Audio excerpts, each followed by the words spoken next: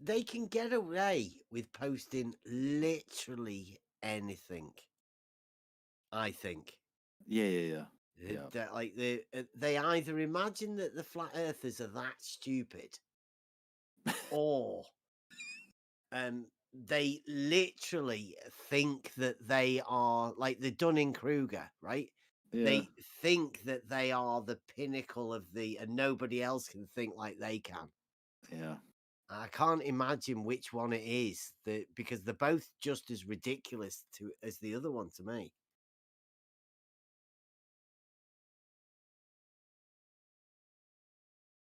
Yeah, sorry, Gio. I'm not so sure whether they're going to want to come round here. We'll have to do it in spurts. Yeah. Give it in incremental doses. I'm going to make them all disappear and stop talking. For what? I was listening, but I was out for a little bit. But what you're saying because the topic changed? No, we absolutely wreck them. Right? They'd had enough. They needed to go to space or something to go to a topic that they have some chance of some sort of conversation. Like we were, I don't know, dispatching them too quickly. Well, yeah, it's one of the ideas I had about having the multiple live streams so we can have, because there's going to be different people that are going to want maybe to have different kinds of topics. And especially if there's live stream hosts where, if somebody's hosting, then they can keep the topic on that particular, Yeah. Yeah. No, hats off to you, man, for having multiple rooms like that. Yeah. It's good. Yeah. I like it. Another thing I was going to let you know, Bev, and some of the moderators, like if there's no one for right now, we're just, just kind of running the 2 because I don't think we quite have enough to fill up the 3 yet. But we'll leave the 2 going so at least we can have some options. But if no one's in one of them, I've just been deafening it. Just because if there's no moderators in one of the rooms, we wouldn't want someone coming in and yelling and screaming or, doing to try to get it shut down. So I was just, doing the server deafen where it's similar to server mute. You just, click it and go to. So just if no one's in here, I'm just going to leave, if one of them's empty. And then so if you want to join it or if any moderators, as long as there's moderators in the room, just undeafen it. And then the audio will, pop on the YouTube. The VC's been good, Gio. It's just the chat with the Mark Taylor, New Black Death trolls that just try and just destroy it, Yeah. Yeah, they're coming in with their old, their same old tactics and seeing what they can do here, see if they can poison the well and yeah, exactly. So it's interesting to see how quickly they're finding out they can't do it, and then it's interesting to see how some of them are kind of changing their ways. I mean, Payden is shill. I don't think he's even thrown an insult yet. It's kind of amazing. Yeah. Well, he has, and we mute him, and then he comes back and he's cool. So it's working. Yeah, we did that special on Payden Shill, so. I do want to say thank you for the boost. The audio quality is awesome. Oh yeah, I think I can turn it up in different rooms as well. But do you notice a difference? Oh yeah. Oh, you can hear all of Buster's imperfections in this. His heavy breathing, snoring. Yeah, it does sound like on the YouTube too. It sounds crystal clear because we have the high definition on the Discord and then also the 1080p, on the YouTube as well. So yeah, it's pretty clear sounding. That's yet to be tested as far as the video quality, but as far as the audio quality, man, my hat's off to you. Hopefully we get a good weekend next weekend, and I'll take the auto level out and everyone can have a look at what we see through an auto level. They can know for themselves about looking and seeing what a millimeter is and how far it goes and all of that sort of stuff. We'll do that live and see what it broadcasts like. What I wanted to ask you was, Gio, was in the stage, there doesn't seem to be an ability to show your screen or your video when you are within the stage. Is that something that needs to be opened up, or is that just a property of the stage, whereas it's just talking? Yeah, it's a good question. I don't. When I looked at all the permissions, I don't see anything that denotes like video separate. I guess I don't know whether maybe they don't allow video in the stage rooms. I guess I'm not sure about that. Like in terms of screen sharing, it seems like they would. I mean, if it's set up, you know, to do presentations and things. Yeah. You're saying even for the stage moderators can't share their screen? Yeah, when we were practicing the stage the other day, you know, looking over it, that you can't share a screen or anything. Even me, when I set the stage up, there's no, you know, that video and screen bit disappeared. It's just not there.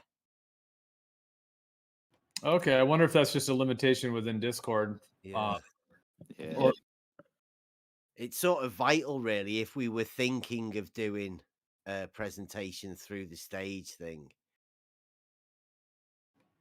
yeah, it does seem like that would be important. No biggies. Like, I mean, we just have to think of something else if we wanted to do presentations.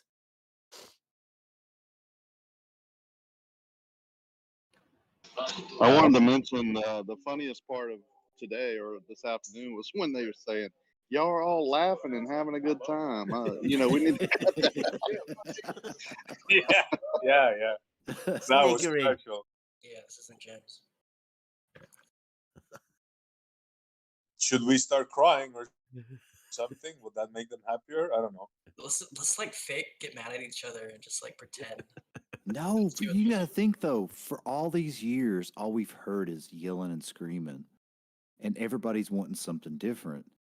And then when you come in here and we're laughing and joking, that's got to be just messing them up.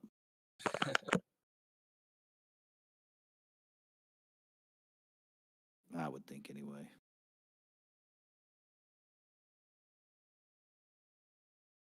Exactly. Well, that's Didn't one you of hear the them complain? Well, I was going to say that's one of the ways that they've kind of kept a lot of these discussions, you know, just toxic, but just chaotic, and where we can never really get to the bottom. Because, you know, I mean, if you're on the side where you don't have truth on your side, it's like it's like they usually end up just pulling the ripcord with some kind of an insult or trying to create chaos. But in this environment here, they can't do that, and so it's sort of like just breaking things down one at a time, and then at the end, they're just like sort of melted, and there's nothing they can do. Oh, we almost got to the bottom of like 2 or 3 things today. It was just brilliant. 7 over 6 hour. First time I've ever heard anybody 17%.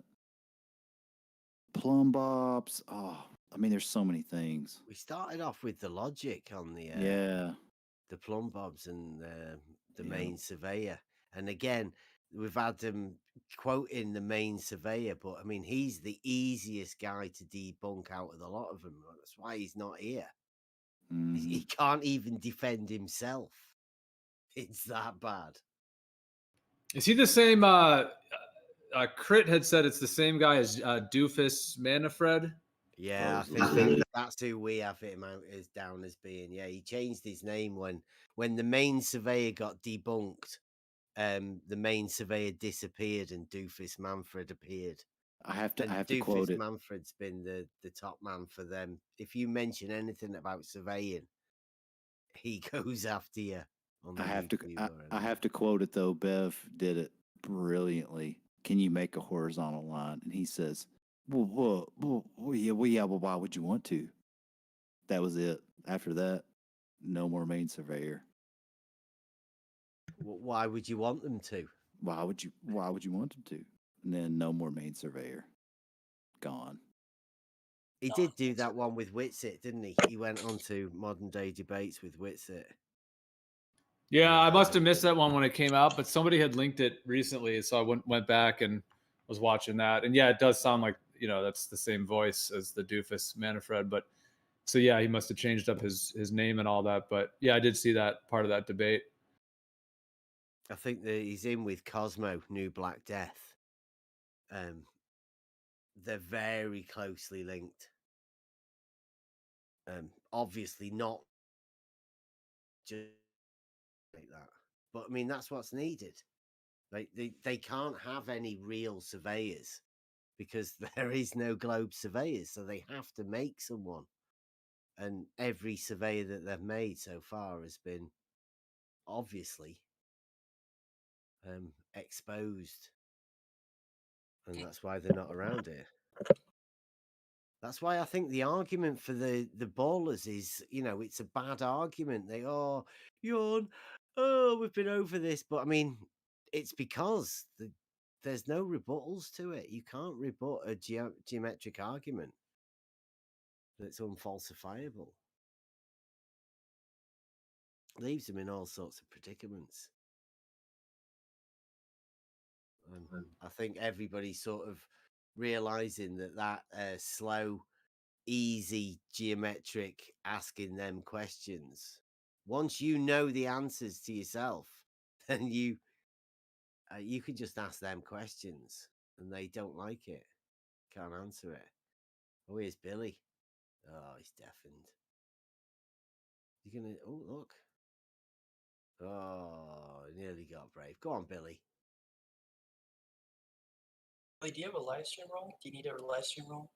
You can chat in the text chat live stream if you can. Yeah, I just wanted to mention it, Bev, before I forget. Yeah, I just looked it up, and on the frequently asked questions for Discord, it says, can I do a video or screen share in a stage channel? And the answer is no. At this time, stage channels are for audio only.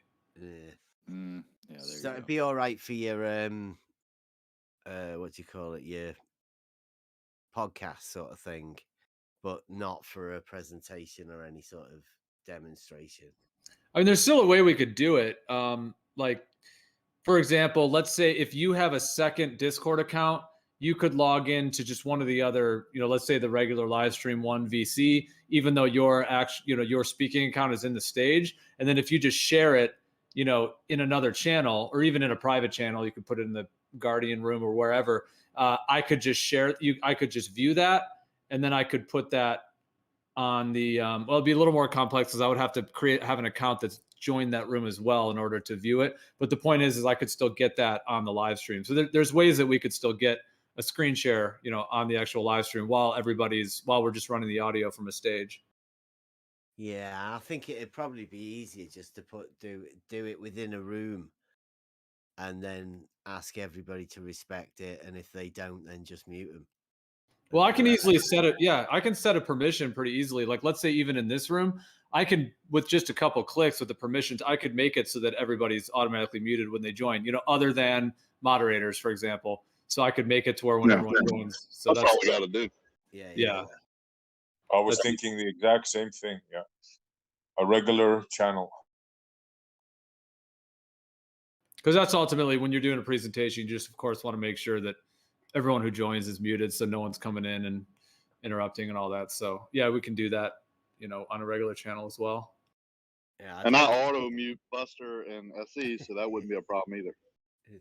See, what I'd like to do is what we do sure. quite often when we're out there doing stuff is that we have the open channel and all of that. But that means that when we end up talking to people out there, then that sound gets fed through to the Discord. But what you don't want is some random person just shouting a load of bullshit while you're trying to have a respectable conversation with a nice elderly couple that are asking you what you're doing. Do you know what I mean? You don't need people from the Discord channel shouting out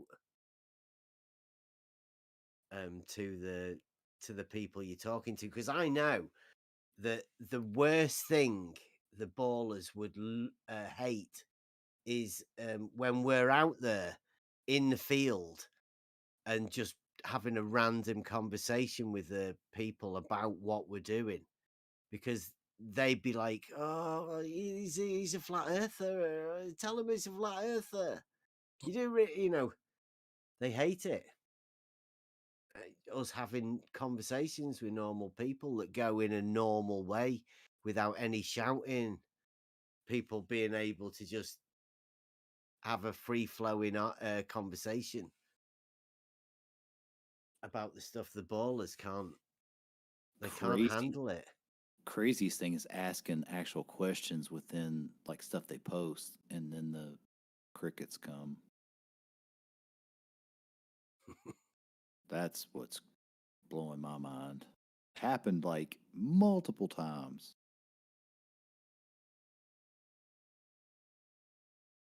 What's 7/6R? Oh, well, 17%, you know. Well, that's what's Let's- interesting to me. Yeah, like keeping it actual civil discourse. That's what's interesting, because usually some of these discussions always get cut off somewhere. There's usually some chaos or something that explodes, or interrupting and all that, to where we're never able to actually walk through it. But when we're able to actually do it in a civil discourse way, it's like you can see the logic. Like everybody who's listening can kind of see the actual logic that's being broken down, and just what actually is happening. It's like once you kind of clear away all that static and all the noise, and actually can look at these things directly. And that to me is what is really interesting, to see that start to happen more. RC's still posting the main surveyor. Why is he so keen on the main surveyor? That's all they've got. I'm telling you. They've imagine- been backed into a corner. Like even all of that Jesse Kozlowski stuff, gone. Yeah. They don't use it. It's of no Yeah. use. It's too easily debunkable.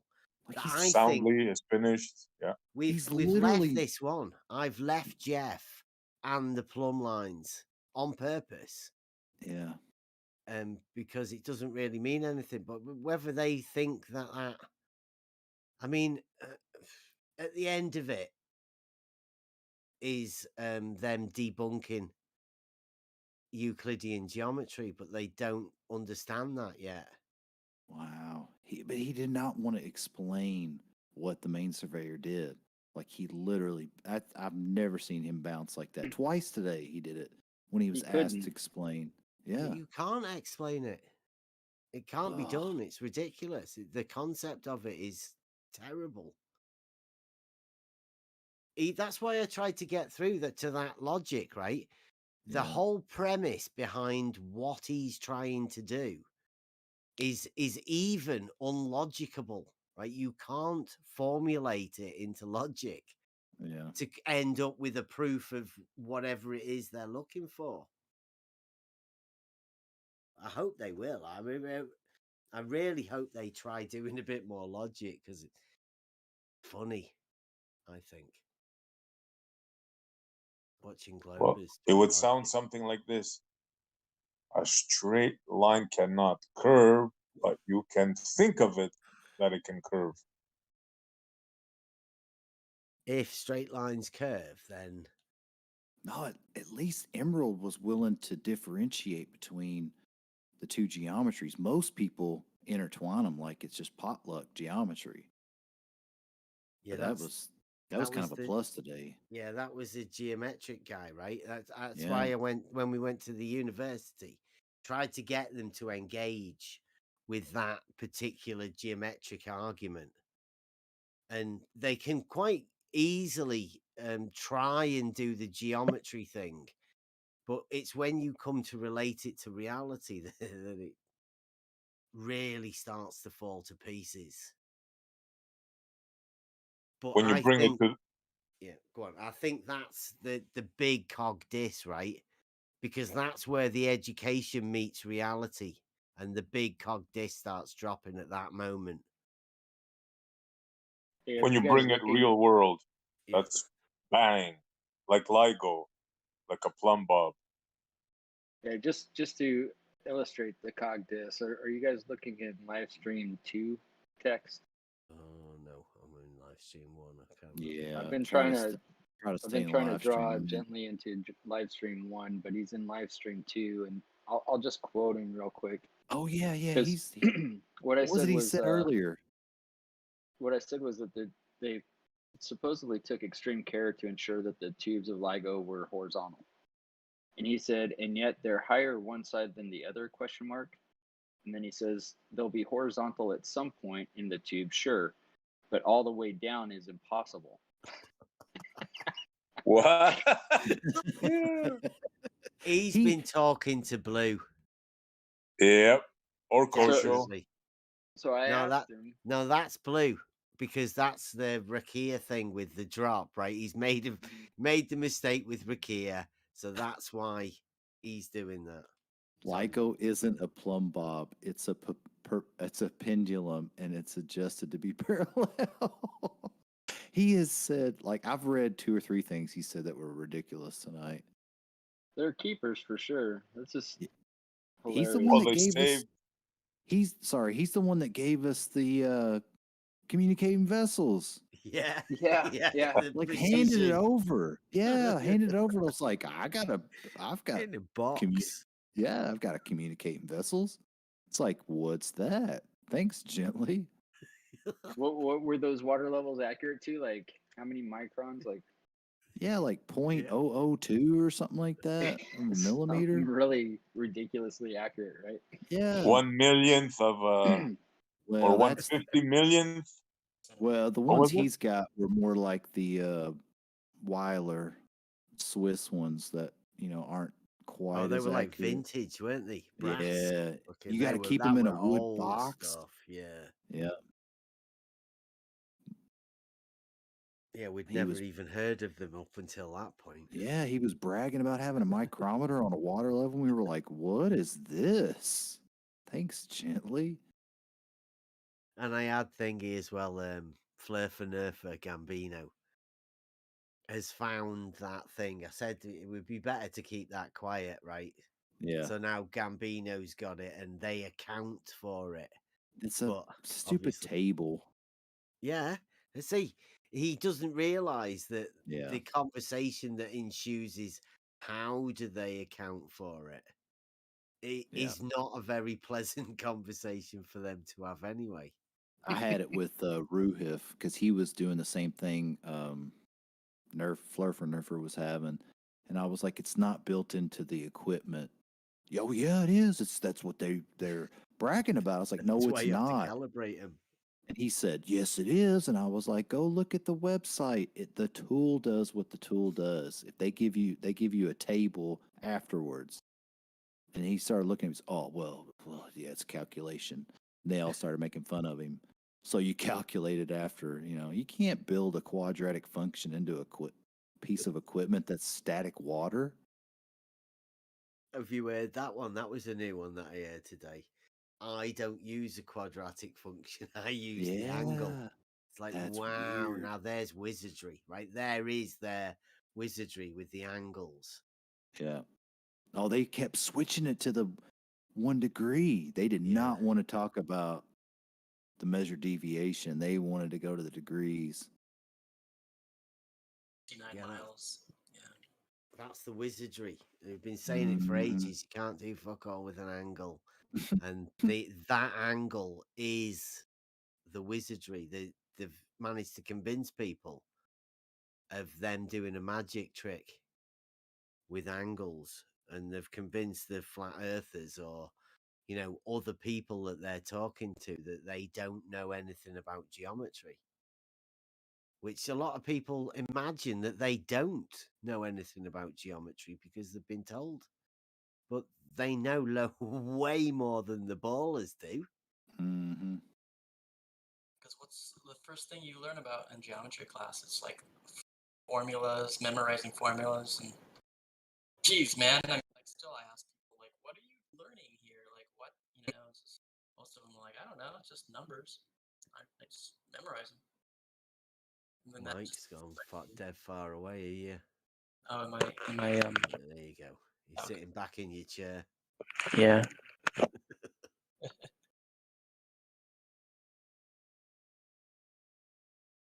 But yeah, that's where it starts, I guess, is geometry, I think. If they can just, like, destroy your ego in school, that's it. That's all they need. Yeah, I was teaching my lad again about the geometry and all of that. I think that there is some good lessons to be had within the geometry and the simpleness of it all. But like the more we teach and the more people that jump on it, the less popular the ballers are going to be. that's what they'll start saying, Gio, right? The more we get an upper hand, they'll start saying, oh, the mods, it's not fair, and we're not coming round there because...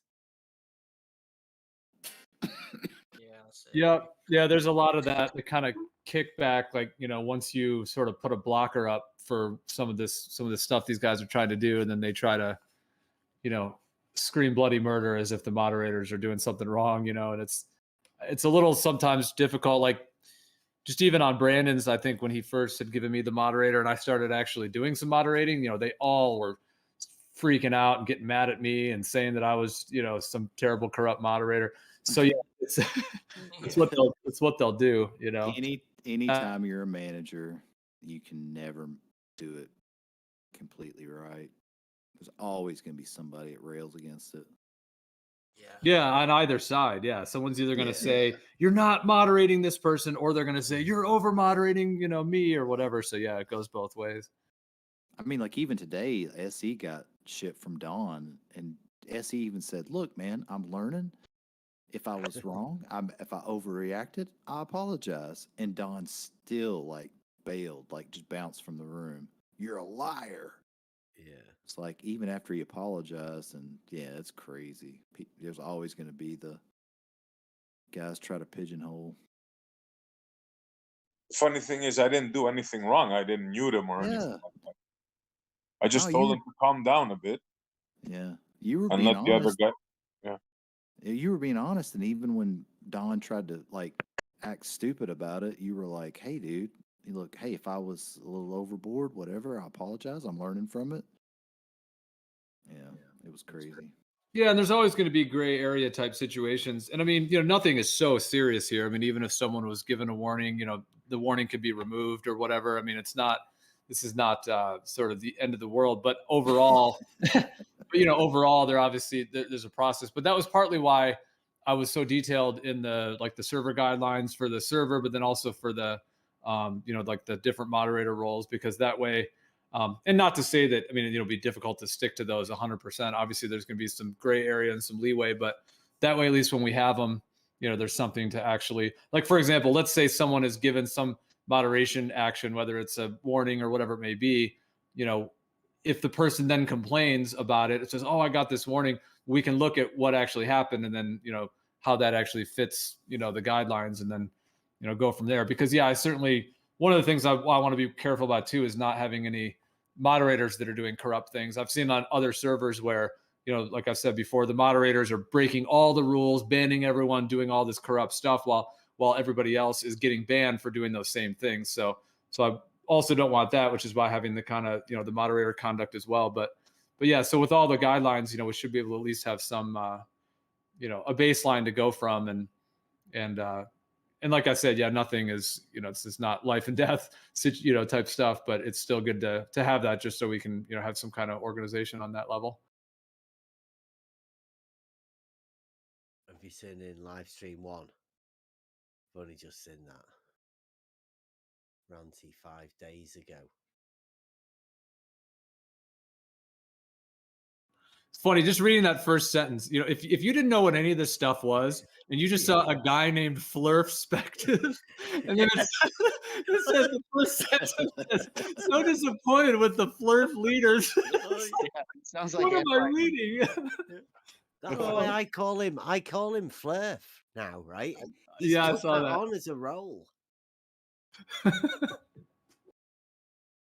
I'm just saying, if someone didn't know what any of this stuff was, didn't even know what Flurf was, and just read that, you would think like that he's trying to be a Flurf leader or whatever, just from that first sentence. Disappointed with his underlings, like it's like I can't even rule the guys that I'm asking them for a prediction.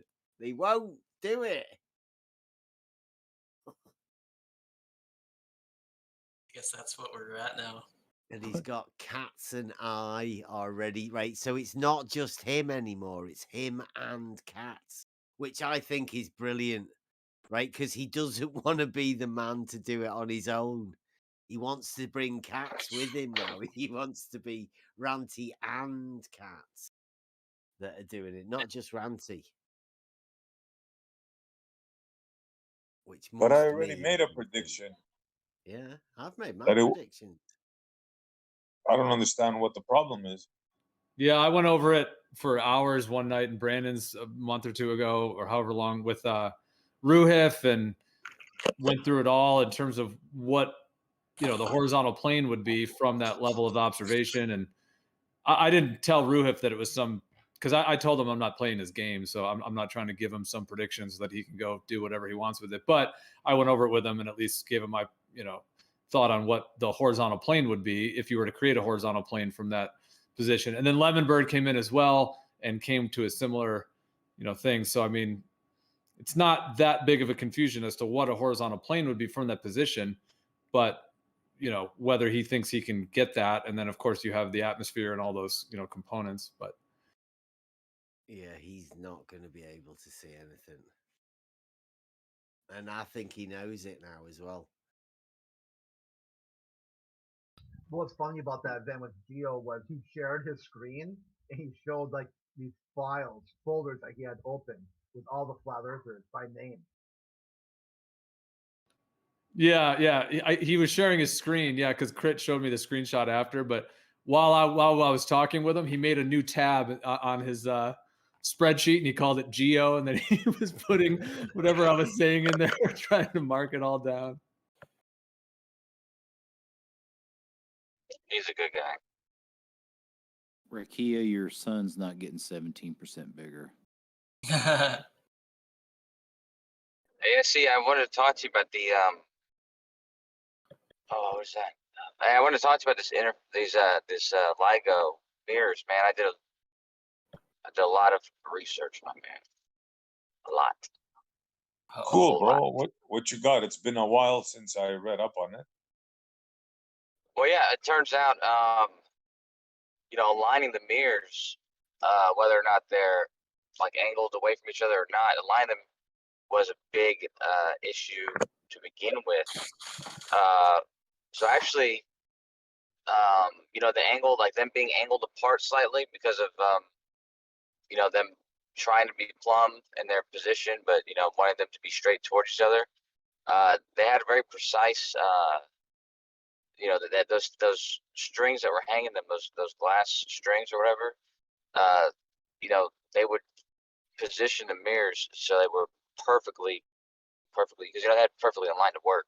So, man, it's true that hanging them would make them plumb, but it's not only just hanging there. It's hanging there, and then also those strings aligned.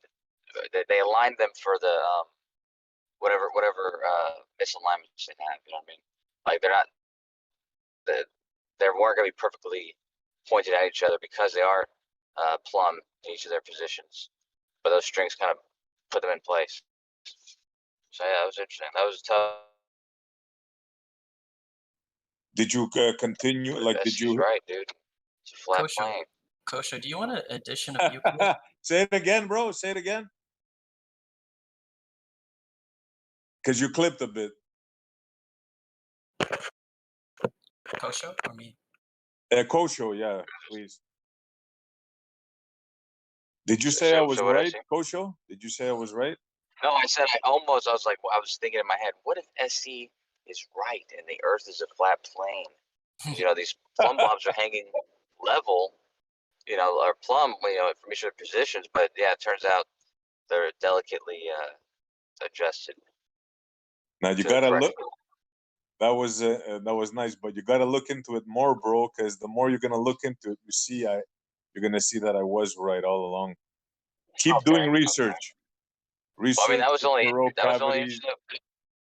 issue so far. So I mean, this is another issue. There's some other issue. Well, yeah, take keep the Blues thing, right? Don't forget, Blue says one of the arms drops down 4 meters. I think was it 4 meters or 4 feet? I think he said 4 feet. 4 feet. Okay. Kosho, I'd like to add that the tangent is probably not in the middle of the arm. That's fine. Sorry, what did you say? I'd like to add that the mirrors hang plumb by those silica wires until they become out of plumb because of the outside forces, magnetic forces, The laser itself will make them, you know, get out of plumb, and they use the magnetic motor, is what it's called, magnetic charge, to use magnets on the back of the mirrors to plumb them back up to perfectly plumb.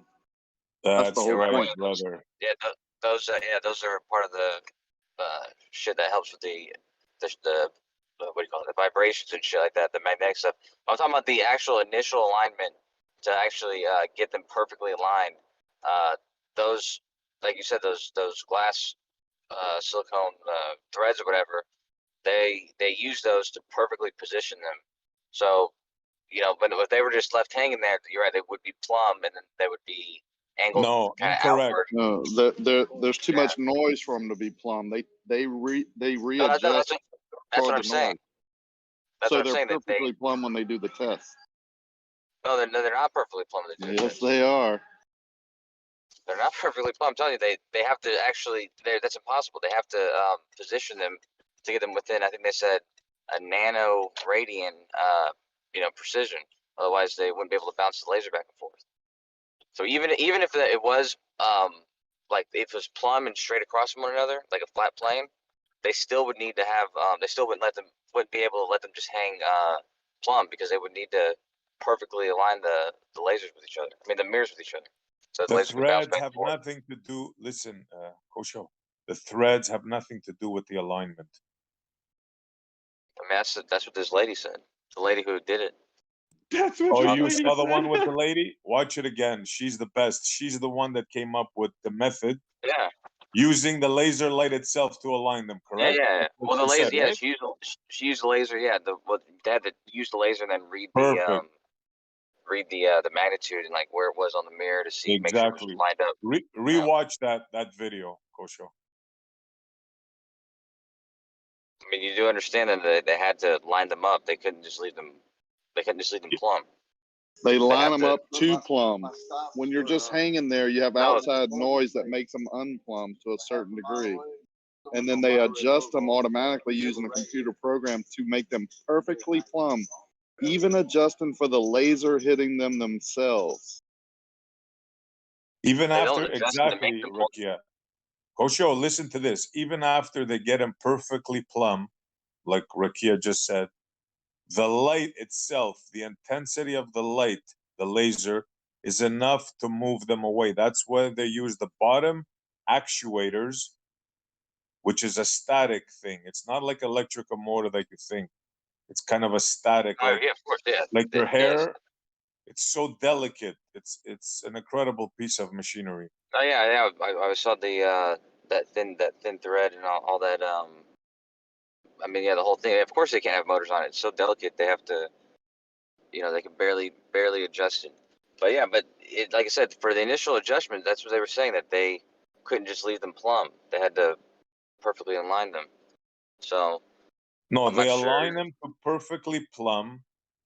Then, in addition to that, after all that noise cancellation, because it's a quad thing, right? You have the two top layers, which do the vertical, and the bottom do the lateral, or is it vice versa? So you have four stage isolation, and then you have the other isolation system. So it's a very complex thing.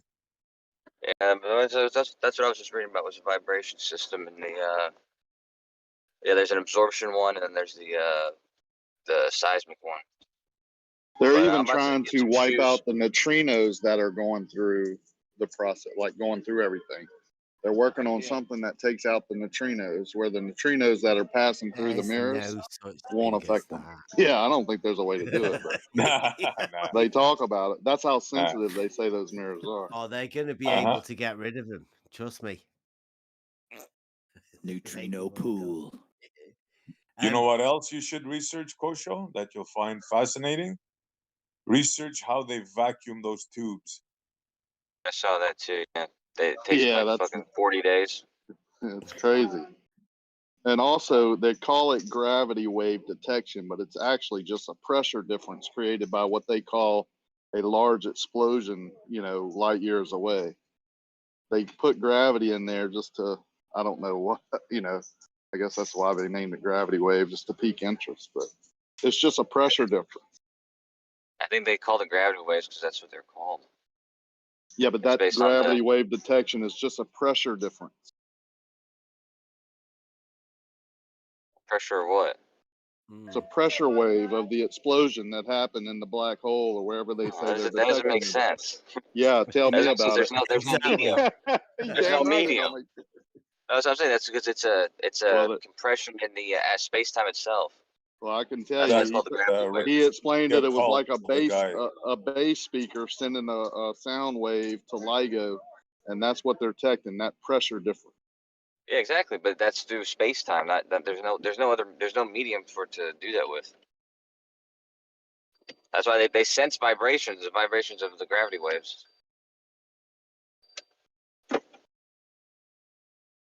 Let me see. I'm gonna see this. What you said again at the end of this video, because it sounded to me like they said they fix it from plum.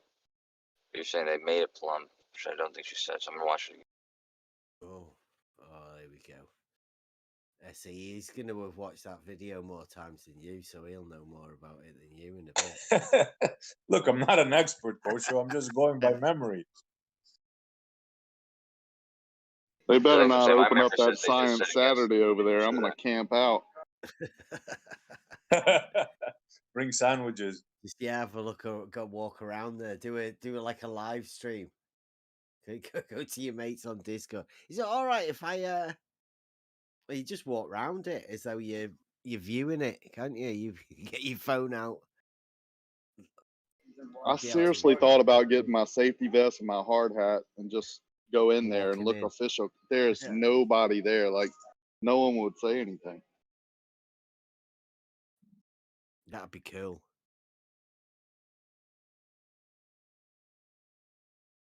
I've never been arrested before, so that would be, a good thing.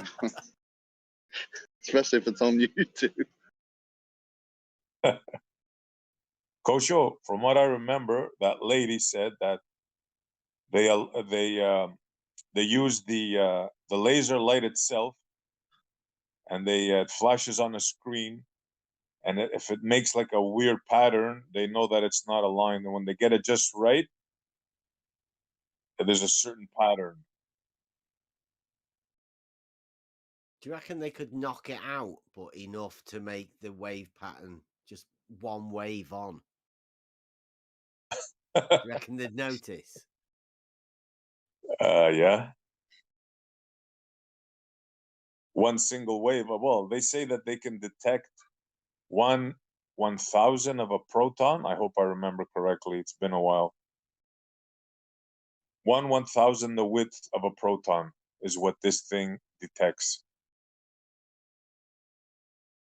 What's a proton? Yeah. No idea, when but you're I can tell you relating the the light. official. One 1/1000th of a width of a proton? And a proton light. Yeah. A proton doesn't even have any mass. What are you 1/1000ing of, bro? They say it's 1/10,000. Yeah, exactly. They say it's 1/10,000. I just want to know how they pull the insides of the perpendiculars in. Is there any is there bullshit left in their model? Like, can you say anything and they're like, no? Yeah. No, they have The to go truth. with everything. The truth. That's the only thing. Yeah. I mean, we got local, horizontal at a point. We got straight is curved. Straight is curved. Plumb bob's not parallel. Down isn't down. Horizontal's also not parallel. Consequence of plumb lines not being parallel. Yeah, we got straight is curved. Knowledge is beliefs. Yeah, there you go. Knowledge and understanding, same thing. No big deal. Water levels can't imagination. Yeah, water Down level is to a curve. center of a sphere, all around. Down is all around. Oh, that's down 360 360 degrees. Yeah. Hump drop. Yeah, the hump drop thing. That was what started it all off this morning. The hump drop. That's what started all this off in early today. I got Oh. challenged by, who was it? Don? Yeah. Yeah, and he quickly bowed out. Then who else came in? Somebody Funk. tag teamed him. Funk came in for a long time. Then Emerald. Funk stayed. Yeah, shout out to Funk. I gotta give him credit. Funk stayed for a while. Then Emerald took over. And Funk came Yeah, back. that Emerald I got was the specialist geometer, right? He was the Betty server guy. Oh, he's been around for locally. Well, I get the feeling he got sent in though. Yeah. Specifically. But he was like more. He was actually more honest than most people. Yeah. Like, seriously. Yeah, that's what I was gonna say. He sounded like he knew what he was, talking about. Well, you can't go against the geometry once you know the geometry, right? You can't go against it. It's just when you come to relate it to reality, you have no idea how to do that. So he still had to go with the concepts, even though he knew they were just concepts. Mm-hmm. This cognitive deficit wasn't there really. It was really thin. I was like, yeah, man, like if you kept this up for a couple of years, you'll definitely it'll be all gone, that CD. Cognitive dissonance.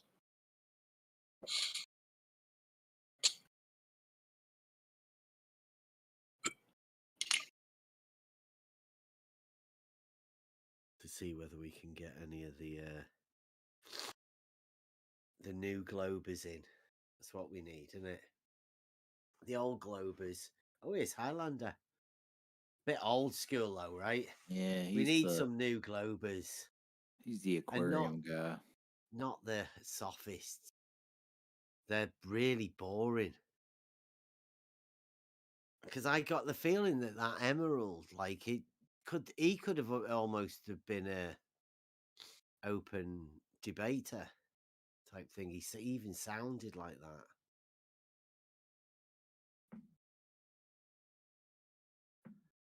Do you think about Jose wanting it to be entertained and not educated? I just listened to that. You could tell though that Emerald hadn't been pushed geometrically that far. Yeah.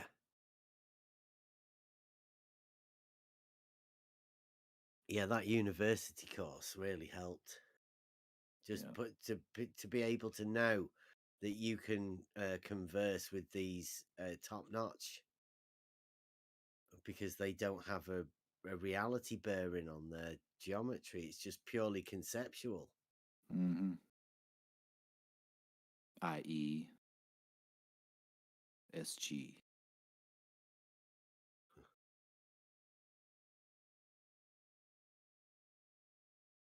Yeah, it seemed like he was just saying everything was conceptual, basically, and he wasn't even talking about what he believed in, basically. Well, he knew you couldn't intermingle the two geometries, but he was trying really hard to get close. He was blurring the lines, that's for sure. Yeah, they try and jump into reality, but once you know, you can spot that and point it out. And once you keep pointing it out that it is conceptual, then they can't sort of relate it back to reality. And I think that ruins their game. It's becoming more and more obvious that my globe basket of evidence has been barren for a while. God, you know what I miss though? We never do you guys don't ever do anymore. It's the Ballers Canal. Oh, I miss that. Well, it's so hard to get someone on it, right? I know. I miss it. It's a I special posted it one before. that you have to pull out every now and again. But you should try it, right? You should. What the idea is, these arguments that we've put together, right? It's how do you get to them? You've got to sneak them in somehow. But the diverging plumb lines, that's it. That's in the same wheelhouse. Yeah. Yeah, you've got to find a way to make that connection so you can get them there and try it out. That's the only way with all of these stuff works, and all of these arguments work. But you've got to find the right argument and the right person to give it at the right time, and find a way to feed it all together. That's the art that we're going to be doing now, right? That's what we're in the training of. That's how Yeah. we make it fun. And we mark each other for how well they did, but it needs for all of us to be sort of compliant when there's somebody there and the conversation's going and nobody else jumping in. If somebody's doing the argument, we've just got to let them go with it, or we've got to develop it. Yeah, it's about catching them off guard, basically. It's just kind of like inundating them with enough information for them to just get so overloaded that they just make mistakes, and then they just contradict themselves. And then when you point them out, they have to rebuttal somehow, and they don't know how to. You could start formulating logic, because that surprises them. When you can lay out a good formal logical statement, that once you get a good one and they you can't deny it, then they have to start denying logic, and there's only fun when that starts happening.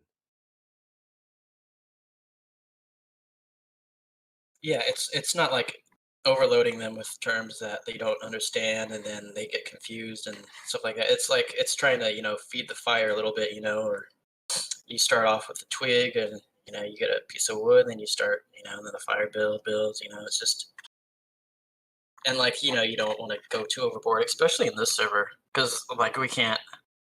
I just don't want to have any arguments really, or any. It's brilliant here. Because Yeah, normally, when we've been dealing with these, with people, you have to spend an hour or two calming them down. But in this server, it's like they're already, you don't have to do much. You just have to talk about something for a bit, and they're a bit more at ease. There's something weird. I think there's something weird going on at the minute where there's this no argument and no shouting and not having QE and Nathan Oakley type responses. I don't think the ballers know what to do at the minute. It's the moderation. The rules have been laid down specifically. It's been explained that this kind of behavior won't be tolerated, and it's like working like magic so far. Yeah. Conversations are flowing and people can have conversations. Good. There's something strange going on. Something strange in the neighborhood. Well, it has to do with Geo, because Geo is kind of like a neutralizing figure to begin with, right? He's calm and like kind of both sides like him. So that's the main thing. And the rules, it's an inviting environment. Yeah, but you don't know But the what's shit going on in the show. background. What Geo about the could be shit getting show? hundreds of messages. Of course he is, but Geo's not dumb. He knows. He said it before. He knows it's gonna come.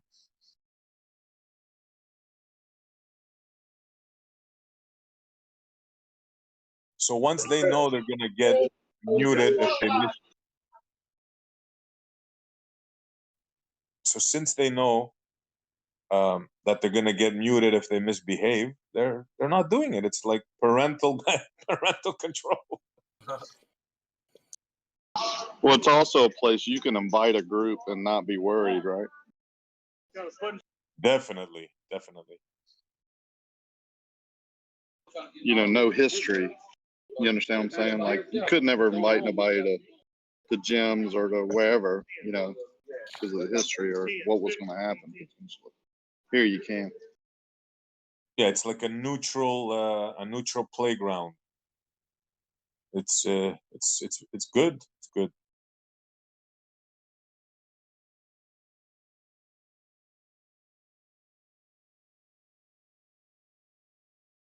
Still think I can't believe I'm saying this. I still think we need a baller mod or two, but the right ones. Sing Cleanser's a mod. 85 total. Yeah. Foolish is gunning for that.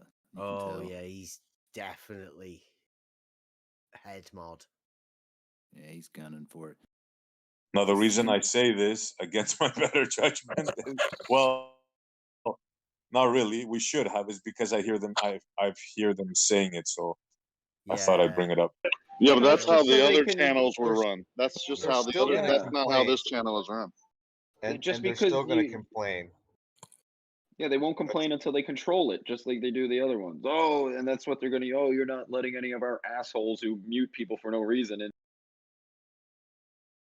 Well, that's Yeah. part of the problem that the other servers is the unbiased mods. So that's Well- why they're doing something different here.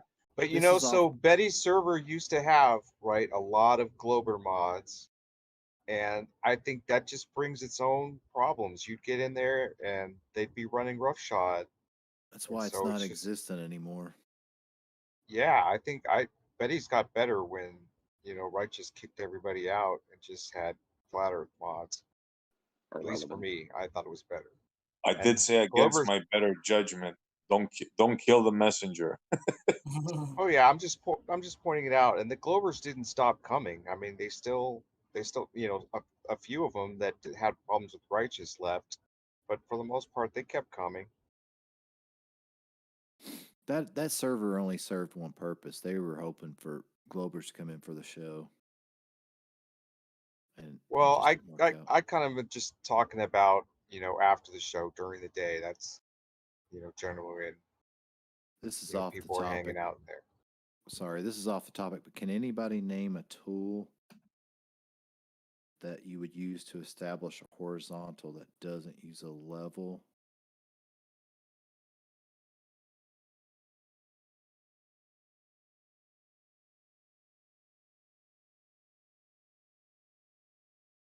I think that's a no. Well, Wait, if A you water take, level? if you take what the ballers say, then a theodolite. You have to level it though. And you have to level the tripod. Yeah, that's the. Yeah, but it But still has a the actual 3-axis. tool doesn't sort the horizontal, does it? It The just deals tribrock. with angles. Yeah, So it doesn't but I'm actually establish a horizontal. I still think there's a level on the. I If- suppose you if could the- say a bubble level. If the yeah. tripod is level, then the theodolite reads level. You have to level the tripod. How about pulling a string to a 90-degree from a plumb line? How do you know it's the even on both ends? Then it comes to the protractor. How do you know the protractor straight? There's got to be a standard. I was just thinking about P's and Q's, and if P tool needs to establish a horizontal, then Q it will use a level as a reference. Hmm. What was the original question, Buster? Sorry. Can you name a tool that establishes a horizontal that doesn't use a level? It doesn't use a level. Yeah, A tube filled with water. that's a level. Yeah, but it doesn't use one. But it is. It that's is what one. It is though. It is a Yeah. level. Yeah. Yeah.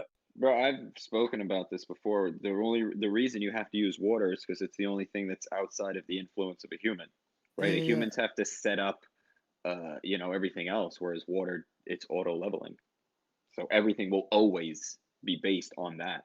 Yeah, Has yeah, to yeah. be. I agree 100%. I've thought that for a while. It's every instrument that I can think of that you use to create a horizontal. It starts with the baseline of the level. I mean, they have self-leveling floor, Yeah. like for Yeah. Levels. Concrete. Level Yeah. again. Self-leveling. I mean, how is this wrong? Like the start of it, the premise? No. No. It's, No, bro, we're on a level realm. Period. It's like the same concept with down, right? Like the only way to make down is with a plumb, right? But then you go ahead and you fucking that thing could be going sideways, right? Well, how do you down could be fucking anything when you're standard for down can be left, right, up. What's the point of having it? Well, not only Whatever that, but the like hell even Sorry, go ahead, bro. I thought you were finished. Sorry. No, I was just gonna say that even like the plumb bobs, like they say that there's different local gravity vectors for, you know, if a mountain has a huge iron core inside of it, it's gonna Scottish deviate the. mountains. Yeah, it's gonna like. How do you It's determine fantasy? Come on. vertical Yeah. if even your plumb bob is gonna be any which way? I wanted to say it so many times tonight when they were talking about plumb bobs. I watched guys every night for good God, how many nights they would hang a plumb bob to their instrument, level it, plumb it to a certain point on the tripod, first. Then they would put the instrument on it, hang the plumb bob, pull it up, and plumb it to the instrument. Like they went through that much trouble because they could hang the plumb bob from the ceiling. And we're talking about miles and miles of tunnels. And they never once heard anybody ever bring up, you know what, man, we're like 2 miles down the stretch and probably ought to, you know, Figure in the curvature. Start bending it. figure in that deviation of the plumb bob. They never, ever, it was first order. They would measure either 70 or 120 foot to centers and hang that plumb bob. The instrument was plumbed, and the guy that would normally hold the measuring rod, they didn't have a measuring rod, they just measured the horizontal distance. But the guy that making his mark would hang a plumb bob, and they would mark the ceiling off of that. Everything was plumb bobs. Then they would turn it 90 degrees and do it to the right and left. Imagine that. And for miles at any and point, miles. At any point where they're saying, "Hey, Bob, what's that angle difference between 0.1 and 33 again?" Yeah, never. I'm talking miles. Like at one place I worked had 12 miles of haul road. They would have to check that periodically. They'd have to go down through there and keep rechecking it. Plumb, plumb, plumb, right, left, plumb, right, left, plumb. And every time they set the equipment up, they plumbed it to the tripod, they plumbed it to the instrument because the theodolite or whatever they were using had a little dot on top of it. And they always referenced it off plumb. Miles and miles and miles and miles. How many times did you hear, "I'd imagine"?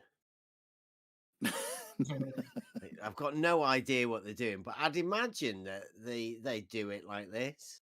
Yeah, never. If anything can be imagined, and it will be imagined.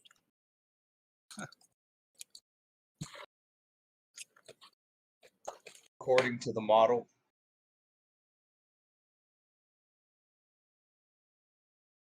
My model dictates. Yeah. Your model dictates what you will find.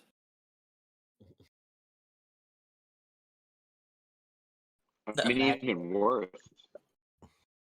It dictates what you'll imagine. Yeah, it's crazy. Even when you know, without anything else, why not just imagine it? Yeah. Even when you explain to them how, like, for instance, the LIGO thing, or when Bev tells them plumb, perpendicular, even when, like, they realize all that, they still can't, like, they still try to make explanations of how it's curved, how it's not plumb, how it's not parallel.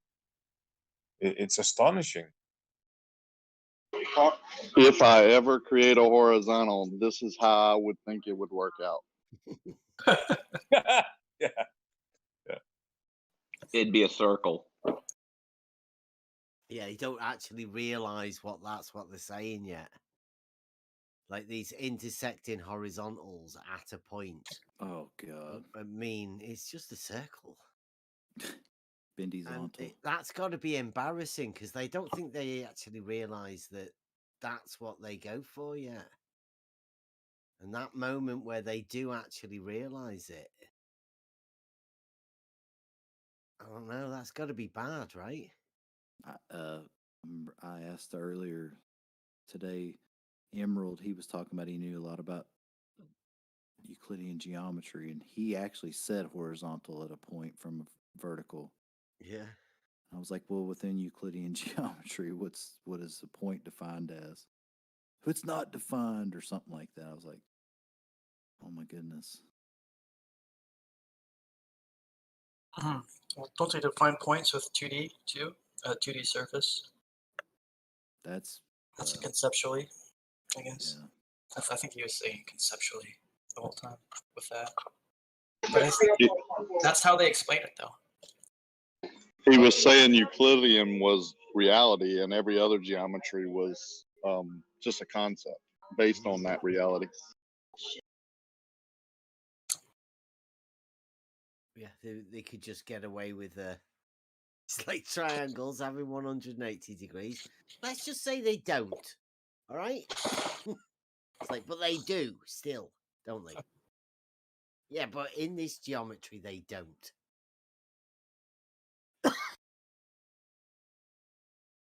Still do in reality. For never. Oh, his predictions. Can't you just imagine for now that this line is going to bend? Yeah, the point on the bendy line. It's I think he was saying something like it's a straight line though, but every point like deviating from that straight line is going to be a bend. Sort of like I was like, what? That would make a good meme, Googling reality. If you don't know it, just Google it. Yeah, I googled reality, and this is what it told me. That's And you funny. see a picture of Euclid with a bubble saying just one word, logos. Well, you could say that actual reality is different from Googled reality. Because that's where they go, isn't it, to Google? And they then look for it to somewhere, like do a word search for curvature. Highlight that. Look, there you go. Look, it says curvature. Da-da-da. Look how many documents I found with the word curvature in it. Therefore, I've Earth is a ball. highlighted them all. That's what it is. When you type in "what is reality," it just puts a huge ball right in front of you. Reality is the globe. It's the Universal logo. The Universal Studios logo. Reality. Reality is a sum or aggregate of all that is real or existent within a system, as opposed to that which is only imaginary. It's a rubric of ontology, basically, philosophically about your reality. I guess that's how they define it. Metaphysically, it's a rubric of ontology.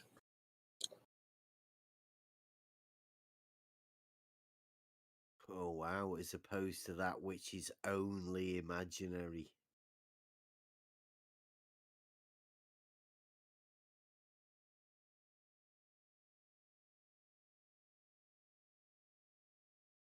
Yeah, opposed to the only imaginary. Huh.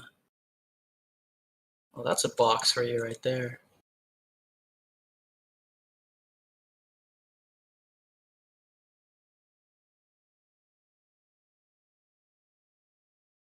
It's like you have to be given a definition of reality.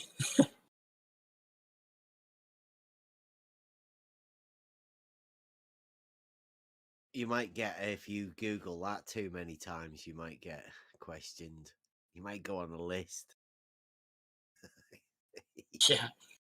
He has to Google what is reality.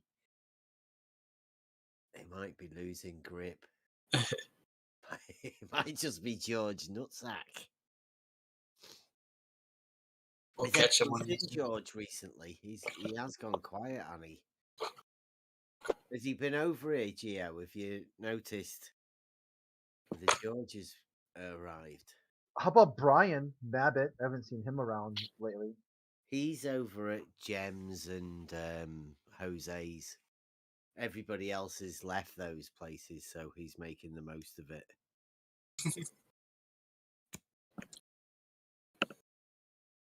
Brian Show Pony. I would have thought these are live streams. He should be over here. Leaky. I saw Blue today. He reacted to one of my memes, but when I said hi, he didn't answer. But that means he's here, right? If he can, yeah. Oh, he was sat in the other day when we were doing the stage. He was watching or listening. Oh yeah, that's right. I forgot about that. He should be making his video about the water level test, hopefully. Well, apparently he told me a week ago he has a doozy coming up. He said one about me as well. Me and the water level test. Yeah.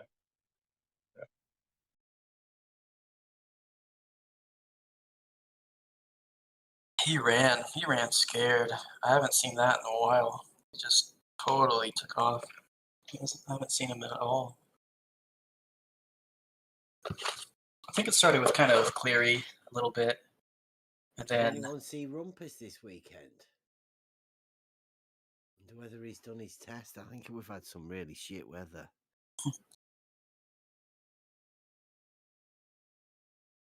I don't think he could have done it. I don't think he'll have seen anything this weekend. Well, I think that's what he was waiting for, the bad weather to come in. And sorry, can't do it.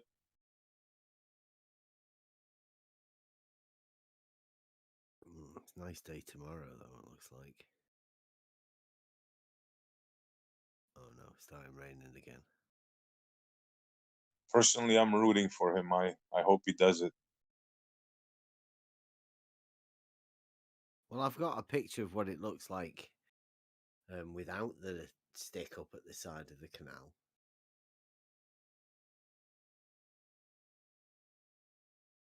Yeah, it looked pretty foggy and pretty, not foggy, like blurry, and there's a lot of brush. Is that the one?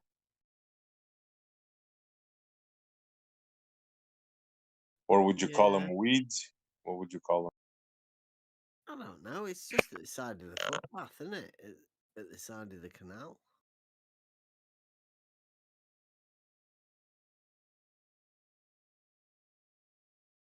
It doesn't look like that. You know that berm or that bank that was at the side? I think that follows the other canal. Because there's another canal at the side and there's a big bank in between the two. That one seems to follow the other canal.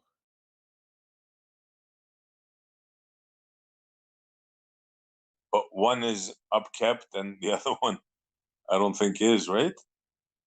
Or not as much. Yeah, the other one's more like it. Because the lock keeper said, it's been. He said it's been sort of left, and he said it's good for the wildlife, but it's a shame because it's not upkept, so you can't put barges through that. Now it's just like it's not possible because it's been left, and it's not. You don't have the ability, I guess, too many weeds or whatever, and the rushes have come over, so the wildlife are living within it in the drainage ditch. Yeah, that's what it looked like. Yeah.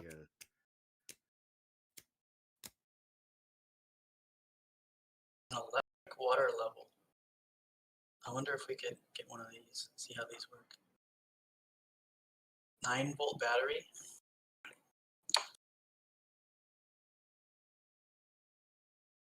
with a 25-inch PVC hose. Giggles is back in chat. Yeah. It's sort of bad, right? Because he's an old timer, but everybody needs to be able to learn what that particular type of a character is. But man, I can't listen to him.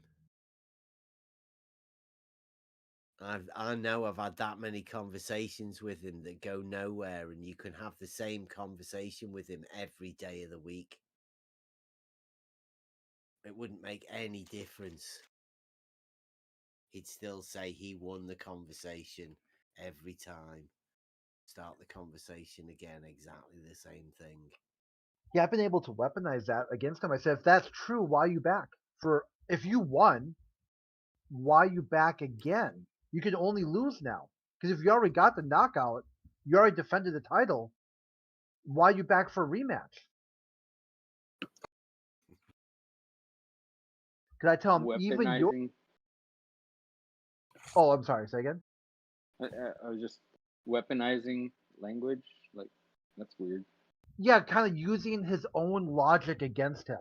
Like, he thinks he's dropping a nuclear bomb on you. Like, he's got all the truths. And he can do whatever he wants. I'm like, well, your own logic takes your idea down. Not mine. You're not even talking about what I'm saying. You're talking about what you're saying. And your ideas are destroyed by the weight of themselves.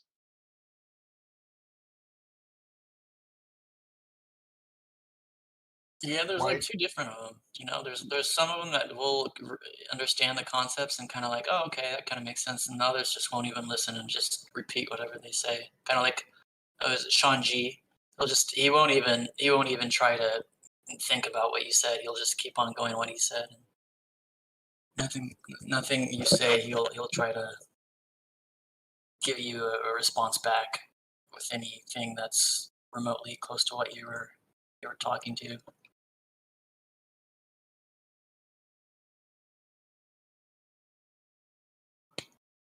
To me, that Gambino just straight out like denies that he is this sock account. You know, when he totally got busted for it. It's just he's fundamentally dishonest. Well, he's got this idea, this moral objective. He's an atheist first. So he thinks whatever he does is justified because the end will justify the means by any means necessary. If he can use a sock, if he can lie about it, if he can be honest about it, whatever he thinks he can do to manipulate any situation to get an outcome that he thinks is just, he'll do it every day of the week and twice on Sunday.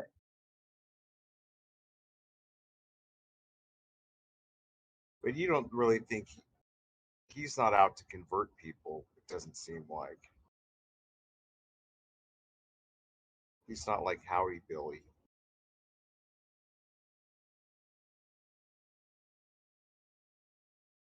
Let's get him in here and ask him what his motivation is.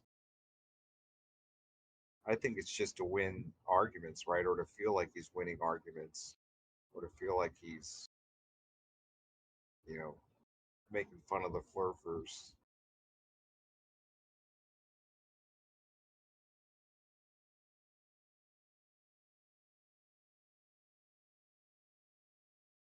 Pretty sure somebody could do like a PhD in psychology study on these characters around here. I've been saying that for ages.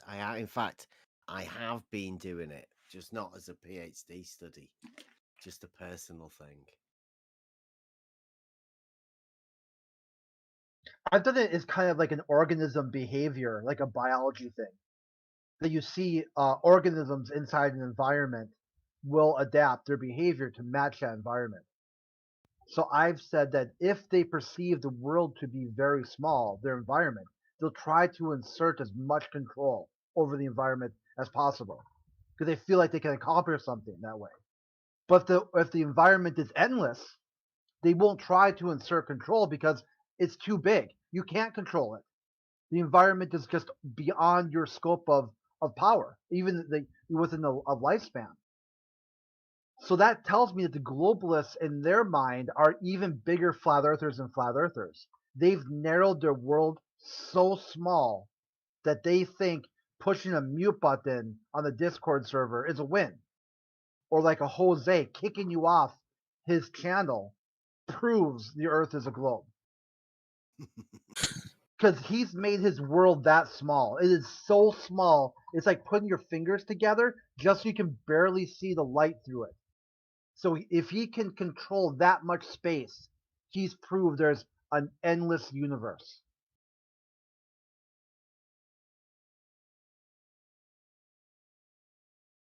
I kind of did. Just needs to be safe from being questioned or from people. Yeah, that too. That's like the tribalism echo chamber part.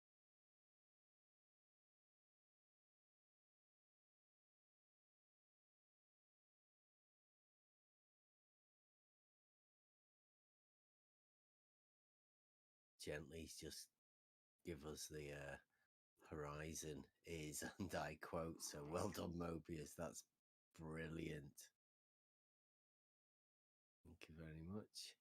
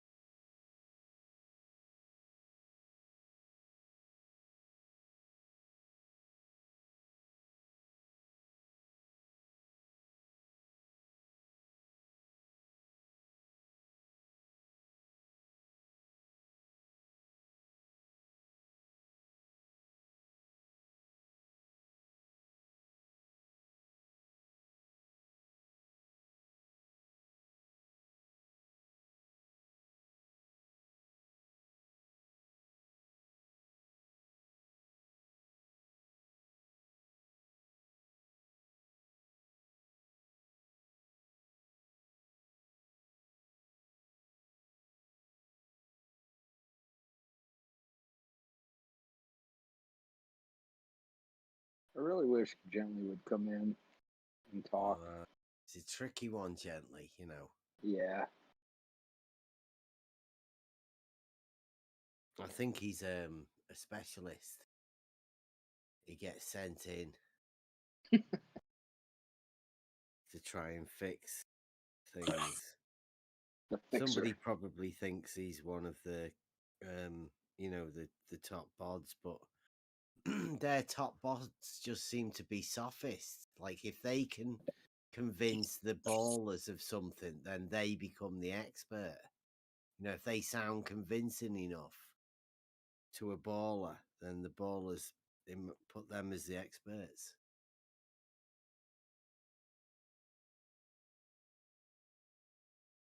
Yeah, they get reached out by people if they have a decent enough argument, and they're like given assignments. That'd be funny.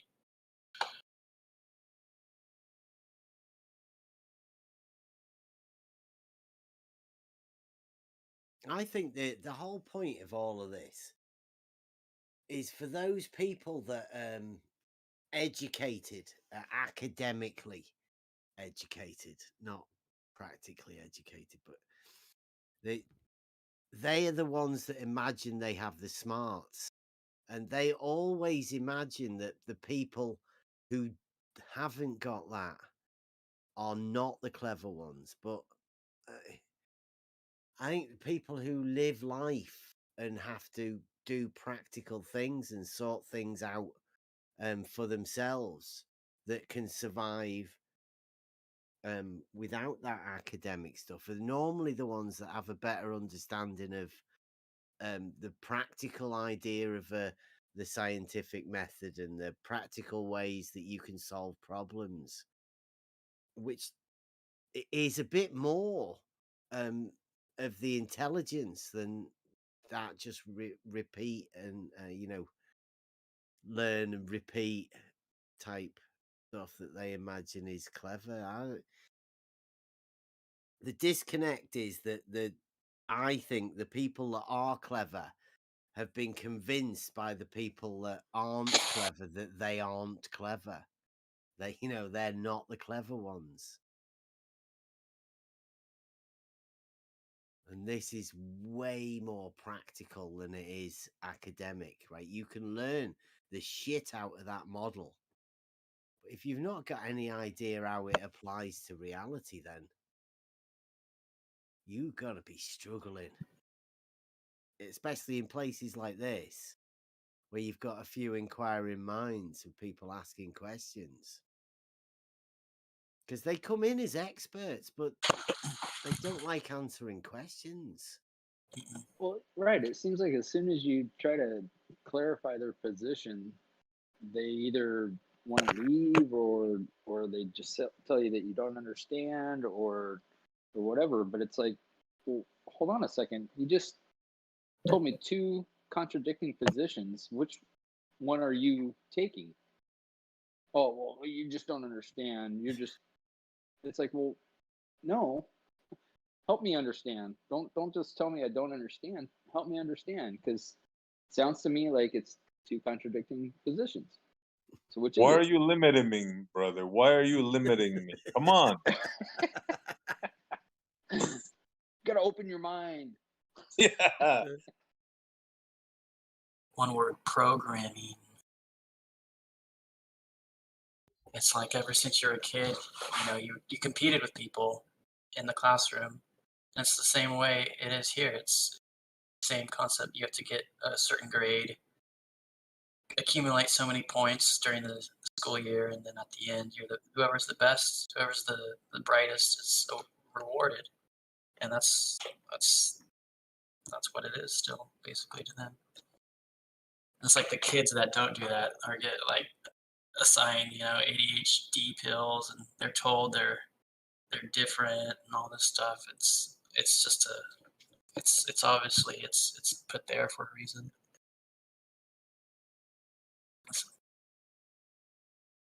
It's like the kids who drop out are the ones that actually understands that it's all a game.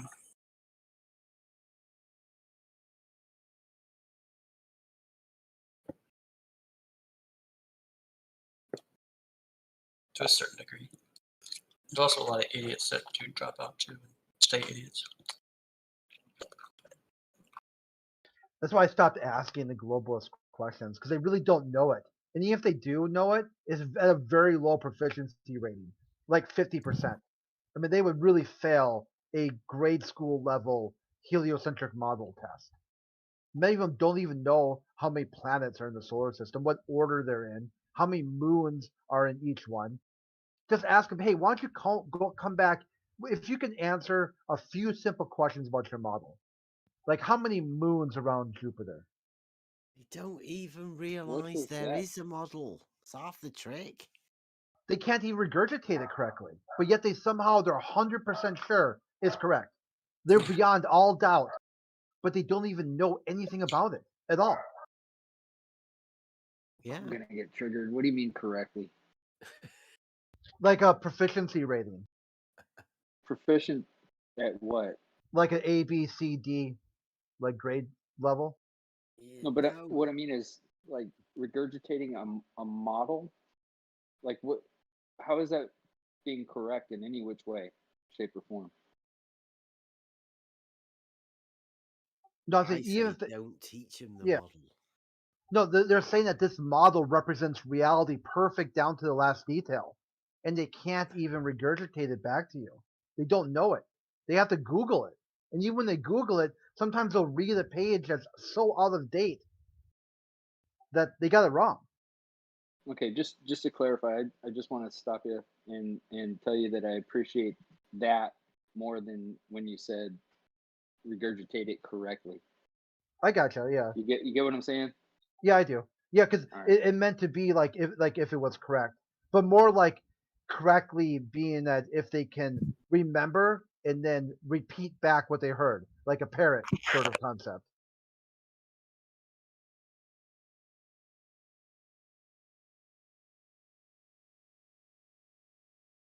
Thing is, you said, I think you said Saturn or Jupiter. Yeah, I think Jupiter only has 4 visible moons supposedly in their model, and yet, you know, when you ask them about it, like, why is there only 4, you know, moons?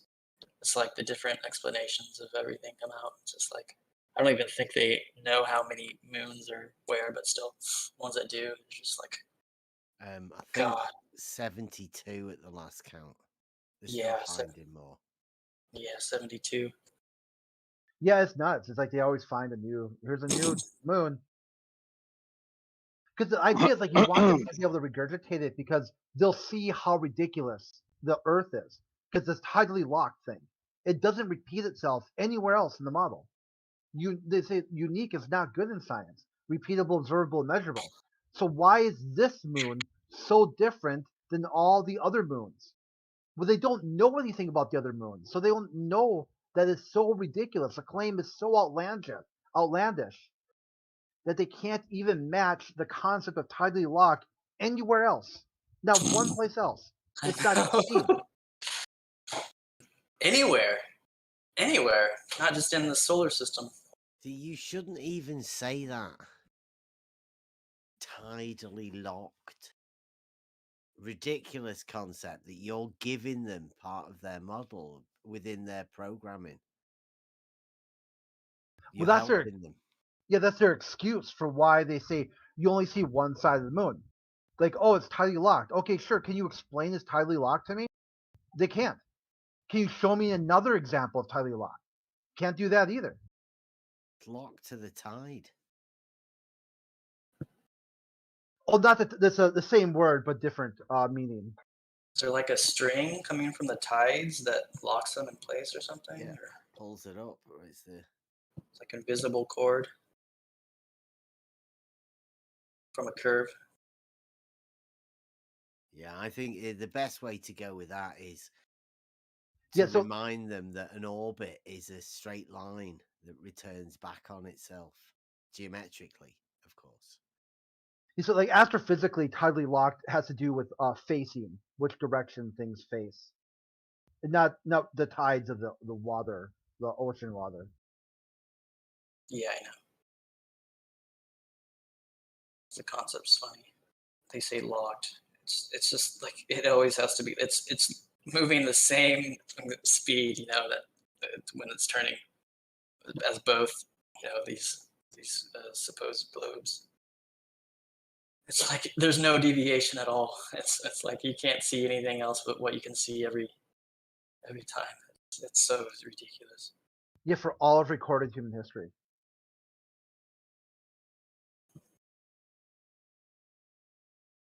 Yeah, and the pyramids too, for on the stars and all that stuff. They say the Polaris is the one now, the North Star, but before that it was like Thuban, and they don't understand still that, you know, the 3 pyramids, you know, were actually designed especially to match up to Orion's belt, and it still matches up to those stars basically when you look at it, and yet they still don't understand that, you know, it hasn't moved for thousands of years supposedly. I think it's a lot longer than that, though. I think Egypt, I think they were a little bit. I don't think that's true. A lot of their dating technique stuff when it comes to Egyptology.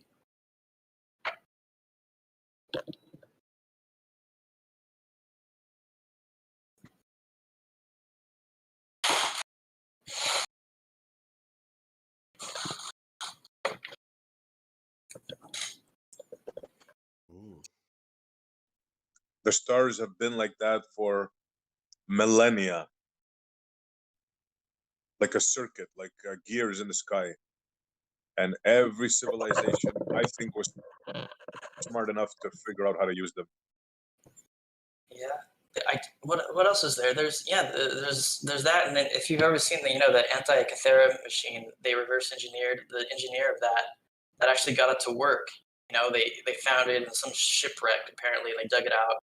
And they're like, well, what does this do? You know, and then they digitally imaged it, right, so they could see everything that was in the in the blueprints. You know, that they they had to see, to actually try to reverse engineer this, and they finally did it.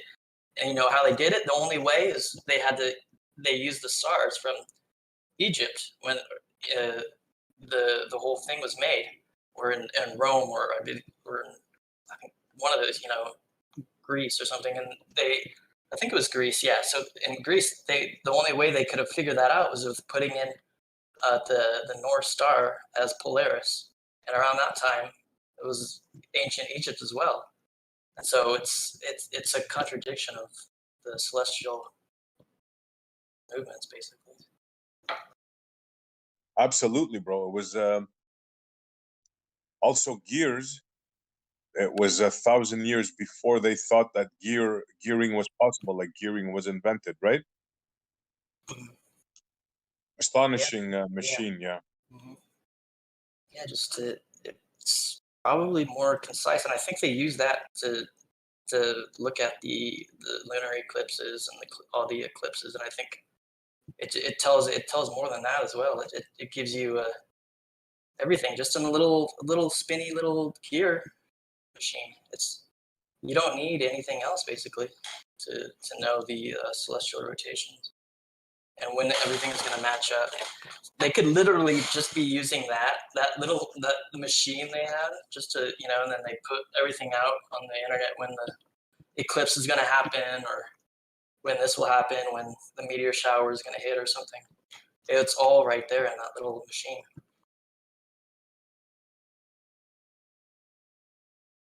Not so sure about the meteors, but they had the moon phases. Yeah, I know you were joking. They had the moon phases. They had even the Olympic Games. All kinds of stuff. All kinds of stuff on that little thing, yeah. Well, they'd have had a clock. They would have had we would have had an astrolabe. Oh yeah. All of that stuff that was planned. Probably they had some sort of an eclipse thing. They did, as a matter of fact. Yeah, I think that's why the Swiss is. Nobody bothers with the Swiss because they control the time and the money. That's true. The Swiss watch. Yeah, the clockwork and all of that. All of the old ancient skills. The gears, yeah. The only neutral country during the war. I wonder why. Yeah, they've never been in a fight. And that old map? The big massive one. Let's see if I can find it. All of the ships on this map are all this one. RC my steed's back. That map. All of the ships on that map are all Swiss. They've got the Swiss flag on them. Huh. See?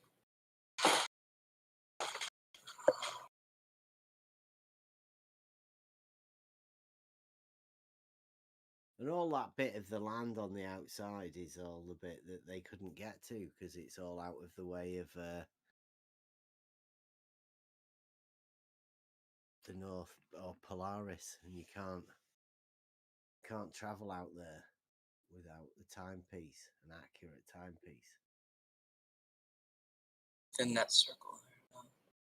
Yeah, and a good, really well documented where the stars are. It'd take time to work all of that out, to work out your headings. Trial and error, generation after generation. Yeah. I mean, who knows what happens when you go beyond that?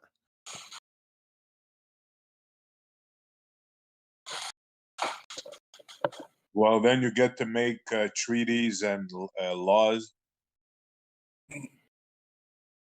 and prevent people from passing certain parallels. Well, I think that could even be wrong for North. That could be I don't know.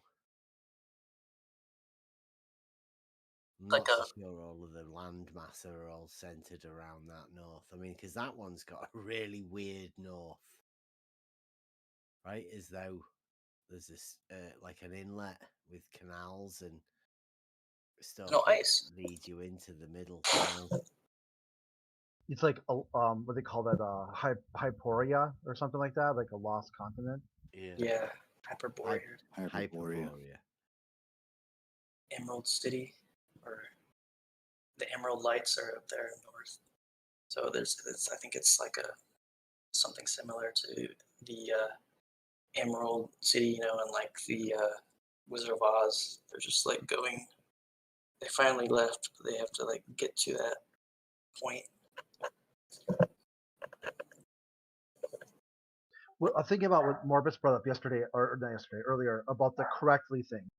It kind of reminds me of that when the flat out hero said, "Here, show me a triangle on the ball in the flight path," and you got like all these globalists, like 13 or 14 of them, all submitted answers to the flat out hero, and they all said they were right, and they all gave different answers, so they were all debunking each other because none of them, only one of them could be right because they were all different, unless there was like 14 different Earths they're presenting. So these distances and directions didn't add up. And I thought when the Looney Tune one was even hilarious. He gave like a cone shaped, like a cone head Earth, and then it was like, that's what I guess what I'm getting at about correctly. Even if you give them the model, if you give it to them, here's your model, they still can't even repeat back the information given to them to any sort of proficiency rating. They don't know it at all.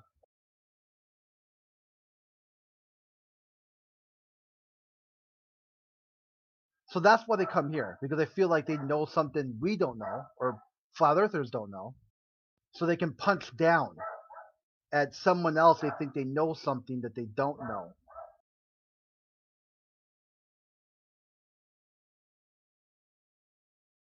If you knew what I knew, then you'd know what I know.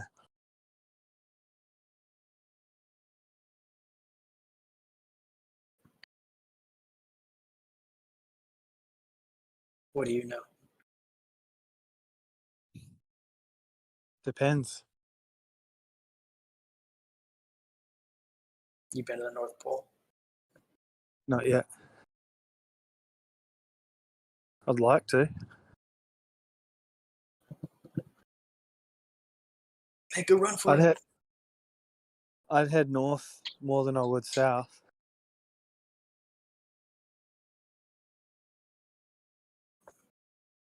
Seems to be a little bit more safer, maybe, going up north. Yeah.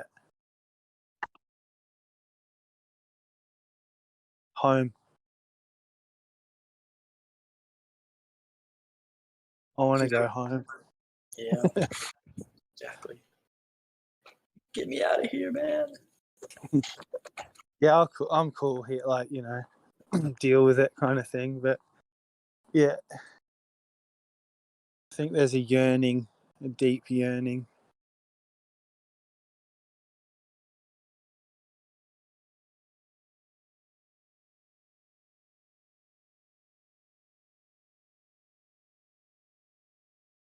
I'm going to get off.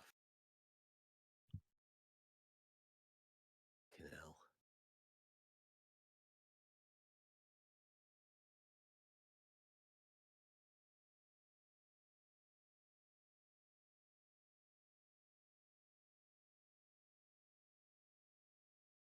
Jen, they thinks you made that map, Bev. Yeah. Fucking hell.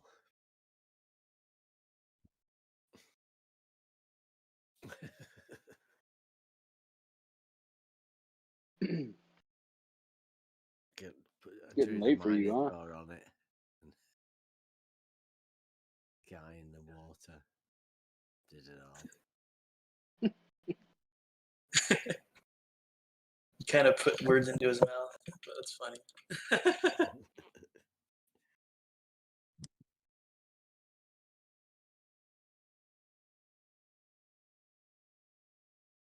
There's a big map in the front room.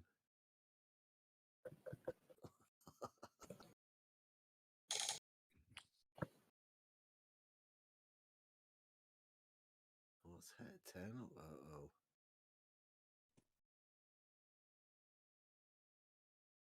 Oh, Turnip is on the loose. Oh, RC's back. I'm going to have to get going now, guys. Later, mate. What was it you wanted to ask, Buster? Me? Yeah, was it RC that you wanted to? Oh yeah, I wanted to know the measurements and how they were done, all that stuff.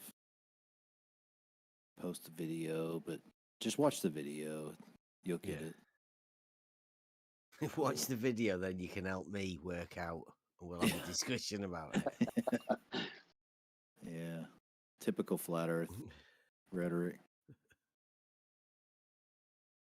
Just watch the video. If you don't understand it, then you don't understand. Tell them to watch the video. You've How been to shown the navigate. video, so you should know by now that plumb lines can't be parallel. Because some guy who's pretending to be a surveyor on YouTube. I just can't work. Video. I can't work out how you point two instruments at each other and derive something from it. But that's what you do, I guess.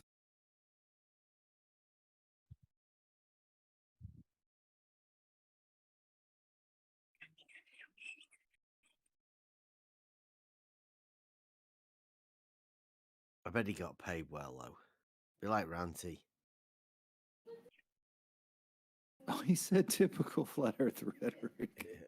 That's what he's doing. Watch the video. Prove it wrong. I gave you the information. We have proved it wrong. We've proved he's not a real surveyor. He can't set his tools up.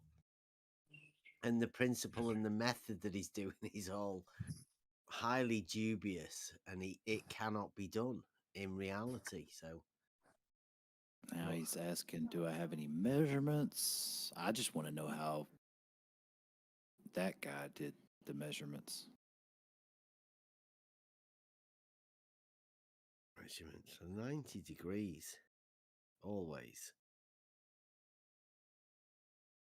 You mean, if you set your equipment up and you set it up level, horizontal, and then you get your 0 horizontal, I get that.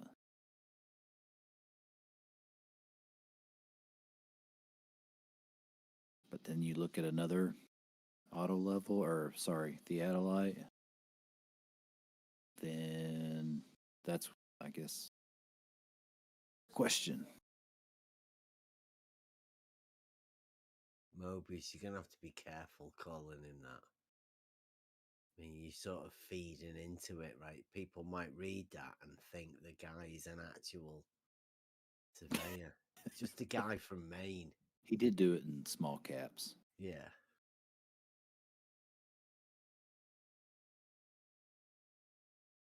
Or Jeff. Yeah. And that isn't Well, it's doctored not. because that's what they called him for years It's on not Twitter. not true though. Have you seen anyone? Yeah. Every night I watch them confirm it. They plumb their instruments for miles off a plumb hanging from the roof.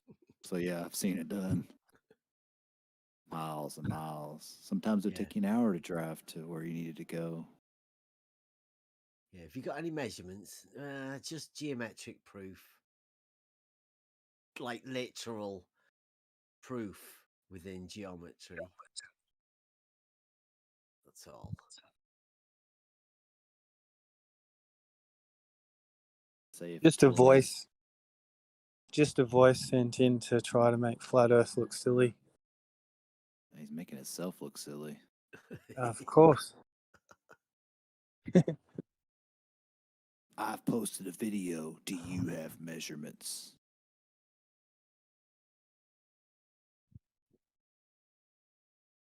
I'll yeah, I did manage. I recorded that one today, where we went over the same thing we went over at Gems, and it was a little bit different, but only because Emerald came in. Yeah. Emerald seemed to have a better idea of the geometrical side of it, so I could definitely put both of those together.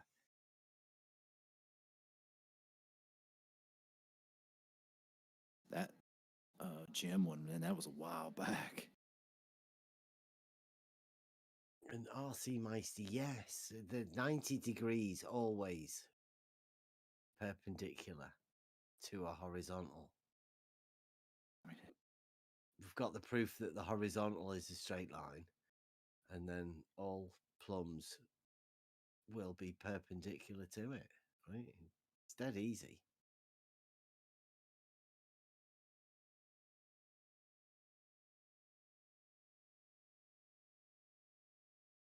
Everybody measures plumb lines to be perpendicular to horizontal everywhere. And everyone knows a horizontal is a straight line, so I don't know what you're asking for. It doesn't sound like you can speak up, RC. I'm going to be going to bed. You'll be able to talk to everybody else when I go in a minute.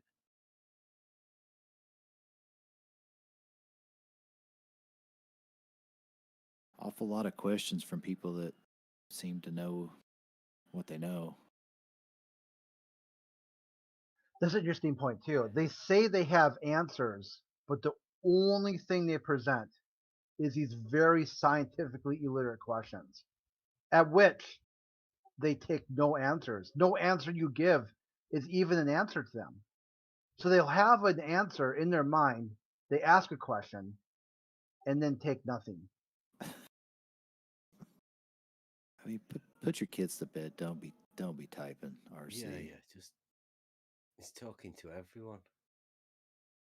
Deal with your kids, RC. Come on.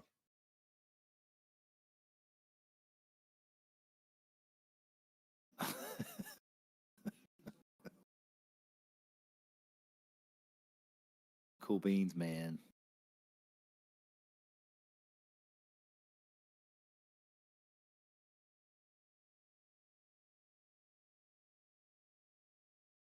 Right, I'm getting off. I'll catch you guys tomorrow or later.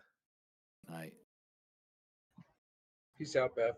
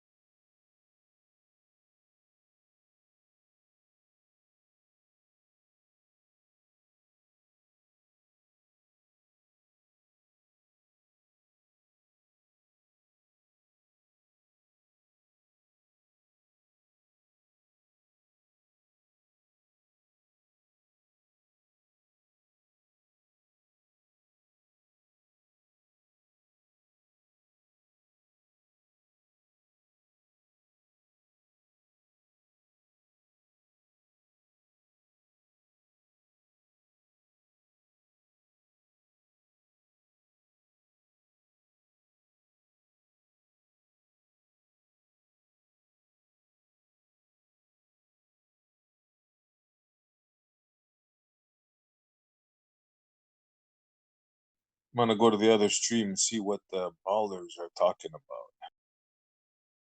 Oh, sweet.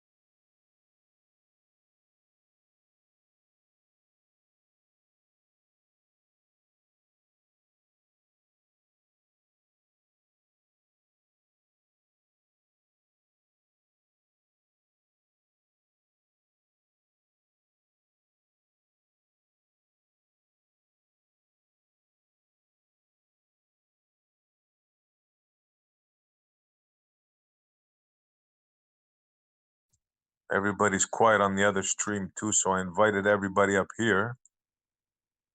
Maybe we can get something going, but I don't know. Yeah, it seems like every time Bev leaves, no one talks. I'm guilty of that too. Can barely hear you, brother. Is it just me? No, I think it was happening before. I don't know. It's my driver for my sound is screwing up. I need to fix my mic. No, it was me. It was me. I had the wrong speaker on. My bad. Oh, okay, no problem. But I think somebody says my mic was getting bad for some reason. I need to fix it.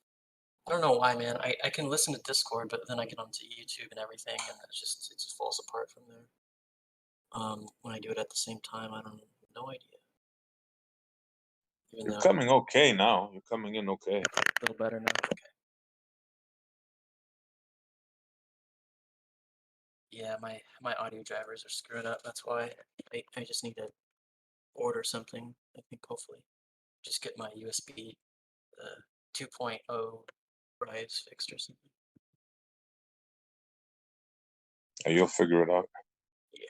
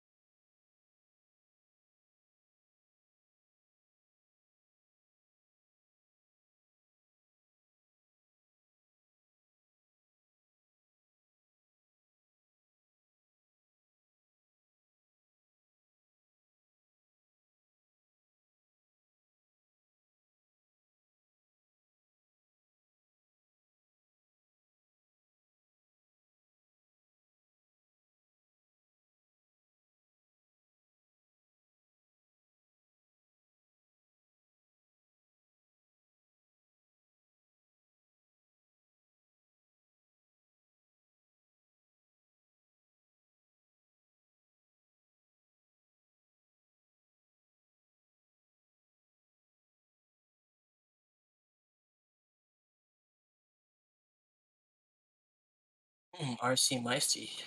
What are you saying? I'm sorry. Well,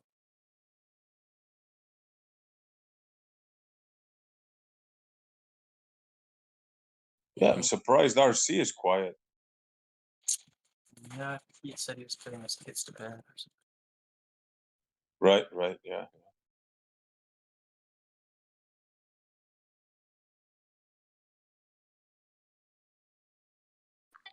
What'd you say, Expose Antarctica? What did I say? I was reading what you were saying. So I was saying forces, like how can you have a force act upon this level when basically I don't understand the force that you're trying to use. Hydrostatic equilibrium, as you rightly pointed out, is the entire idea of equilibrium. Equilibrium means that the sum forces acting on an object are zero. So there's forces acting on an object. My question is, how do you know that the forces acting on water or on plumb bobs, that the vector of that force are parallel? Force. I don't think there's forces acting upon anything. It's just all density and buoyancy basically. Then why well, that's what equilibrium is. Then you have to redefine equilibrium, including hydrostatic equilibrium. Well, yeah, you can have a definition of something, but equilibrium is just equaling out. It's like it's Equaling out of what? The hydrostat of water. It's equaling out of what? What I just said. It's the No. it's okay. What is Equilibrium is the equaling of the forces acting on an object. That's what equilibrium is. It's in a medium basically, and that's all. No, mediums are not forces. Okay, well then we have a disagreement with the definition. It's hard to go on. Okay. You don't get to just redefine your words as you've seen multiple times. You can't just redefine words like hydrostatic equilibrium when they have a pretty specific meaning. And plus, we can see that a plumb bob has forces acting on it. That's what makes it a plumb bob. You couldn't even tell me what force is acting upon it. I've asked you like 3 times, 4 So, times. for example, why does everyone say you drop a plumb line? Because that's the way it goes down. It's dropped. It goes down because there's a force acting on it. All measurements of level are based on the force Dude, I don't want to get into acting on this. it. This really simple elementary. No, I know it's idea. incredibly simple, and you buried yourself by bringing up the idea of hydrostatic equilibrium. No, we just have a disagreement between what's acting upon it, basically, and how it's acting.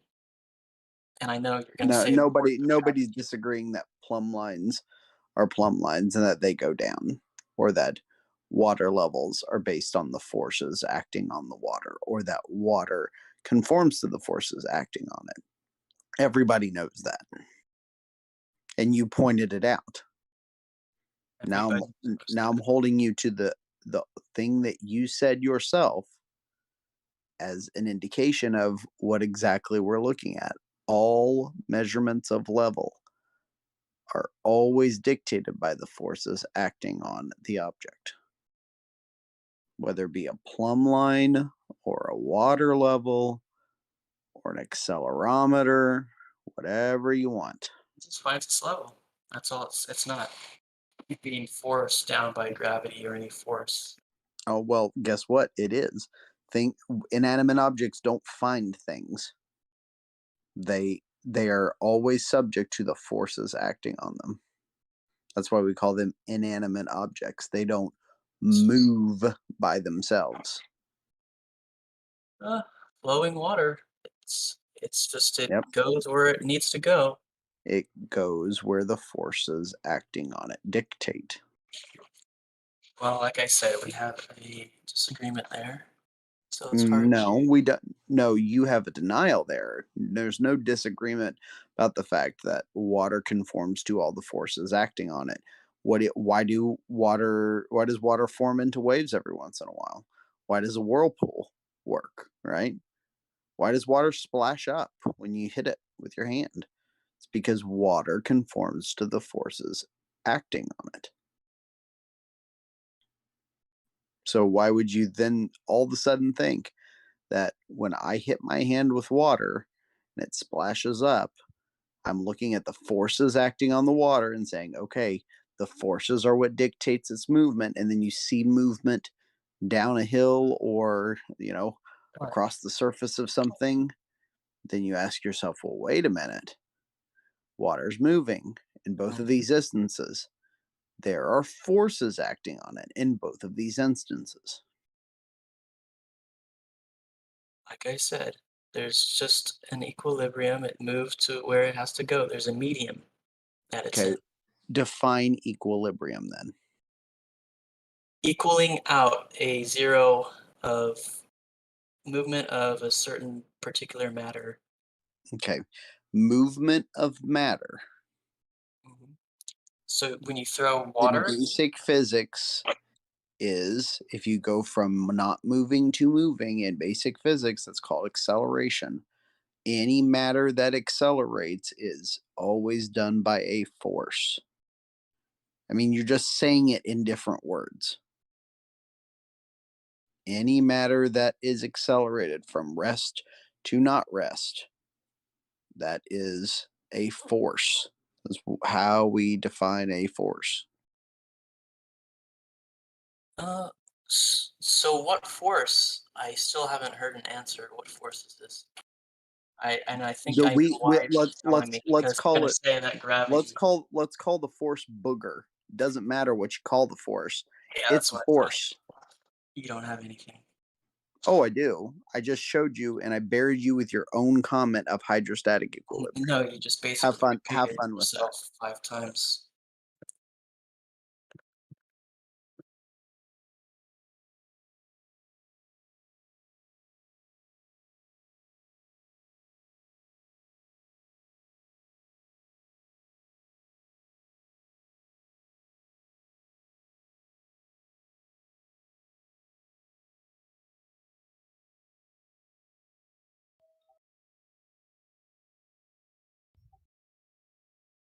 His words didn't add up there. Did he flounce? What flounce? Yeah, it's like a kind of like a dramatic rage quit. No, he just came in speaking very slowly, thinking that he knows how water is in hydrostatic equilibrium. So I was telling him it's not due to a force, and he wouldn't even tell me the force. It's literally the definition of hydrostatic equilibrium. Yes, Is I that know. the sum of all the forces acting on the water is 0. How do you have equilibrium if there are no forces present? Like I said before, you're gonna have to define what force. Booger. There. That's what I thought.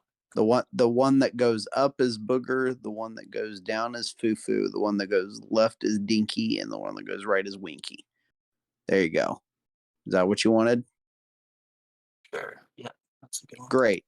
So now that you've come to terms with the fact that your own term of hydrostatic equilibrium is itself in its definition showing you that there is a force, now you can come to terms with that level as defined by any means you can think of on God's green earth is always defined by force. In fact, you want to talk about aerodynamic equilibrium? Weight equals lift, thrust equals drag. Want to talk about hydrostatic equilibrium? It's that the force pushing up from the container equals the force pushing down because of gravity. You want to talk about dynamic fluid equilibrium? Is that water or any other fluid flowing at a constant rate because the left and the right forces acting on it, or the up and the down forces acting on it, are in equilibrium while it's in motion. It's called dynamic equilibrium. When talking about any types of equilibrium, it is always based on the forces acting on an object, fluid or solid.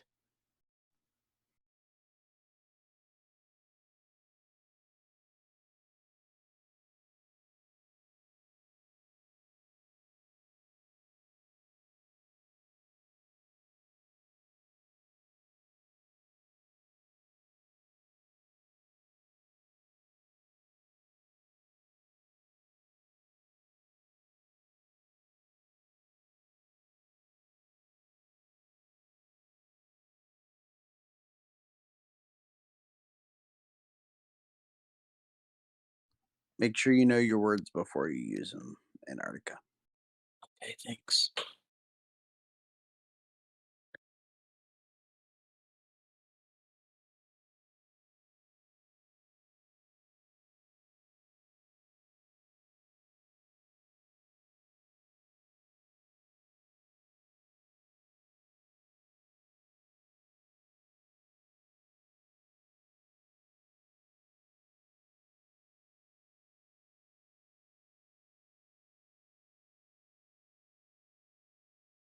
Does this force of yours have a cause?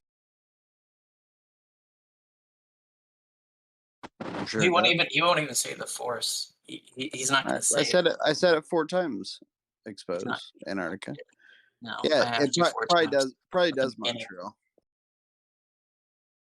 because he knows his But little gravity we force. don't have to. We don't have to know the cause of it to acknowledge its existence. So we can just speculate and make stuff up about it No, without we knowing don't the have cause. to. We don't have to make up anything. We just have to acknowledge the fact that it exists. We can observe its existence. Expose Antarctica is the one who brought up its existence by acknowledging that hydrostatic equilibrium is a thing.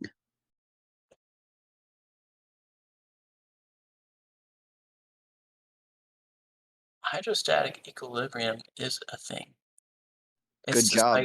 it's how you define it, and we No, have a it's different not how you definition. define it. Everybody knows what hydrostatic equilibrium is. Everybody knows that. Yeah. Equilibrium is defined as the sum of all forces acting on an object is 0. Oh, I can just Google that. That's basically what you're doing, probably. Just reading. No, I know this from knowing basic physics. Don't have to Google anything. But if you'd like to look at the definition, go ahead and Google the definition. It'll tell you what I'm telling you. Well, I know it's because you just read from the internet. No, I know basic things because I'm able to actually engineer with this shit. It's not hard. You do basic robotics on anything, you need to know what static versus dynamic equilibrium are. You want to work with an accelerometer at any time, you need to know the difference between static and dynamic equilibrium. You need to know what acceleration is versus not acceleration. You need to know, understand vectors of acceleration. You're into robotics? Yeah. You ever work with an accelerometer in robotics, Montreal? No, you said robotics. I'm just curious. You don't have to answer. None of my business. I'm just curious. Sure, yeah, no problem. Yeah, that's what I'm saying. Have you ever worked with an accelerometer within robotics, Montreal? No, I can't say that I have, no. They're fun. Use an accelerometer, for example. Build something that can tell what direction it's facing. Put 3 accelerometers in, you get a triple axis rotation and orientation for something. There's plenty of programs out there that 7th and 8th graders use that use accelerometers, and they can build things that can tell which way's up, down, left, and right. How does the robot keep its equilibrium? Well, a robot doesn't have to keep its equilibrium, but what accelerometers do is if you put 3 accelerometers oriented one vertical to the other, right? And then a third one, you're able to get 3 pitch, yaw, and then roll on the thing. And so what you can do is if you're building, for example, a robot that always will turn itself back up if it's upside down, for example, maybe you want to activate an arm that's going to, clamp down or go up each time that it senses that it's upside down. Then all you have to do is just set the thing to, when it's not upside down, zero it out. And then that accelerometer, based on the forces acting on it, will know when it's upside down or not. And then it'll activate the arm to flip it back over. You have to show it, though, which way is up and which way is down to begin with, right? Nope. It knows which way is down.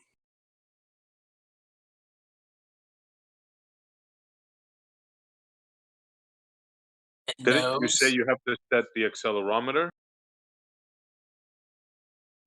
The up and the down are the ones that are auto set. You have to set pitch and you have to set roll and yaw are the ones you have to set. Okay, cool. Yeah, but all accelerometers know which way up and down is. Because there's a constant acceleration on Earth that all accelerometers can sense. And there's a constant acceleration, you're saying? Yep. There's a constant force downward that all accelerometers can. In fact, your phone, if you're speaking on a phone right now that's got flip screen on it, so if you turn it to a horizontal view and it flips automatically, it's because there's a little accelerometer in there that knows which way is down. I've seen those. They're pretty freaking cool. I mean, every phone has one in it. Yep. So yeah, we know that the force downwards. No, you don't know. You don't know that it's a force. We know. I mean, no, you don't. I've worked with like literally dozens of accelerometers in my life. No, you're going with what everybody sees, right? Everybody knows. I'm going with the exact technology that we can work with. You can take them apart and work with them, no problem. Beautiful. Tech is beautiful. I'm into that kind of stuff. Yeah. Yeah, and it's a lot. The force that you think. No one has to. no one has to you know, conjure up whether there's a downward force or not. Accelerometers show you that there is.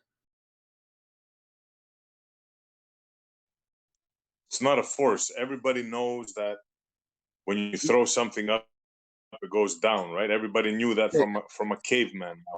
You're trying to equate that with the beautiful. Hold on, let me finish. You're trying to equate that with the beautiful technology that we have, using that knowledge to a force which you're going to call gravity, which means mass attracting mass, or the bending of space-time. Now, that is what I'm disputing, not the beautiful technology. Well, here's the deal, Montreal. Nobody has to talk about where that force comes from or how it is. In fact, I'm not even interested in that. What I'm interested in is, hey, there is a downward force. All accelerometers measure it. And we don't have to dispute it. It's sitting right there in front of us. Fair enough. If that's enough for you, sure. Okay. Who am I to get in your way? Now, and my point with Expose Antarctica wasn't even talking about technology like that. He said something that was correct. That water, when it's in hydrostatic equilibrium, gives us level. And I said, yeah, good job. Level is always defined by the forces acting on, particularly water, because that's the easiest one to work with. But you can't show me an example of level being established not using the downward force and acceleration that we see. Whether it'll be a plumb bob, water, and hydrostatic equilibrium, an accelerometer, if you want to get a little bit more techie about it. But the point is that all level is established based on the forces acting on an object, specifically that downward force. Gravity. Gravity. Right? Gravity. Right. Oh, You see, this is where. No, Go ahead. No, that's actually the end of the conversation. That we know that there's a downward force. We call it gravity. Know. Yeah, we don't know. and it's right there. Okay, so why does the plumb go down? Because it's going down. That's what it has. Good job. It has weight, so that means the medium around it can't. The medium around it can't hold it up, so it's going to drop. Where do you think it's going to go? That's just how it goes. How do you have hydrostatic equilibrium without any forces? Then it would not be hydrostatic equilibrium now, would it? Water, guess what? Water has, you'll never guess, it has weight too. It's kind of funny how that works. And how do you get hydrostatic equilibrium with no forces? It goes to where it needs to go. That's the water. That's how it goes. You just keep digging the hole deeper, Expose Antarctica. Yeah, it goes. It can't go without a force acting on it. That's the definition of going from rest without gravity. Can you even define what water would do with any type of movement? If say we had water and there was no gravity, what would it do? Yeah, all you have to do is put a liter of water or 5 milliliters of water out into like when you're on the vomit comet. You see exactly what it does. It forms into a ball. 0 G gravity, 0 gravity environment. Yeah, good job. It goes into a ball. Yeah, exactly. So hydrostatic equilibrium, when there is no downward force, is that the vectors of its own weight and its surface tension form it into a ball. Now, when it does have the force of gravity not being counteracted on it, then its hydrostatic equilibrium is based on the forces acting on it, which is gravity plus the resistance of whatever the container that it's in. And so you still have that force acting on it, which defines how we understand level.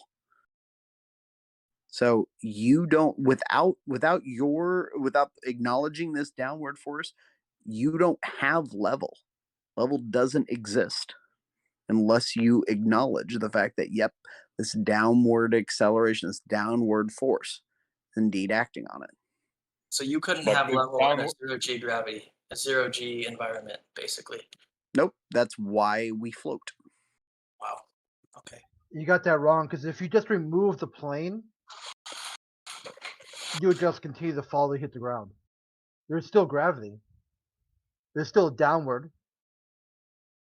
This idea that somehow you're in a plane, therefore it negates gravity. You No, don't know the I model. said it counteracts it. Yeah, you by don't know the moving model. by moving in a parabolic flight, which counteracts that 9.8 meters per second squared No, it downward doesn't. acceleration. No, you just remove the plane. Just take the plane out of the equation. Well, we do have Everything the in plane in the equation. That's No, the you whole can just point. remove it. That's what I'm saying. You're falling at roughly the same rate. You don't Yeah, get it, that's do my you? whole point. That's my whole point, Yeah. Santa. So nothing's changed. All you did was give you a chance not to splat.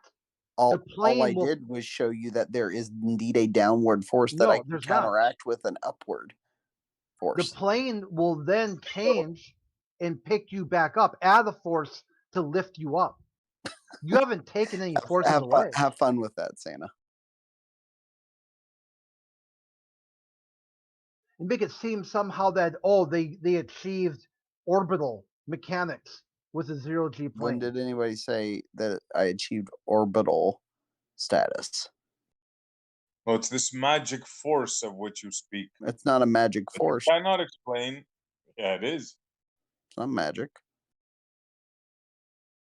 Who said anything about magic, Montreal? What is this force of yours? Where does it come from? Like I said, What is the cause of the call force? it booger, gravity. I don't care what you call it. It's there. Call it fairy dust. Yeah, so Yeah, you have sure, no fairy dust. I don't care. because you know. But my whole point is that Exposed Antarctica said it correctly. Hydrostatic equilibrium is the way that we find level. Dude, And that hydrostatic equilibrium is defined by the sum of the forces acting on it are zero. So you Maybe you're can't gonna have have a sum of dreams forces about if there are forces. no forces. In order for there to be a force, which is an effect, there has to be a cause. Now you can say Cool. force while you're skippy toeing through the tulips. It means absolutely nothing. Well, it does. Until you define it. No, it doesn't. No, It's just I don't have something to know. that I don't is have in to your know the head. cause. I don't have to know the cause of light bulbs or its brand or its maker in order for me to use light bulb. Sorry, you're completely wrong. What you just said is, I don't have look, to know water. the cause. I don't know have to know the reason God made cows or why He made us be able to drink the milk in order for me to drink milk. I don't need to know the cause of things in order to acknowledge their freaking existence. You're just wrong about that, Montreal. No, you're just saying the word force, and you Because it's a know that you force. don't know what it is. You know that it's ridiculous. You know there's two of them that contradict each other. No, You know I don't have to know anything else about it, Montreal, other than acknowledging that what Exposed Antarctica said is correct. Hydrostatic equilibrium is how we understand level. You can't have equilibrium if you don't have a sum of forces acting on a freaking object. Done. What you just said is I took some water, I shaked it up, I let it sit, and it equalized. Good That's job. it. It's That's plain and simple. You don't forces. need no forces. You don't need no magic formulae. Nothing. Water Okay, so, in a glass. so how do you get equilibrium without forces? You don't need any forces. I repeat, you don't need anything. You have water. Listen up. You have water. You have a glass. You shake it up. It's moving. You let it sit. It stops moving. Montreal. Bingo. End You're of just story, ignoring brother. the definition of You equilibrium. don't need any. You can I'm define not it going to any way continue you the want. conversation. I You're just just going brought to it to ignore the you. definition of equilibrium.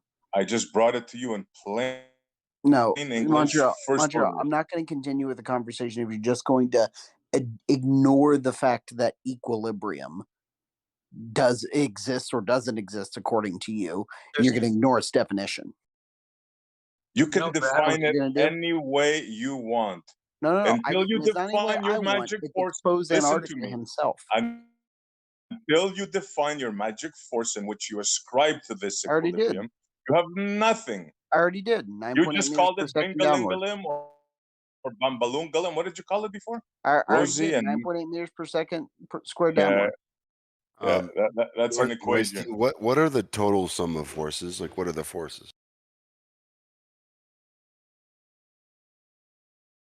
Gravity isn't even a force, really. It's a mechanism. All he said so far is Is gravity. that RC That's it. And he Meisty? named it some weird names.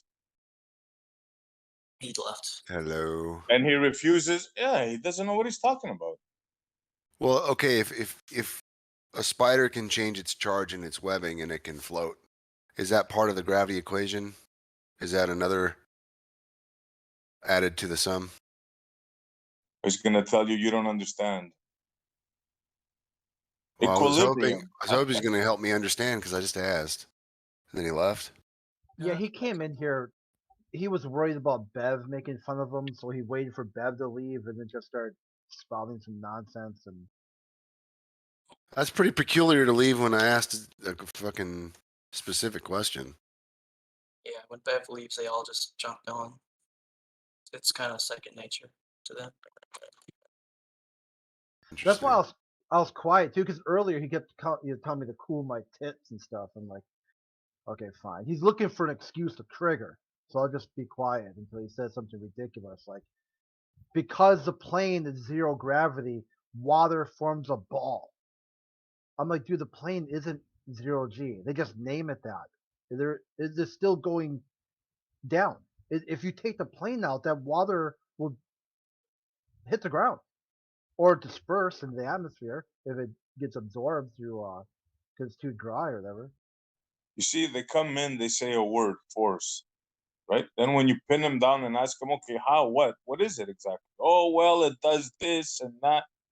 Yeah, but Here, I got another one. Okay, so if there's a phase change in water and then you get ice, why is the ice always on top?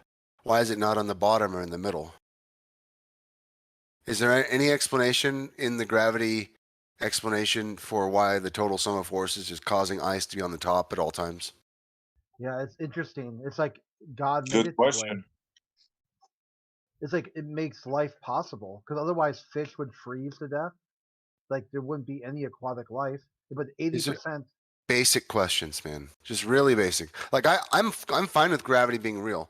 Explain me the total sum of forces that you're talking about, right? And then make it inclusive of all the forces in all the states. You know, like if there's a phase change, you got something completely different.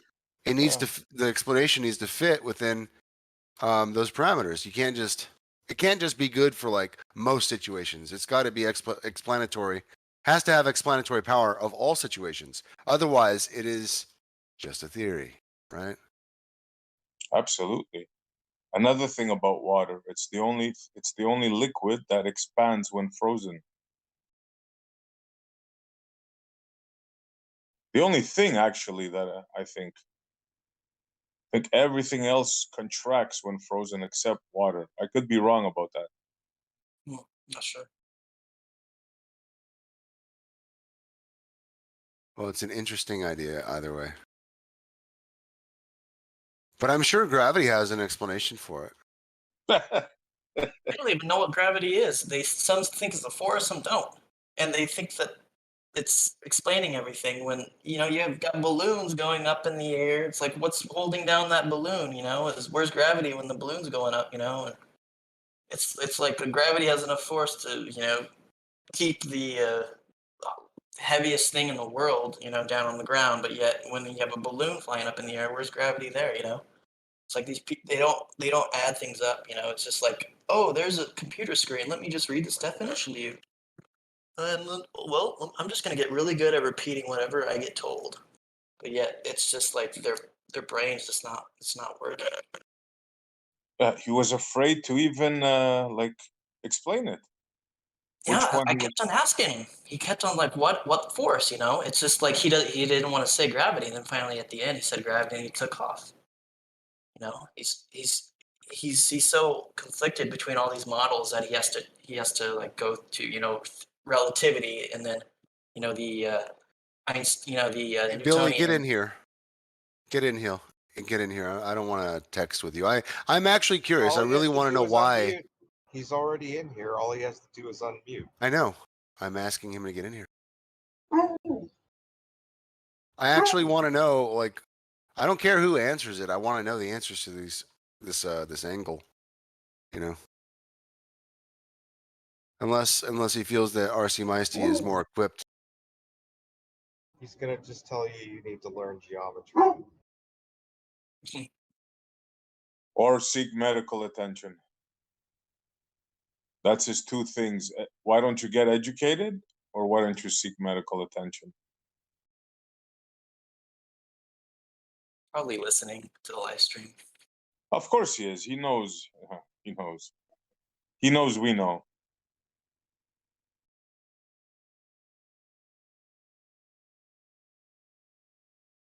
It's okay. You can cry yourself to sleep tonight, RC. It'll be okay. He did use the best argument they have, though, that phones, we have smartphones, therefore the Earth is. Accelerometer. Earth is a globe. Yeah, that's mostly like a Mercury switch. They just set it for which direction and which circuit's being pulled by the Mercury. Has nothing to do with like an accelerometer. It's like if you tilt the screen, if you tilt the tablet this way, it flips this switch. You tilt it the other way, it flips a down switch. And whatever switch is flipped, it displays the screen in that orientation. Yeah, they equate like technology.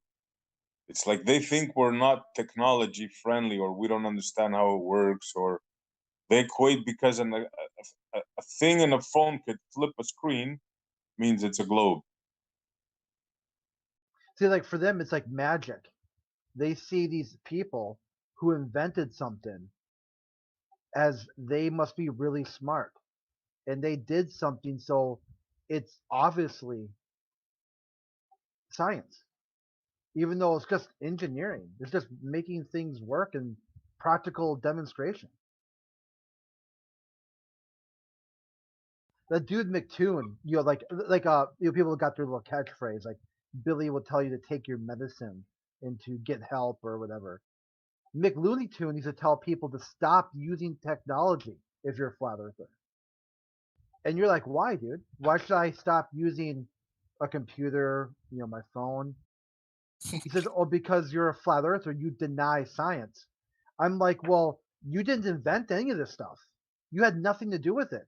So what gives you the right to tell me, right? You think you're the arbitrator? Like someone else invented something and you're going to come in between that person and me as a consumer for reasons. Mm-hmm.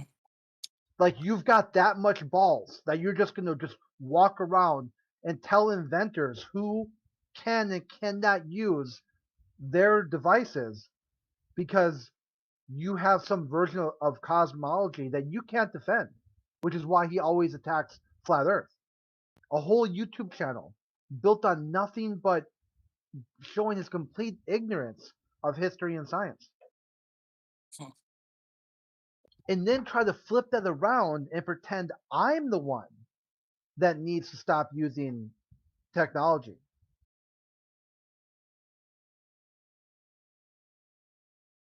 Well, I guess I call myself a flat earther sometimes. I don't try to be a flat earther though, but I'm pretty sure I know how to use a computer, and I'm pretty sure I know what science is, and I'm not denying that a computer is real, or that's pretty stupid. That's technology. We have technology, we have medicine. Thank God the doctors we have, the medicine we have. Now that's one thing. Now, somehow you cannot equate that with astrophysics. Just the name is illogical and funny, right? Astrophysics, right? Yeah.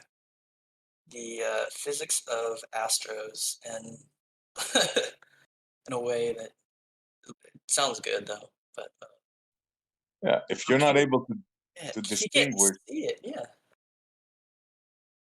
it's a contradiction there.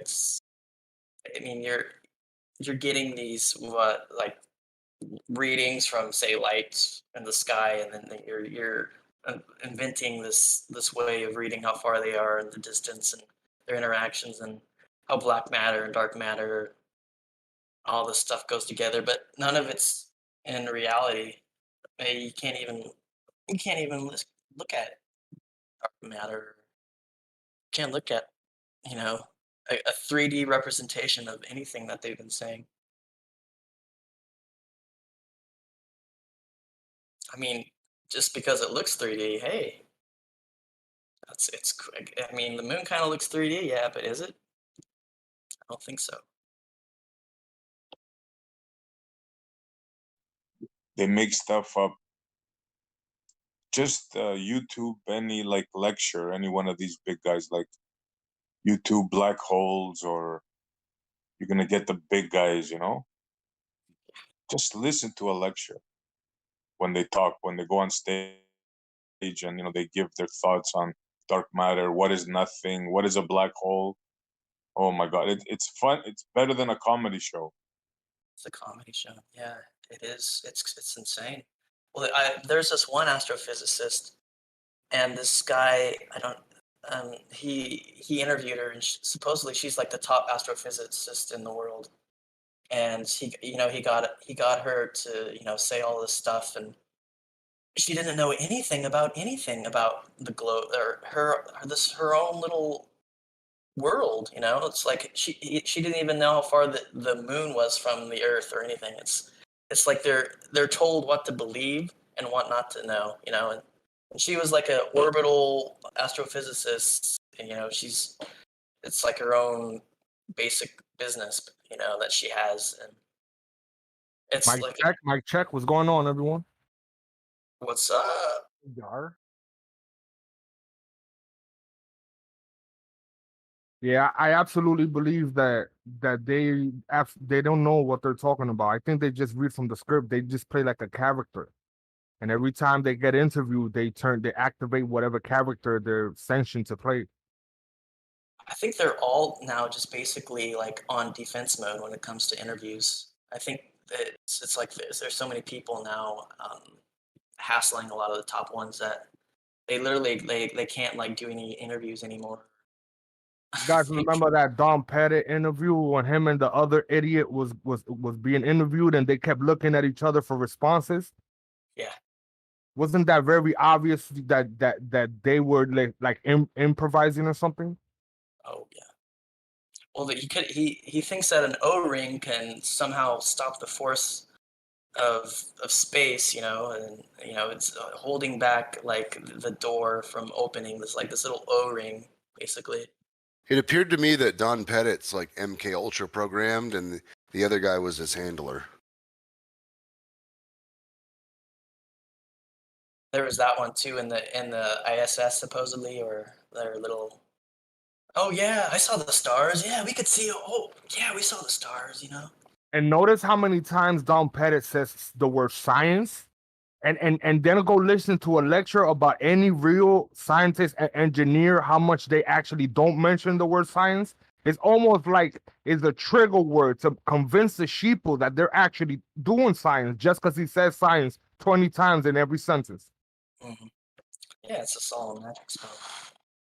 Science. It's like it'll lead you down like this ambiguous term until you get into la la land and you can't go back and your mind's just fried, basically, like most people nowadays.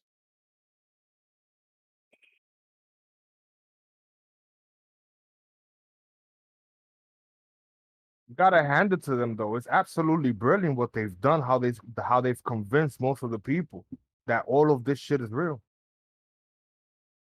It is. It's totally brilliant. It took about 500-600 years.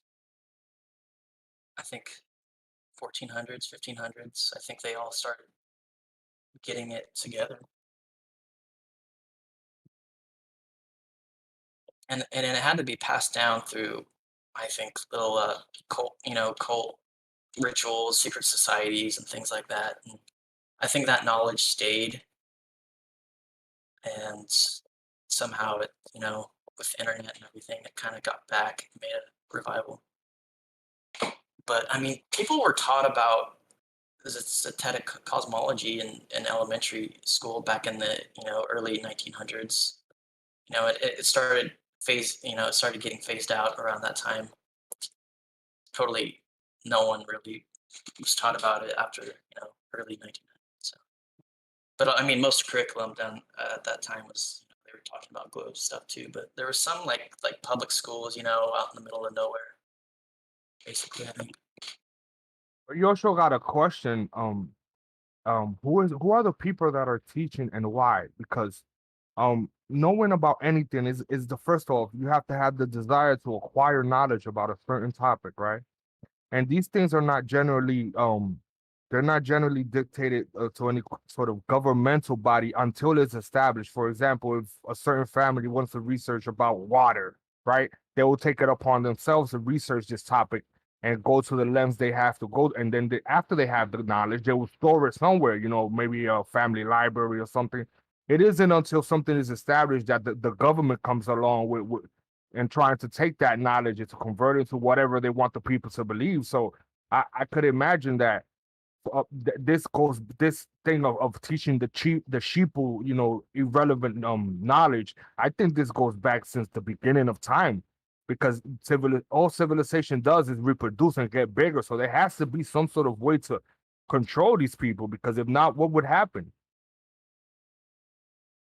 Yeah, I mean, there's a lot of things that kind of worked in their favor.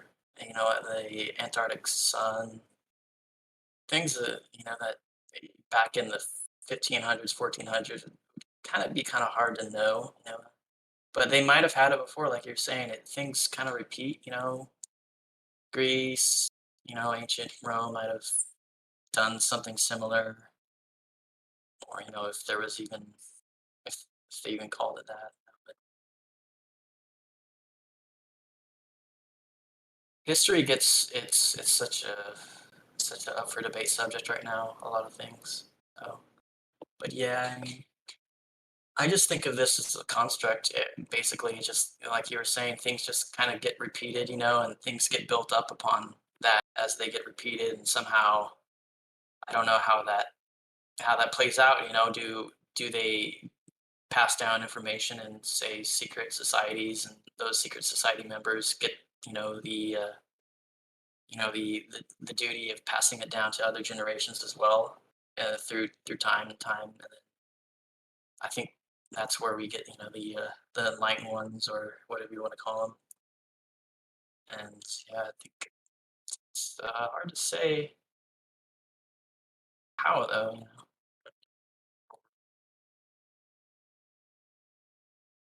Makes you think about what is actually real, right? Like, what is nature? Like, are clouds actually part of nature, or clouds are just something else entirely that we just don't even understand? Because you guys know that they have names for clouds, right? Oh yeah. Explain the logic there. Or aren't clouds just like random formation of whatever particulations? Or so how could they form a certain shape long enough for somebody to call it a specific name? You know what I'm saying? Like, This how does goes that like, work? this goes with the question I asked earlier. Like, if there's a phase change, why is the cloud in the sky not just like a pool on the ground? It's just water. Yeah, but my whole thing is, for you to give something a name, right? It means that, this is just me saying, right? It means that that certain form, that certain name that you're giving it, it forms so often that you just give it a name, right? But how can that be that it's in the air flying randomly with all these particles and winds and magnetic going around? How is it that the same shape of cloud is gonna form so many, like, it doesn't make any sense with the randomness going on in the air? How would it form the same way all the time? Exactly. There's theories about that. I don't know if you guys know. It's Yeah, kind of that they're hard. giant ships. They're cloaked ships. Yeah, well, there's machinery underneath the ground that kind of frequencies come up, and the clouds kind of get changed depending on what frequencies are being sent up, things like that. But yeah, it's kind of a strange deal.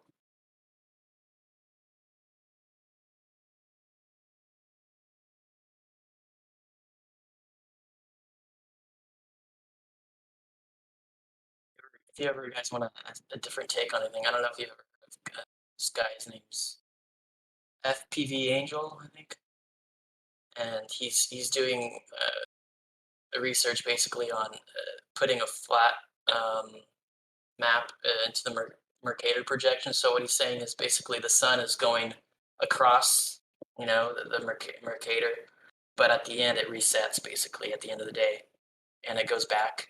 So it kind of explains the flight routes a little better. But in Russia, there's supposedly a place that you can go to, and there's like this civilization there. It's just, I don't know exactly. I need to start researching them a little bit more, but apparently it's due to the fact that there's angel machinery underneath. So he's saying that things get pumped up from underground, and it kind of explains why, you know, the lunar wave occurs and how the clouds and form and how everything kind of comes together. Earthquakes are kind of the way they're kind of propagated. The Ring of Fire basically uses, and he puts in examples of like how civilizations, they all use snakes basically. So the snake and the serpent, say like for instance the Mayan civilizations, they used to use the serpent, you know, as kind of a way to explain, you know, the sky and, you know, the different gods in the sky and things like that. But he explains that as sort of like this worldwide civilization that they all use like this serpent image, and that serpent image of him like going through the sky, just the like the waxing and waning, you know, just the sun and the moon basically just kind of going up and down, sort of like in the Mercator projection, sort of, you know, how like it kind of goes up, you know, and down. So I think it's something to look at. I don't think everything he's saying is completely true, but the map I'm still looking at. But, yeah. What channel was that? FPV Angel. I'll put a link in the bottom. Let me see if I can find it. They're in the server. Yeah, he's actually on here. There's a guy called Boogeyman channel that he also looks at the sky a lot, and he has a whole theory. Like he claims that there's like this thing called the Sky Dome Atlantis. I don't know if you guys remember this song, The Wheels in the Sky Keeps on Turning. Well, he claims that's an actual thing in the sky. It's the guy's called Boogeyman channel. Yeah, it's basically what he's saying. It's the same thing, basically. So what do you guys think about these people that constantly put down our ideas and send us to the mainstream? For example, there's this guy called Howdy, y'all. I'm Billy, right? He writes, Matrix Media, take a class. It's cool. You get to do classic experiments and follow all the reasoning, right? It seems like if it isn't the mainstream media, it isn't valid. Nobody else other than whoever these people sanction our authority can have an original idea. Anything other than the mainstream is nonsense. Isn't that a little restricting for expanding awareness and knowledge? The mainstream decides what ideas get propagated. Well, that's what I'm saying. Like, how could we ever move forward with things that are new when would they keep sending us to the same people that have us stuck in this place right now? Well, we just move forward with ourselves. We can't look to them for validation. Like, do you think that I wake up every day and I'm like, I can't wait to get validation from howdy y'all, I'm Billy? I mean, you think that's ever gonna happen? Nah, probably not. And nobody should. Nobody should. But it's like, think about it like this, right? Think about these so-called great people like Newton and Einstein. Could you imagine they have a howdy y'all, I'm Billy next to him? These people would have never accomplished anything because these people will fill them full of doubt. Well, and it was they would never never their actually ideas anyway. But Dude, like Einstein was that. just a person, but they chose the ideas that Einstein was going to represent. It's like a brand. They found the logo for their brand, and then they said, okay, this is your product. And then they're like, okay, Einstein sells this product. I 100% agree with that. I 100% agree that that's the case. That I don't think these were real people. However, the Einstein character was most likely a real person. Probably had a real name or whatever, but the persona that he portrayed is probably just a character. This is what I think about most of these people. Most of these mainstream media, most of these people that win Nobel Prizes, I think they're all characters.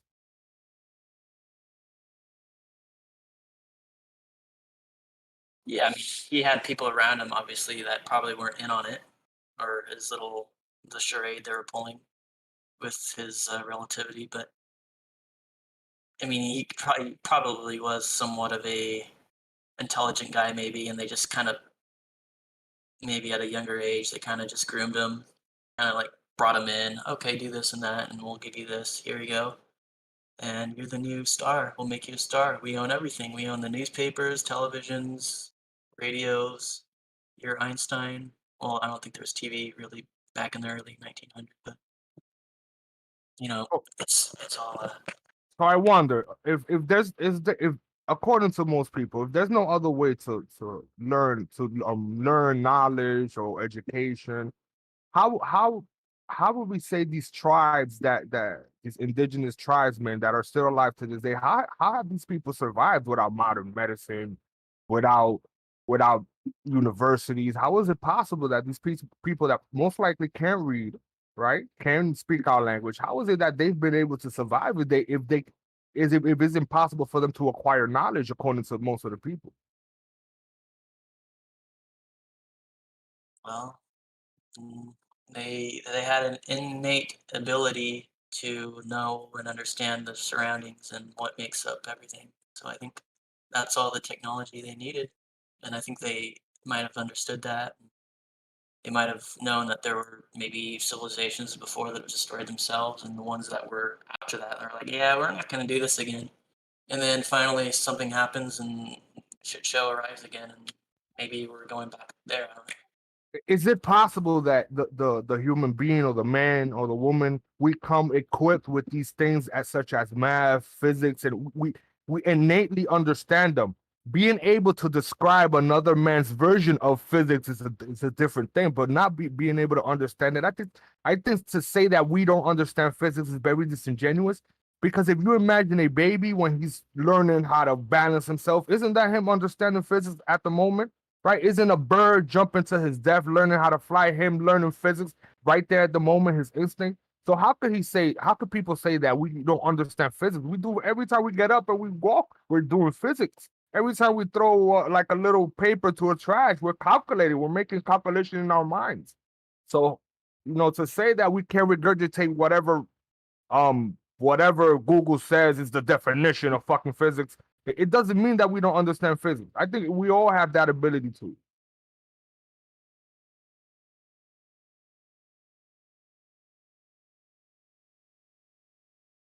Yep, and cricket. It shuts them down. It's so powerful. They won't even open their mic to challenge it. They're just done. Yeah, I was kind of waiting for someone to stand up for something, and then it didn't happen. It's like there's a complete degradation of just manhood that where Wizard talks about the gamma. This idea they can just sit back and just heckle from a distant place through their phone, but never put their face or their voice to their words. And then just make a bunch of bullshit claims that have nothing to do with the topic whatsoever to try to troll for fun or for shits and giggles, that really just disqualifies themselves at the end of the day. Because they're just a clown.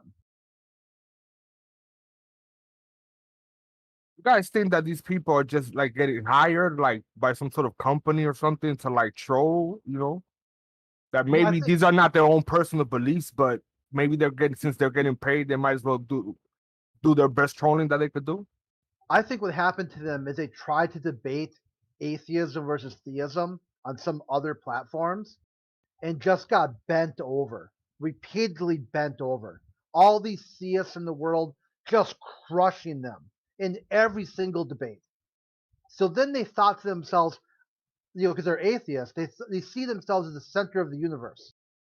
So they said, I'm this advanced human. How are they losing all these debates? So they looked for someone they could defeat. Like, I need to get a few wins under my belt. Let me find a group of people who I can target. And they target flat earthers.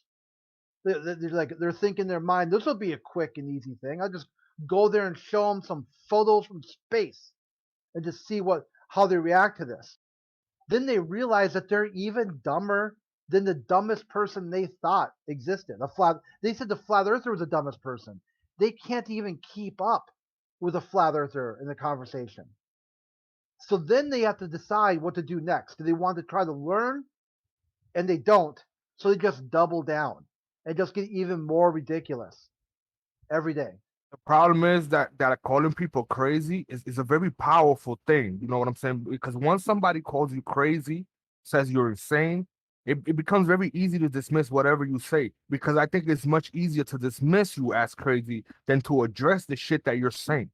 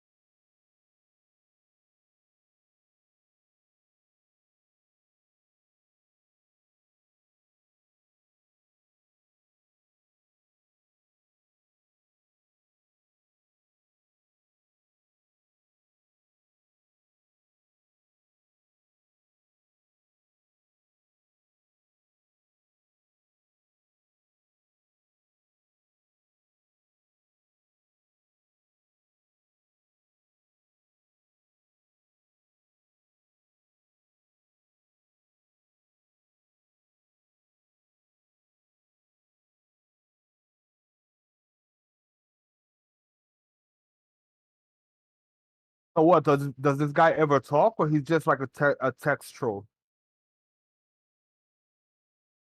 Come in here, Billy. Let's have a conversation. Let's test each other's logic. No, he wouldn't do that. What I don't understand is why he even does anything at all. Like, this guy just types a bunch of nonsense in the chat, like all day, every day.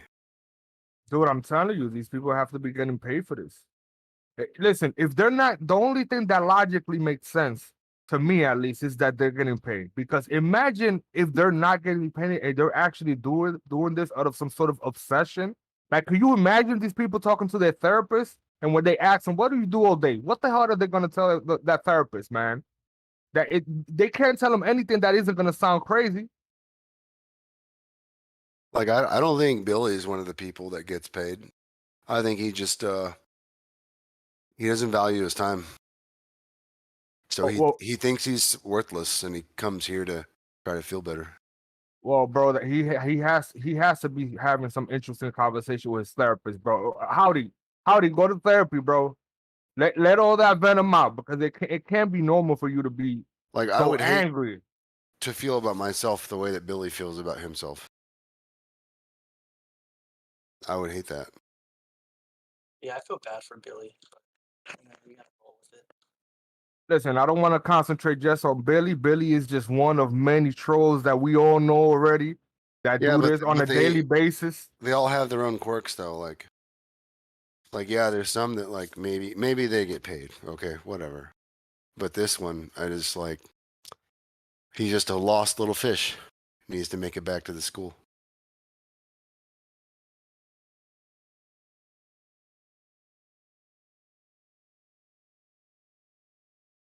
And he's never spoken, as far as you guys know, right? No, I've talked to him before. He just doesn't defend himself at all. He just likes to talk shit all the time.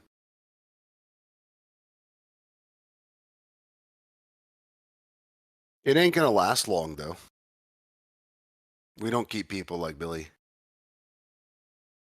He doesn't provoke anything.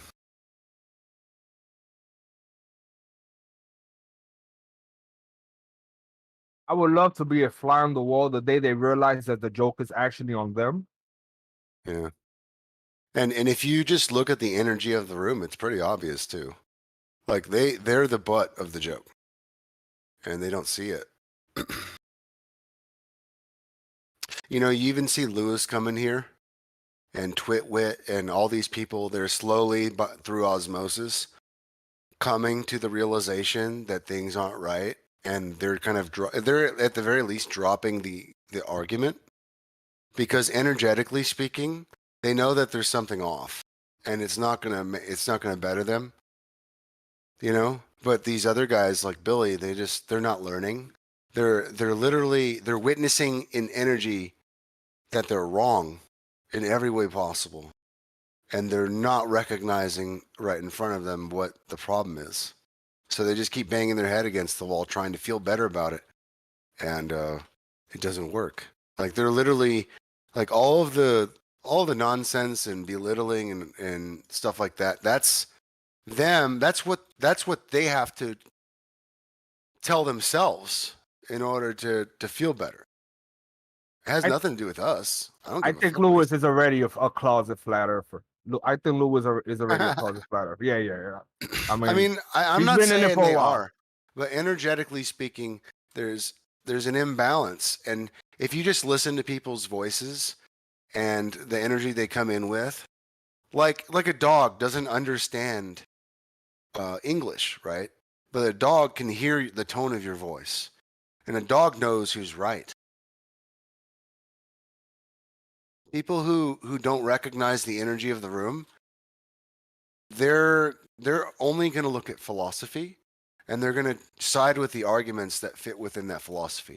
But if you can pick out the energy of the room, you can almost pretty much tell who's right, regardless of what they say. Or at least, at the very least, who believes what. It depends on what the balance is of the room at the time. I mean, I've been in several rooms where it was majority Globers, and, you know, they don't want to hear anything to the contrary.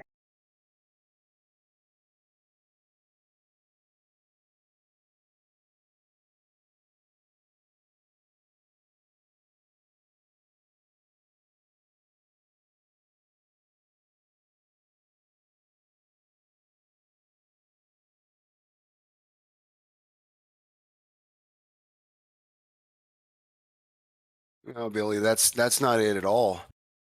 What the problem is that if you get a mean average of all these conversations, it comes out that this team, even if they're not right, they're in the right position. They have the right side of the argument. At the very least, you know the other side is wrong. Yeah. Because over time, you're not gonna have that mean average leaning to one way or the other, unless it actually represents something. That's not word salad at all. What you're telling me is that my argument is that in every specific argument, I can determine who's right or wrong. No, I'm saying the mean average. If you listen to all these arguments, and you can almost, I don't know if you've noticed, man, but people who defend argumentatively the globe, they sound like a glober. How does that even work? How does one sound like a glober? And it's pretty consistent. It's almost like they're printing these people out at a facility. Why is that the case? Or maybe they're just activating them. I mean, tell me if I'm wrong, but you guys have been in this debate for a while, that you can tell by the voice of someone like, and I'm not saying everybody, I'm saying the mean average, the person who defends the other side, sound like a glober. Doesn't even matter what comes out of their mouth. You can hear it in their voice. Yeah, that's true. It's that egotistical sound like that. And you know what that is? If you know what karma is, if you know how energy works, you know that's not going to work in the wild. In the wild, it's that attitude and the arrogance that gets you killed. The constant ability they have to reset themselves every day. For example, if they were to talk about Coriolis and somebody were to come in like Gleam and explain everything about, the next day they'll come like nothing happened, and you have to rehab that same conversation every day. They have that ability to do, and we fall for it every fucking time. It's a thing called the a taxonomy of learning. The first step is they have to remember. So then remember comes understanding, and then applying. They can't even remember. They've got the mind of a goldfish. You'll Yeah. tell them something, and it goes in one ear and out the other. You can see, the thing is too, you should be able to remember things you disagree with, so that way you can explain why you disagree with it. They can't even explain flat Earth back to you, but they'll tell you they disagree. So in their worldview, they can disagree with something they don't even remember.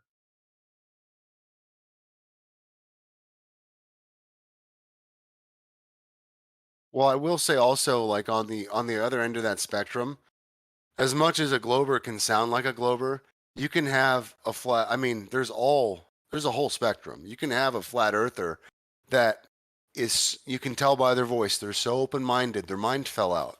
And there's people like that. Okay, there's going to be all types. But why can I tell the difference?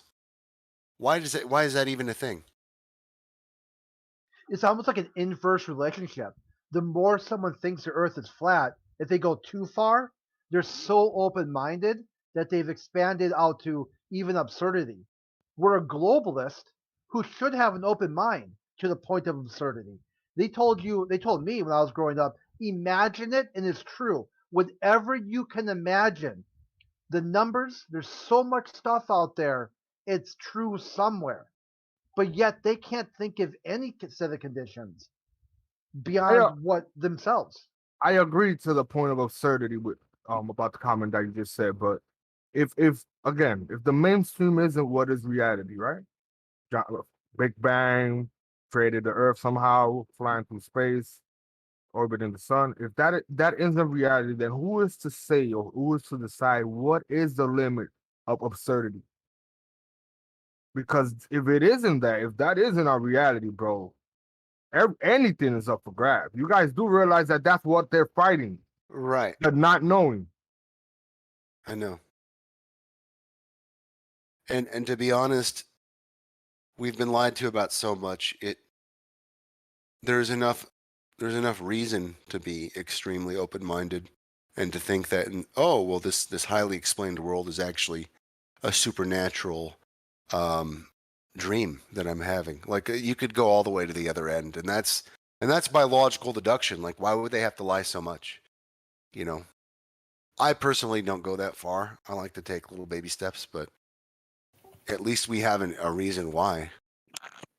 Listen, I don't doubt the lies anymore. I'm to the point that I'm starting to think that maybe they have to lie. Maybe it's for our own good somehow to protect us, maybe from whatever reality truly is. Ooh, that's a good one. Well, yeah, there's that But, concept like we're in a construct basically. And well, like, their idea of what that's from, like if they say, okay, here's a boogeyman. Now, if it's a boogeyman, you don't care. It's not, doesn't bother you a bit, and you go up and pet it. You know what I mean? And then someone else would run from it like a squirrel. You know, there are people that are deadly afraid of squirrels, but then some people aren't. So depending on like what they think, like the majority might be something, either afraid or just maybe want to overwhelm the area. You know, not afraid, maybe not afraid at all. You know, maybe the opposite of that. Maybe people will just like won't shut up and won't listen and won't like be ruly at that point. You know, I don't know. yeah, they could just know human psychology very, very well and know what to do. Department of Defense and Intelligence. Yes, sir.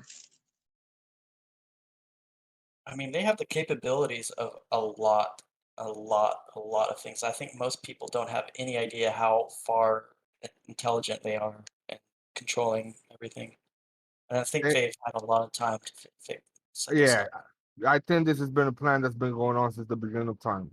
These It's people not are just so far ahead of us, bro. Like, and you guys don't even understand. Like, I think our therapists are a part of it. Like, these people, well, everything they report, it all goes back to some sort of central source. Every note that they take, they have to present evidence of these things to somebody, right? Like they have to have some sort of board they have to respond to. Everything they put on the Yeah. computer, every doctor, Well, everything they think psychiatry about us. it's a Jewish invention. So It's a web. It's a web of people, but I don't think I don't think most of them know. You know what I'm saying? So I can't be like, oh, they're evil. Most of them don't. They're just following a system. They have no idea. Maybe the Their- guys at the top. Maybe their yes. main goal is to try to get you to try to convince you that you have one of these many like boxes that they've pre set up with treatments and you know, like they want you to think that you have bipolar disorder. They want you to submit to the idea, take acceptance of this label they've gave you, and then they tell you what you are and how to fix it. And it's literally through the it's almost via placebo itself in a lot of cases. Just the fact that you feel acceptance and that somebody's trying to help you alone can pull you through understanding and heal you. Just think about how much power these people actually have. Like how many people they've sent to the mental institution.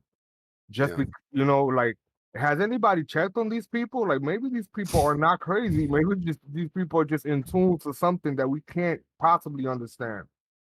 These people are probably being experimented on by the same people that call them crazy. You guys do know that, right? That they're most likely taking down everything that's going on, everything this person says that she says. They're writing it down and reporting it to someone while calling them crazy.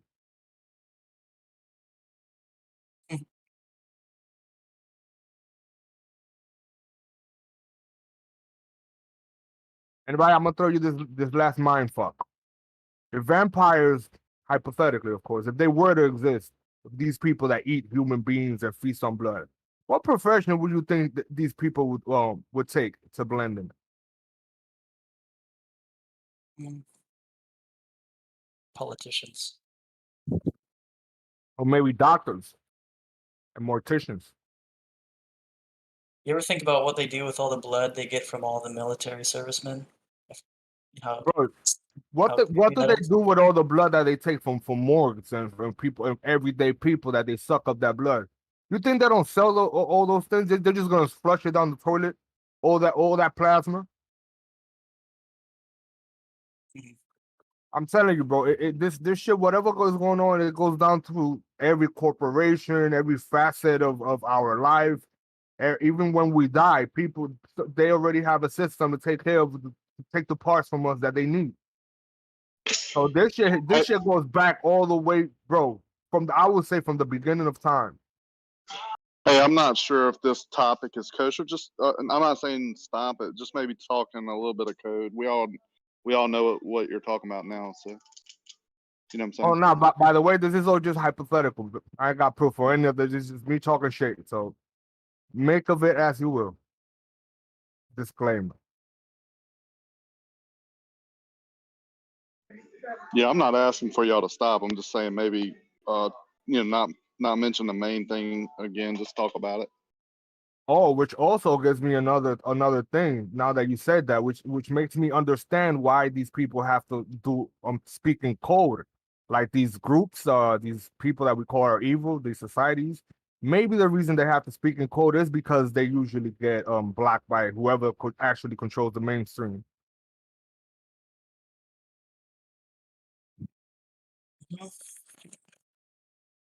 I don't know. They have numerology that they put out, like codes like that. And I think it's all somehow related back to ages before they form, secret societies, and it's just all tradition basically. So Like the symbolism, like how they have the snake pretty much involved in every facet of reality. yeah, stuff like that. Yeah, they've had plenty of time to do all that stuff. Yeah, I have one. I don't think it's a coincidence that the bitten apple is on every iPhone sold. Oh yeah. Wow, what do you mean? Like some sort of biblical thing? Yeah, the sin, the first forbidden fruit bitten out, the apple with a bite taken out of it. And their On first our- computer was $666. Right. iPhone, me, myself, and I, it's self-generated. That sort of. Globe as the background image on the It's first just the iPhone. opposite of what the Bible teaches, right? In like the window, like the Overteen window thing. Like presenting some sort of version of reality that doesn't match your day-to-day lived experiences. Have you guys heard about John Lennon actually being Steve Jobs? Yeah. You laugh, Oh, you man. laugh, but I've actually looked at the inner ear cartilage and it's the same. So I don't know, man. But this It, gives it credence kind to of checks out, unfortunately. I don't know what else to say. it gives credence to the idea that these people are just like changing like the suits. Like you guys saw that family member, the Family Guy episode where this actor just went to the closet and switched suit and he was like playing like 6 different characters. Like these people are like just playing each other or something like that. Like if it's a Right. giant prank on somehow. Well, it's absolutely a giant prank because they already know we're going to believe anything. So they're What just having about the fun with it. alien that's always with the family of the FBI agent? Like, no matter what, it's always like a FBI family and an alien, for the cartoon or the movie, like Alf. I also don't think it's a coincidence that biblically water is the key to everything in our language. Everything is based on maritime law. All our languages are based on stuff like that. There's water in the air, most of the time. Water under us, water over us. Our bodies are made out of water. Most fruits is water. So yeah, water seems to be very important. So much so that we don't even realize how important it actually is. Definitely. Electricity is water energy or liquid energy.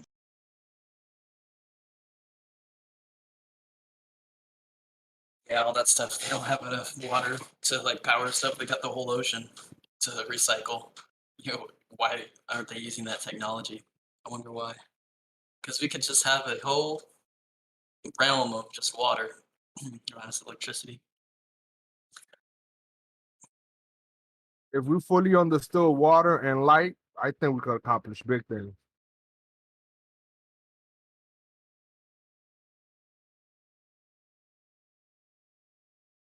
Dude, Billy is still typing and like, oh my god.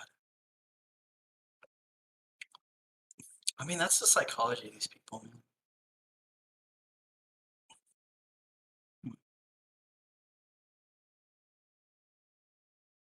It's like the psychology of people, especially the ballers. It's like if we were just doing something on our own time, just trying to think outside the box. What problem is that of theirs that we're just thinking, and having discussions? If they actually lived on a globe and everything was real, everything would be completely opposite. They wouldn't they wouldn't have servers devoted to just trying to debunk this. Everyone would be like, oh yeah, let's do something cool to like, maybe, help the space adventure or something, and no, it's because you have a psychological deficiency when it comes to understanding reality, and you're here to think that you're somehow explaining things to us that we don't understand, which is completely total opposite. Talking about. I'm talking to Billy. He's in the chat. See, right now what he's doing is some sort of odd attention seeking.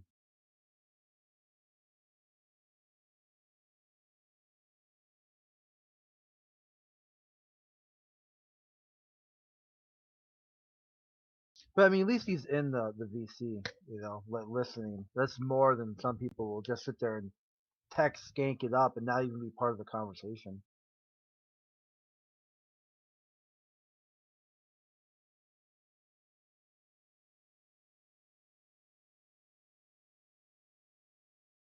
Well, I like it because I come for the ideas. I've already seen enough the flat Earth, for the globe Earth. To me, I just want to check out people's ideas. Sometimes they recommend good videos, good books to read. So I don't see a lot of people doing this in other servers, you know, like other discussions. So pretty much why I do it.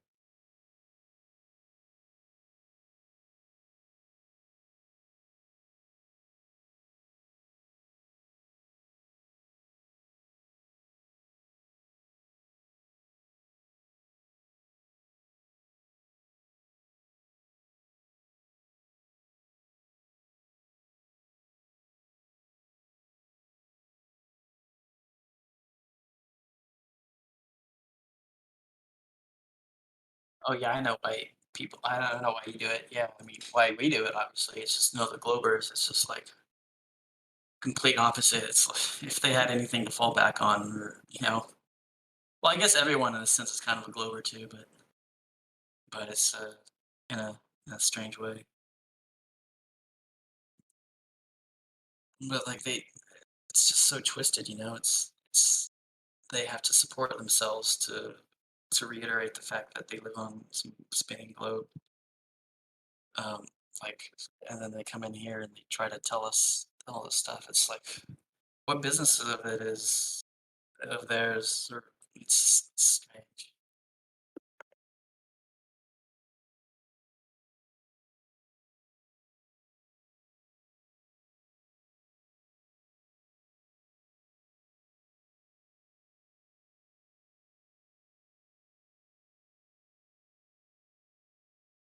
You guys got any crypto in here? You guys into crypto at all? Yeah, I do the crypto deal.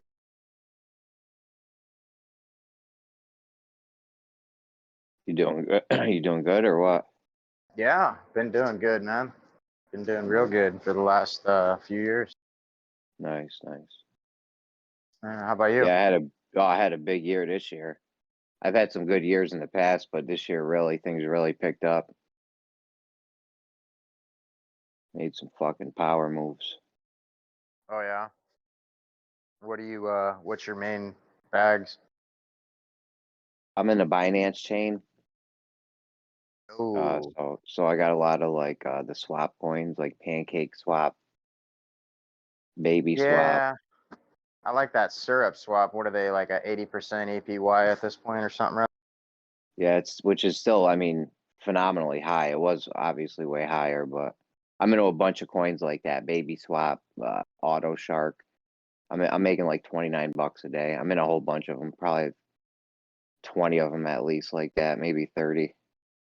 Yeah, Binance is a little shady, man. I'd be careful. I think once regulatory clarity hits the space, I think we're gonna see about I don't know, maybe a good 30% to 70% of the space completely wiped away due to corrections and clarity. I think a lot of these pancakes and such, there's real no like utility behind it. There's no like big application. It's just a bunch of pump and dump going on right now. And Well, I mean, the utility behind Pancake Swap's huge, bro. They got to be making millions of dollars every day.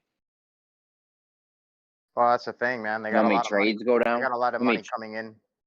Yeah, they got a lot of money coming into investments and stuff, but that's only due to the fact that majority of the retail investor right now is very unaware, and they're just buying up anything. Like when you got people like Elon Musk coming out on TV promoting Dogecoin, and Dogecoin, the inventors of Dogecoin openly admit that there's no utility behind it. It's literally a joke coin. And then you got people like standing behind that are pretty prolific with the public, and a lot of people listen to what these kind of people say. It just, what that does, man, is it makes a bad name for the entire space, because someone's gonna lose, right? Someone's gonna make money, but someone's gonna lose at the end of the day. And I say keep your holdings in something that's gonna be long standing, and not a fly by night type crypto. You got And anything like that pays passive income? Because that's all I invest in at this point is shit that pays passively. well, I mean, there's Tezos that's actually pretty decent, and it's pretty safe, and it's on an upward trend, overall. What's that, on the Ethereum network? Yeah. Tezos? Yeah, Tezos, yeah. There's Cosmos. There's Atom. Yeah, I'm gonna have to check There's those out. plenty that pay back some dividends, but I wouldn't really focus on that. I mean, that's Oh, just that's kind what of I do, bro. I that's all I invest in is passive income because I want my money ticking in, you know.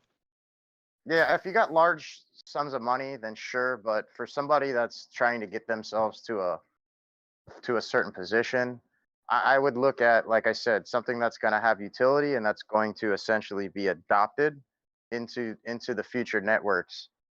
Something like Stellar and Ripple. I mean, these are things that already have the framework and groundwork laid out. It's just a matter of getting the stamp of approval from the government here right now through this lawsuit, which is actually going to their benefit. And what that's going to do is that's going to give the commercial market the confidence they need to essentially take it in and start using it. And once we see that happen, you know, XRP is gonna probably do 100x overnight. I got a little XRP. I wouldn't mind that doing 100 to 100x. Yeah, it's just a no-brainer. We've already seen the worst of the worst. Right now is a good buying point. It's still hovering around $1. We're not going to see that ever again. So it's only a matter of time, and it's going to hit triple I got digits. in at Man. 75 cents. I got in at 25, and Damn. you know, I wish I would have got in sooner, but yeah, I knew about Bitcoin when it was 12 cents. I just didn't have the technical aspect on how to acquire it. I wasn't a real Yeah, I'm computer sure guy it at was the more time. difficult Stop back lying. then, huh? You stop lying. You didn't have 12 cents. But I ended up getting in at when it was like 1900, and but I'm not a Bitcoin maxi. Like I'm not about Bitcoin at all. I think the other cryptos is where it's at. I think the altcoins My is biggest hack, AVAX. yeah, I don't think we've seen a real bull run yet with the altcoins. I mean, I know we see like baby bulls, but I don't think we've seen what's coming. Everything right now is happening. It's all happening right now. Central bank just adopted Ripple. They're already using it. So it's all happening right now, guys. If you want to have some wealth that's going to be generational, this is one of those things that Not financial advice at all. and this is not financial advice. Thank you.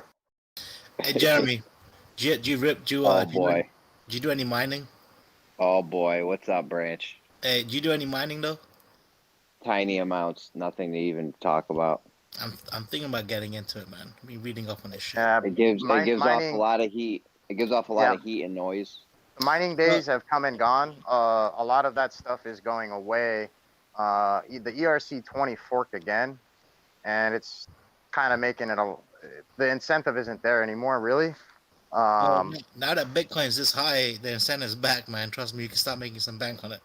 Yeah, but you're competing with Iran, China, right? But and a lot of this is being manipulated right now. If you look at Tether, right, which is supposed to be a stable coin,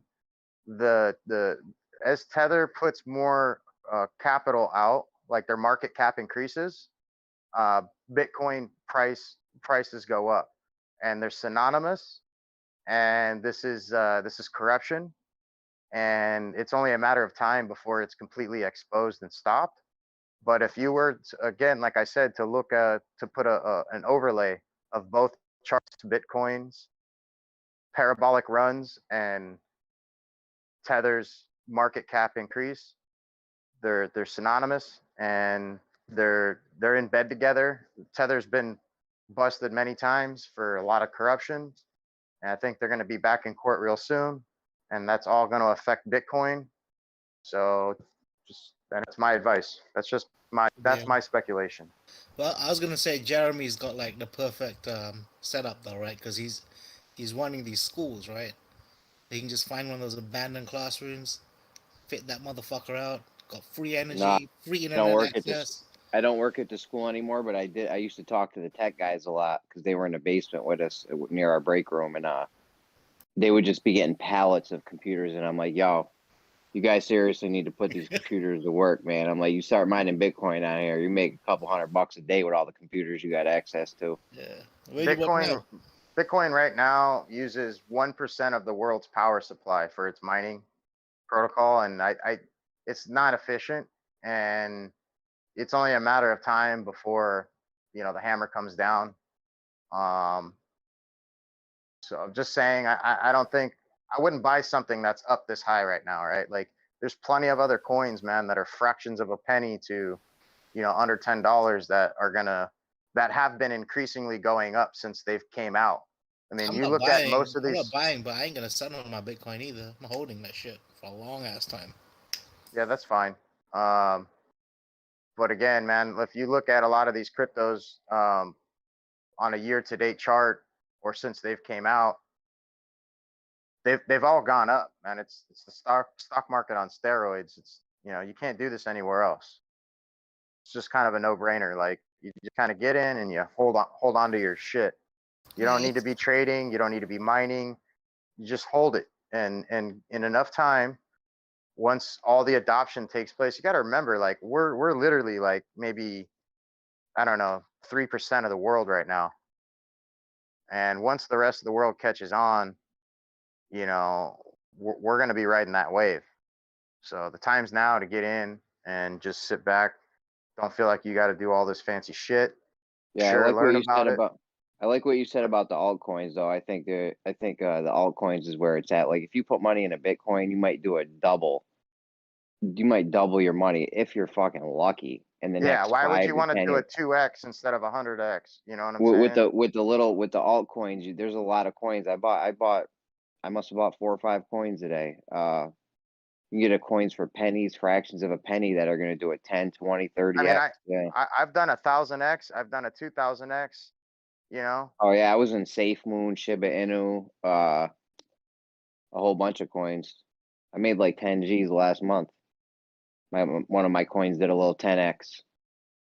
Yeah, I don't want to get into numbers, man, but I'm just gonna say, this has been unbelievable, and I'm just looking at everyone else that's not doing it and going, well, what's wrong with you guys, man? Like, Yeah, I made life-changing money in the past since like February, March. Since then, I've made life-changing money. yeah, exactly. So, and you're gonna make more as long as you hold on to it, and and just be patient. But right now, guys, it's more of a risk to hold fiat than it is to hold crypto, and that's not an opinion. It's just, if you were to do an analysis, a chart analysis, I mean, it's all right there in front of you. The More dollar keeps U.S. getting worth fiat. less and less. Yeah, the Yeah, dollar keeps getting worth. Go ahead. Yeah, they printed more last year than they have in all of history combined, and they're printing the U.S. dollar into the ground, and this is all intentional, and this is a huge wealth transfer that's taken place going into this digital technocracy. And the media is not going to tell you about this, man. Back in the day when Bitcoin came out, they were laughing at it. JP Morgan laughing at it. Forbes, nobody wanted to touch it. Nobody even wanted to talk about it. When I told people about Bitcoin, they're like, "Oh, that's a scam. Why are you putting your money into that?" Yeah, that's all I heard from people. I told a lot of my friends and family, and it's a Ponzi scheme, and now I always bring it up to them when I see them, at parties or whatnots, and and they got to live with that. They got to live with that. I was very adamant. This wasn't like, oh, I think this is. I was like, no, you need to buy this now. Help me buy this. I don't know how to get it, but I know you know something about computers, and yeah, man. So It's you got to super get on easy it. now. It's super easy now to get into crypto. Like, It's very easy, man. anyone can do it. Yeah, it's so easy. You download 2 apps on your phone, you're fucking in. Yeah, I'll help anyone who's got questions about it. I'm willing to walk you through it. Dude, all you need now is a PayPal account. No, PayPal's only going to get you Ethereum and Bitcoin. I think they're going to probably start accepting a few more, but that's not really what you want. Yeah, I don't really fuck around with the whole buying and selling shit, man. Can't be fucked. It's too much drama. I just like to buy some shit and hold it. See what happens. That's what I do. But when I'm holding my shit, I'm getting $29 a day from it. Yeah, but I don't put money in that I expect to like use. You know what I mean? That's like money Me either. I put let in there and I let just it grow. leave I it. take that, bro. I take that $29 a day and I invest it in other projects that make more passive income. Yeah. Yeah. I mean, it works for you, right? Yeah. Well, it could work for anyone who really wants to do it. That's the thing, man. It's not that he's special. It's just that he's willing to put forth the time and the energy to make it happen. And it's not like it's rocket science, guys. It's you take some of your fucking money, set up your crypto account, you purchase the crypto, and you just maybe an hour a day, just watch some YouTube videos, learn about it, see what's going on, and just keep your eye on it. Yeah. And that's I mean, all you got to I do. diversify though. I mean, like, I like to put my money into properties. I like to put it in land and properties in cities. Yeah, well, Yeah. property right now is bubbled up, and it's not anything that the younger generation is going to be able to take advantage of. So if you got in prior to '08 or whatever, sure, at least out here where I'm at locally. But the problem is all that's going to come crashing down on top of people, and they're going to be upside down, and that's not Yeah, the I mean, place it's people okay want to though. be. Even if it crashes, as long as it's in a good place, we're always gonna get rental prices on it. Then I mean, you should be good Yeah, for but like the long term. dirt for the young man isn't a good thing because this is a long-term investment. Dirt's always a good thing to have, but for somebody that's trying to get to a position in life, you don't want to have long-term investments. You want to have short-term gains, and this is what we're talking about. Yeah, again, it depends on where you're at in life, right? I don't really give a fuck about short-term games. I'm all about stability right now. Nothing's stable right now, buddy. Everything's up in the Well, air. that's why I'm Precious looking at metals. different countries, man. I'm actually looking at investing in China and shit. I mean, I fucked around in some other countries. Like all my land ain't in America, right? I'm really China's real wanna get some estate in is China. higher than anywhere else in I the know. world. If It's you were to expensive. compare Beijing to New York, it's night and day the price difference, and New York is even sky high. So you Yeah, can imagine how I don't bad want these to. people are suffering. Again, but it's still good land to have. I mean, it's always good to buy land all over the world, right? It's not good to just be in one spot. Yeah, but again, it's you got investing in the land, sure, but again, man, you're talking decades upon decades before you see some sort of a percentage of increase. Like it's not what it used to be, man. All that's kind of come and gone. You don't do it for the increase, right? The increase is something you get. What you do it for is the residual income you get. But basically, you don't buy the property unless your rent's going to cover your mortgage payment. And I know you can get fucked for doing that, because the land if you can't find rent or rental prices drop for some crazy reason, then you're going to get fucked. But that's why you don't That's do what's it with happening, your man. fucking, that's why you only do it with your investment money.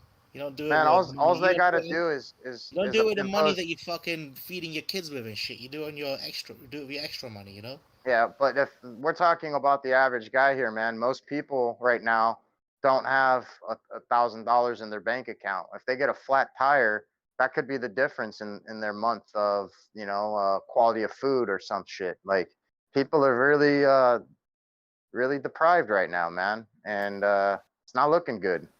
I mean, personally though, I think that if you don't have $1,000 in the bank, I don't think you should be fucking with crypto. Basically, it's one of those things where I get what you're saying. It's one of those give and take things. I personally don't think you should be gambling with money if you don't even have $1,000 in the bank. But that's what I'm telling you. It's a gamble right now to not have crypto. Not having crypto is the gamble. That's what I'm telling you. Yeah, you can look at it that way. I look It's at it not a like matter of a different looking at way. it that way, man. It's all the numbers. You can't hide from the math, man. It's all the numbers are I there. personally think Q4 this year is going to be insane for crypto. That's fine, Yeah. but if you haven't got $1,000 in the bank, man, you you gotta really look at your shit and get your shit together, and then start thinking of fucking investing. You know, I don't give a fuck what you say, but you know, if I was in a situation where I didn't have $1,000 in the bank, I'll be working like fucking 3 jobs. I've worked a shit ton. I've worked one job which was like, you know, 80, 90 hours a week. So it's not like No one wants to work for pennies anymore, though. People are trying to, you know, secure their future. well, if you ain't got a fucking $1,000 in the bank, you better do whatever the fuck you can to get more money in the bank.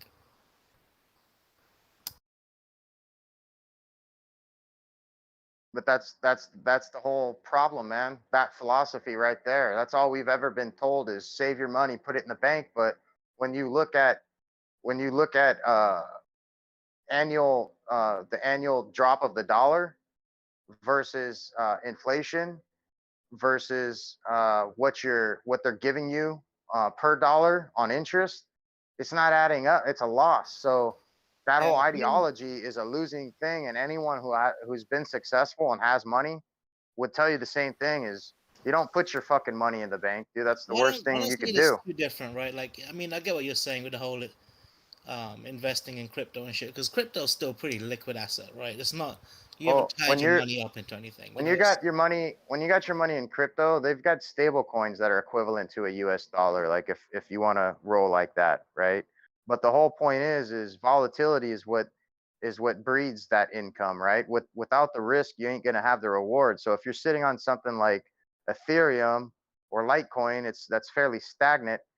You're not gonna make that money that you're looking for. So it's all about what risk you're willing to take. And I would say if you had $1,000, maybe put half in something stable, like I just gave you, and then the other half put in something that's positioned to skyrocket. And there's plenty of that going on right now. And you know, that's where it's at, man. If you make the wrong bet, you've just lost fucking half of your life savings, which is only $500. But if you look, that's what I'm telling you, man. If you look at all of these cryptos on a year-to-date chart, they're all going up. There's nothing that's losing. Tell me one coin that's losing. Sure, they fluctuate, but again, remember, we're talking within a year's time. All right, you give it 5 years time, it's that much more. Like everything's on a going up, and everything on the fiat is going down. It's a no fucking brainer, man. If you can't see that, you're gonna miss it, and you're gonna be kicking yourself. I'm not saying that, bro. I'm just thinking. I'm thinking about other people. I'm thinking about people who only have $1,000 to their name. I personally think that you know, especially if they got kids and shit. That you can get free crypto, man. They pay you to learn about it. You download the app, and they pay you to take watch a 5-minute little video, or listen or read a little 2-minute thing. And then you answer a multiple choice question. You can earn up to, I think I've earned over $100 so far just watching stupid little videos of free crypto that's already made me probably, you know, an extra few $100s. So not only did I get a free $100, but then that $100 also made me a few $100s. Like, you see my point? Did you mind if I ask, like, what your total amount in all cryptocurrencies is?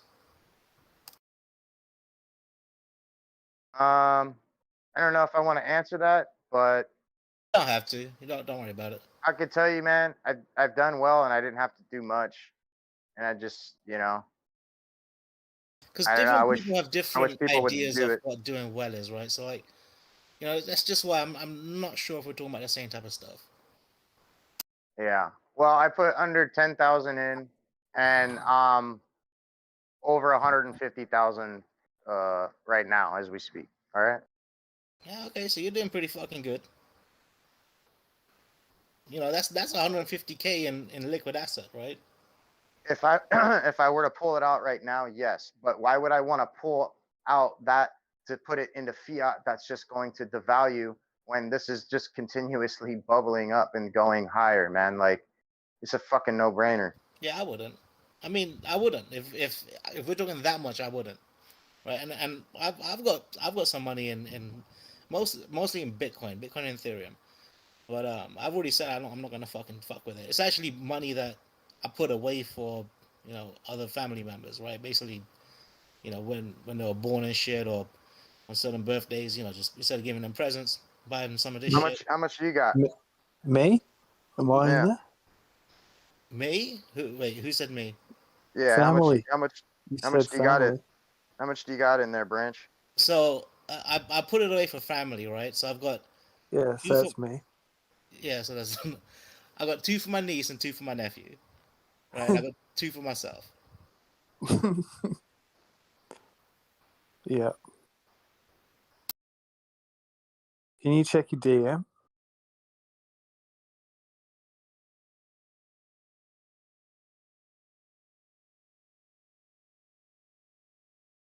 Go, man. Give me a sec, man. Doesn't have to be yours. Oh, can I send you that dude who I'm talking to's? Yep. Turn his camera on.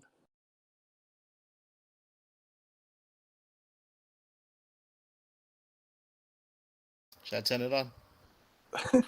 I'm in his computer already. I'm just about to take all his Bitcoin. Nice. He doesn't need it. Nah, he's got too much As already. soon as you lose, die slow. What are you talking about? What are you guys talking about? We're hacking your system. I'm not worried about that, guys. I got Cool. my keys tightly secured and dispersed. Nice. I'll just play with it. But man, I Step tell you what, ahead. sometimes it's hard, man. Like I'm actually happy I've held on to it.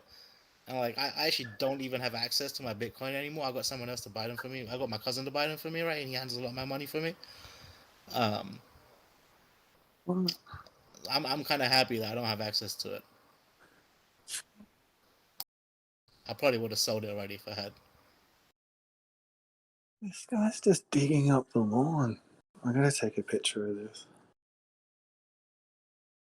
Why are you digging up your lawn? Aren't you renting? This old guy, you gotta see this. It's awesome. Okay.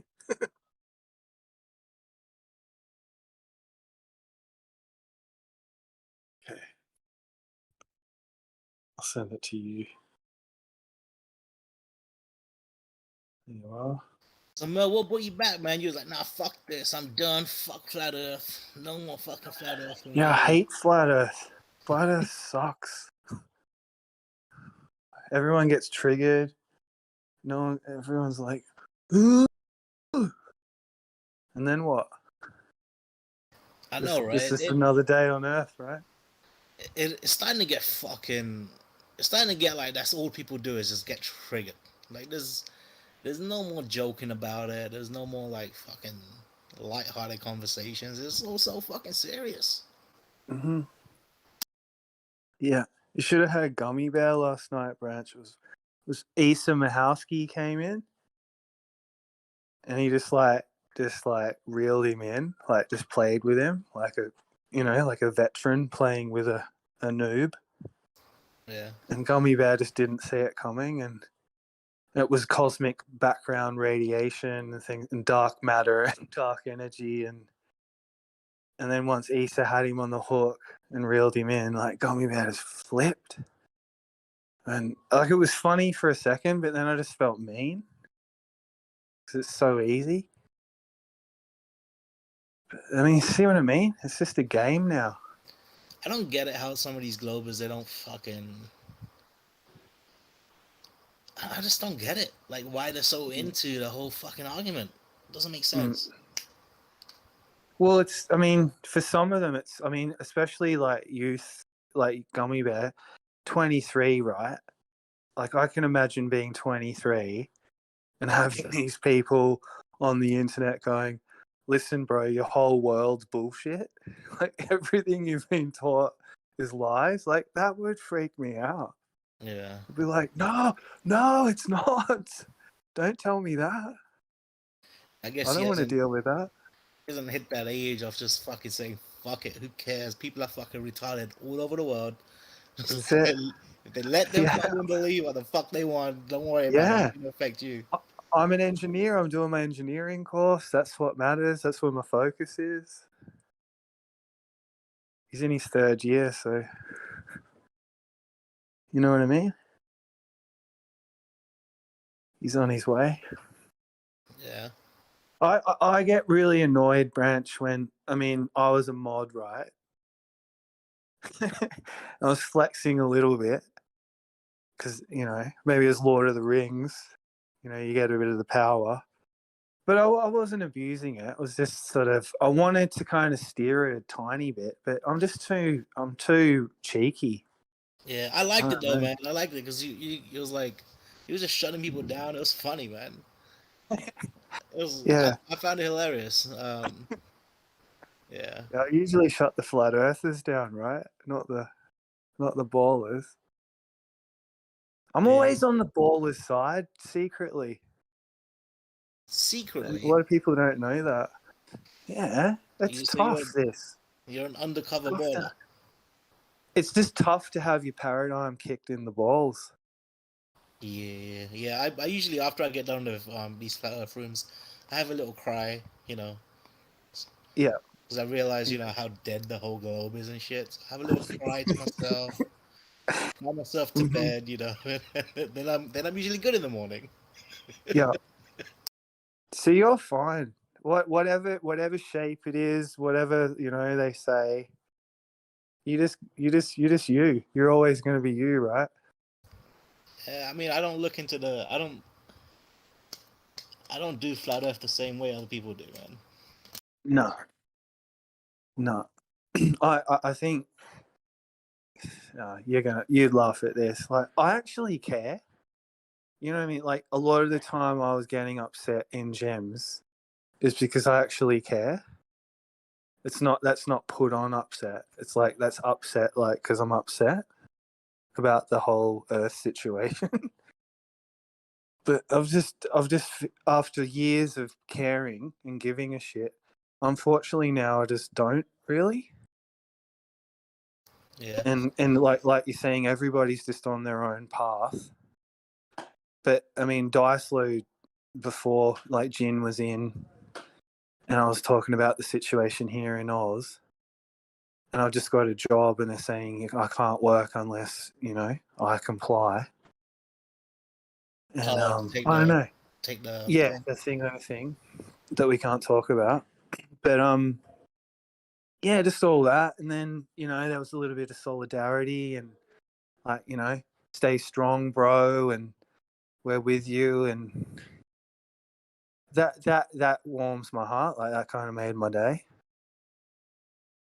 So I mean, what pisses me off that about makes it flat all earth is worthwhile. when people have bad attitudes, dude. It's like some people come in and they're just like, even if they're fucking wrong, they just think that their fucking point of view is the right point of view to have. Their way of thinking is the right way of thinking.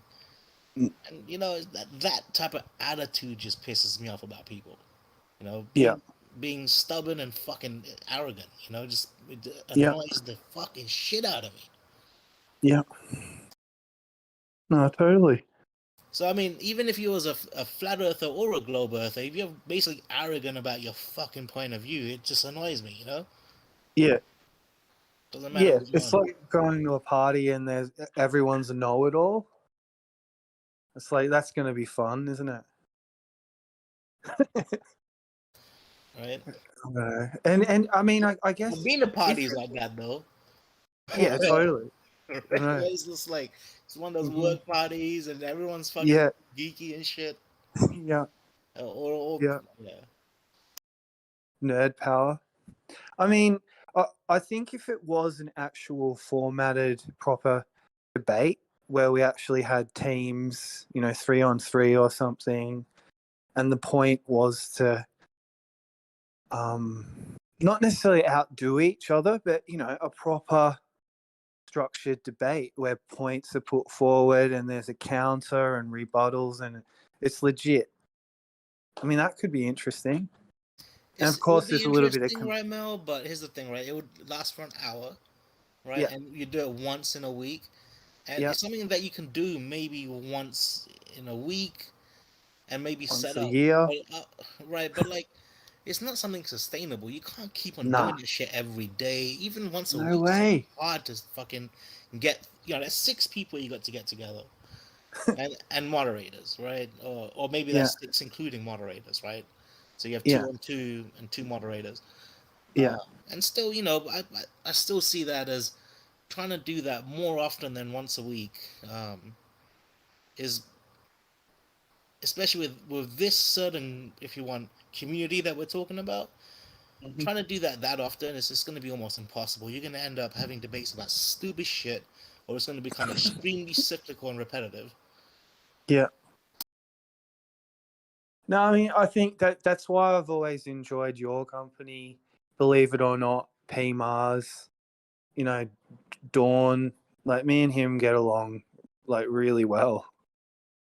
And when it's not in this kind of format, and it's just us just talking about life and whatever, I it's think always Dawn's a interesting. lot like me, dude. He doesn't get along with the whole Gem Panda clique. No. He gets something, doesn't get along with them in a whole new level to how I don't. But I think it's like pretty similar. He just doesn't like their attitude and what they stand for and that type of shit. Mm-hmm. Yeah. You know, I'm seeing it more and more there, right? Like it's all about hailing fucking flat earthers. That's all it's about. And it's like, you know, you got these fucking people, and they've got I took a photo of you they've got too. they've got extremely shit fucking Look. jobs and careers and shit, right?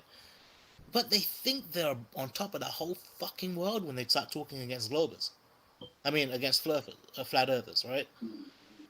Like, you would think they're fucking high level double PhD motherfuckers the way they think they're on top of everyone.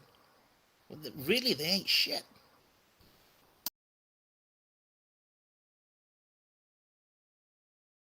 I'm obsessed. But this is my friend. You don't understand. Yeah, this is Branch. He's a Hindu. Who's that, Mel? He's better. He's a better Hindu than you. You think you're Krishna. Is your buddy there a Hindu too? He thinks he is. No, he's all about Allah. He's all about it. But it's good. I love it that he loves God and he's like connected. I think that's awesome. Who's this guy you brought into the conversation? Is that your roommate? Nah, he's a guy I grew up with. I used to work with him at the Herald Weekly Times. Yeah, we used to fucking. Oh, we had a lot of fun growing up. But yeah. So when everything, I was like, I got to go back to Melbourne. You know, like you were asking me to come back for that girl. And I was like, no, I just got to go home. And he was like one of my good friends, and he's been looking for me like 15 years. He just found me when everything just went fucking pairs.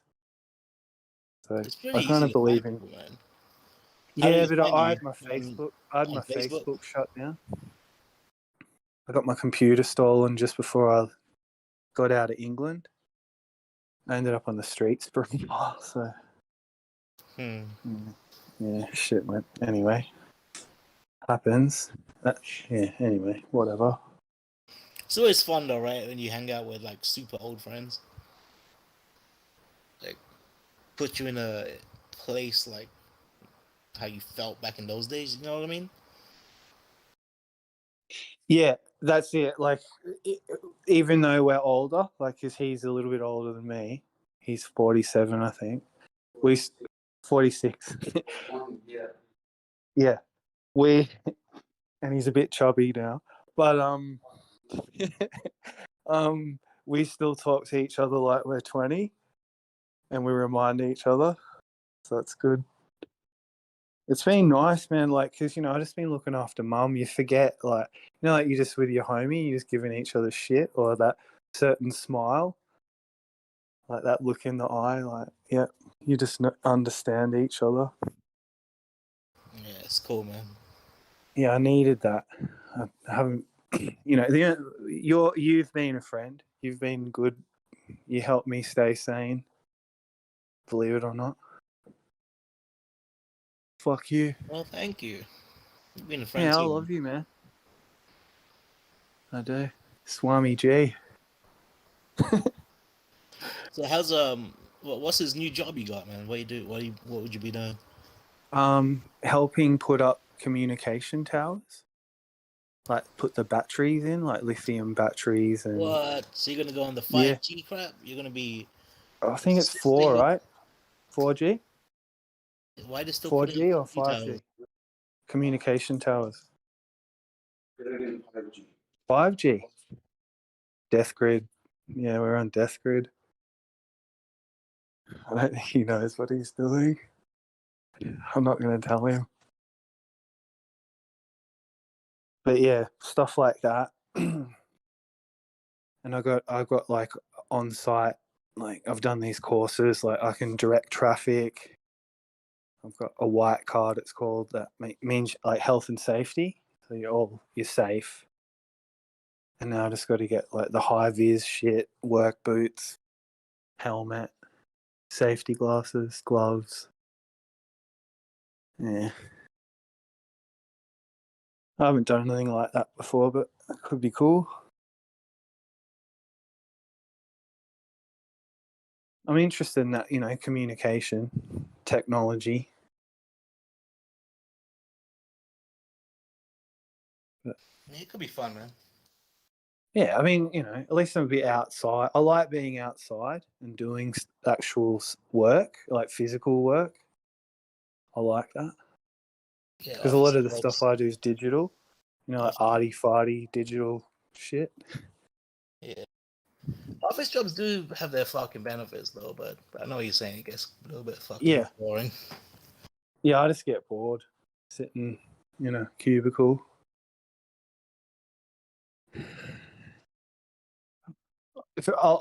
Ideally, I'd probably like my own online business, like even. Can you relax?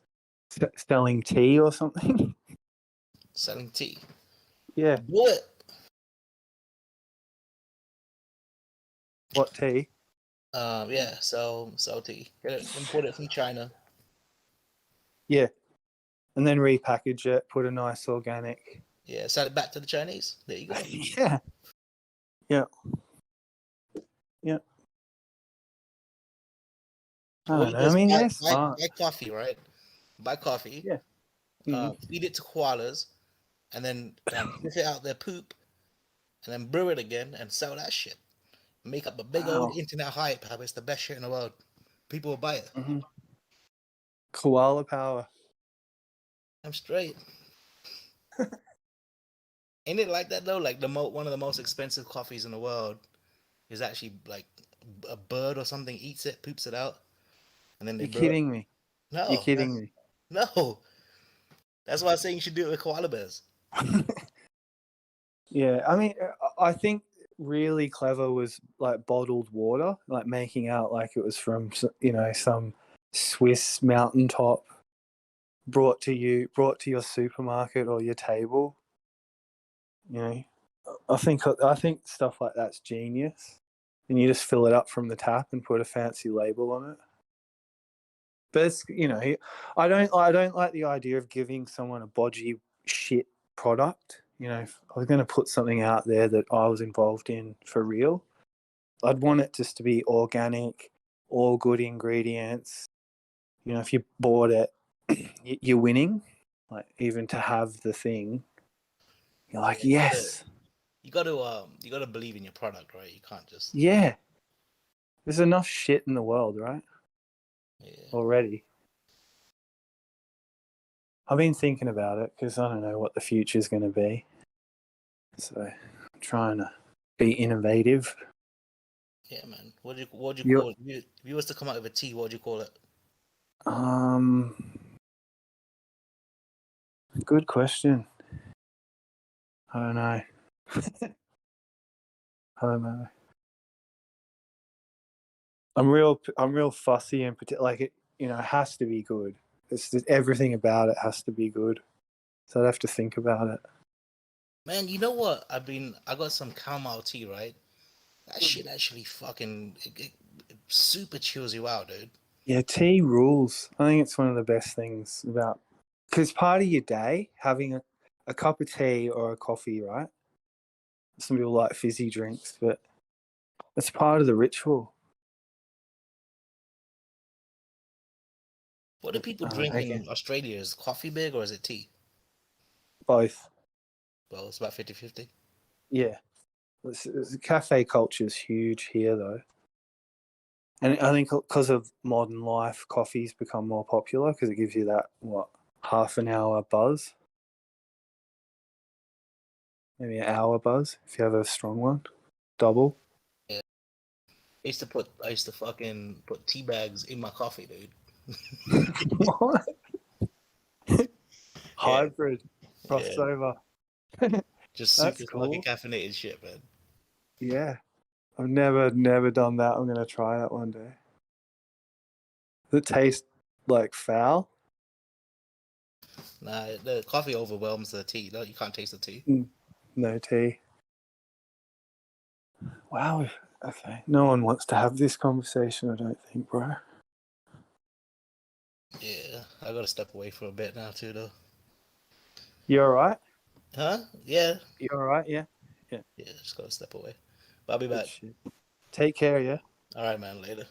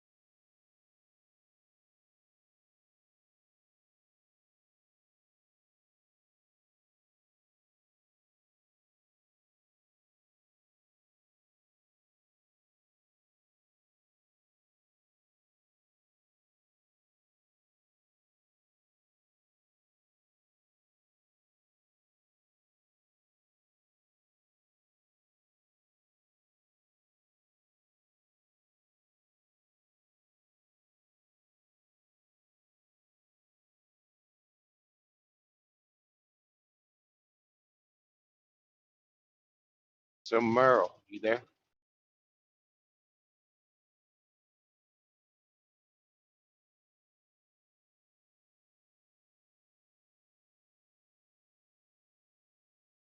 Merlin, man. What's up, Howard? No, I think he dropped out of the call. Yeah, I didn't realize that. Or of the chat, I should say. Oh, I wanted to ask him what Vegemite tasted like. Yeah.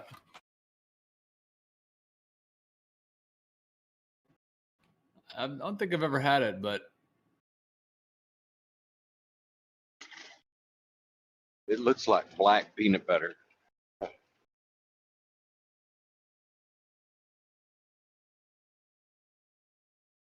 Maybe green peanut butter. I don't know.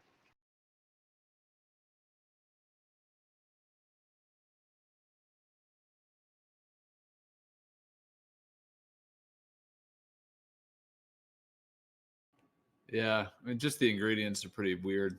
Leftover brewer's yeast extract with vegetable and spice additives. Sounds pretty not too natural, maybe. Put hair on your chest.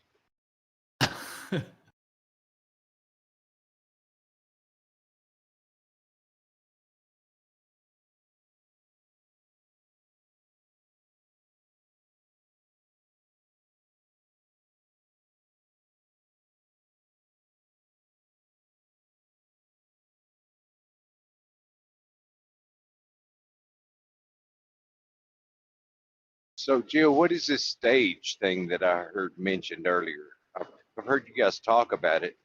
Somebody said you actually did one today, but I wasn't around for that.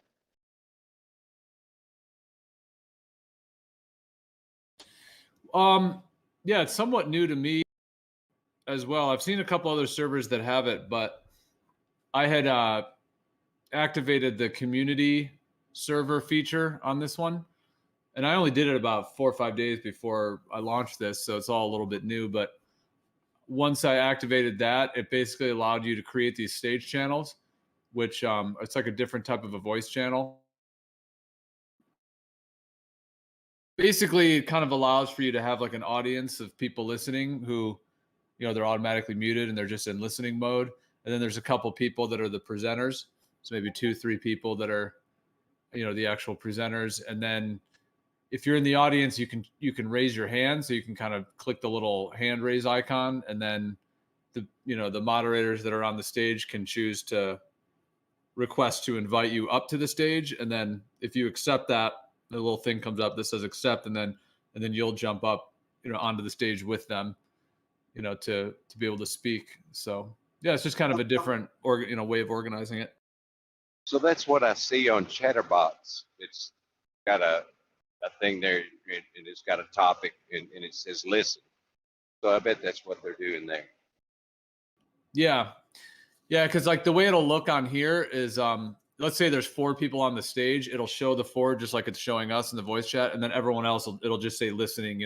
20 people listening or whatever. The rest will just be in listening mode, which actually kind of also cleans up. I mean, if you had a lot of people, 100, 200, 300 in a voice chat, it would be pretty difficult to organize it like this, because it would just be taking up the whole area. So with that, it makes it a little bit more compact if you have a lot of people listening.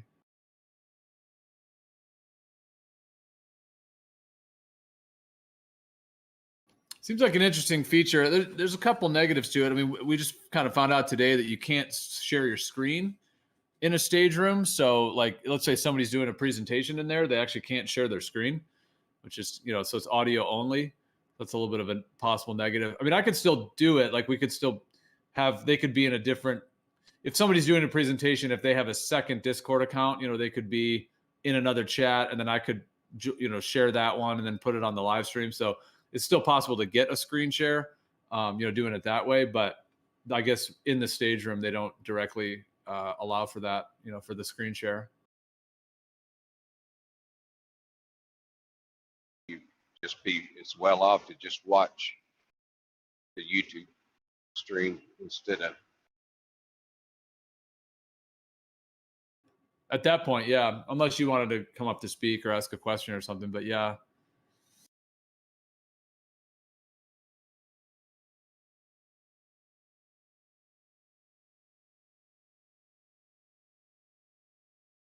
Yeah, it seems like a pretty cool feature, something different, but yeah, I haven't really fully worked with it, directly myself yet in terms of actually trying to do a whole chat, with it. We've played around with it a bit on here, just 10 people, 10 or 15, trying just to see how it works.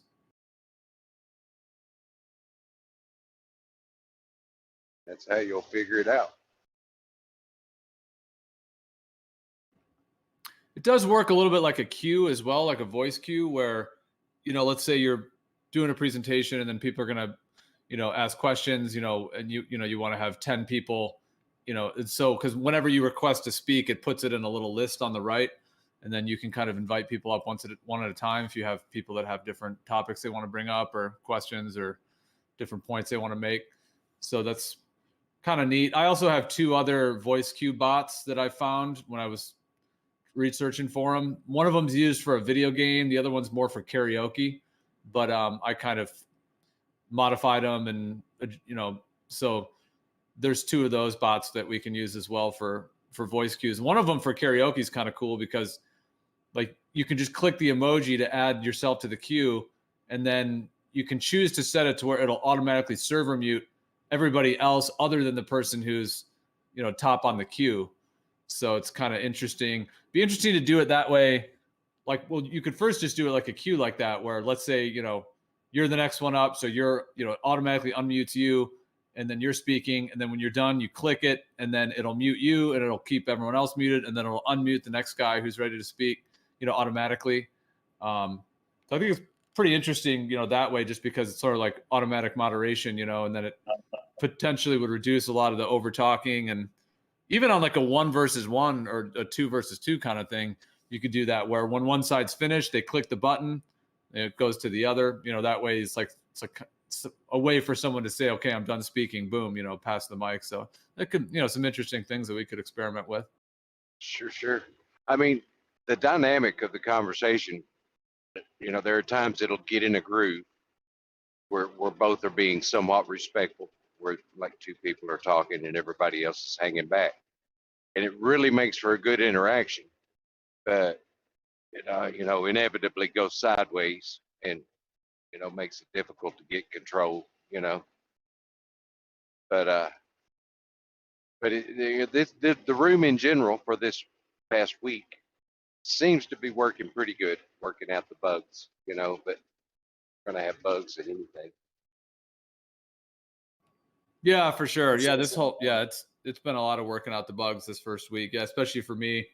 It's amazing just doing these live streams. It's been a big learning curve for me, and it's just unbelievable how many settings it takes. And because I'm running them off of servers, I'm not doing it out of my house because I live in an area that sometimes my internet goes out, so it wouldn't be stable enough for me to run it just because I'm out in the woods, and so the internet goes out sometimes. So yeah, so running it off of servers is the best way, and then just how to connect to the servers remotely and make sure they're always live, and then you got to make sure that, anyways, it's just a lot of factors. So some of the times the audio has dropped on the YouTube stream, but I think I got it all now. So to where it should be good to where that won't happen anymore. But yeah, there's lots of other little technical things to work out, just to get it all meshing, get the gears meshing together and get it working. Yeah, I could see it, whether this conversation would become such, but I could see it being a profitable platform if you got in the right niche, and that you could, I don't know, broaden the audience, so to speak, and get more people involved in it. Just seeing how people make a living doing these things,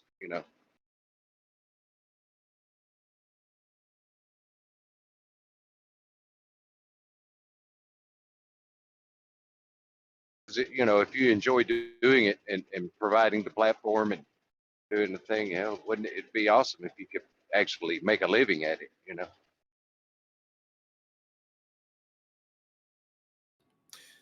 Yeah, I mean, it'd be interesting too. I mean, could be interesting. Well, what I think would be is what I was just saying is that what if everybody could in a way, like what if there was a way that let's say that everybody who's on the moderator staff or something, could be able to get compensation. I mean, it's a way like, businesses work, obviously, whoever's kind of supporting and all that. But well, the more it goes into business, the more opportunity there'll be for fractures in relationships. I would think. I don't know if that would be a positive or a negative. I don't know. Yeah, there's definitely something nice about not having money involved and just having this, especially with this topic and what it is and just everything with it, just sort of not having that be a factor where there's, all the finances involved. And like I said, what's up, Joe? Yo, what's up, Don? This is your server or like your partner? Yeah, I created it. Because I know you, dude, you're online a lot, bro. Like you don't get funded for this project or nothing. You're just doing it. Yep. Yeah. Well, I mean, everything I do from home these days anyways. So I'm always sort of multitasking and, doing various things. And so I'm not always at the computer. I usually have it on, just sort of listening, around the house and whether I'm driving or whatever I'm doing. So I'm not always, totally active at it, but yeah, I mean, I've been working on this sort of on and off for probably about 3 years. I mean, I kind of had the thought and vision for it back then, and then kind of started working on some things just slowly, and then just working out little parts of it over time. And then I actually thought maybe last year I was going to launch it. I kind of was somewhat ready, and then ended up just traveling and wasn't quite the right time. So yeah, just kind of finally got it all kind of completed.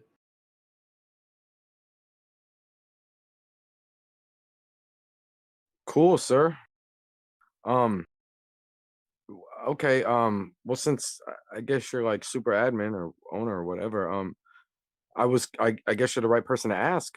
All the category channels kind of down at the bottom of the list, like specific topics like perspective research or free energy, all these topics you have at the bottom. What role level do you need to post in there? I see they really haven't got a blog started yet.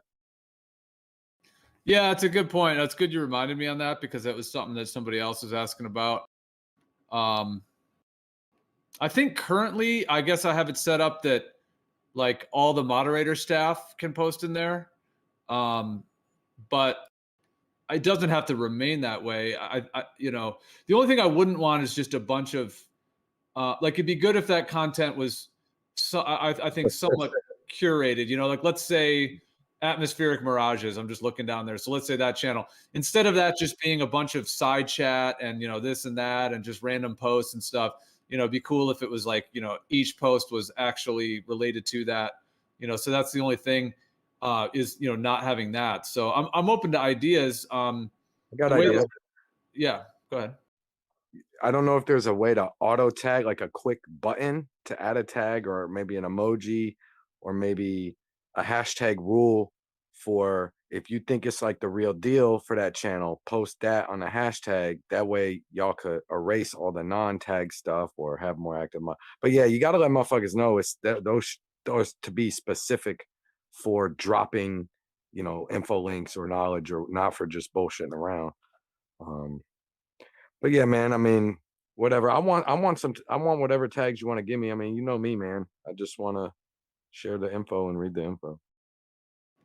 But Yeah, well, one option for that is I could create a role that's just called, research database role or something like that I could just give to people who, want to post in there, meaning I could, kind of talk to them or make sure that they know, that to post there, we want to kind of keep the content, readable and not just all kinds of random stuff. That's one idea. I mean, if I just open it up to, let's say I just open up to the courts role or something, then that just means that, obviously everyone would be able to post there.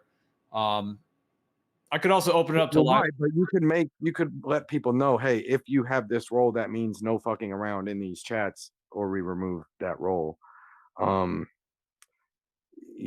Like, cause yeah, what you're saying is people asking like, hey, I want to be involved in this, like, that's cool, but that's a lot of work, bro. Like, if you know what I mean? Like, that's a lot of work for both sides. I just want to drop a quick link. Now I got to grab someone's ear and be like, yo, give me the tag, give me the permission. And that's, it's annoying. But hey, are we talking about, you're talking about the bottom of the server here that I don't have access to? Yes, sir. Okay. Yeah, I wasn't really sure if I just fucked up or what was going on. There's like a section there's videos, which, and of course we can add or remove things, but a couple, earth videos, health videos, and then there's the research databases, which have all those things, which of course we could add more. Well, one thing I could do is I could just open it to Livestream verified, because the way I've been doing it right now is that like, I've been giving out the Livestream verified just like from like I've been giving it to people, like people that I know, people that I know are trustworthy, because basically that allows you to post images and things on the chat, which show up directly on the YouTube stream. So obviously we just don't want people posting inappropriate stuff or whatever for YouTube. But I mean, I could open up all those channels to all the Livestream verified. That's one option, and then that way everybody who has that, which you guys would both have that and everything, so then we could start posting stuff in there, and then maybe I could somehow let people know not to just use that for side chat. I mean, I could always go through there and delete stuff that's just random off-topic stuff, but yeah, you're right. I mean, it would be good to be able to start getting some content in all those. Yeah, I guess if you have VC verified, that that's part of check, like, hey, whatever, like that, you just tell people you've had their attention to get them VC verified, so that means they're at least willing to check in. So you do have a lot of check-ins here, but it seems to work, I guess. That's pretty.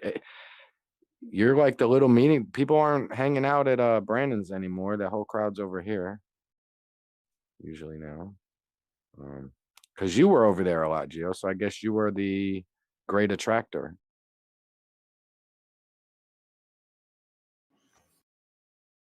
Well, I started. I think like there was a bit of an after show happening, but it was usually just like 2 or 3 or 4 people, and then Brandon had given me the moderator, and then because there weren't too many active moderators at that point on Brandon's and the after show, I was able to help out a bit just to kind of. I mean, I won't name names, but I think we probably know there's some people that would end up kind of. Nah, you all right. You all right. You do a good job. I mean, power didn't go too much to your head. I know I had a whatever make you mute me, I'm sure, a couple of times, but whatever. You definitely are a good host, man. You're always talking. You're nice. Demeanor is always nice. Yeah, I've heard you bragged on in other servers for your moderation, and I've done so as well. You said you've heard me. Yeah. I don't think anybody's perfect, but you're a pretty nice guy. You're pretty nice. Well, thanks, Don. You said, Howard, you said ragged on, like negative, you mean? No, bragged. Oh, bragged. Yeah, okay. Yes, but you did a good job.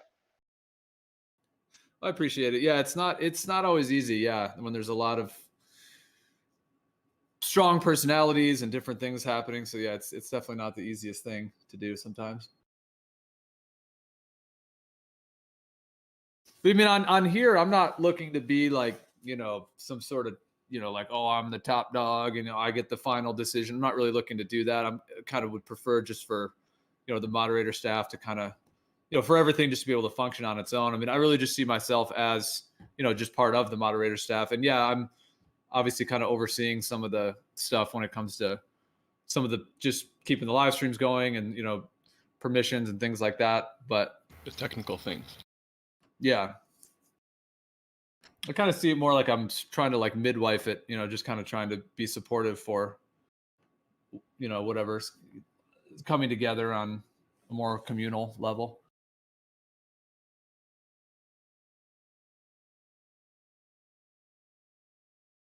I don't want you to be my midwife, Gio. I want you to be my wife. Okay, full wife.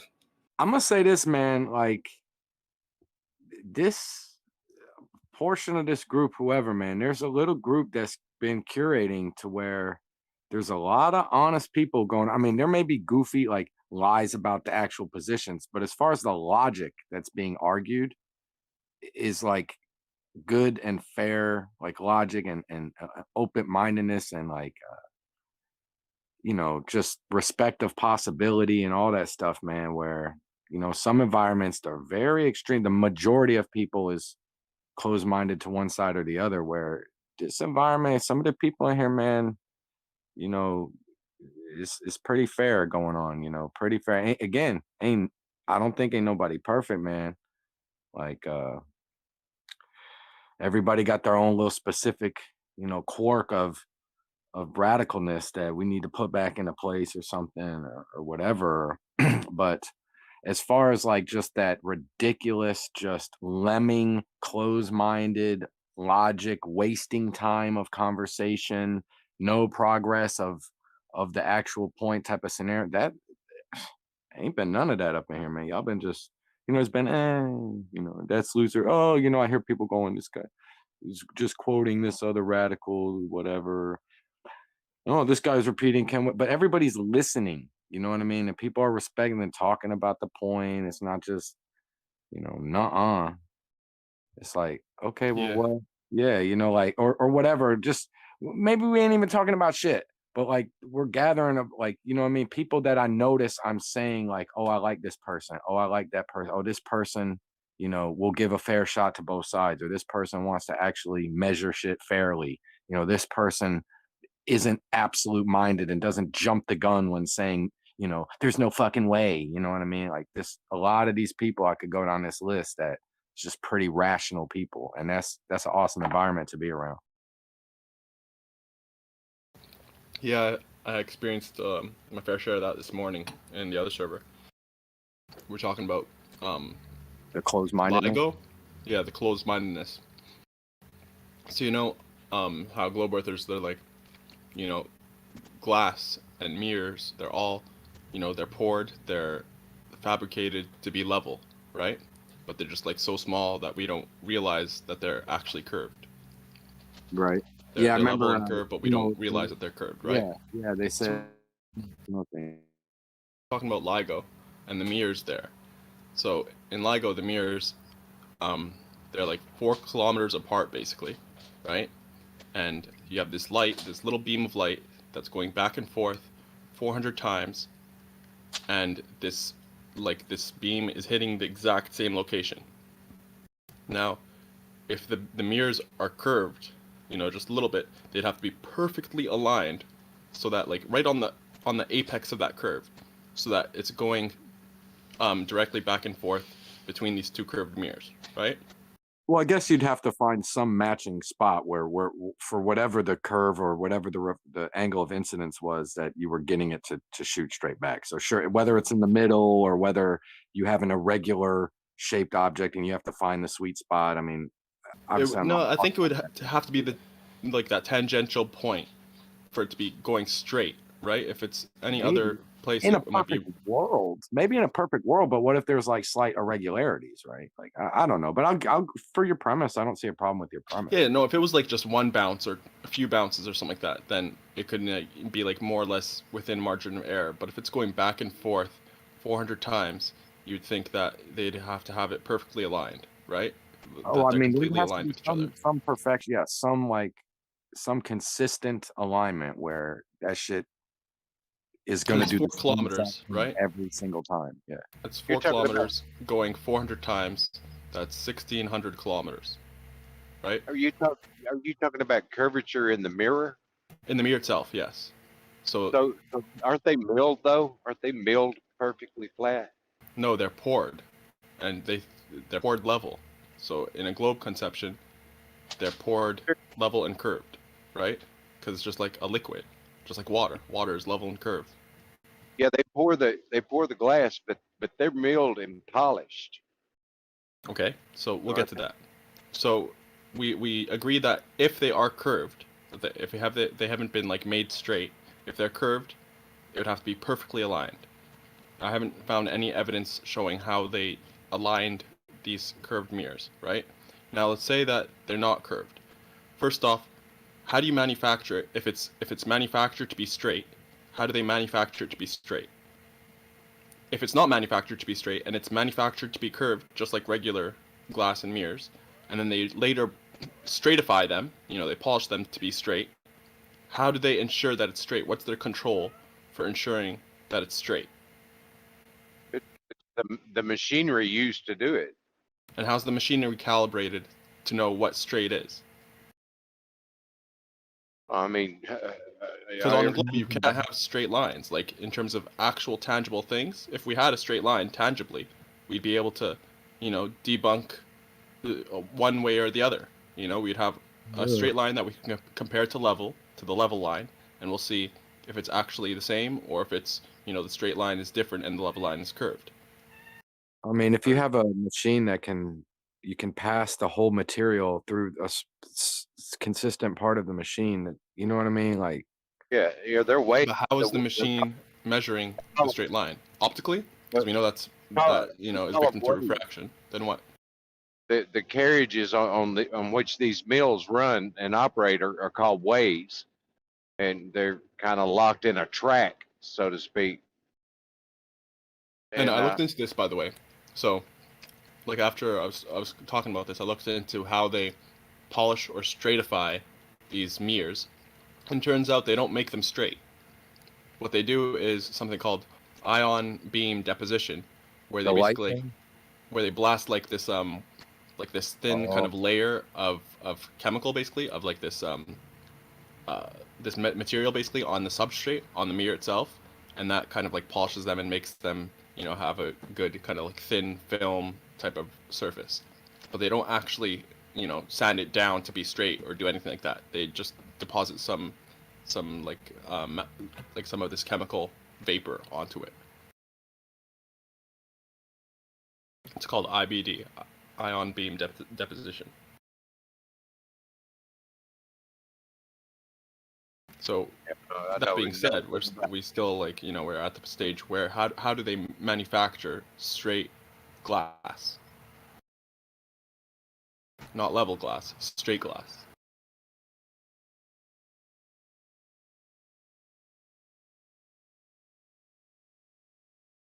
It's interesting. And the other thing that was being discussed was the mirrors themselves hanging down. So they're supposed to be hanging plumb, right? But if it's a globe and they're hanging plumb, you know how they say like reciprocal zenith angles? Over 4 kilometers, you would have, you know, these things would be like angled differently such that you wouldn't be able to reflect light between them. I'm because- sure. Come on. So I'm they sure they're perpendicular to the floor, and they come on, percent. You know that they claim that perpendicular to the LIGO floor. Hold up, listen. Perpendicular to the floor that they're under. That's, you know, like that would be plumb basically, The floor right? is not curved. The floor is not curved at LIGO. I don't think they made it like. Yeah, but the You're not apparatus, listening. the apparatus the mirrors are hanging from are adjustable, aren't they? Yeah, so that's the thing. So it could be perpendicular to the floor that they're under, and the floor could be perfectly straight, but that, in that case, it would not be plumb. They wouldn't be plumb, and they would have to be tilted relative to plumb, right? So if they're constantly being tilted is such straight. that Though. What's The experiment that? is straight. The experiment is straight. It's not curved. It doesn't have a curved. I'm floor. with you, but how do they? These mirrors are like being hung, right? They're like suspended in the air, as far as I know. They're It floating seems there so as to trivial to reduce like friction and all these other like vibrations and stuff like that. Like shock absorbers. So they're obviously not being hung, because if it's hung, then it's going to be plumb, right? Even if the floor underneath is straight, it's still going to be plumb. But if you can adjust the hit, I mean, you can aim basically the mirror after it's Yeah. hung, aim it. So that's what I'm saying. It would have to be constantly aimed. That's the only way it could work, if it's constantly aimed, and not hanging plumb. But as far as I know, they're hanging plumb. So if it is constantly being aimed, then you know there needs to be evidence to that end. Once you adjust it and get it where you want it, I mean, there's nothing else you have to do to it. It'll stay where you put it. Yeah, until next time you need to like service anything, right? I'm sure there's calibration and such involved in it, but I mean, I don't see that there would be an issue with Hey, Bendy, aiming you're the hot mirror. micing, man. I would like to see some evidence that these mirrors are constantly tilted such that they reflect towards each other and they're not hanging plumb. I got a better one for you though, percent. I got it because that seems, to be honest, I mean, it's interesting, Fleur, but it seems a little trivial. Like, I can see anybody being able to say to me, "Yeah, it was really hard. We had to try it a million times, but we fucking lined the mirrors up." Like, I don't. It doesn't seem that. Yeah, but they don't even say that though. It's like the default that it was really easy. No, I don't know. Well, whatever. Maybe it was. But what about here's when talking about mirrors and light. Here's the one that gets me. Okay, the Einstein bullshit of relativity. When they say, imagine the moving train or the moving whatever, and there's the mirrors inside of it and the light bouncing up and down in the mirrors. They're like, the light can be bouncing up and down, or the train can be moving and the light's fucking zigzagging, but you can't tell, is the train moving or is the light just, you know, that bullshit? Yeah. My question is this: what the fuck is making the light go fucking sideways if you're shooting it up and down? Why the fuck is it going sideways all of a sudden? Do they mean zigzagging sideways or zigzagging up and down? Well, it's like, it's new light, I guess, that's appearing in this zigzag pattern, but it's like, think about it. The old light is just going up and down. Why is light going up and down in the first place? I think because the premise is that you're bouncing a light up and down between like the roof and the floor and the roof, or even a little a box mirror or something, a box with a mirror on the top and the bottom. Well, I haven't heard this one where the light is being moved or bounced. Could you start from the beginning? No, you're gonna try to clown me on relativity when I'm like, No, dude, not at all. I'll Just I'll set up pull the scenario.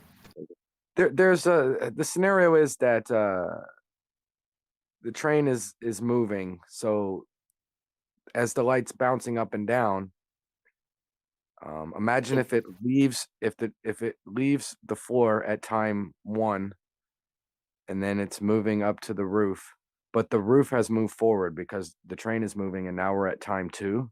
Mm-hmm. Right? For the light to hit that middle part on the roof, it's going to have to draw a diagonal line from where it was on the floor to where now it's moved horizontally to time 2 and up to the ceiling. You have the horizontal and the vertical. Right? But my question is, where the fuck is this horizontal getting manifested from? Yeah, I don't know. I wouldn't assume that there's horizontal. Just by that, I would assume that it's zigzagging up and down. Right, But but who if you're releasing the light only vertically, right?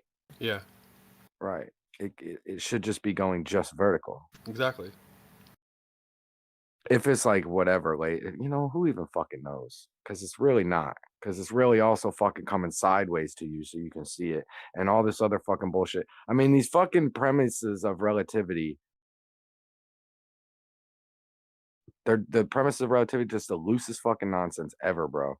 They'd be like, well, if this premise, then then all the universe is Einstein. You're like, yeah, well, fuck that stupid ass premise. Yeah, like bending of space time has got to be like some of the dumbest shit. It's got to be like, we know that time is movement, and that it's just a system of keeping like monitoring this movement of the sun. Seconds, minutes, hours, days. We know that it's not an actual thing that can bend. We know that like the things that are dimensions are visible, things that are tangible that relate to matter. We know that space, it's not an actual thing that can bend either. It's also conception, because if we have empty space and it's expanding, what's it expanding into? It doesn't make sense. And to say that this is the fourth dimension, that these two conceptions combined are the fourth dimension, which is bending relative to the masses that it's bending and that it's also being affected by. It's absolutely asinine. It's like literally, the dumbest thing I've heard for a while. You could replace it with any sort of fantastical thing and it would have the same effect. The only thing is just like space and time, they sound like they belong, but really it does not at all. Because instead of saying that, this particle is moving quicker when it's up there, instead of saying it's time dilation, you could just say literally it's maybe due to the atmosphere. Maybe there's less, less gases in the atmosphere, less friction, so that it's moving faster. It's like, or maybe it has to do with like magnetism, something that is more, more to the point than making up a fourth dimension of abstractual things. It's fucking ridiculous. It's kind of weird to me, and it's not like it really matters, but what's interesting to me is where I see people, what seems to me, in my opinion, like they're being a little inconsistent or closed-minded or short-minded when there's one hand where they'll use these relativity things for these pocket perspectives and these reconciliations of how these pocket perspectives or frames of reference or whatever would transfer or be unreachable from another, all these different paradoxes or whatever conundrums that arrive. Let me just summarize. They'll be referencing pocket paradox. Then on the other hand, they'll be like, well, there's no outside perspective, or there's no grand perspective, God perspective, whatever you want to say it. When same thing, what is the universe expanding into, right? If there was something from outside on that perspective, why logically couldn't we see that as a possibility?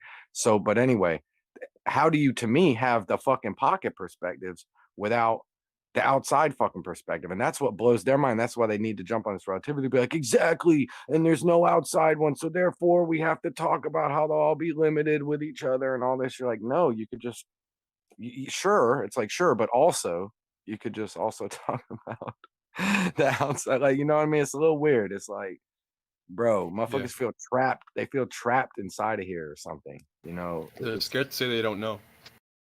they feel trapped in this bubble universe thing or whatever. It's so Yeah, that's true.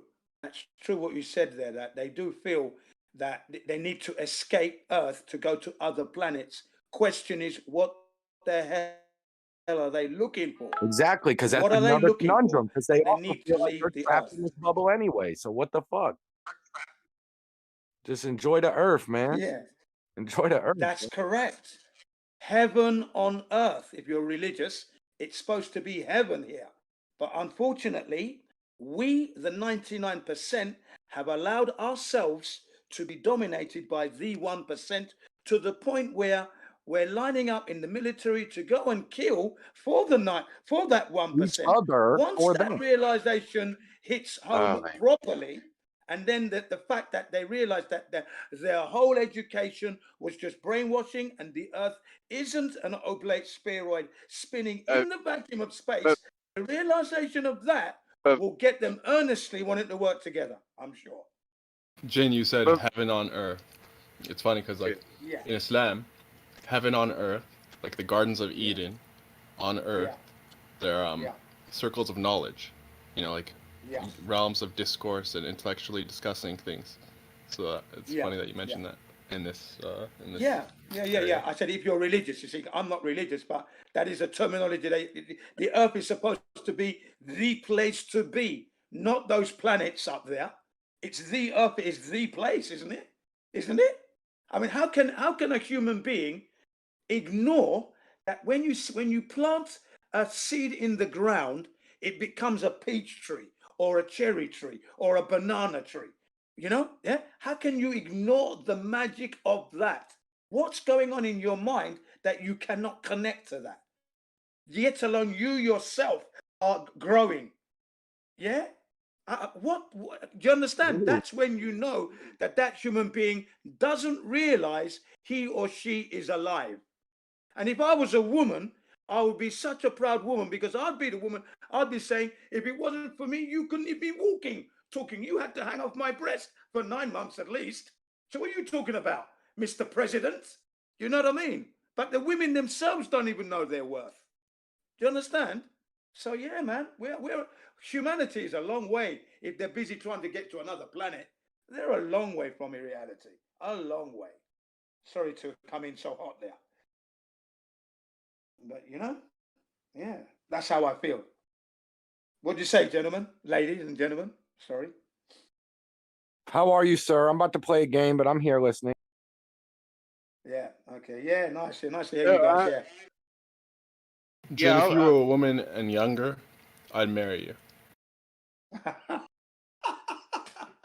Thank you very much. I'd like to have you as a husband. Very intellectual. Yeah. Say less. Yeah, I wanted to comment on percent what you were talking about earlier in space time, and just an observation to me as well. Space time is a concept that's like it's difficult for me to grasp, and I don't understand it. But the way that you look at it, you come at it just say, "Oh, it's ridiculous," so write it off. But the way that I think about it is something I don't understand, and I desire to understand it. Rather than just saying it's ridiculous.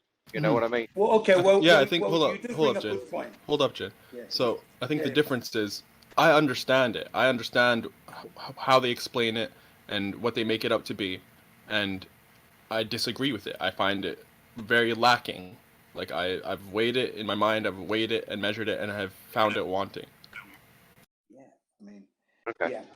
Okay. So for me, a layman, the first thing I'm going to hit when I hear space time, I'm thinking, now what time are you talking about? Space time. Okay. Let's see. Let's say, for example, I'm riding my bicycle, okay, and I'm going hell for leather, right? And then suddenly a car door opens. Now, the time I'm going to have to react to avoid that door and go around it. If we take that, we can take that as there's a space between me, the door, and the impact. There's a space time there that I can understand. Yeah, in that sense. and I've managed, I've reacted quick enough because I saw it, I got round the door. That kind of space-time, I understand. But time in space, I don't understand that. What are we talking about now? We can't even go there. So why are we talking about somewhere where we can never get to? We can never go there. I've heard it described. I've heard it described as like if you jump off of a roof, you will follow a geodesic, and the ground is in your future. Good joke, because it would be, isn't it? That, Yeah, you're that going to impact it. You're going to impact it. Well, that's the kind of space-time that I understand. That's the same as my analogy, avoiding the car door that opens whilst I'm going help a lever on my racer. Okay, right. But that's not what they mean. They don't mean that. They're talking about how can you bend and warp the space-time fabric? Please, percentage. Can you explain what they mean by that? Because that's just nuts. You literally cannot bend something that is a conception. It's it's a convention. It's something we agreed on in terms of how to think about. Agreed on using the sun as the convenient kind of form of keeping time. Time is just movement. If the sun stopped, time stops. It's all based on movement. So time in and of itself is nothing. It's just this system of quantifying passage, right? So you can't bend this idea. That doesn't. It's impossible. It's a metaphysical It's thing. an You can't. unproven It has no theory. physical properties to bend. Same with space. It has no physical properties to bend. It's literally like illogical It's nothing. to say it. It's nothing. Nothing. It's an unproven theory. That's why we can't use it to call it gravity and apply it to this earth that we live. I've just spent 2 hours with my student here, and we're talking about time. The theme for she's a junior high school English teacher, and the theme was what's important, money or time. And, you know, in the end, I got her to make sure that she explains that they're both equal. You need the time to make the money and you need the time to spend it. So it's all, and you need it to live and enjoy But did your you time. teach her that So they already time covered it. doesn't exist? That's actually movement. Yeah. I said time waits for nobody. Time is a constant, and that applies to every living thing and every human being on the earth. These things, she finally got the understanding of that, and she's going to be able to explain that to her students. So not only are they learning about the concept of time, the philosophy behind it, that's going to be good for their students. So we just had 2 hours here. She paid extra money for that just now. I just finished. So it's funny how you're talking about time. So the time of the warping and bending of space-time fabric is an unproven theory. It doesn't really exist. It doesn't exist at all. It's just a theory. You can't put it, you can't touch it, you can't grab it, you can't apply it in your life, you can't use it and you'll be late for work, you can't use it and you're early for work, you can't use this thing. You cannot implement it in your reality. So therefore, that's why it's unproven. Okay? So you can dispense with that. You don't even have to, you're better off to wash your car and clean the mud out the mudguard. That's a better use of your time than to think about this bending and warping of space-time fabric. Clean the shit up your car is better off doing that. Jim, if time is money, why can't money buy time? Money can buy time. Of course you can buy time with money. Most Can you though? certainly. Yeah, you can. Of course you can. How? Can't get it back. You can get it back as well. Of course you can. For example, I'm in a race car. I put into the pits. It usually takes 4 seconds. The guys drop the bloody spanner. Now I'm losing time. 10 seconds. Now it's gone. Now, how do I make that time back? I have to travel faster to make that lost time. But I make it back and I win the race. There you go. I've made back the time I lost. Where's money come into it? Well, money, I can make back the money that I lost, but then it would mean taking a risk, and that would be gambling. I could gamble. Did you suddenly buy a better engine while you were at the pit stop, and then make up the time? There you go. Well, no, I would have lost Some the higher race by octane then. fuel. Yes, I would have lost the race by then, of course. But for the next race, perhaps, I'll buy a better engine with the money. Yeah, and then I'm going to win that race, and then maybe I'll make up the time I lost by winning the championship because of that. Yeah. So you can make back time in some cases. You can make time back. Yes, you can. Okay, it's definitely Money possible to can make buy back time, and actually, I would like to say movement instead of time, because in the end, it's just movement. Okay.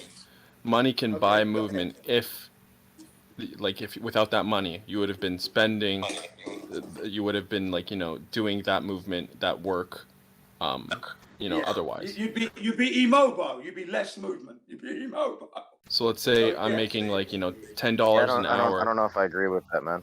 Well, 'Cause let you me guys, just you guys try to kind say of everything's illustrate movement. it. Yeah, so let me illustrate it. So let's No, say I'm we're being spending realistic. $10 an hour just like picking fruit, right? This is just this is movement. This is my body moving, my heart beating, my cells aging for, let's say I'm doing that for a week, right? If I just had money, and if I like, that's $10 an hour. I'm not going to do the math, but let's say it's like, $500 or something. But if I had money to begin with, I would be saved that, that week of work, that week of movement. I could do something else instead of that. So in that way, money is buying me that time that would have otherwise been spent working. Absolutely. This is what I said to my student. I said that very thing to my student because she said you can't buy friends. One student said you can't buy friends. I go, yes, you can. I'm a billionaire. I'm very lonely. Okay, so now I'm going to go and buy some friends. So I look around. I notice somebody needs a new pair of shoes. I buy him a pair of shoes. Now that person comes to be a friend. I go to a bar. Two guys haven't got a drink and a woman. I buy them a drink and I buy them drinks all night. Now I bought my friends. They become my friends. So you can buy friends. Guess what they said? Are they real friends? Well, how do you know they're not going to be good real friends? Only time will tell. But I bought friends with my money. Okay? So you can buy friends with your money. So please don't.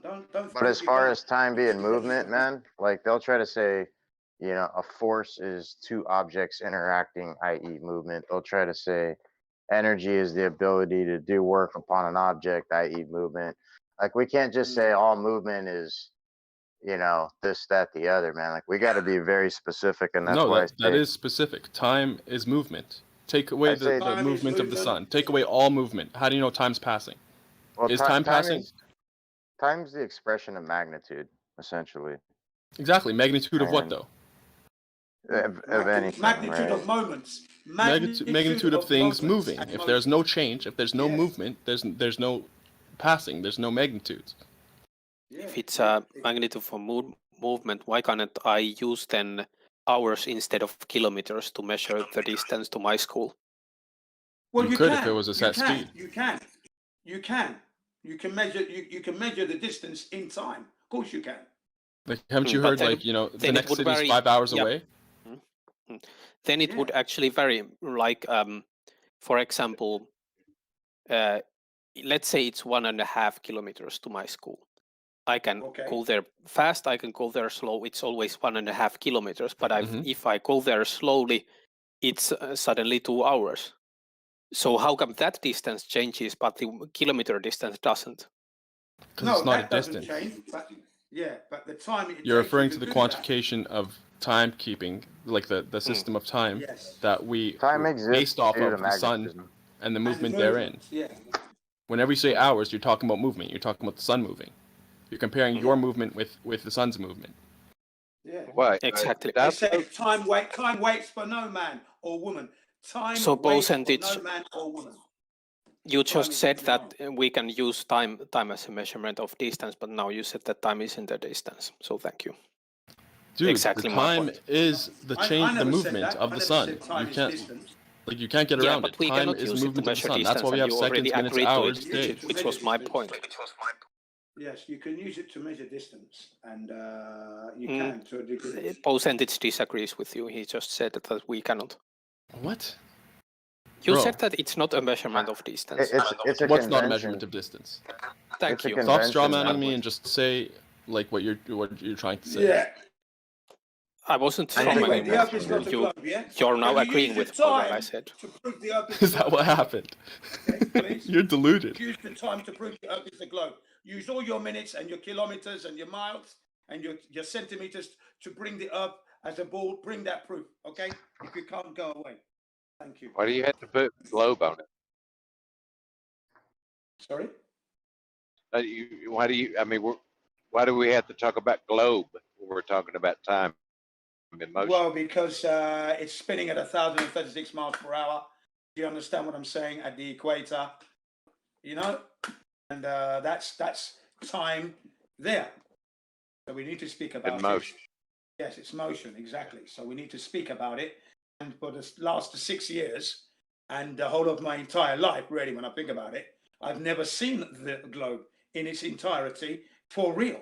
I've never seen that. And anybody, to those who are listening, if this is going out live, those of you who are listening on the YouTube now, ask yourself that question. Have you ever seen the Earth for real in its entirety? Because NASA tells us they don't have a real picture of Earth. Real picture, they don't have it, nor do they have a video, live feed video of the Earth rotating on its axis in its entirety. So that means whatever you've seen is known as a CGI, composite Photoshop images only, and that's not real. Okay? But what about 72 blue marble? Isn't it on film? Yes, that now be calls into question because the moon landings were a hoax, and the environment that they would have to go through to make it to the moon would have killed them, because we're talking at the time they would have gone 150,000 rems for the first belt. Then you've got the 2 Van Allen radiation belts, and they contain 2,500 rems apiece. Then you'd have to land on the moon, and the sun has this 11-year cycle where it spits out tremendous debilitating levels of radiation to the tune of 900 rems. So whilst they're on the moon where there's nothing to protect you, if you were there, they would have been bombarded with 960 rems of radiation, and the duration of that was 8 days of that. It's impossible. That's all I'm going to say. They would have been dead before they even got anywhere near the Van Allen radiation belts. But there we are. Okay, so the blue marble image was a painting anyway. There is no photograph of the Earth from space. The Apollo mission 17, the last one, 1972. That's the image that you're referring to, and that's not a real photographic image of the Earth whatsoever. Turns out to be a painting, apparently, according to the sources that I have. It's a painting. It's not even a photograph. So, no, we don't have it. So those who are listening, you need to ask yourself, how do you know you're living on a spinning ball? What verifications have you done to prove that to yourself? Not somebody told you. How do you know for sure, 100%, without a shadow of a doubt? You haven't done that. You haven't even thought about it. You've been busy playing games, shopping, taking your girlfriend out, going to the cinema, whatever. Okay, let me ask you a question about just an observation, Jen. Where in the flat Earth model with the sun circling above, where would you say, if you were to point at the sun at midnight to your location, where would you point? If I'm going to point at the sun at midnight, the sun is not in my location at midnight. So I'm going to be pointing westward because it goes east to west. At midnight, the sun is not in my location. It's in another country. So I'm going to be pointing westwards. That's the direction I'm going to be pointing. Okay. Well, yeah. Because it's no longer in my location. And for those who are listening on the YouTube, the flat Earth we don't really claim to have a model. The flat Earth is the truth. It's what we can prove. We can repeat it. Tangible. It's there. So we don't call it a theory or a model. We don't do any of that. It's the reality that we live. It's all we have experienced. We've never experienced the curvature.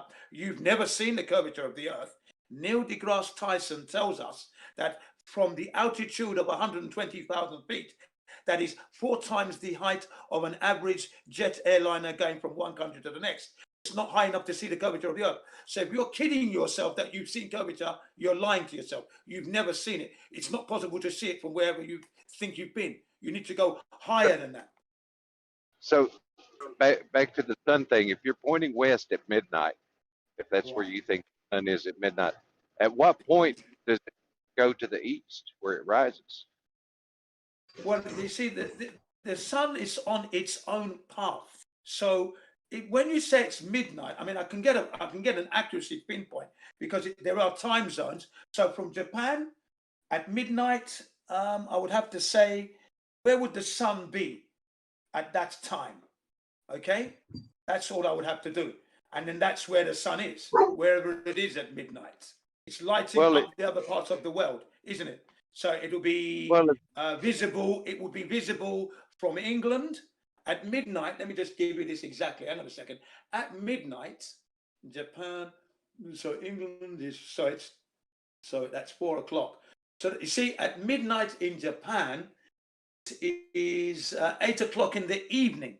So it will be in America at midnight. It's in the US. The sun is in the US. It's over your side of the world. That's where it would be. Okay. How about north, Plane? Yeah, that's kind of what I was looking for. Well, north is to the center of the flat Earth, the north, yeah. So northwards, it would be dark in the English part of the time zone, but where America is, that north portion would be lit up. Yeah, of course it would be. So that kind of leads me to something that perplexes me. And like if you just stand outside and you point at the sun at sunrise, and then you point at it at noon, and then you point at it at sunset, and then you point at it at midnight, and does that make sense? Yeah, I wouldn't really be able to point at the sun at midnight because I wouldn't be able to see it from my location. So what I'm doing is working out exactly where it would be, and I'd point my compass to that. But that's because I'm not able to see it because it's nighttime where I am, but it's afternoon where you are. It'd be afternoon for you. That's all. So I can point to it. I can point in the direction, but I just cannot see it because of the expanse of the flatness of this earth. That the expanse and the distance, it's well beyond my angular resolution to see it. Now, can I go up into the sky high enough to be able to see the sun? Probably. That's the answer I would have to give there. I say probably because I haven't done it yet. But I do believe, now I'm using the word believe there, that if I traveled up high enough from one location into the sky and I had a powerful enough optical instrument, I probably would be able to locate the sun. Yes, I should be able to do that. Yeah. Okay, fair enough. I feel confident, but I do feel confident I can do that. Yeah. So it shouldn't be confusing for you. It's just that the sun is on its fixed path, you see, and it's going to light up, illuminate a certain portion of that earth, of this flat earth. It can't illuminate everything. And as you well know, when you look at a table, you can put a coin on it. You stand up, you can see it, but as you start to lower your gaze and bring it to the levelness, it will disappear. But you raise it, oh, there it is. And you see, that's known as angular resolution. And that's what's happening with the sun. It's gone beyond my eye and my location to be able to see it. It's well gone.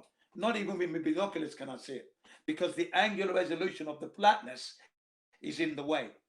That's all that is. So simple. That's how it is. So for those of you who are listening on YouTube, that's how easy it is not to see the sun, because the flat earth is so big that the sun is gone and it goes away from our ability to see it beyond our horizon. It's gone. It's in your part of the world now, and it will come back on its circuit, and then it will appear. It appears like a sunrise, but it's not really rising because it's always in the sky. It doesn't go down. It's always in the sky. So what we should say is the sun comes round and then goes away. Doesn't go down. Not really setting as such. It's going away and it's coming back round. It's as simple as that. But they've given us these languages to use to keep us fixed on the ball so we can't cleverly articulate what we really mean. But now I'm doing that now for you now. So I don't say sunset. I say the sun goes away and then the sun comes round, because it's always in the sky. It never goes down. It's an optical illusion. A sunset is actually an optical illusion. That's what that is. And optical illusions exist in our reality. I would actually also agree to the comes round, because that's what it does on the globe model as well. It circles around the globe and then comes back around. Yeah, but unfortunately, And yes, on the globe model, globe, it also never sets. Yeah, unfortunately, the globe hasn't been proven. That's why we're here. The globe is no one. Like I said, there's no one's got an image of it. You've never experienced it. You can't prove it. You can't measure it. You don't feel it. You don't experience it. There is no globe. All you experience is a leveled plane. So the globe is unproven at this point. That's fine enough, but that's not why we are here. We are here That because is some why people are dumbasses. why we are here. We are here. No, it's not. Yes, it is. Yes, it is. We are That's here why because we some here. people are We are here because we Lori, dumbasses. as a globe has been a Lori, we don't deception. need that. Please. Use some, use some sense, man. Yeah. Thank you very much. But that's why we are here. Fair enough. I'll take it into account. I keep forgetting that there are actual rules in this server. Yeah, there's rules everywhere. Yeah, yeah. But the moderators are there anyway. So yeah. So those who are listening on the YouTube, because that's who I like to address the most. Although we're going to have a debate usually now, a to and fro, but it's for you, the YouTuber's benefit. You want to know why is it the flat earthers exist, for example, or what is it, this flat earth thing? Well, I'll ask you, what is it, this heliocentric oblique spheroid thing? Have you seen it? Ask yourself that question. Start to think for yourself. Yeah, start asking, how do you know? What proofs do you have? What evidence do you have? And if you have these evidence, please put it in a question, put it to us, or come visit us. Come to the server and discuss it. Bring your proof. 6 years now. In my entire life, no evidence. That's 60 years coming up now. That's an awful long I'm sort time. of in the I'm sort of in the same situation as you are. 5 to 6 years in the flat Earth discourse, no evidence for flat Earth. For those 6 or 5 years. I would say you are being. I would say you are being very disingenuous because we have the fact that there is no curvature measured whatsoever, and no heliocentrist has been able to bring that to us. Then we have the organization that what I call the black hole, NASA, that gets $67 million a day to date now, okay, because their budget increased this year to $3.5 billion. That's working out to be about $67 million a day, roughly there, okay? Now, and they've been in business now, NASA, I think about, 60 years or so? Now, as far as I'm concerned, that is an outrage and absolutely unacceptable that they cannot produce to us a real picture of the Earth and a real video. They've been at it for years. So, and they're the ones that we look to for this stuff, and the astrophysicists and the astronomers and the theoretical physicists. They're the ones who have all this nonsense. So as far as I'm concerned, bring the proof and then I'll shut up. You're not going to shut me up anytime soon. You're going to hear Jin CBR's voice for a very long time to come because they don't have this proof. We've been asking them for ages. As for the flat Earth, you've only need to go out to the nearest ocean and see what you can see for long distances. Long distance observations clearly prove that there's no curvature. There's no left to right curvature and no front to left, front to back curvature. We've got laser beam tests that we've conducted, laser beam tests over 24 miles, no curvature to be measured whatsoever. We have the black swan using the dimensions that we're given of the Earth, proving that we can see well beyond the geometric horizon. What's that, you're asking? Geometric horizon. That's the horizon that you should see given the size of your globe Earth, which is 24,901 miles. That's the whole circumference of your Earth. And then there's the radius of that, which is 3,959 miles.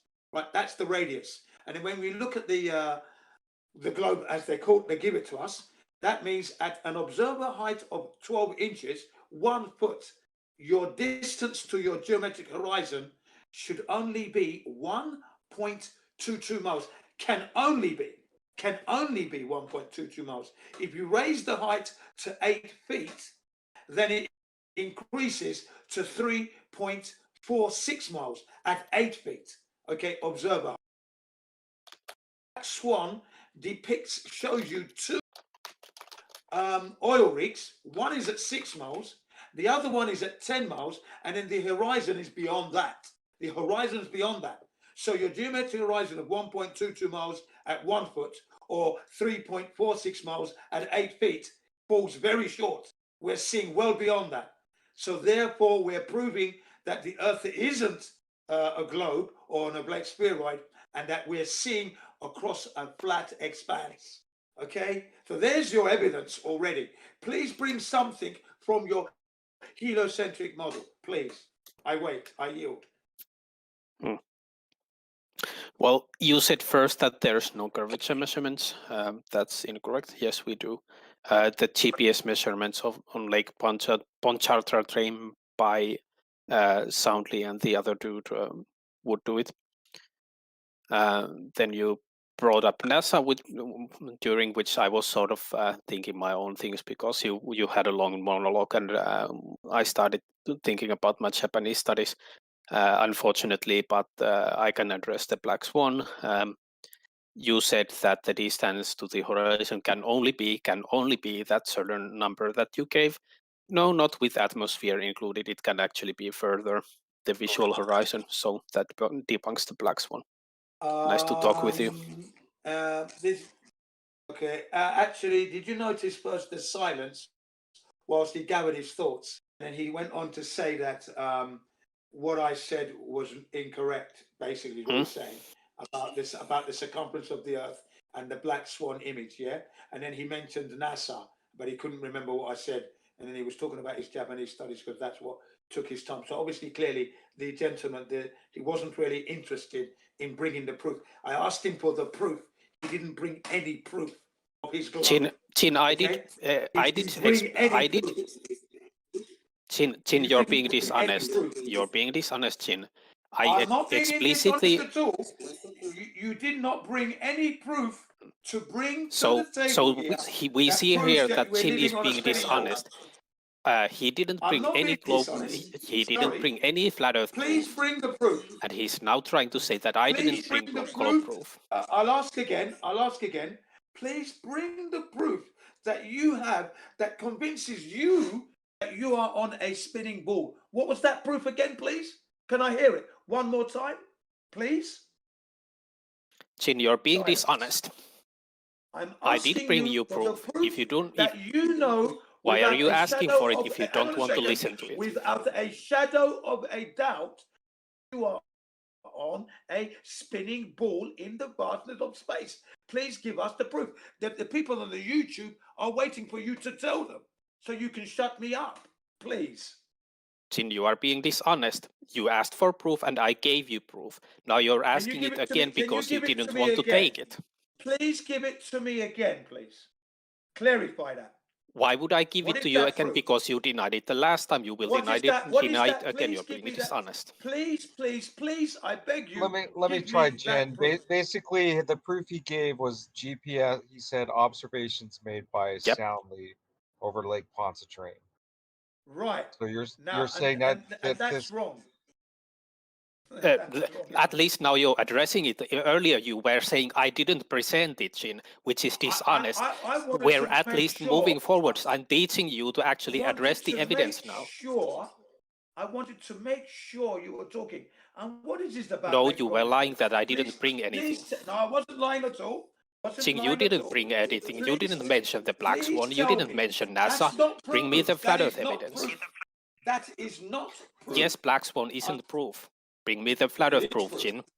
It is proof.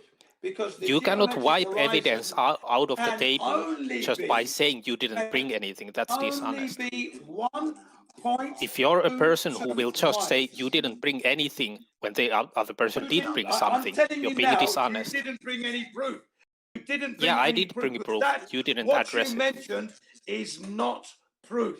That is not proof what you meant. How about you back up what you say and then show me how it's not proof? By my words, it is not proof what you brought, because I stated earlier that your geometric horizon can only, at an observation of 12 inches, according to the dimensions Chin, of the globe. that's not proof, by the way, Now. Chin. Don't interrupt me now. That's I'm not proof. getting it out. The dimensions of your globe at 1 foot. Yeah, but you're or going even on a 3 rant and feet, you're not bringing your proof. geometric horizon can only be this. Either it's 3.46 miles at 8 feet, 1.22 miles. But yet, the oil rigs that are in the Black Swan image Go ahead. are 6 miles and 9 miles, roughly 10 miles, because it's 9.6 something miles. And then the horizon is beyond that. So your globe doesn't exist. Okay, because we're seeing well beyond what the globe should allow. We should only be able to see either 1.2 miles, depending on the height, or 3.46 miles if I'm at 8 feet. Well beyond that, we're seeing. So your globe is the dimensions of the globe that we're given are flawed, greatly flawed. Okay, greatly flawed. Right? Yes, that's the evidence destroying the globe because clearly it's wrong, and we're seeing too far. Clearly, not to mention the longest distance taken by a camera that is in the Guinness Book of Records, but I'll save that for later on. What do you want to say to that? That's not proof, Chin. That's not proof. That is evidence, clear evidence. No. That your globe isn't, the Earth isn't a globe. It's clear evidence. Clearly, a child of 6, a child of 10. You're lying, Chin. You're lying. Well, Laurie, I'm not lying at all. I don't so, know why you're using the word Laurie, that I'm lying. Hold on, because Jim, you for a are sec. lying. So, to you, Laurie, how is that not evidence that the Earth is a stationary extended plane? Well, let's leave the stationary out for a minute, whether it's moving. Let's just say a planar surface. Why, in your mind, is it not potential evidence for that? Sure, it actually can be potential evidence. I'm actually using Chin's argument against him because when I brought the GPS measurement in Lake Pontchartrain, Chin went on a rampage and started asking me for evidence when I presented it. So I'm just doing Chin's standing back to him, and I'm denying his evidence right out of the hand and not even needing it. So thank you, Gio. Your point is very poignant. Actually addressing the evidence would be more worthwhile than just saying, oh, this is not evidence, bring me something more. It is not evidence. We can both play that game. I can say that your evidence isn't evidence, and you can say my evidence isn't evidence. But how about we go to a different place and actually talk about it? You cannot. Yeah, say that's that. fine, Jin. But let's talk about it instead. Let's not just shout that it's not evidence because I say so. That's stupid. The numbers speak for themselves. Yes, they speak for themselves, and I can debunk the black swan. I have done it. Numbers prove it. The numbers prove it. Like I said, the numbers prove it. Okay? The numbers shout volumes that the oblate spheroid that you believe in is flawed. Dimensions we're given stack up to where we live. The measurements we make do not conform to your globe. We're seeing beyond what the globe would allow us to see if those dimensions are correct. Okay? Now, your Lake Pontchartrain isn't a proof. It's nothing. No evidence. Yeah, but the numbers don't lie. The numbers say in Lake Pontchartrain very clearly that it's a curve. There is a curve, and the numbers do not lie. The numbers say that there is a curve. It isn't a flat plane. Jin. I want to hear the numbers in a minute. I want to hear the numbers in a minute. Can you be specific with the numbers? You're just saying you're making an assertion here. Where's your? Which one are you talking about, me or Jin? You. Thank you. No, I will not actually present evidence. I could, but Jin is not presenting his evidence or his numbers either. He gave you specific numbers about the black swan. He gave you very specific numbers. Yeah, and I can meet his specific numbers with specific arguments, but Jin will just repeat his nonsense that it's not proof, and he will not listen to any counter arguments. So why would I actually present any arguments when those are not listened to? Jin is on a rampage here. Laurie, why are you here? To discuss the truth. You just want to argue with Jin? No. Well, if Jin doesn't want to have a decent discussion, then what's the point? Maybe I should just go away and have this We're in having a echo decent chamber. discussion. No, this is lied not a once. decent discussion. When I present evidence, you're just saying It's not a that's decent not evidence. discussion with you. That's right. That's truly true, because you called me a liar and I mentioned Because couple you of are a numbers. liar. Hang on a second, please. First You number are a is, liar, Chin. what is the circumference? What is the circumference of your globe? What is it?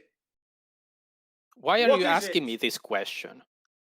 Is It's a your pointless model? Is question, what you Jin. believe in? You're here to prove Yeah, sure, your but model. Jin, What is this it? is a stupid I'm going to ask you discussion. again. Stop, I'm going to ask you stop again. being like this. The circumference. What is the circumference of your globe? Jin, you're shouting. Calm down. What is the circumference of your globe? You called me a liar, so I'm upset now. What is the Well, course I, you're a I would liar. agree, guys. We should dial it back a bit so we can have a good conversation about it. Okay, I'll dial it back. Like, a bit, we can please. talk about the Could you black please? swan because I'm I've dialing actually it made a back. video I'm dialing debunking it. debunking two Please, different with versions a of cherry it. on the top. But You Jin will guys not have have to take that turns. discussion with Hang me. on a second, please. Look, I'm going to get it out. I'm going to get it out. I'm going to see. All right, Jin, you Of finish course your you will, thought, and because then you're we're an ass. now. okay, Jin, you finish, Yes, and then I'm you're gonna have to take a pause I for a am bit. going to allow him to talk without any interruptions. This is it. Okay. With pretty please, with a cherry on the top. What is the circumference of your globe, please? That's totally beside the point. The globe model doesn't fall or stand by my ability to cite you numbers right out of my head. I'm going to ask, because you called me a liar, I'm going to ask you again. You are a Pretty liar. please, with a cherry on the top. You are a liar. What is the circumference of your globe, please? I can give you the circumference of the globe. Yes, can you Jin give it is to me, a please, liar. in miles? Jin is a In liar. miles, That's the please. circumference Can you of the give globe. it to me in miles, please? Don't call me a liar. Just give me the number, please. You are a What is liar. the circumference of your globe in miles, please? What is it, please? In order to tone this back, can I ask you a question, Jin? Pretty, please. Can I ask Listen you to a YouTube. question, Can you pretty see how long please? it's taken him? He answered it. I've asked him nicely. Well, Sincerely, he still hasn't answered yet.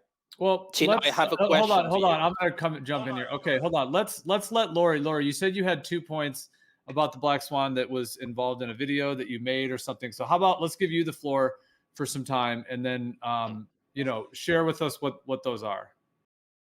Yeah, I will first address what Jin is doing here.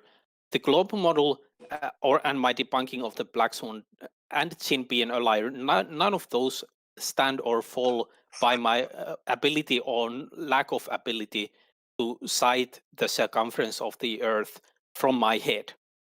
That's Well, you know insane. It's a what's stupid funny argument. though is Now let's Jin move to the already black swan mentioned then. it. Jin mentioned it about 5 minutes ago. He actually said Sure. the number. So if you were even Yes, just listening and at I'm all, looking you should for have picked it up. confirmation because you're calling me a liar on the numbers, and I'm looking for confirmation. So if you tell us what the circumference is, then it absolves me from being a liar. Because that's what you're going to do. Jin, let's just move on. Lori, instead of monologuing about something, why don't you just give us your evidence against the black swan? Yeah, but How about that? hold on, this is just completely liar. insane. Jin has been It's monologuing not all the insane. time, and It's now not insane. Lori, I had we're not advancing the conversation, right? Well, that's what we're trying to do Yeah, is but advance the conversation. So Please you're saying monologue, rather than monologue, please. comment on the Now you're- situation, why don't we just present us your evidence to debunk the black swan? Yeah, this is completely insane. And then Jin is prove Jin to be monologuing, a and then liar. I have a half a minute comment, and then you say I monologue, and then you interrupt me. So All right, what's the Lori, bloody hold point on. here? Lori, we're not gonna. It's not really beneficial to have it be about Jin or in terms of you and him going back and forth. So how about this? I'm gonna mute Jin. It's just for temporary mute, just for so we can give Lori the floor, so there's no little jump in. So Lori, you completely have the floor now. I personally would like to hear what your thoughts are on the black swan, and then we'll let Jin in at some point, but it doesn't have to be between you guys back and forth. I want to actually hear your position, and it could be a whole discussion for the room. So could you share with us what those are if you're interested in doing that? Sure. Hold on, I need to look for a file just so that.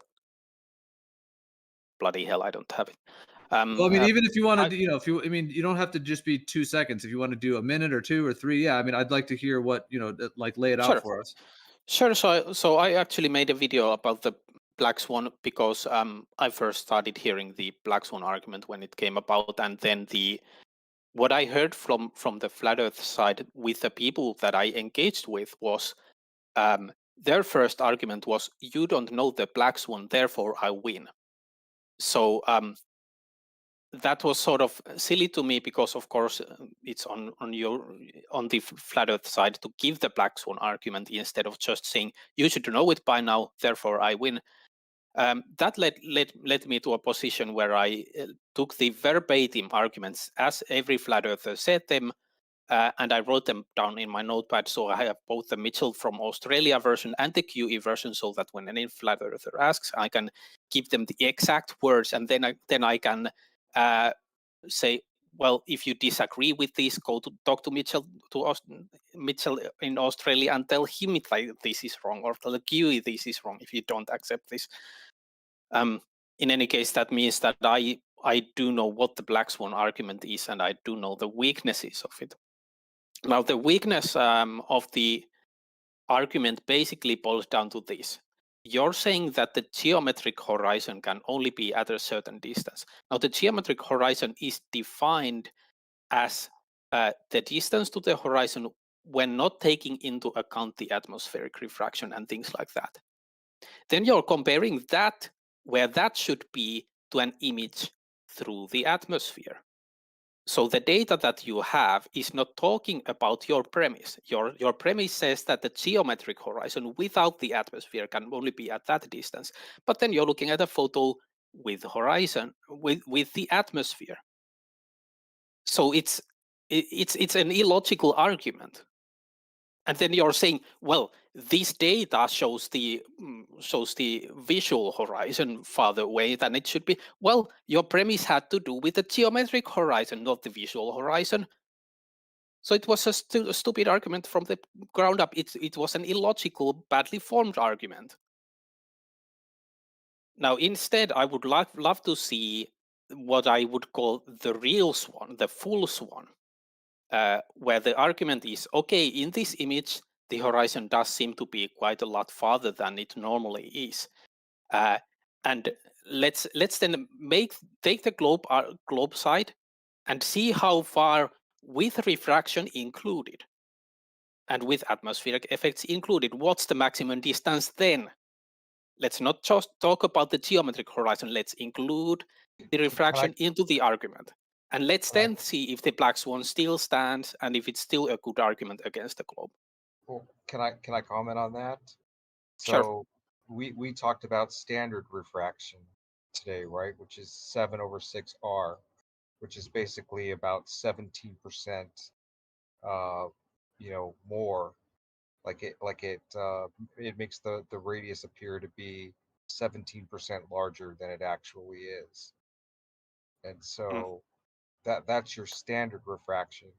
But when we're talking about the black swan, we're talking about being able to see 10 times further, right? And so that's, more like 1,000%, over the distance. So how do you explain that? Well, we would need to look at what's possible. So how does refraction work? What's the absolute maximum? I don't think anyone has done it yet that completely. We have made refractive simulations, and actually we have been able to show that that's completely plausible with different temperature patterns. I could link your site if I'm gonna bother and actually find but we have modeled it. It's totally possible. But I gotta say, with Laurie on this, you kind of missed his point, I think, because his point wasn't about the limits of refraction. His point was that the criticism of the black swan, it misses the target because it assumes that there's no atmosphere, which is a really absurd assumption to make. And if you're going to try and debunk the globe Earth model, you have to take an account for refraction, because refraction is fundamental to the globe Earth model. You can't claim to have debunked it unless you take into account refraction. Yeah, that's his argument with the black swan. You see the refraction. And now that I've been allowed to speak now, thank you very much, everybody. Those in the YouTube, please listen, because I've been called a liar. And what I'm trying to establish here is that this person still hasn't given us the dimensions of the globe yet. Once he mentions those numbers, he's going to vindicate me like this in an instant. I'm going to ask you again. What is the circumference of the globe Earth? Can I have that now, please? The circumference. Chin, my answer to you is this is stupid. Why are you asking me? You see, if you call me a liar, that is not stupid. You're both a liar and a moron by this point. I have not insulted you. Hang on a second. I haven't insulted you once. Yes, but if you continue with this, I'm gonna insult you some more. So you're a moron and a liar. All right, well, you guys can't do that here, so you'll have to find a way to converse. Because, and I'm asking. That's why I'm keeping it amicable here. I'm asking you. I'm staying. You're not keeping it amicable. You're making personal attacks here. I'm going to get you. I'm going to ask you so that you can vindicate me here. What is the circumference of the globe Earth that you believe in, please? Jim, I'm not going to bow down to you. You can make these personal attacks, but I will just call you a liar and a moron more. So again, my answer is you're a moron and a liar. So now answer the question, please. Okay, so I'm not going to bow down to you, Jim. No one's asking you to bow down. Just drop it. I'm not asking you to bow down. That's not my. I'm not going to drop it. Well, for the sake of the argument you want to make, Jim, hold on, Jim. For the sake of the argument you want to make, how about we just say it's 24,901, then go from there. Yeah, okay, but he should. I want him to say that because then he knows that I'm not. Everybody and those in the YouTube who are listening knows that I'm not lying. What's the number, please? Anyone can Google this. Just make your argument. 2576. Well, he's got it wrong. It's 24,900. Yeah, that means that you lied because your number doesn't agree with me. You lied. What's the radius of that, please? You know the radius is 76,999,255,000,775. In miles, it's 3,000. In miles, it's 12 miles. And 59 miles. Okay. Yeah. That's the actual circumference of, and I'm not lying for that. Anyone who's listening on the YouTube, you can actually get that information clearly. It's Googleable, and you got it. Okay. Now, according to those dimensions, if a person is observing from only 12 inches, according to those dimensions, there is no way you would be able to see beyond the geometric horizon of 1.22 miles. If you increase the height to, let's say, 8 feet, and the visibility increases to 3.46 miles. Now, the Black Swan shows you 2 oil rigs, and from your observation point, okay, it's 6 miles and 9 point something miles, and then the horizon is beyond that. So clearly, the dimensions of the globe is wrong and flawed because we are seeing well beyond that. Not only that, there is actually a Guinness Book of Records longest distance shot taken by a camera, Nikon P900, okay, of 273 miles. Between that distance should have been 9 miles of curvature that's not there. Okay, so this picture was taken and inadvertently proving flat Earth. So in the Guinness Book of Records, it's just written as the longest distance taken with a camera. Well, but what stick that to the Black Swan, though, did right? Let's start. was proving. Yeah. I'm just for the listeners. Hang on a second. Just proving that we've got long distance observations all over the place on this Earth, and the Black Swan is one of them. But Jim, does the globe Earth model have refraction as a part of it? It has refraction, but it's so minuscule. It's not gonna refract oil rigs 10 miles up. It's just it's not doing that. It's not doing that. It's not refracting oil rigs 10 miles up.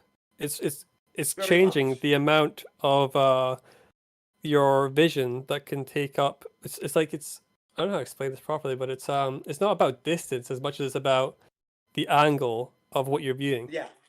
Right. Yeah. But that's correct. But my point about this refraction thing is it's more fundamental than the looking at the actual observation part, which is obviously a significant part of this argument. But my argument against the Black Swan, June, is that it fails to do what it sets out to do. It claims to have debunked the globe Earth model, to have falsified it, right?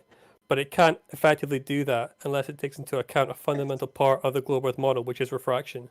And the actual argument, it assumes no refraction at all. It does do do that. It does. Yeah, But well, that's it but actually, that but it that's does not take it's into missing the mark then, isn't it? Well, can you take a some shot refraction. at like we're saying standard refraction would allow you to see 17% further, but we're actually able to see 1,000% further. Doesn't that strike you as that's, you know, orders of magnitude above I'm the not sure change that I you're would put it claiming that. from standard refraction? Yeah, I mean, I'm not sure I would put it in those terms of 1,000% more. But even if I did, Well, okay, we and I see said, 10 times farther, right? Than you're yeah, supposed to but be it's able to. right. Okay, so let's say you're right. Okay, we see 10 times farther than we're supposed to, according to a model that has no accounting for refraction and assumes no atmosphere. But let's just ignore that for now. What prevents us from seeing that far, according to the globe Earth model, inclusive of refraction? Because that is, remember, what we're debunking here, right? That's what you claim to have debunked. Not only that, the curvature of not only refraction, the actual physicality of this globe Earth would stop you from seeing great distances. That's the point we're talking about here. Yeah, but you're leaving out refraction every time you say that. What I'm saying is Right. you guys use a figure for standard refraction, right? And this figure of standard refraction allows you to see 17% further, right, than you normally do. And yet if the black swan, we're seeing way, way more than that. Like, how do you explain that? Right. Well, thank you. I mean, that's a separate point that can be looked at when we consider things like non-standard refraction. But my point, and it keeps being missed for some reason, is that if you're claiming to have falsified the globe Earth model, you have to then say that this observation is impossible according to the globe Earth model, and to do that, you have to take into account the refraction within the globe Earth model, right? Now, if you're saying that this isn't possible, We have done. That's the point. no, I don't think you have, because you keep saying standard refraction, right? And obviously, if there's a term like standard refraction, you have to be aware of the fact that there's a thing called non-standard refraction, right? Sure, Now, sure. you have to Okay, consider but that what, then if you're going to falsify this model. How much of a change do you think it would be though over the 17% that the standard refraction is? Well, I mean, it's if double, it's on, well, is it triple? Well, let's say it's 8 times. Is that unfeasible? Because the onus is on you to demonstrate that it isn't, is it? 8 times, then it would be something around the lines of you should be able to see like twice as far. But Well, we're I mean, talking about seeing 10 technically, times as far. well, technically, you could have a coefficient of refraction of 1, meaning that you see as far as the air will allow you to, right? Without Yeah, the we've done kind of experience that. murkiness of it blocking your view. Technically, you could have that. You could have that coefficient of refraction, right? I don't know whether or not that's present in this image in this video, Yeah, but it's not because the guy who happening in the took black it swan image. didn't. It's not Because happening in the Jim, black please swan don't interrupt me. I don't speak that long, okay? I don't know if those conditions are present here because the guy who took the video didn't make any measurements of these conditions. But the thing is, the claimant is the one who's responsible for getting that information and verifying whether or not it's possible. Now, I'm not the claimant here. Whoever makes the black swan argument is. So it's on you to demonstrate that the conditions weren't sufficient to allow for that coefficient of refraction, which would allow for this observation. If you can't do that, you don't have the falsification of the globe Earth model that you claim to have. Do you understand what I said? We do have it because no. Listen clearly, because you're not listening yet. The oil rigs, you can GPS their location and you can see that they are a real location, and refraction is not going to hamper it at all because we can actually see those things. They are at the locations there. They are fixed. They're immobile. Okay, But they're at 6 refracted, miles and Jim. 9 miles. They're distorted by refraction. And hang on, there's no refraction even to be considered. There's no They're refraction to be distorted by considered because I'll tell you for why. Okay, let's say if I was in hang on a second, please, military operation, and we had to take out those 2 oil rigs because let's just say a couple of terrorists have got it on hijack and we want to take them out. I would just aim, shoot, and that thing's gone. Okay. I wouldn't be thinking about refraction. You're not addressing all that out. I wouldn't you're need not to do that. So Yeah, basically, Darkstar, your argument is that the black swan argument is malformed. Okay, let's give you that. Now, can you explain to us what kind of refraction you think is going to make you be able to see things 10 times further. When your standard refraction is about like 17%. Sure. I mean, it's like this has been done. Like I can't remember who it was. I think there's actually a website. I think Can you Walter please Business address website has yeah, I am doing that. I don't know off Can the you top of my address head, it? but Come on. I'm trying to, Jim. But you keep talking over me, mate. There you go. Don't even know. He doesn't know at the top of his head. You'd think that you would bring that argument to bear, seems you're fully Well, aware of our argument. All right. well, I don't need to because my let him argument isn't answer. that. Hopeless. Yeah. So Walter Business website, it has a You do. comparison between. You need it. You still talk, can't help himself, can you? Why are you? I'm echoing through your mic now. Walter Business site, it has a demonstration of this. It's looked into it in detail. Okay, it actually assumes a flat Earth as well as a spherical one, and I can't remember what it was, but he found it wasn't a coefficient of 1, by the way. It was less than that, and he found that it is feasible. But obviously, like I don't know what the conditions would have to be to allow for that. But the issue is that it's a question mark because we can't get access to those conditions. So even if I tell you what conditions would need to be present in order to get the coefficient of refraction that would allow for this observation, we can't verify or disqualify those conditions were present. So it's kind of a moot point. My main point, which is actually unarguable, I think, is that there's no way for you to falsify the globe Earth model, right, without taking into account refraction. The black swan argument doesn't do that. Therefore, it misses the mark. It isn't really a valid argument. And the secondary question, which you keep bringing up, which is, well, how do you demonstrate refraction is sufficient to allow for the observation, is totally unverifiable by me. I can't get that information because I don't have it, and no one does. But it's definitely possible because and you can argue that refraction is a bendy ruler. It allows for any observation. You can make that argument if you want to, but then you're trying to debunk whether or not refraction is as we believe it to be. You aren't debunking the shape of the Earth anymore. So you're claiming that you can see Okay, 10 okay. times farther, and that's Oh, you can see much more than that. You can see, look, theoretically, it's unlimited, right? Theoretically. Now, whether or not it actually is in this instance depends on the conditions of the day, which I cannot find out. Do you take my point on that? You can see much farther than 10 times, given the right conditions. But you still got to a weak. Yeah, yes. Your argument. Okay, the argument about refraction is really weak when you consider a military man who wants to take out, let's say, you know, obviously I'm against war anyway, but let's just say they want to take out these 2 oil rigs, okay, and they can see the oil rig. They're not worried about refraction now. They see it and aim and hit, bang, take it out. They don't miss. That's okay? just speculation. Straight out. Yeah, it's just you're speculating about what a military man might do if he had a missile launcher. None of this is worth. I don't know what you want me to say to you in response to this. They would be able to do that without. They're stationary. They're visible. You aim, you shoot. They're gone. Okay, well, let me ask you this. Say they're aiming at the crane, Jin. Say they're aiming at the crane. You know, the crane that's warped. Are they going to hit it no matter where they aim on that crane? Because part of that crane is like in a completely different place than it should be. Can you? Where did they aim at? Yeah, in the image I have, the crane. In the image I have, the crane isn't bent. Okay. I've got Well, in the Black Swan image, it is bent. And we're talking about that image, aren't we?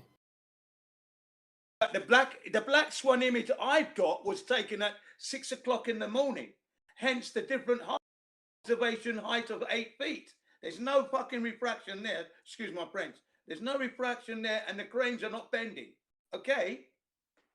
So I'm not talking. That other image is a rather poor image. The one I've got, you know, you can't even begin to argue.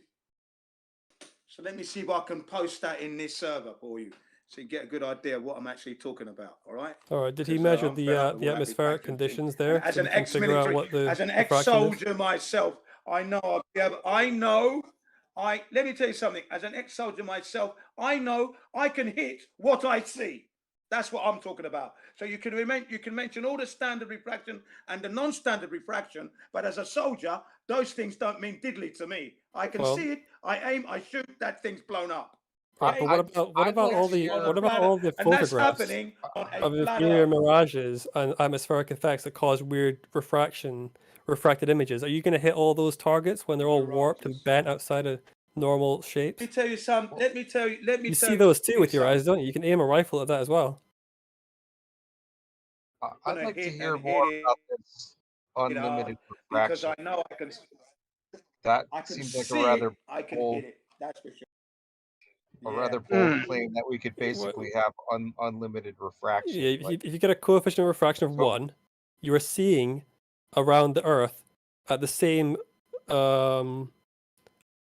curvature. The curve of that sight line is the same as the Earth's curve, right? So you're Effectively, I seeing. could see the back of my own head. Well, that's the absurdist argument, right? Because obviously you couldn't, because there would be too much particulates in the air. You'd also have to have like a 1 in a million shot of that actually being like for the condition to be present, for that coefficient of refraction to be maintained across the entirety of the Earth. It's not going to happen. So technically, like, no, you couldn't. Theoretically, you could, but technically, like, realistically, you can't. So the answer is no to that. There's going to be limitations to it, but the limitation is not going to be 10 times. It's going to be much farther than that. I don't know exactly what it is, but on a good day, you could see much farther than that. The whatever it was, 10 miles on that Black Swan day. If you have markers to show, you could easily see farther than that. I'm sure that isn't the longest distance that's been caused by refraction in a photograph that we've seen. The point I'm making here is that your argument is against refraction. It's not against the shape of the Earth here. You're not really arguing about whether or not the Earth's spherical anymore. You're arguing about whether refraction is as we believe it to be. You understand that the argument's changed now. It's about whether refraction is legit. At all. Not It me. is. We're arguing about whether It hasn't refraction is changed. reasonable or not. We're not arguing about whether or not the Black Swan falsifies the globe weather I'm model. not arguing that because I know refraction isn't changing what I can see. What I can see is what I can see. But of course it is, I know Jane. that given the correct weapon. So I can target that Dark Star, let me ask you this: is there a refraction coefficient that would allow me to see something on the other side of a hill? Depends how close to the top of the hill it is, I think. I mean, you're not going to see. I mean, like, 'cause there's that's going to be what we're limitations really to it. talking about. We're talking about the physical curvature of the Earth blocking things, right? Yeah, but that's not a hill, is it? The geometric horizon, it's a physical thing, correct? Yeah, and you can see around it to a certain extent, not unlimitedly, right? I don't know. It's your claim that you can see around it. Well, look, hold on a second. I'll show a picture, okay? Get it I mean, out, it's pretty John, obvious. get You it can out. see. You're gonna You show can. me- You if can you're gonna see show around me the geometric John, horizon. If you're gonna show me the butane on the tank thing, don't bother. No, I won't show you that. Hold on, here you go. This is I love this comparison because it makes it really clear. You've probably seen it before, right? The top image is the Black Swan image. The bottom one is another one that was taken by the same photographer of the same oil rigs from the same distance. It's just the difference is the atmospheric conditions are different, okay? Now, in the bottom one, the metalwork is all straight. The line of the horizon is clear cut. It's not, diffuse. But on the top one, in the actual Black Swan image, there's all sorts of distortion, right? There's towering in the back oil rig as it's stretched up. The same thing's happening to the crane arm. That's why it looks bent like that, because it's all being stretched up, right? The horizon is diffuse. It's incredibly difficult to actually see where the line is on it. Now, what's being asked by people who make this Black Swan argument is actually that the top image, the one that's most distorted, most hazy, is actually the one that's truer to life. That's the one that gives you a better image of what the Earth's shape actually is. And the bottom one, the one that's clearer, cleaner, has shapes and metalwork that's more true to life without distortion. That's actually a kind of a falsehood. That's kind of like a lie. We're being deceived by that image into believing that the Earth is actually spherical. Okay. Now, what I would ask you is, which is more reasonable to believe is a truer depiction of reality, the top image with all the distortion, or the bottom one? Well, let me ask you this. Well, I've already tried to answer a bunch of your questions. In that bottom Do you want to try and answer mine? Where would I expect to see the geometric horizon? In the bottom. Well, this is the same problem we came to before, right? 1 foot observer height. How far is the geometric horizon away? I know, but this is the same problem we had earlier. Because to calculate that, I'd have to have numbers, right? I'd have to know what the atmospheric conditions were on the day, and we don't know those things. Now, I could estimate for you. I'd say it's probably quite close to where the geometric horizon would not. Well, being silly. wait. Do you see the geometric horizon is just So going to be where it always how is? far away is the closer oil rig? The geometric horizon is 1.22 times the square root of the observer's height in feet. That's where the geometric horizon always is. But I think you're asking where the apparent horizon is relative to geometric, and again, I don't exactly know because I need How atmospheric. far away is the oil rig on the right? Whatever it Yeah. normally. It's not. That's not changing. The distance isn't changing. How far is the oil rig? What's the number? I don't know. Like, What is? Do you have that number? I don't have it. What is it? 6.1 6 miles, I think. Yeah, fine. 6.1 Yeah. miles. Right. Can So you we see can my still image? see all the way to the base of it from the 1 foot observer Yeah. height. We can still see all the way to the base of it unobstructed. No, there's a bunch of it hidden in that bottom image. Right. Can you see my image anyway? Dark side or whatever your name is. Can you see the image I posted? I want to This get an answer image was to taken- yeah. Before I want to get an answer from the guy who I just asked that question. He answered with a question. Which picture do you think is a truer representation of reality here? Bendy space time. I think both none of them. My one is. Both of them allow you to see farther than your model dictates. But doesn't So it demonstrate that they? I'll take either one. So you think they're both equally valid depictions of reality here, despite the fact that the metal work on the oil rig is bent, there's towering, it's all warped. None of that That's matters why to you. I'm asking you to look at my image now, please. Look at my image. This is All right, the what's image your that image people here? never want to look at. Look at my image. Dispense with that one. This is a better photograph shot. Taken at 6 o'clock in the morning. Okay. The sun is coming round. It's early in the morning. Look at it. How do you deny refraction when the cranes are bent as fuck? How do So- you deny so- refraction? Yeah, I know. Excuse Yeah, me. but I mean that's okay. Well, we're talking about in terms of the frames being, there being that warping. We all know, we've all seen that happen. I mean, whether you're looking in terms of looking through water, looking through air, we've all seen the waviness, of heat and all that stuff. So there's no question that between us and something in the distance, there can be warping. But what you guys are referring to, so that we can all for sure verify and view. But what you're talking about, I think on the Glober side, you guys are often trying to fuse these two and just call this other thing, meaning that something is bending around a corner, around a curve of an earth, dramatic amounts. You're taking that and mixing it with the fact that things warp. And those are two different components of But two completely different things. The distortion is caused by light bending. Do we agree on that? Yep. Yes. Howard does everyone does. agree that? I think Howard Does everyone does. agree that it's caused by light bending?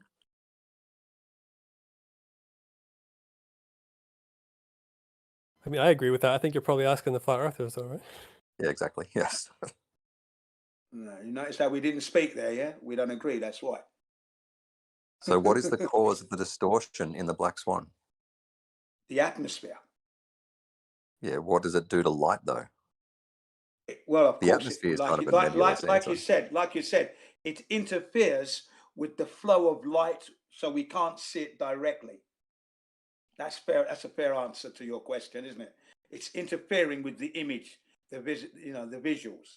Okay, that's why I asked you to look at my image where there's less distortion going on. Okay, I posted it. You can see it. You can see it there. Don't ignore it. There it is.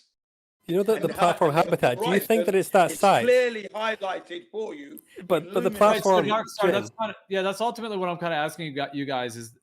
I didn't mean to interrupt you, but I'll just say this real quick. Like in terms of things looking a little bit warped, how is that equating in your mind to something is bending around the curve of curved water?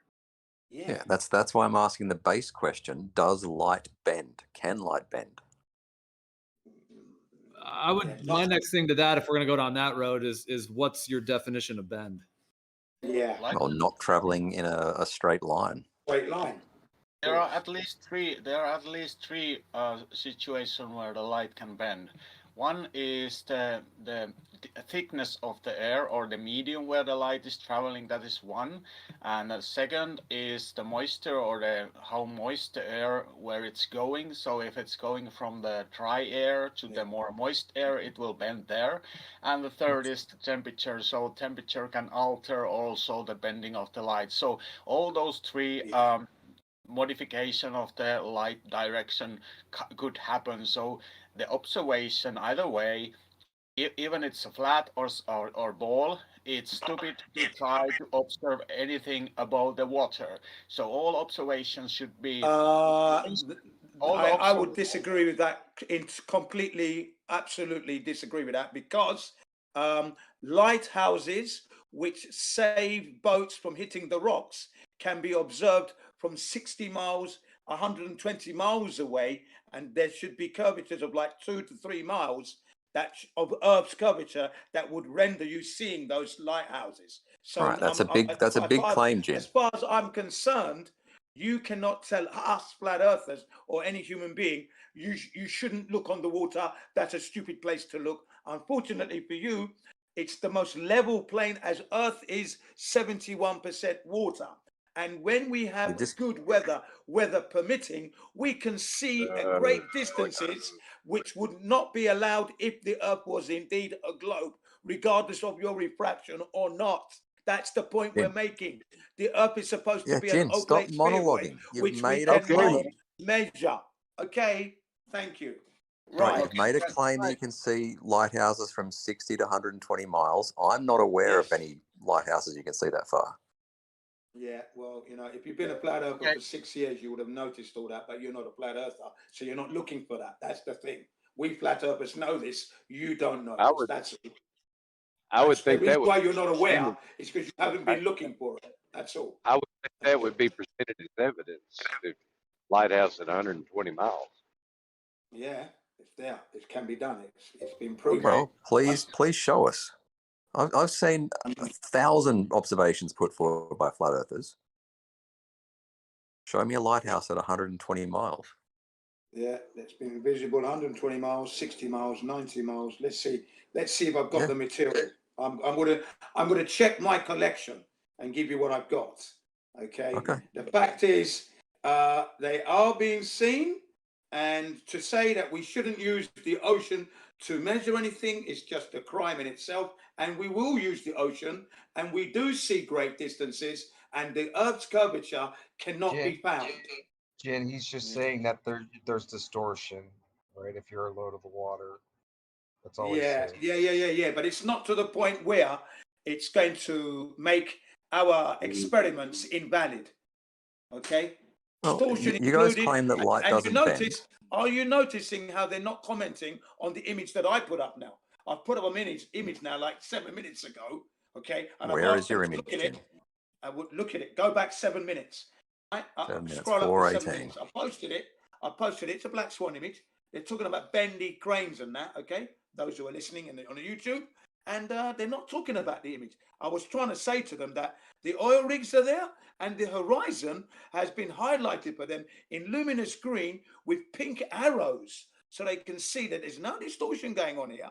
And the oil rigs are at 6.8 miles, 10.10 miles, and the observation height is 8 feet. Now, according to the Earth's circumference, which is 24,901 miles, with a radius of 3,959 miles, Jim, we know what our radius is. Don't interrupt me. Shorten your the responses. geometric horizon should be 3.46 miles. Okay, that's as far as you can see. But their first problem is we can see an oil rig at 6 miles, and then we can see another oil rig at 10 miles, and then we can see the horizon beyond that. And now they're claiming refraction, and in this image there is less refraction. The image they were looking at prior, that was a very poor image. The distortion was quite great. This was taken on a better day. Okay, the better the weather, the further you can see, and if you're seeing further than the dimensions of the Earth, clearly the Earth is not a ball, and that's what we're claiming. That the Earth is not a ball. Shorten your because you can see responses. too far. Shorten your responses, Jim. Shorten them. Don't tell me. You kept telling me that the other day. What I've got to say, I'm going to say. Because you're telling me the radius and the circumference of the Earth. Don't tell me, because I'm articulating it not for you, but for the YouTube listener. It's not for you. You know the argument. They don't know it. Yeah, so it allow doesn't me need repeating. to speak to the YouTubers, please. That's who I'm addressing, as well as you. Okay? So button your lip Let the people who don't know the argument get everything. You've got to break it down. Sometimes it takes 3 minutes. Allow me the 3 minutes so that the YouTubers who are listening, those for the first time. Thank you. Now, The carry on. YouTubers can't even see this image. Well, they but, can. but I'm trying to give them a picture of the image. That's the whole point. Thank you. Yeah, I can Thank pull you up. very I mean, much. the chat is all shown, and I can also go and like highlight it and pull it up full screen for people, like for you know, if needed. But okay, Jin, you've definitely said your point. That's good. So let's fully pass the mic to. So what about this? I just want to say something. Darkstar, whoever. The platform habitat doesn't look a bit squished up. I mean, it doesn't seem like it's a normal proportion. What a silly word. Squished It looks up a bit now, squishy. Yeah, it looks we've kind of squished squishy. up those grammar now, folks. It's all I thought you liked squishy that. squashy now, folks. Yeah. You know? Squish, squash, squish, yeah. What do you think? It looks Right, kind there it's you still got dwarfism or something. And Uh, also, like, he was not 8 feet, is he? He's not at 8 feet. That's 8 feet. No, it's it's not. clearly written there, 8 feet. Do Oh you well, want it's the written. It video? must be. Do you want me to give you the video as well? Then I've you looked can at the get it video. He's verified. not. He's standing on like a palisade. He's on like a raised platform. He's not 8 feet. Do you look? Answer my question. Do you want the video? I've And seen then it, you Jin. definitely get it. I want the Yes video. or He's not no? 8 feet. Yes or no? Do you want the video Yes. of that image? I love that video, Jin. Okay. Yes. Okay. Right. There you go. Then when you watch the video, then there's no fucking squabble in there, because he will tell you It's not 8 exactly feet. how high it is, show you the location, give you the dimensions of the GPS, and then you can't argue. That's what I mean with these. Okay, well, what's up Jin, with the what's up with well, this squishy platform? Well, you get that. I CBR1. think Don't Ruhif. mess with CBR1. Yeah. Okay. I I just think had a before simple Ruhif point. was being interrupted, so let's let him present what he wants to present. Oh, good. I got a simple point. If you guys disagree that light bends, then you need to explain the black swan distortion. You need to explain superior mirages and inferior mirages. What is that if it's not light bending? Well, in this 5-minute video, it explained it to you. In this 5-minute video.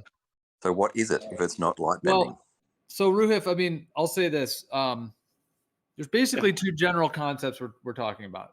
If we're on a planar surface, there still would be refraction in the environment, atmospheric mirages and so on. That would be between us and the location that we're looking at. You're going to have that. And what I will say is that in all of these observations, there is like a baseline of the geometry of the Earth that is observable, meaning that, yes, we have refractive effects, but there is a baseline of what actually is happening. And I think that's part of the key to the difference. However, what you're claiming and trying to claim is that there's some kind of a refractive effect happening, that things are able to bend and warp around a curve to make the Earth look like a plane.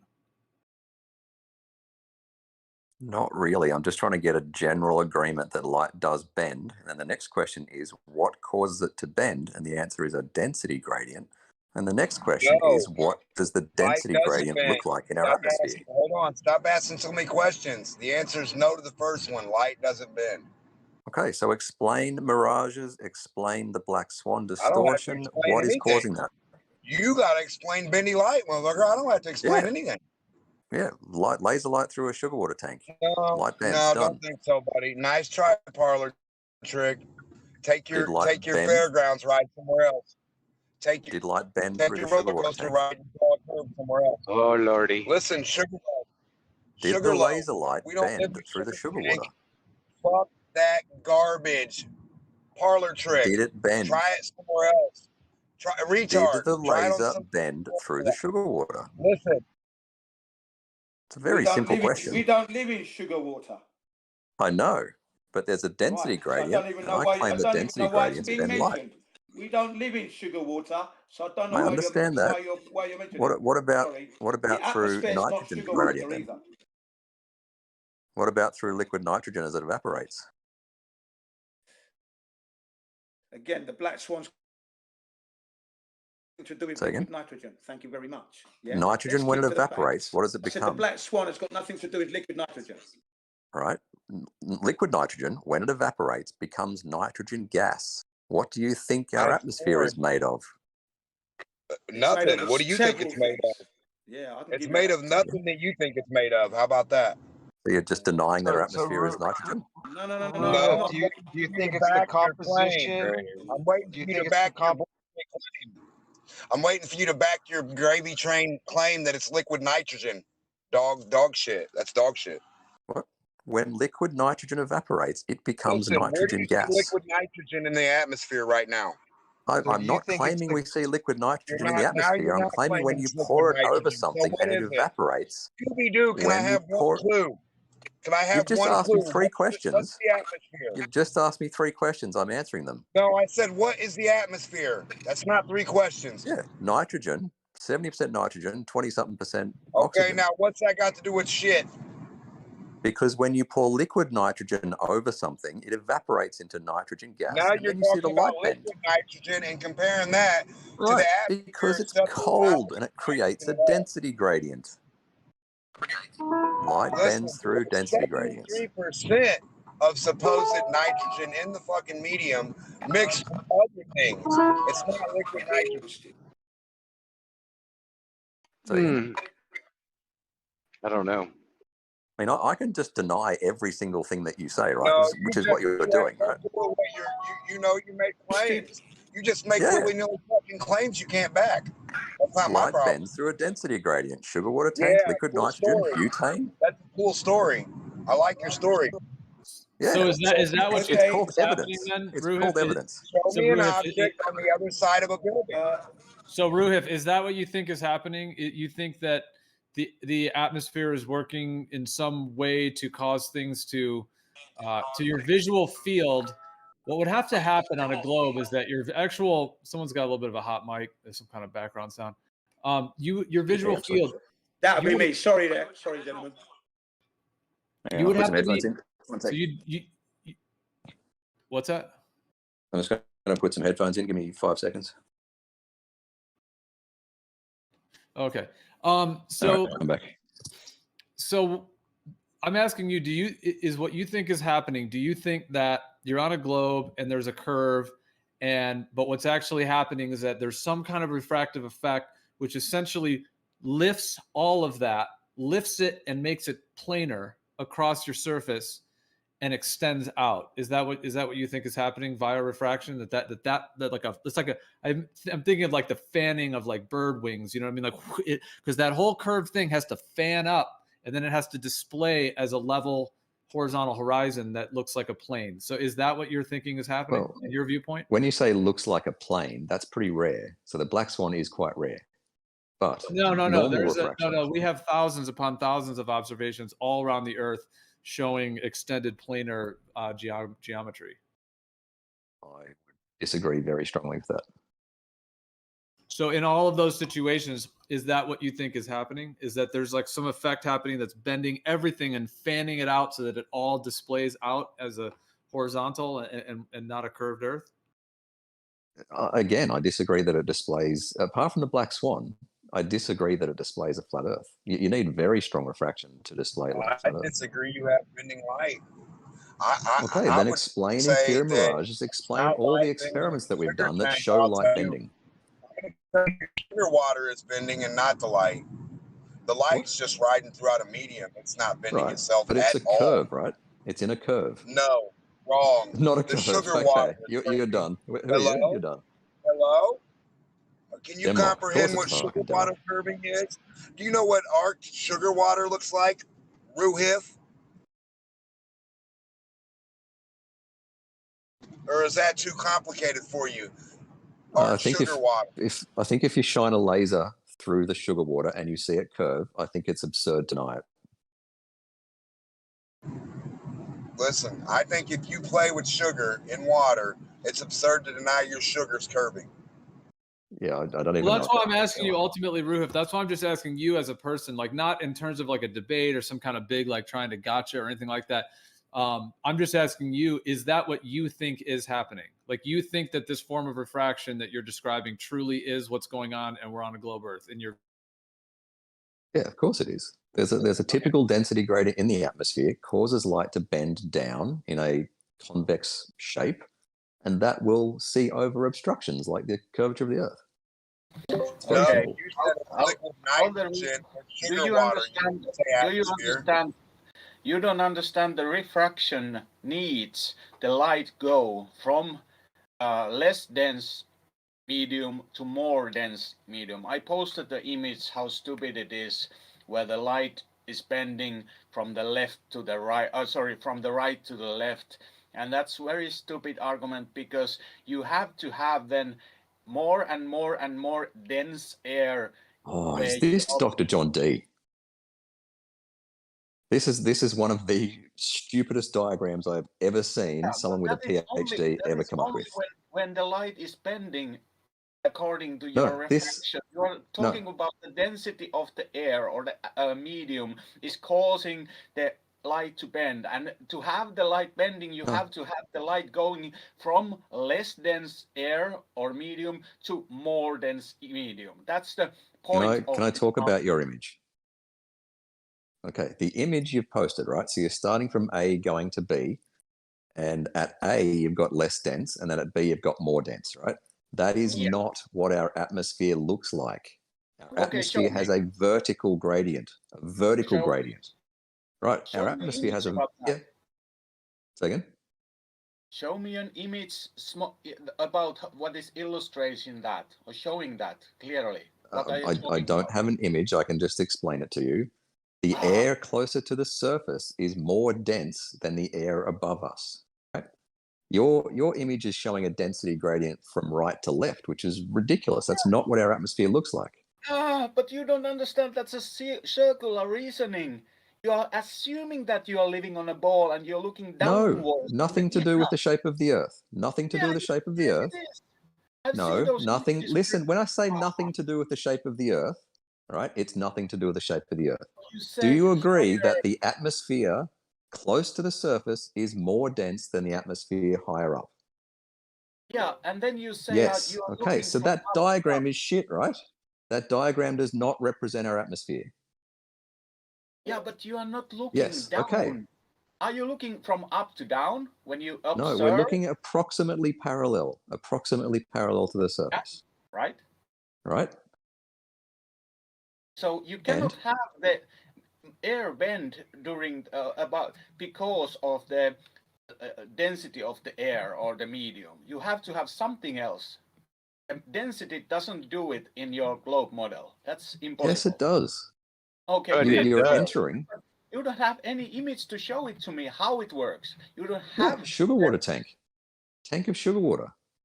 What is the sugar water tank? I don't understand. A sugar water tank is showing you objects from 5 to 10 miles away in your distance on different days. We're just demonstrating that light bends. Different temperatures. I didn't even finish my sentence. On different days and different temperatures and different. Just light bending, that's all. Yeah. So just sugar water, right? You cannot deny that light bends. So you guys no, I do deny that. So you guys live in sugar water. You're a denialist. So you live on or nitrogen. So you live in a sugar water container of liquid sugar water globe. And your eyes act as a laser beam. Is that how you think light works in terms of vision? Is that your eyes work as laser beams? We live in an atmosphere with 70-something% nitrogen, right?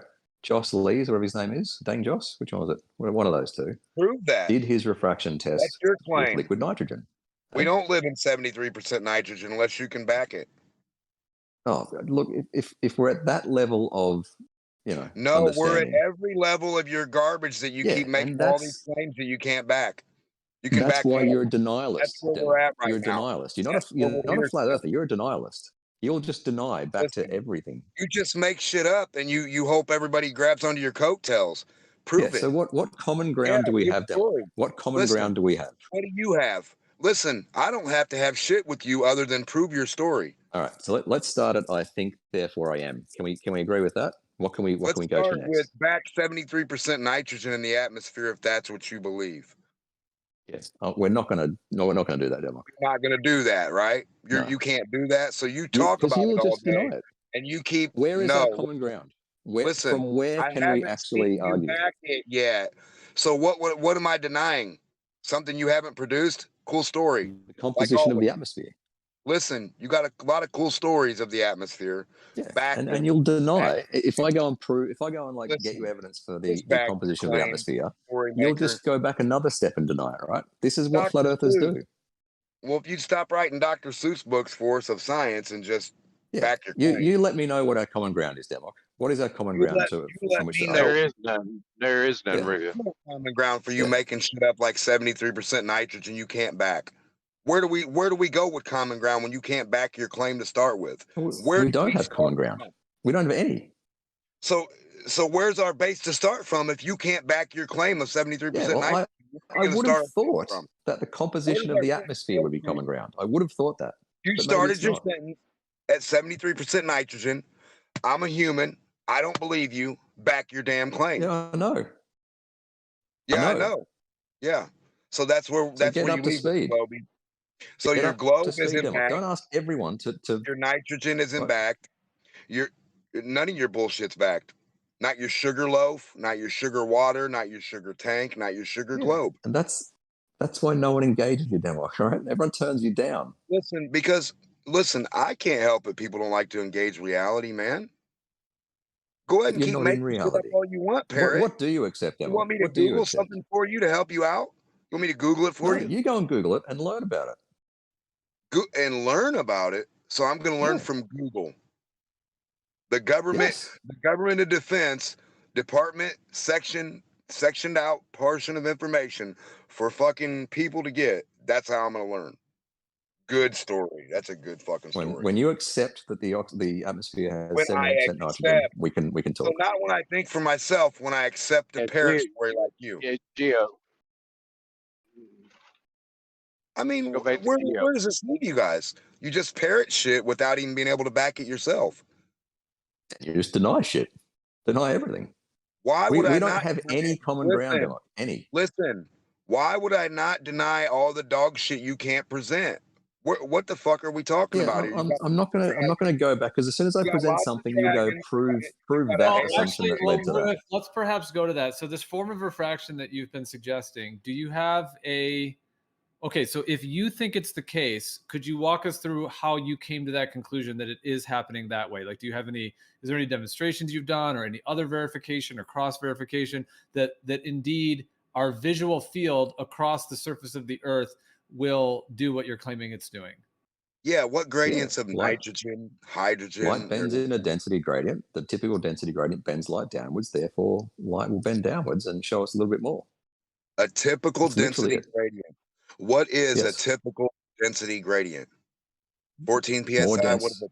What? More dense at the temperature? surface, less dense higher up. What temperature would it be that day? It doesn't matter. The typical density gradient is more dense at the surface and less dense higher up. There's a lapse rate in the International Standard Atmosphere, which is the typical change in temperature per kilometer. Well, you know how people say you're just saying words and sometimes it doesn't really make sense and the people are actually explaining stuff? Well, now you're kind of just saying words. I'm happy to delve further into that. Absolutely. Which bit sounded gibberish to you? The very first part. That I know a common there's a ground. lapse rate.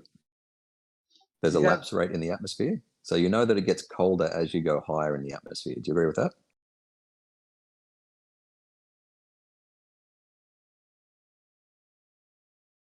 Okay, I'll take that as a yes. It gets colder. So when you're flying in a plane, right, it's like minus 50 degrees outside, minus 50 degrees Celsius. So there is a fairly constant change of temperature in our atmosphere as you gain altitude, and that's called the lapse rate. And there is a model of our atmosphere that people use to model shit called the International Standard Atmosphere, and it's kind of the average of the atmosphere around the world. And the lapse rate in that atmosphere is 6.5 degrees per kilometer. All right, so it gets colder. The other thing in our atmosphere is the pressure. So obviously the pressure close to the surface has, effectively 8 kilometers of air above it. So it's got weight. So it's much higher pressure at the surface than it is above. All right. We've also got humidity, but that's not really taken into account in the atmosphere, in the standard atmosphere. Combining the temperature lapse rate and the pressure lapse rate, you can actually work out what the index of refraction is at each level. And guess what? It's more dense at the surface than it is higher up. Therefore, according to Snell's law, Fermat's theorem, light will bend down. The end. Yeah, but we're talking about light that's coming just along the surface, correct? Like we're talking about observing you're talking things about that parallel. are 100 feet off the ground or 200 feet off the ground, and you're talking about things that are tens of thousands of feet in the air. No. My nice. At what altitude is it minus 50 C? Oh, like 35,000, 40,000 feet. So tens of thousands of feet up in the air. Yeah, but the lapse rate is relatively consistent. So it gets colder as you go up. And that lapse rate in the international standard atmosphere they use So for modeling. why are we talking about 35 or 40,000 feet when we're observing things at sea level? I'm just explaining the lapse rate. It gets colder as you go up. You can measure the difference in temperature between you and just some mountain nearby. It gets colder as you go up. That's all I'm saying. And there is a rate at which it gets colder, which is fairly consistent. So it gets colder as things go up, therefore Yes. we can see 10 Yeah, times so there's further than well, we can actually work out, according to the standard atmosphere, which is like a typical atmosphere, how much light will bend through it. Because we know the pressure and we know the temperature.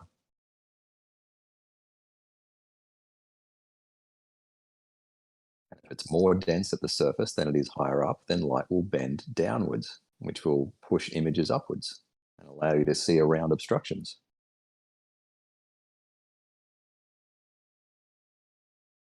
Do we have Snell's law as common ground?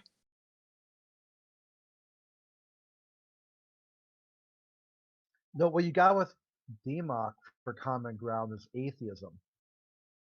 He doesn't believe your shit, and you don't believe his shit. Yeah, he's not even a flat earther. He's just a denialist. Well, what I was going to say before, Ruhif, like just on it's a little bit more on a philosophical, psychological analysis level, but like I was saying before, if you have a stationary plane and that is what the geometry is, meaning, water actually does find its level, Earth is level, we're on some kind of a surface, up is up, down, up is up, down is down. Basically the lived reality we've all lived our whole lives. Like there's an up, there's a down, we're on a surface, water's level, etc. If we're on that, yes, there's clearly is refractive effects. We've all seen heat waves, all kinds of stuff that can happen between us and that distant thing.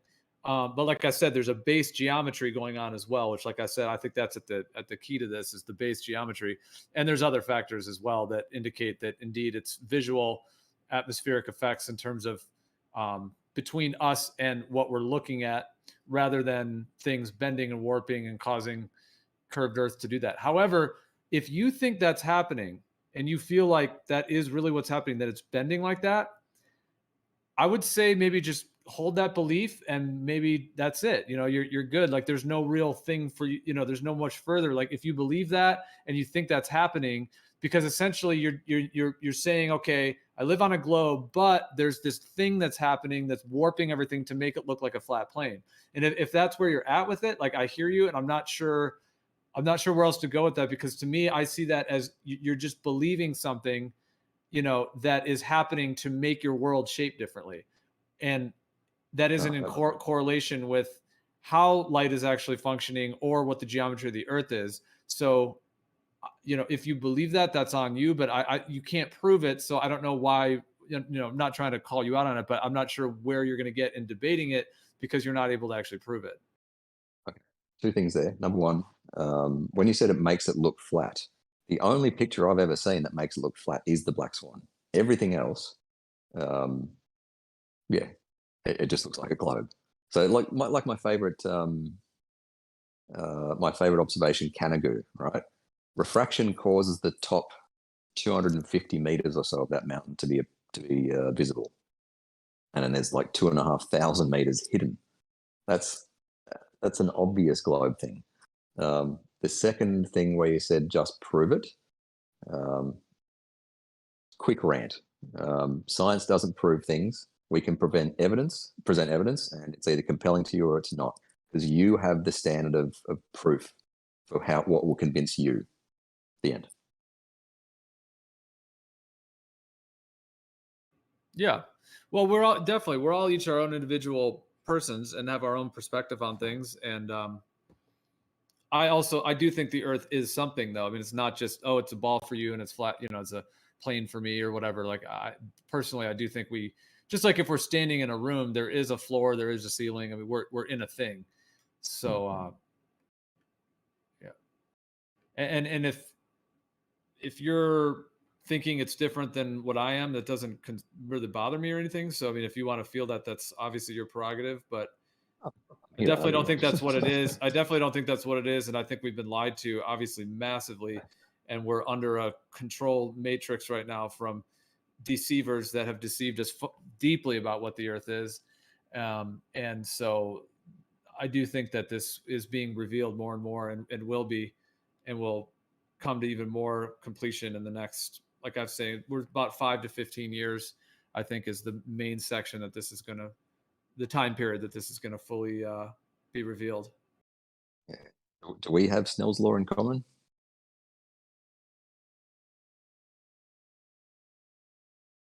You and I? Yeah, or anyone else here? Any flat earthers here?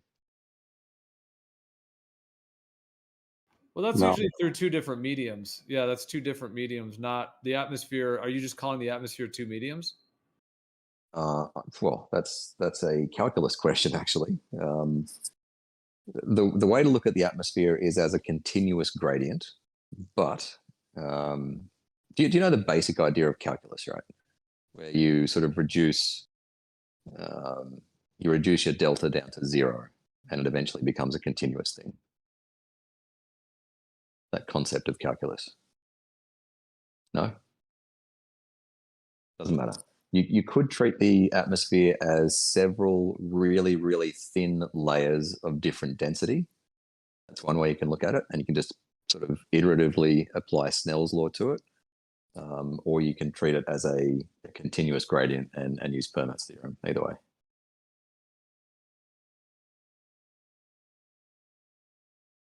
The Snell's law way is probably less mathematically intense.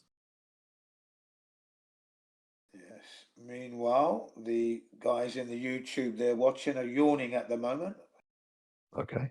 Maybe I'm talking to sidetracked. educate them. I'd like to bring it back to what I was talking about like 15 minutes ago with the images that I posted of the lighthouses that you totally ignored that I posted for you. Where are we? For the Isle of Wight lighthouse. Videos to match the Black Swan image that I posted with accompanying video set for those of you who are looking to know the truth and how refraction is playing almost a 0 part in the image I posted, okay? Thus destroying the globe forever. Want to watch the video and to observe the image is to know you're not living on a spinning ball. And as Gio said, it's motionless. So Einstein said it himself, no optical experiment can be conducted to detect Earth's motion or rotation. Okay. So you posted the Mark Sargent video, but then you just posted 2 images with claims on them. Is there any evidence backing the claim? Why don't you watch the 5-minute video and listen to what's being said about the location, time, heights? Yeah, I will. Right. But It's the only other 5 two. minutes. Have a cup of tea. I Go know. to the toilet. Have a cup of tea. Watch the video and then come back. I will, You but haven't I'd even like to watched watch the video and you're 3 videos, discussing. right? That's Are there 3 typical, videos? isn't it? Typical. Go Jim, and I'm spend asking you. 5 minutes, please, and then Jim. come back. That's why I posted it. Okay. I took my time Please stop so you can talking so I educate can ask yourself your on question. our viewpoint, so you can see where we're coming from, how your globe doesn't exist. Spend the 5 minutes. Okay. My question, Jim. There Can is I ask video this? from Mark Sargent. Hang on, I'm going to watch these videos a sec. There's a video from Mark Sargent that you posted, and then you posted 2 images, one with a lighthouse and one. Go away and watch it. I know they are ODD TV. Is there a video of that with evidence? Go and watch it, please. Go. Is it and in watch Mark the video Sargent's? I posted Jim, for you, for and fuck's then sake, come Jim. back. Yes. So the Bye-bye. lighthouse and Goodbye. statue of Goodbye. Jim. Go watch that. Come back. Jim. Watch that and come back, and then we can The talk about the lighthouse? lighthouses. Try to keep it a I'm conversation. asking you a question, Jim. Is the lighthouse and the Statue of Liberty in that Mark Sargent video, or are there 3 videos? No, that's separate. Okay, thank you for 5 answering my minutes. fucking question, Jim. Jesus. You're Can you wasting please- time. I can you said to please- you, watch, but you see, you didn't listen to what I said to you. I said, go God and watch damn. the video that accompanies the Black Swan. I didn't mention the lighthouses, really. Okay? So please go and watch that, please. Please. Okay. And then you. please provide Go ahead. evidence for the lighthouse claim and the Statue of Liberty claim. All right, I'll be back. They're all there. The images are there. So there Right. you go. You go and look at Okay. it yourself. I'm just asking for evidence for the lighthouse and the Statue of Liberty. look, I'll if be you back in want- 5 minutes. 5 minutes. See, now the problem with you is, you see, I presented you with some information and proof. Now, if you want further proof, you need to take yourself to that location and replicate what's being done. That's how you prove or disprove to your satisfaction. Okay? Thank you. He's gone to watch video. Yes, of course he has. I sent him away, didn't I? Good. I mean, don't mess with CBO1, I tell you. Don't do that. Wasting time there.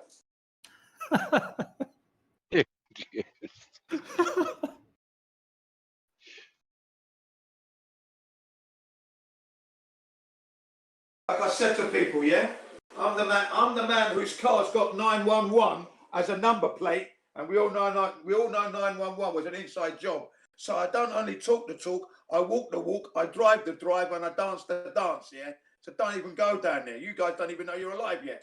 You don't even know you're living if you think you're living on a spinning ball, and you want to come to me?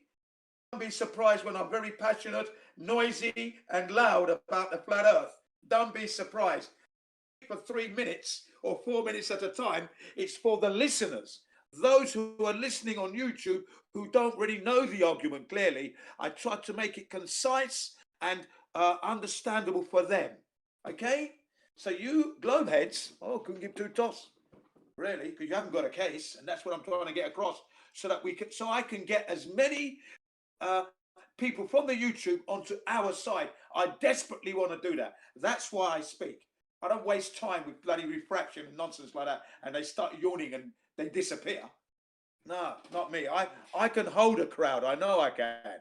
That's why you're here, because you know that when I start to talk about the flat earth, your heliocentric model begins to deflate, and then you have to come and try and inflate it. But you Yeah, well, can't. I think with CBO1 doesn't go anywhere. With refraction, essentially, just like with everything, I think there's reality of what's happening with refraction, and then there's, perhaps assumptions or pseudoscientifically acquired possibilities of claims of refraction. So just like with anything, there's truth to that, and then there's falsity. And so I think if somebody was tuned into a false version of how the atmosphere is working, how light moves through the environment, I think it's more of an induction through the environment and so on. But if somebody is not aligned with what is true when it comes to that, they then could use that to assume a false model. Yeah, and that's what they've done. That's what they're doing. They do that all the time. I mean, there was one character, his name was Laurie, about 35, 40 minutes ago, calling me a liar. Then we asked him to just give us the numbers to his model. He didn't want to do that. You are still a liar, by the way, If he Chin. mentioned the numbers, it would vindicate that I was telling the truth. Thus, he hasn't got a case. But he doesn't want to do that. He wants to call me a moron on top of that. Wow. And you're still a liar. Guys, this isn't a place to do insults and personal attacks. You being wrong on the numbers. You being wrong on the right on the numbers doesn't vindicate you, Jim. So that's why your whole give me the numbers was just totally invalid. Because that's what I said you lied about. You lied about something completely different. So the numbers point is totally moot. It always was. Yeah, have you finished? I presented evidence and you lied that no evidence was presented. That's why I called you a liar. So you cannot verify that you're not a liar by referring to something that I didn't call you a liar upon. Okay. Right, now, Now that he's finished, everything I said was factual. I backed it up with evidence. It wasn't and because I videos. presented Don't evidence interrupt me and you because I let said you evidence speak. wasn't I presented. let you speak. That's and now why I you're called you a interrupting liar, me Jin. Now you're interrupting me. I'm going to carry on talking. Someone should mute him. Yes, I'm I let him interrupting talk. you. I let him talk. I got muted. All right, Mute you the guy. guys- I got muted. Mute him so I can speak because I got muted when he was talking. Okay, and we allowed him to speak, and then he didn't present any proofs. He went off on a tangent. I did present some and then proof. nothing happened. So And now you I'm going denied to carry it. on what That's I was why I saying. called you a liar, I'm going to Jin. carry on. Are you going to mute this guy, moderator, please? I don't like to call moderators, but when they call moderators on me, I get muted. I mute the guy, and I'm making a request to mute that guy so I can get what I got to say out. Now, to those listening on the YouTube, you will notice that this guy, he's still around. He hasn't presented any proofs. And when we I asked did him for present the numbers, proof, when which we asked him is for what the numbers, he didn't provide it at all. Yeah, he calls me a liar. He calls me a moron. I've got a big chest. I can take that. I'll say that lucky that I'm not in the same room as him because I think you'll be hearing him drinking soups and not eating food because his jaw wouldn't be working properly. But I'm not in the same room as him, unfortunately. So never mind. Lucky for him in that case. But the point is, he didn't bring any proof. And he's still here now. So 40 minutes later, still not providing the proof. In that time, I've provided proofs of the videos, photographs of Lighthouse, and people are asking for more evidence. And I say to them, look, if you're not satisfied with what I got, you've got the location. They can actually go to the location, take the photographs, and prove to themselves that they can indeed see the lighthouses from said distances. You see? But they still want more. Okay. In the Jin, meantime, they don't provide Right. us with anything. Okay, Yeah, have you right. completed? Because I'm just going to temporarily mute you and let him respond, okay? Yeah, go ahead, please. Go ahead. Okay. My main point, since Theo is actually fairly sort of pointing to me that I shouldn't attack others, it's against the server guidelines. I can abide by that, so I don't need to call Jin a liar. So I Then why do you won't keep saying it, necessarily man? take it. Because I'm getting sick of I hearing won't. it, dude. It's getting boring. Sure, but you're interrupting me and while I'm talking. So I'm not going to do that in the future. Instead, what I'm going to say is I did present evidence. Jin said incorrectly that I didn't. Okay, then just hash it out, or set the record straight. Then. Yeah, well, I presented the GPS measurements on Lake Pontchartrain as evidence of the globe proof. So we could, in order to hash it out, we could go into it or at least in some way say why it's not valid evidence instead of just saying, nah, no evidence got presented, present me something, you didn't present anything. Okay, Oh, can I boy. swap? It is an open chat, by the way. It doesn't necessarily have to be kind of one-to-one, but Well, it's just, I mean, I don't like when the conversation digresses into finger pointing and Yeah. he said, she said, you know, I mean, like, let's just try to keep it on point, guys, because, we are listening. Yeah. I agree with you, and I'm really concerned with the listeners all the time. So I always try to keep it on point. I bring as much of the facts I can, but then I get insulted and called this and that. I don't mind because I can give as good as I get. I'm not even really But talking because to you, it's not Jim. my server, and I do respect Geo and the guys that are on this server, so I'm going to keep that kind of behavior to the minimum, because at the end of the day, I do feel that this particular server, Earth Awakening, has the potential with the characters that are on here now, the flat earthers I'm talking about, to deliver such a product better than the 24/7, and that's what I'm hoping for, and that's what I'm aiming at myself, and I'm glad to be a member of this particular Earth Awakening. So keeping it on point, I'm still waiting for the proof, which hasn't been provided yet. So, to you listeners, I ask you again, how do you know you're on a spinning ball? So to you listeners, I presented the GPS measurements from Lake Pontchartrain. I'll still point out that that hasn't been dealt with in any way whatsoever. It has been dealt with several times, and what we have to remember, So then deal with it. is that are you going to interrupt me now? And now I'm talking. Thank you. Now, listeners, what I'm trying to say to you is this: Neil deGrasse Tyson, who is an astrophysicist, the #1 astrophysicist out there. Okay, he's the #1 face you've got. He's telling everybody that it is impossible for any human being to see curvature of this Earth from 120 miles altitude of Earth. from the surface of the Earth.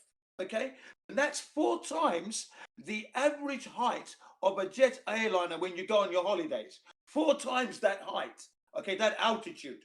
You will never be able to see the curvature. You will never see curvature because you're not high enough. That stuff is flat. He said it's flat, he says, in his own words, quote unquote. And here you have this man saying that he's got Lake Pontchartrain and he's showing us curvature. So who's right?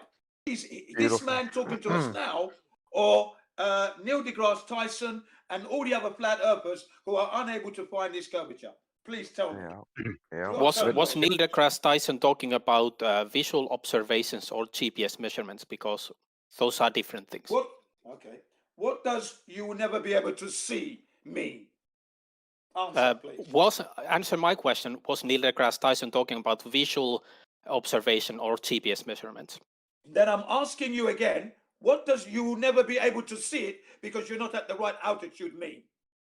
Well, I did ask you the question first, Well, so you're I asking want to an answer absurd yours question before you because answer you're mine. not paying attention Instead of to doing what this, Neil let's do deGrasse something said. else. You're not paying attention to what Neil deGrasse Tyson said. He said you will never be able to see curvature from an altitude of 120,000 feet up because you're not high enough. That stuff is flat. I disagree with him. I disagree with Neil deGrasse Tyson. Thank you. I disagree with Neil deGrasse Tyson, but more to the point as well. But more to the point, I'm paying attention to what he said. You're not, because I brought in GPS measurements, and you're now saying what Neil deGrasse Tyson says should or shouldn't be visible by human eye. So you were talking about different things. You brought up Neil deGrasse Tyson completely irrelevantly. Okay. It has nothing to do with the point that I presented. Okay, I'm sure that those who are listening to what we're talking about can differentiate from ground level to 120,000 feet up, because the higher you go, the more you're going to be able to see. That's a fact that's nature's law that no human being can break. Yeah. So if you're in an aeroplane at 5 miles up, okay, which is like 45,000 feet roughly, 45,000 feet. Yeah. If you're up that far and you can't see any curvature, and then you've got the world's #1 world-renowned astrophysicist telling you that you're not able to see curvature of this Earth from 120,000 feet. You'll never see it because you're not high enough. It's all flat. Yeah. Who are you to tell me that you can give me a GPS and see curvature when all the flat earthers for the last 6 years who have been heavily scrutinizing this particular conundrum, okay, and we're looking across the Earth and we can't measure a single degree of curvature, okay? But here we have this man here, Laurie, the guy who never brings any proof, never tells us anything, calls me a liar, says that, you know, I gave you the GPS to the Lake Pontchartrain shit, but there's no curvature there. Okay? Can't be seen. We're still Chin. We're still comparing GPS measurements to what Neil deGrasse Tyson says visually should be seen. Yes, but if you want to say there is no curvature, then address the GPS measurements from Lake Pontchartrain in a way that makes sense. You've brought no evidence again. That's evidence because you haven't addressed it in a valid way yet. It's not evidence. I'm bringing you evidence from all over the world, across the flat Earth, in different locations, where we can see that the Earth is indeed level. Not to mention the fact that I'm sure those who are listening on the YouTube again now, you wonderful people, that when you've flown on your holidays, did you experience any curvature from your flight? Because you would do. Because you can't tell me that you can be on a ball that is spinning and yet have an aircraft fly level and you're not going to notice it. You notice it on a roller coaster ride. You notice it when you go over a little hump on the road. So the laws of nature apply there. But now they're going to tell me that when you fly, the laws of nature doesn't apply. I'm sorry, that's unacceptable. We've been through the numbers, A normal person with any ounce of logic knows that if you're on a ball, you're going to notice it, you're going to see it, you're going to feel it, you're going to experience it. And no one on this earth has ever experienced the things that I've mentioned. None of them. So returning back to the GPS measurements, since Neil deGrasse Tyson is a valid point to bring up, do you have anything else that actually works? Well, you know, I'm bringing that up because, like I said, with the black swan, all the images and the videos that I've brought with that, long distance observations, that's more than enough to destroy your globe already. The fact that it's not even moving, the fact that we cannot detect any motion at all of this 1,036 miles per hour at the equator. But if you're in the UK, it drops down to, I think it's 500 miles an hour. Okay, at the UK. We've been through Alaska is 600 miles an hour, I do believe, or vice versa. We went through the numbers, Jim. 500 miles an hour. Okay, but you don't notice these things. These motions are not noticeable at all. Yeah, we went through the numbers, Jim. Sorry? We went through this, remember? I don't remember you going through this. Of course you don't. If we did, you lost. You went away crying because you brought no proof. You brought no evidence, and I'm still here talking about it. So you didn't bring any evidence. What happened, Jim, I can't shut is up that you unless you bring the evidence that Jesus. shut Jim CBR up, but you can't. You're not going to be able to do that. I think what happened, Jim, is that you asserted that 0.03 was greater than 9.8. Yeah, I did. That's how it ended. I said that because you live in a bizarro world, and because you live in a bizarro world, you deserve a bizarro answer. That's the psychology that I run on you. I run a psychology on you that I can go bizarro like you can.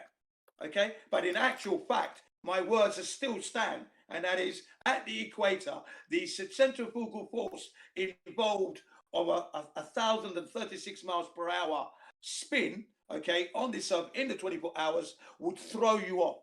You wouldn't be able to be on the Earth, and that still stands.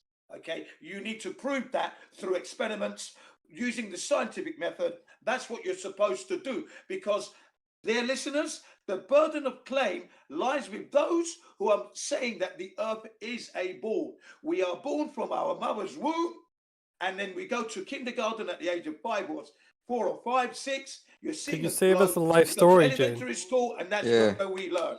So the burden of claim lies with those who are making. Sorry, the burden of proof lies with those making the claim. So please bring us the proof. I yield. To whose standard? To whose standard? The standard is the scientific method, of course. Scientific method. My hypothesis is that the Earth is a rotating sphere. If my hypothesis is true, I expect to see different weights at different latitudes. I go and test that, and guess what we find? Where did you observe what was your natural observed phenomena? What was your natural? I don't need one. Phenomena? I don't need one. And you're stepping past the first step of the scientific method. No. Stepping past your scientific. I didn't write it. What is? I didn't write it. I know you didn't write it. Okay, so it's not mine. It's the scientific method. There's only one. You subscribe to it, though, right? Who said there's only one? Who decides? Who decides what the scientific method is? Even Neil deGrasse Tyson has to adhere to it. Hold on, Jim. Let's let some of these other guys get in a bit. It's called the scientific method. Yeah, who decides what it is?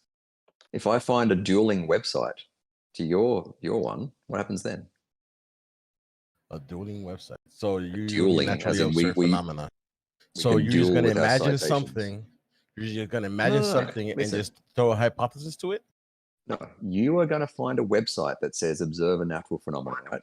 I'm going to find a website that says something else, right? Yeah. Okay. What's your website? So who wins? What's your website?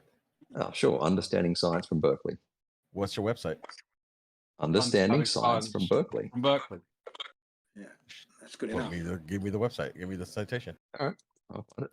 Richard Feynman says you start up with coming up with an idea, and then you start to sort of see if you can observe it in reality and then test it. Start coming up with an idea. That's what he said. Yeah, that's hilarious. Feynman. No, he didn't. Why is that hilarious? If we've already got a foundation of observations, we can then start to say, "Hey, what if maybe that's right?" And then we can start to formulate maybe what's right tests and observations to then move forward to see if that hypothesis is correct. The thing is, you're conjuring something in your head, but no, this is also how science works. You have to see something and then say, "Oh, what is this?"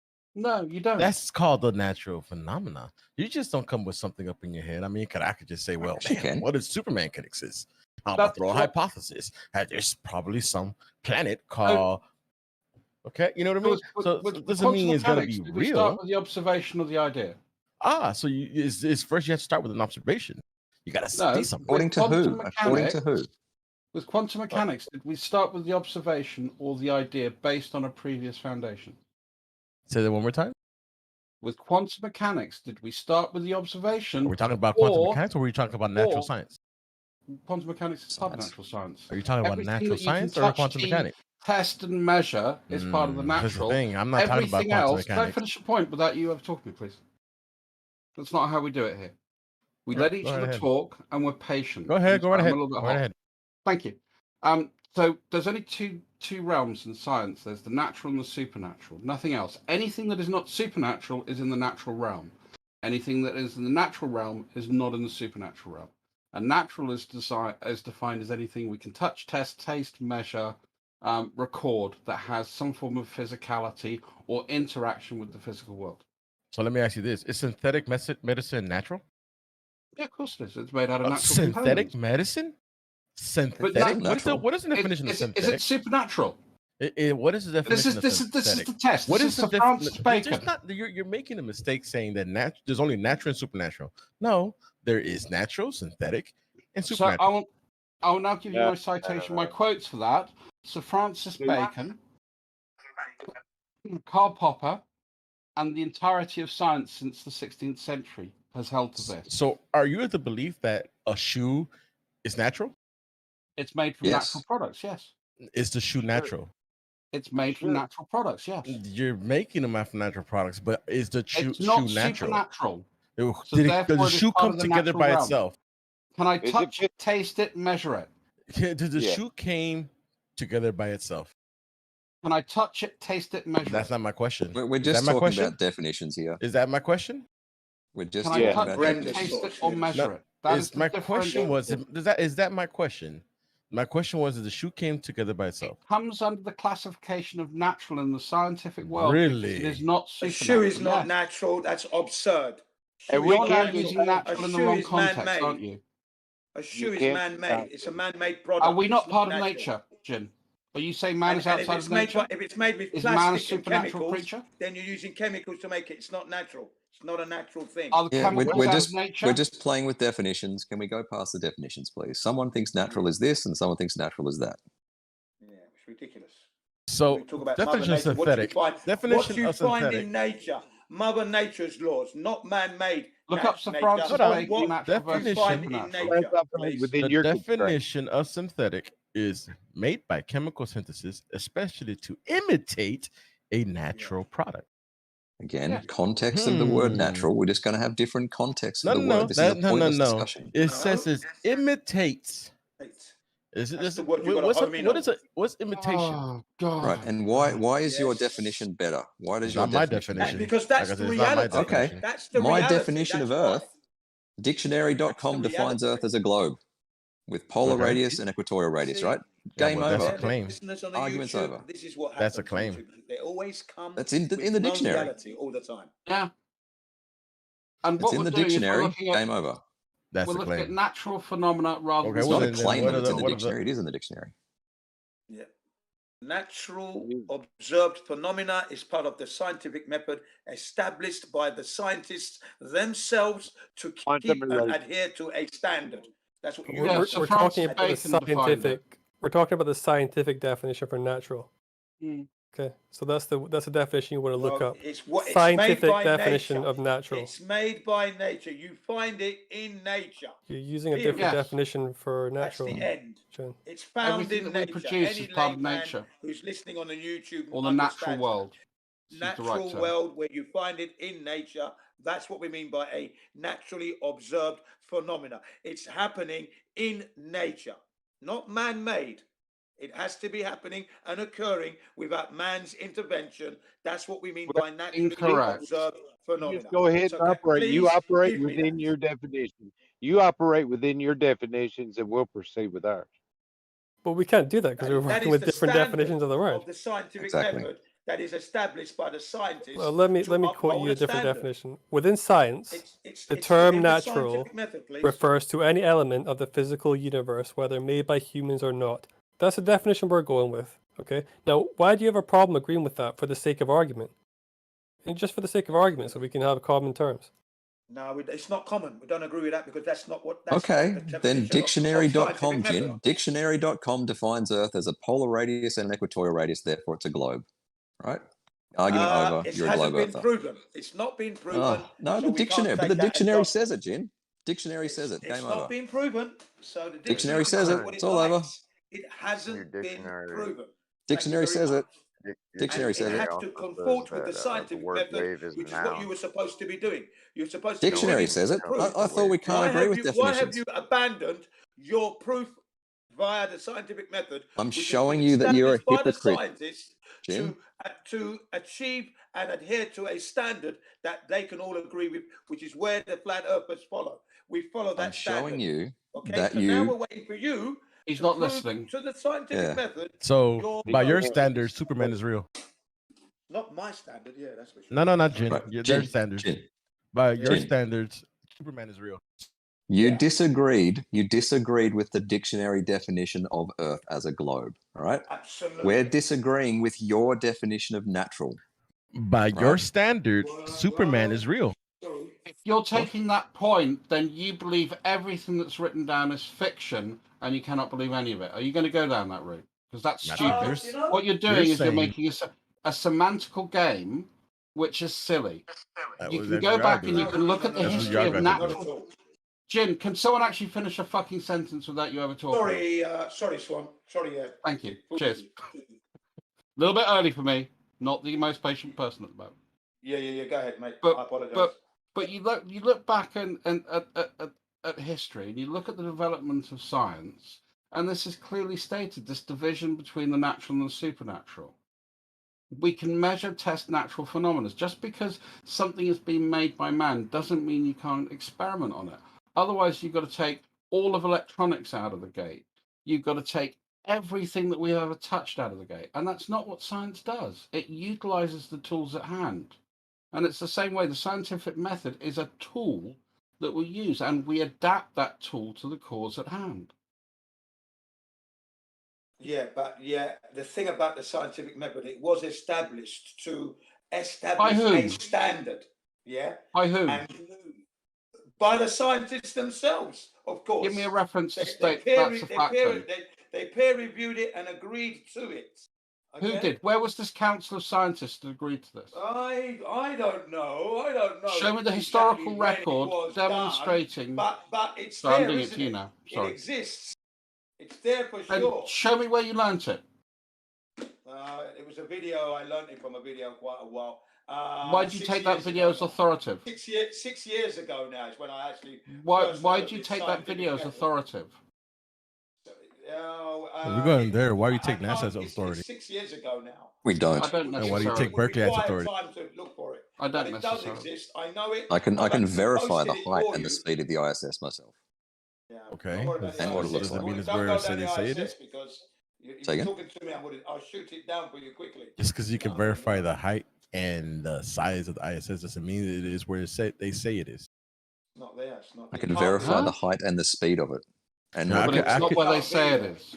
I could make a calculation, a formula of how high that Superman has to jump to the force of Superman's needs to jump to the Empire State Building. Does that make Superman real?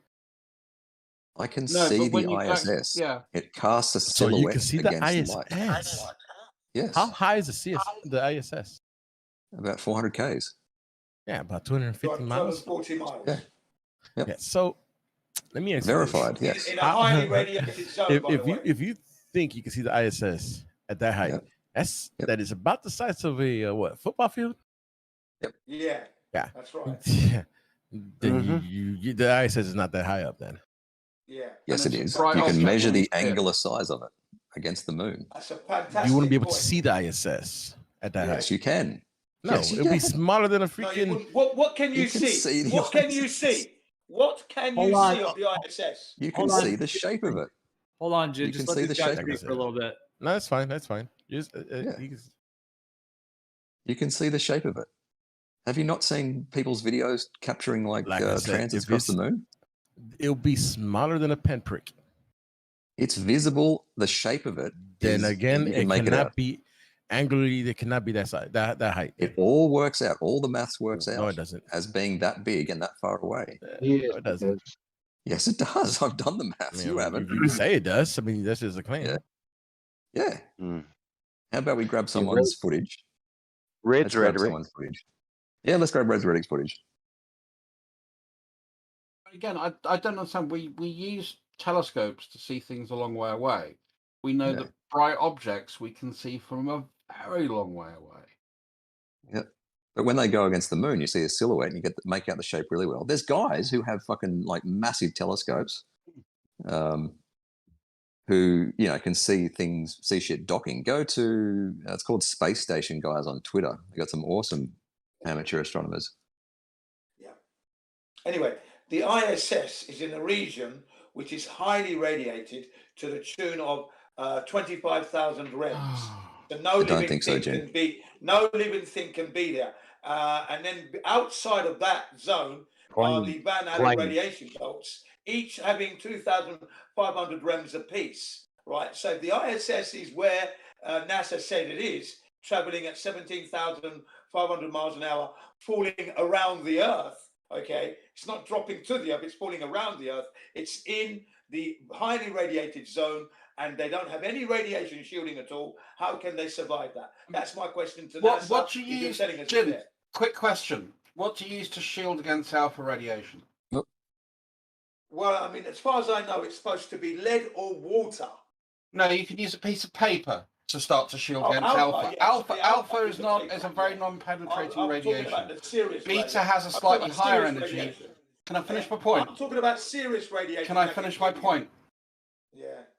Okay, there are three types of radiation. The predominant form of radiation that we have is alpha, then followed by beta, and the more rare one is gamma. And that's because the amount of energy required in each of those different forms and how they're generated. Right, right. So then I'm talking about the stuff that kills you, which is what they said. If you How do you know it's all gamma? Where's your evidence for that, Jim? Because according you're wrong. to Sir Bernard Lovell Catch you later, guys. And the other experts, they tell you that, at 70 rems, if you were to venture out there, 70 rems would leave you with impaired vision, you'd have diarrhea and vomiting. And if you increase the intensity to 170 rems only, 170 rems, you would lose your permanent vision loss, vomit, diarrhea, and death within 60 days. And we're talking 25,000 rems just in that zone alone where the ISS is supposed to be operating in. Then you've got the two Van Allen radiation belts. So that's 2,500 rems apiece. Okay. So, what human being can withstand those levels of radiation, not to mention the cosmic ray particles traveling at speeds of light. So, honestly, to the listeners in the YouTube, there's a lot of problems and obstacles that these said scientists and astronauts have to overcome to be in that environment, and we don't see any protection at all. I ask you to Google it and have a look for yourself, dear listeners, and you will see that Jin CBR1 is not lying, not a liar, not a moron. In fact, he's right on point. And whenever you see him on the server, pay attention, because all I'm going to do is douse them with the truth. It will come like a fireman's hose on a fire. That's what I'm about. Thank you. Oh, Jim. You've got to keep it entertaining, guys. Otherwise, it can be a bit boring. Like I said, got to keep it simple, keep it straight. And they can't reply, you see. Oh, yeah. The earth is flat and it's beautiful. Heaven on earth. Unfortunately, we've got other things to be dealing with, and one day humanity will unite and we can take that on. Meanwhile, let's have some proof of curvature. Meanwhile, it's still a globe. Did you hear that, listeners? It's still a globe. It's still a globe. Of course it is. It's still a globe. Of course it is. Of course it is. I did present the GPS measurements from Lake Pontchartrain that you still haven't faced in a serious way. That's the shred of evidence that I presented. This man brought to the table, because he keeps talking about the GPS of the Lake Pontchartrain, right? And then when you listen to Neil deGrasse Tyson say to you that you will never see curvature from 120,000 feet up, what is this guy Laurie talking about? Again, Neil deGrasse Tyson he is on irrelevant drugs? regarding that Is he question. drunk? Is he mentally retarded? Is there something wrong with him? Is he not listening coherently here? How can you see curvature when you can't see it from 120,000 feet up? You're not going to see it. But yet, you know, all the flat earthers have been looking, and we're pointing out that we can see too far. We've done laser beam tests in I think it's Finland or Norway, one of those two countries, across the lakes there, right? Because there'd be less refraction. That's why we chose it. Cold area, so we can get a good, accurate reading. They traveled out there. Okay, the FE core. So if you're listening to YouTubers, type in FE core laser test, and it will all come up for you and how they did it. It's a really interesting experiment. Okay, right. So yeah, it was a failed experiment, Jen. We're bringing all this to the table, yet this man is bringing a GPS thing. We're bringing shit to the table. Debunked 3 years ago. Honestly, how was it debunked 3 years ago, Jin?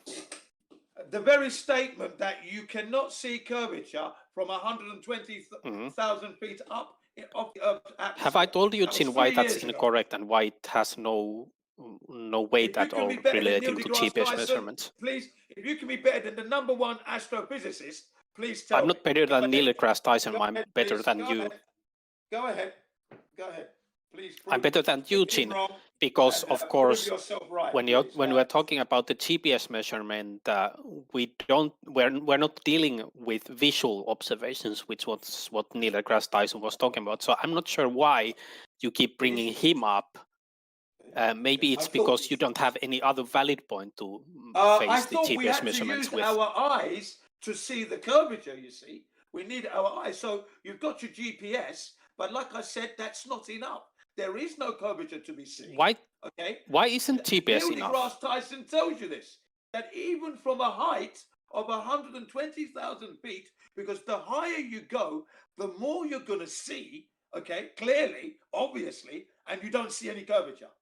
Okay? So if he's telling you that 3 years ago, he debunks you. Okay? With your GPS. I'm debunking you. And I'm saying to you, bring me some proof because you haven't brought it yet. So you didn't. You're actually Please bring it on. Bring it on. So you're actually admitting that you didn't face the GPS measurements, but instead you brought a totally irrelevant point relating to visual observations because you think that you can just do that. You can just ignore what I brought to the table and make your own point instead. You know when a fly. That's dishonest. Have you finished? You know when you have a fly and a mosquito buzzing near your ear, what do? You just squat it. That's exactly what I think of your evidence. It's just something you have to slap out the way. Yeah, but that's dishonest when the evidence that's presented is actually weighty and would actually debunk your flat Earth. We could say, yes, he's brought evidence. I am wrong. I'm shutting up now. But I'm not going to say that because he hasn't brought any evidence. Whereas yes, that's because you're biased against the evidence. You haven't faced it in any serious way, Jim. Went to watch the gentleman that's going to watch the 5-minute video about 30 minutes ago now, hasn't returned, or should I say 20 minutes ago perhaps, hasn't returned. I wonder why, listeners, if you've been listening that long. Yeah, I gave him the video. We sent him off. He hasn't returned. So clearly something's there. Yeah. I don't mess around, like I said. Yeah, a shit video, sir. It's disappointing. Don't mess with Gene CBR1 because Gene CBR1 don't mess around. Yeah. You mess around with something, bro. You've been smoking them big I don't doinks. do any drug. This is real endorphins, real flat earth, real energy. You should take something for that mental edge. I don't need anything. I do exercise. I've done my exercise this morning. Did the laundry for the wife and the family. I've done a 2-hour session with a student talking about time and money and which would you rather have, but you need both really. And do you talk to them like this? You talk to your students like this? Discussing the flat earth and doing a very good job in presenting the evidence for flat earth, whilst at the same time destroying the oblique spheroid globe that no one can see, measure, experience, feel. Take a break. Take a breath, Jin. You're running out of air. I'm not running out of any here. Don't worry. I do my It sounds exercise. like it. Jin is on fire on more than one way. Yeah, you better believe. He needs to be put out. He's on his passion is on fire. Yeah. You can't do that, man. Yeah. This is a new server, and we are here. You haven't got Tread How was lightly. You're here to ruin it. Please tread lightly. Is all I got to say. A familiar saying comes to mind. Something pants on fire. I'm not sure what that was. Yeah, right. I'm sure the listeners can see that this guy, and he's telling us to look on the Google. I'm directing them where to go and find the information. They're going to see that I'm credible. I've got integrity and honor. That's why I'm here. And they know that. How many Nothing listeners to are worry you about. speaking to I'm right not now, hiding. Jim? I'm not calling you a liar or anything like that, but they're calling me a liar, a moron. I did Right. call you a liar because you did lie. I didn't lie I'm at all. trying You didn't not to lie. use I those said you words didn't. in I the said future. you brought no. I said you brought no evidence. I Yes, but stand by what those I brought words. was actually My word evidence, is and my you didn't bond. have the You courage to brought no face it. evidence. All And right. in a court of law, I would state that clearly that the dishonourable gentleman has been badgering the witness, but yet has made no right. inroads into actually presenting his claim, sir. Yes. Okay, so I'm just going to temporarily mute you, Jin, just for a minute, so someone can respond. So go ahead. All right, just dropped and rejoined. What was it?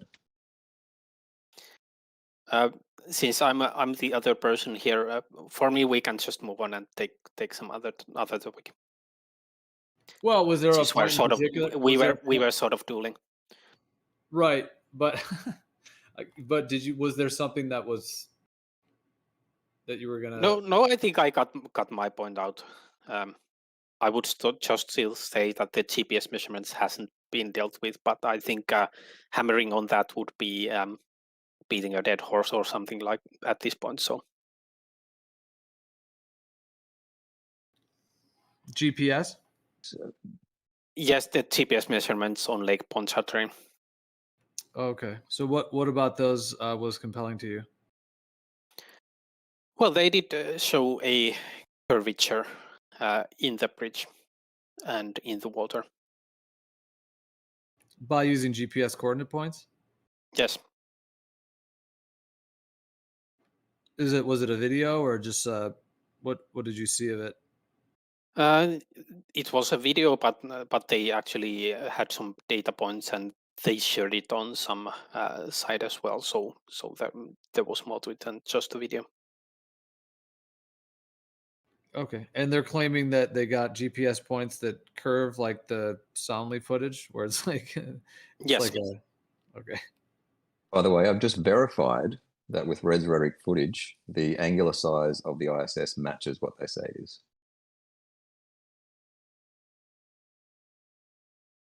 So who was I talking to about that? I think that was El Baruca. El Baruca.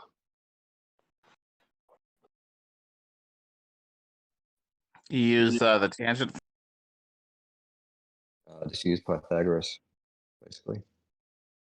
What's that, Lemon? You cut out. You use the tangent formula. Tangent of the angular size of the object equals the height of the object divided by the distance of the object. No, I just I got the footage of it going past the moon. Right, the moon is approximately 1/2 a degree in angular size. I worked out a pixels per degree, so how wide is the moon in pixels, and equate that to 1/2 a degree. So I've got a scale. Then I measured the pixel size of the ISS and got an angle for that, like an angular size for that, and then worked out what it should be if it's 100 meters at 400 kilometers. And it matches. Right. So I guess you're assuming the size of the moon and how far it supposedly is. You can Right? measure the size of the moon. It's 1/2 a degree. How? With theodolite or anything you like, with the focal length of the camera. Where's the moon at? What's the distance to the moon? It doesn't matter what the distance is. We can measure its angular size. It doesn't matter the distance. We can measure the angular What's your size. reference point? It's an angle. We measure an angle to the top and then measure an angle to the bottom. It's 1/2 a degree. You can do this with your camera.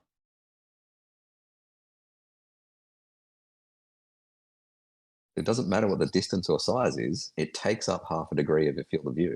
Really?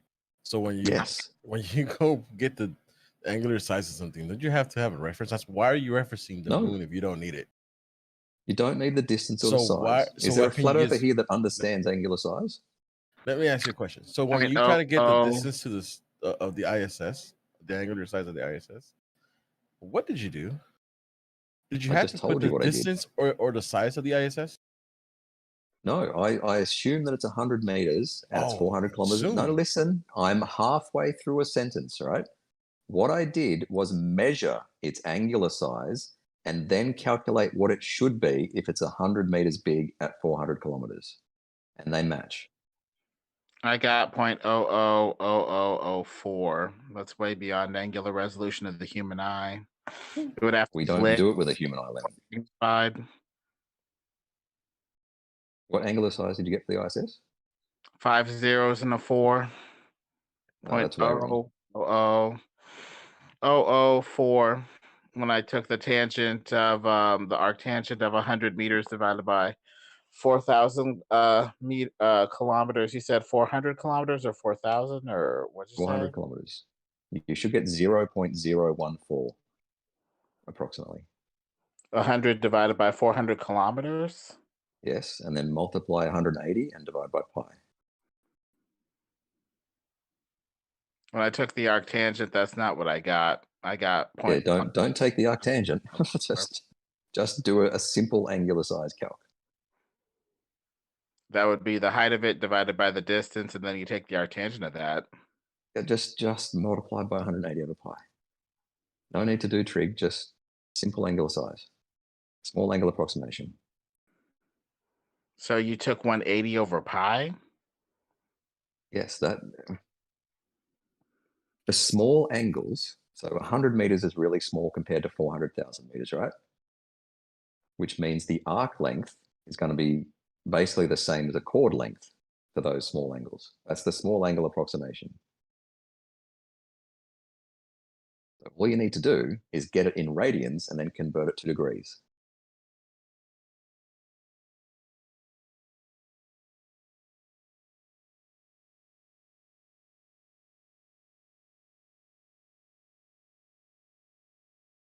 So is there a natural phenomena that you could verify? What's up, Ruhif? We're verifying the size, the angular size of the ISS. Oh no, I'll give you the How did you get ISS. yours, Lemon? I'm saying I'll give you the ISS. What else? Like, I mean, Right. what in the natural world can you? What was your claim before, that we couldn't see it and that it's too small to see? Because it's be Cut out, Lemon.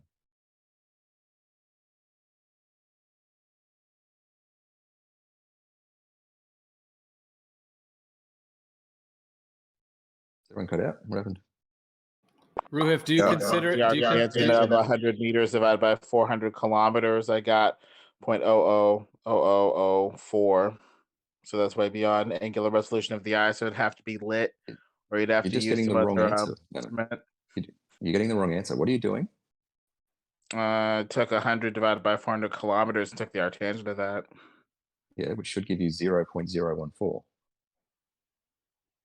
That's not what I got. You did must be doing something 100 meters divided by 400 kilometers? Yeah. 400 kilometers is 3 more zeros for the number of meters. So it'd be 400,000 meters. 100 divided by 400,000 meters gives a 0.00025. And then when you take the Take arctangent of arctangent. that, you get 0.00. You take the arctangent of that, and you get 0.000004 degrees. No, you just don't. What are you doing wrong? 100 divided by 400,000 meters, and then you take the arctangent of that. You get the actual angle. 0.014. No, I'll double check. How But about 100 we divided by ask Google? 400,000, taking the arctangent of that gives 0.00. I'm just going to type into Google. Hang on. Arctan 100 divided by 400,000.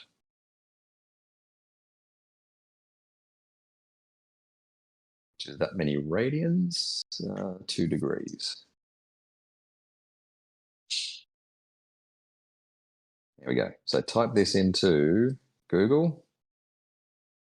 Where are we? Livestream, blah. Oops, that's not it. Type. I pressed 10. So type that into Google.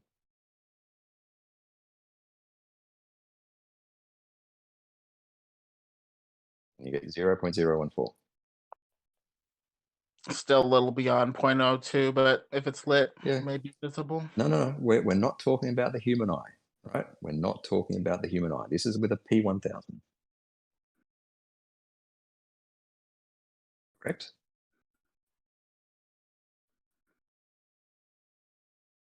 You realize that the Rayleigh criterion is dependent on the size of the aperture.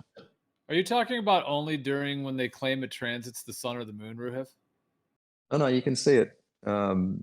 Like I said, there's guys. There's a Twitter profile called Space Station Guys, and you just have amateur astronomers tracking it across the sky at nighttime with equatorial mounts and special tracking software and that sort of shit, with massive telescopes as well. The way we do it, because we're plebs, is just when it transits the moon or the sun.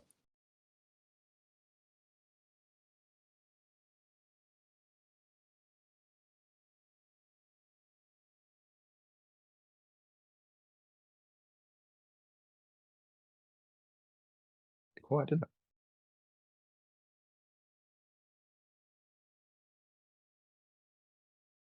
Anyone speaking? Mic check, mic check.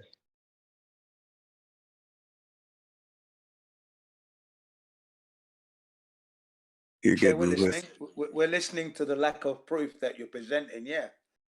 The claim was that you can't see the ISS because it's too small. Or Correct. there's not the size of a football field, right? I'm demonstrating that claim is wrong. You cannot see the ISS from 240 miles up. When I asked people what did they see, they all said they saw a light. So that No, a when light it does transits not the an moon, ISS make.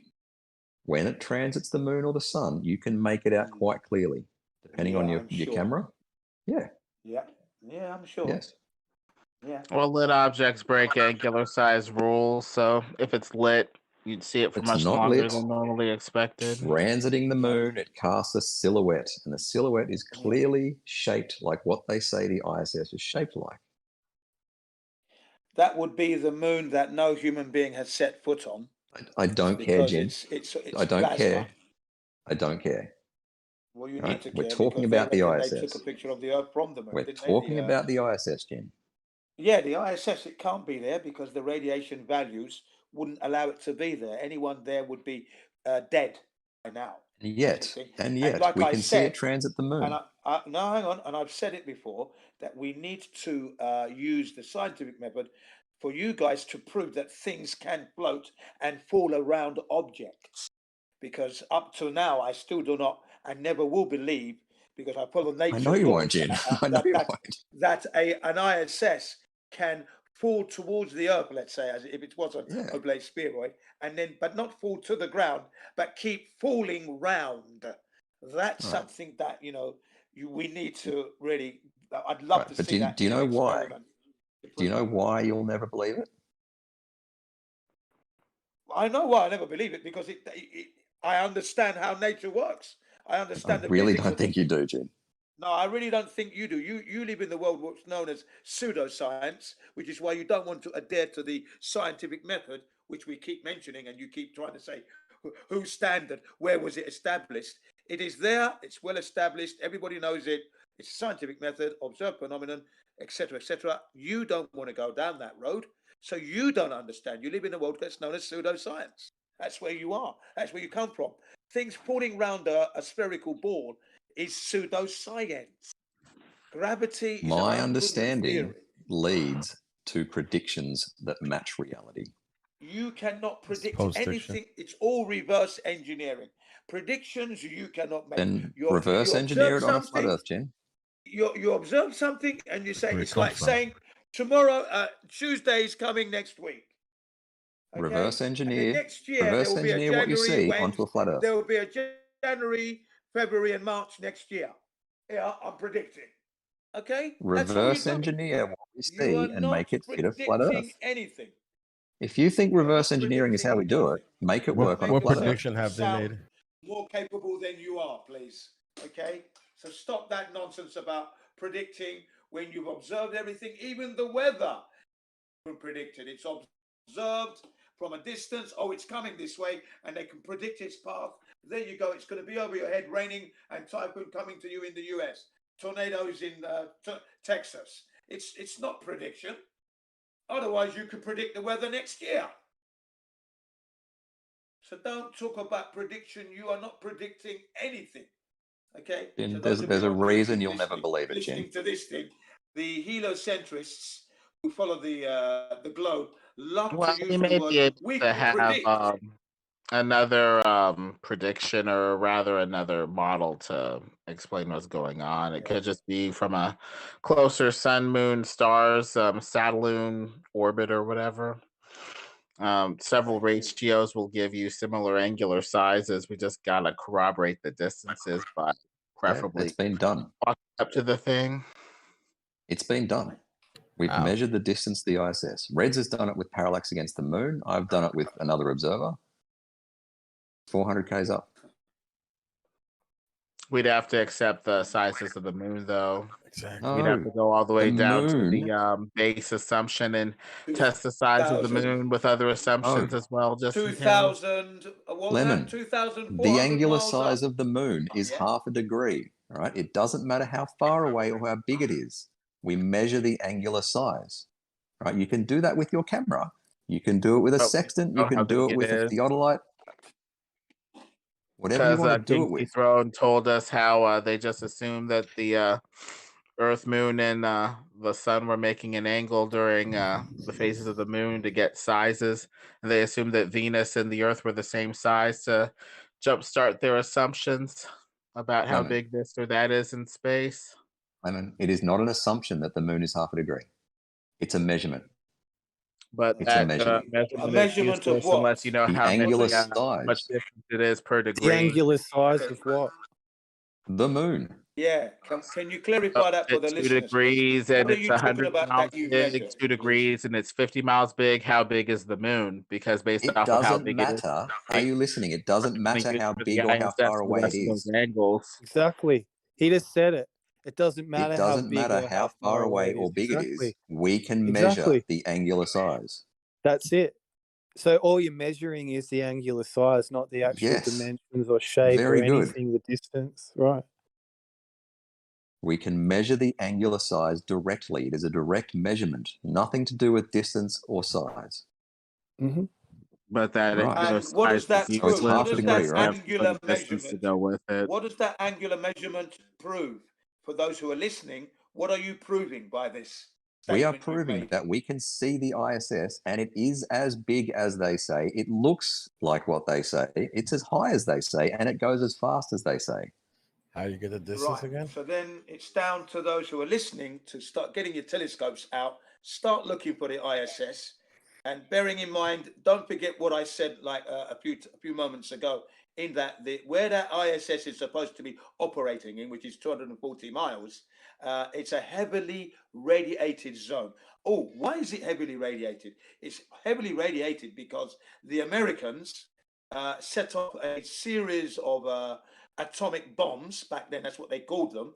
It was known as Operation Starfish Prime.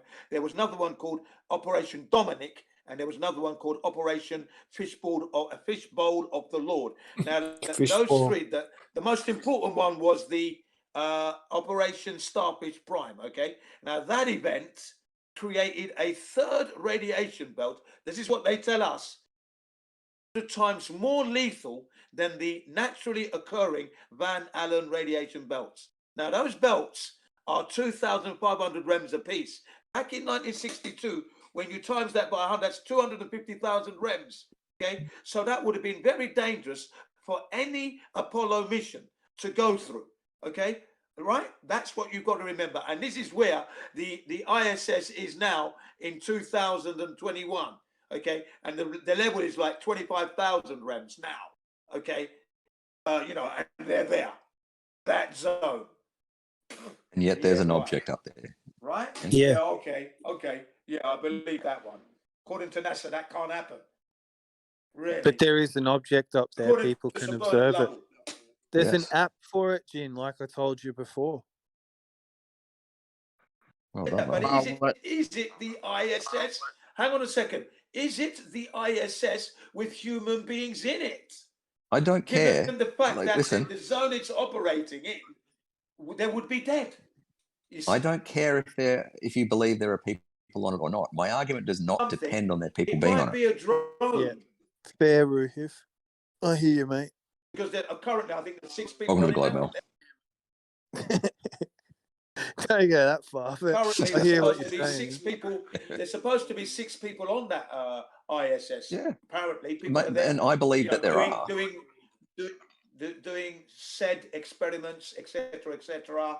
But as far as I'm concerned, you're not seeing the ISS. You're seeing whatever you're seeing. It is not the ISS with human beings in there traveling at 17,500 miles an hour, falling around the Earth. Think of the speed, please, folks. 17,500 miles an hour. Wally and I measured it. Where's Wally and I measured it a couple of years ago? Yeah, right. Yeah. Well, perhaps the next time you want to bring all that stuff to the server and let's have a presentation so that the people on the YouTube can see your measurements of that. And let's see what you are seeing. Can you You see need it to in do- Japan? Like, what's stopping you from having a squeeze at it? Yeah. Honestly, what, you haven't got time, or you? I have looked and never been able to find this thing. Honestly, I've looked. I've seen it never been able to literally find this thing. probably 100 times. No, I said I've looked, haven't I? I've looked and never been able to find it. Yeah. Do you go to like a transit finder or the Spot the Station website? And I've looked. So, you know what I mean? He's just Go looking. to Spot the Station. Well, when I harder. try and do it, I go to the top of my house, set up. Go to the top of my house. I look. I've got an app as well. I've got an app, and it tells me it's supposed to be coming across at this time. I never see it. So there you are. I I've don't know never what to seen say, the Jen. ISS. The I've thing seen it is, 100 times. the thing is, anyway, regardless of that, the fact is the environment that the ISS is supposed to be operating in is not conducive for that to happen. They would be killed. Instruments wouldn't be working. Radiation would be posing a lot of hassle for this equipment anyway. What's your biggest city? 500 miles an hour is very, very, very, very fast indeed. So I don't know What's what the equipment nearest big materials city to you, Jen? have that can withstand such speeds. Because you got. I don't even think people can imagine that. You can't 17,500 miles an hour. You know, Jim, please listen. what's that's the nearest? The speed of yeah, go on. What's the nearest big city to you? The nearest big city to me would be Tokyo. Tokyo. All right, let's go to Tokyo. Tokyo, it's on the main island. Tokyo. Yeah. Oops. And like I said, folks, the ISS is definitely not up there because the zone is highly radiated. The moon missions, as I said earlier, they supposedly went to the moon. Yeah, there were 27,019 solar flare events. Now these events are totally unpredictable, so you don't know when they're going to come. You've got a fantastic one on Thursday. When they come at such velocities that 900 rems at a flash, wash, just like that, bang, spat up. Thursday night, Jim. Okay. Thursday night, you've got a magnificent sighting. Yeah. Check the chat. There you go, Jim. Thursday night, you've got one of the best sightings ever. Thursday nights, yeah. Yep. What I've time sent you the exactly? link. 6:09 p.m. local Send time. the link. You've actually got a decent one. Oh, tonight. What's time And there what would now? I see? Would I be seeing a light? Would it be, or will it be? Yeah, you'll be seeing a light. If you wanna see the actual silhouette of the ISS, you'd need to get a transit. You've actually got one tonight at 6:55 p.m. What's time there now? 4 o'clock? It's no, it's not. It's 4 o'clock in the afternoon. Sorry, yeah. 4 o'clock. Okay, so at 6:55 p.m., you've got another pretty good one. It gets up to about 45 degrees. Yeah, if I can see the moon and that, yeah, we'll have a look. But like I said, I've tried so many times, even with the kids as well. Sat there 3 hours at a time, but no, didn't see this. This one, you've got one tonight at 45 degrees, one on Wednesday night, 43 degrees, and Thursday night, 84 degrees, going straight overhead. Yeah. Get it. Now Get that putting this line. out there as a disclaimer, if I see something moving, I'm Yeah. not going to assume it's the ISS, because like I said, fine. the environment isn't conducive for a Yeah, thing like that that's a with human claim. beings on it to actually be, swimming in that amount of radiation. They would be dead. So NASA needs to explain that. How can they be there? That's the thing. And like I said, and the other thing is, it's 17,000 miles, 17,500 miles an hour, and it's Yes. falling around the Earth. And we need to have the experiments to prove that these things can happen. That when you leave the Earth's surface, you indeed can float. So the gravity is lost. You're not being pulled to the center of the core of the Earth anymore. And then this ISS and its mass is traveling at such speeds and can happen. We need to see all this. This all needs to be demonstrated through experiments to prove, because they need to prove all that. So, the math their is story, consistent. not mine. The speed, their the story. speed that they give us and the speed that we measure is consistent with gravity and the size of the Earth. Like I said, the Earth as a What spinning ball gravity? hasn't been proven, so Yeah, you can't claim the rate gravity. that things accelerate You can't towards claim the gravity ground. when you haven't proven the ball to exist first and foremost. Jin, claim do gravity. objects accelerate towards the ground in a vacuum?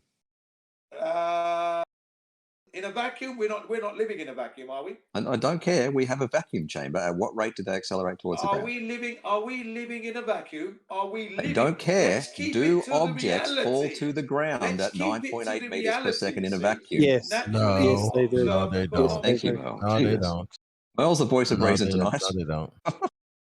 Let's keep it to reality. Are we living in a vacuum? Really? This is an I agreed didn't say we upon. were. It's agreed upon. It's not something that it actually happened. There you go. Thank you very much. There we are. So, like I said, There's listeners, a huge vacuum tower in somewhere in Germany. I don't remember the name of it, which drops. It's like to test gravitational forces. They have vacuum. things And fall at when I different ask, rates. do objects fall in a vacuum at 9.8 meters per second? Do you know how defensive and ridiculous it sounds to say we don't live in a vacuum? You know that's not what I'm asking.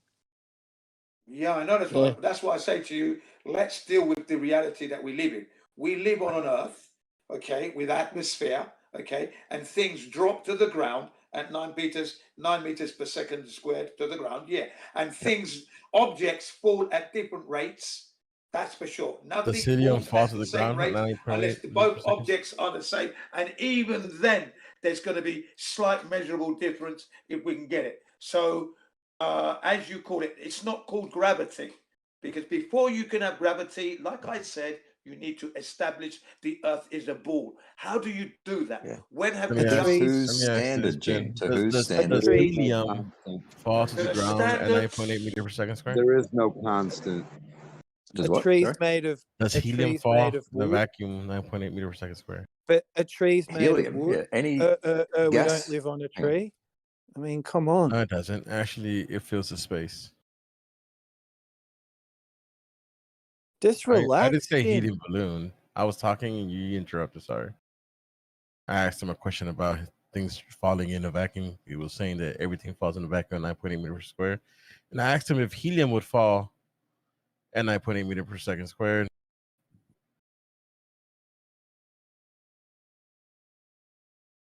Yeah, but And it's it wouldn't, like right?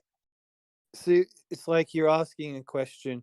Why not just answer the question and then just Why am I just ease answering? out? Asking him a question. I asked him a question. I didn't ask myself. Why don't you just stay like, yo, I'm pretty sure helium would also fall at 9.8 per squared. Would you agree? Why do you act like you have a sneaky position on it? No, because it wouldn't fall.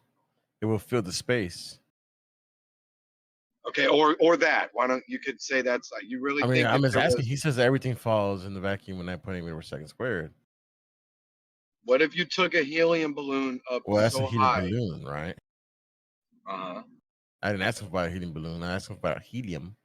Oh, I'm saying expand your question. He doesn't fuck. How the fuck is he gonna fucking know? Where could we go to a spot where we're not contained on this earth to ever fucking test that? Well, you said vacuum. You just want people's guesses. I'm just saying. It sounds like No. I just wanted to agree with the guy who said you could kind of state your position and then ask. It sounded like you were asking from a position of whatever his answer was going to be what you would take as authority. But we all knew you had a position anyway that you were going to try to tell him he was right or because wrong. he was trying to say that everything falls in the vacuum at 9.8 meter per second squared. Okay. So why wouldn't helium then? Why, if he said Because everything, helium- is helium part of everything? That- So what that's I'm why saying is I your asked him, question because is it doesn't. So you Because it should have just doesn't. said is helium everything? Do you include helium in your everything? It's that instead of asking Because the way it's you my asked it, man. question. Because it's my question. Want to ask myself? Why don't you want to ask him? I'm just trying to tell you. I'm trying to give you some Don't tell me. feedback on the way You don't have to asked tell me. the I question. could ask my question the way I want to. Bro, you know, I say 3 words and you talk over me before you hear me Sorry. finish saying. It's You're like right. you don't You're right. really want a lot of feedback. I mean, that's really all I'm trying to do is give you some feedback. I'm not saying you're right or wrong, man. But the Yep. I'm sorry. You're right. But you're still trying to tell me how to address my question. This is the way I You speak. could have, Sorry. yes. I would have felt more comfortable if you would have said, I would have got to learn like quicker what the knowledge of the topic was, what your position was. It would have been more efficient communication, I think, if like the guy suggested before me, then I came in a second, like what, you know, maybe you could have asked it while stating your position rather than asking it just like you didn't really have. Anyway, that's whatever. I hope you got a little feedback from that. Okay. Sorry about that. No biggie, bro. No biggie. I love this argument. I love talking about vacuous space too. I think it's a cool ass freaking topic. I mean, I do. But it's kind of it's a different substance which we are dealing with when you're dealing with a gas. Because if you have like a balloon of gas and you decompress the room around it, that balloon will expand. So apparently there is something different with the gas than it is with any solid material, because that wouldn't expand if you were to just have like a metal ball or something like that. Hey, Right. what's just the looks static. Let me ask you a question then. Now that you said that, then what did you change in a vacuum compared to when it had air in it? You mean when we pumped out the gas? Right. You pumped out the gas, so you changed the medium, didn't you? Mm-hmm. Yes. So if we change the medium You to something remove the heavier, medium. sorry. So if we change the medium to something more denser, would that change the outcome of the object falling? It depends. Really? But So it could be. Let's say if I took a ball and I decided to change the medium to something liquid, like water, would the ball fall at the 9.8 per second squared? I mean, whatever. No. Right. Why is that? So where's gravity in all Well, this? you can if you were to just decompose the forces at play to or decompose everything that's happening into, like, you have forces and then you have something else which is contributing to how it would move.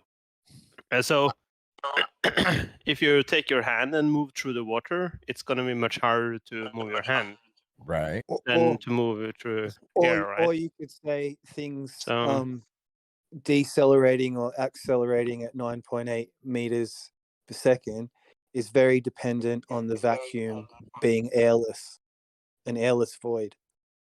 Yeah, I would take it a I bit think you can further. decompose it Our to reality forces. is not living, man.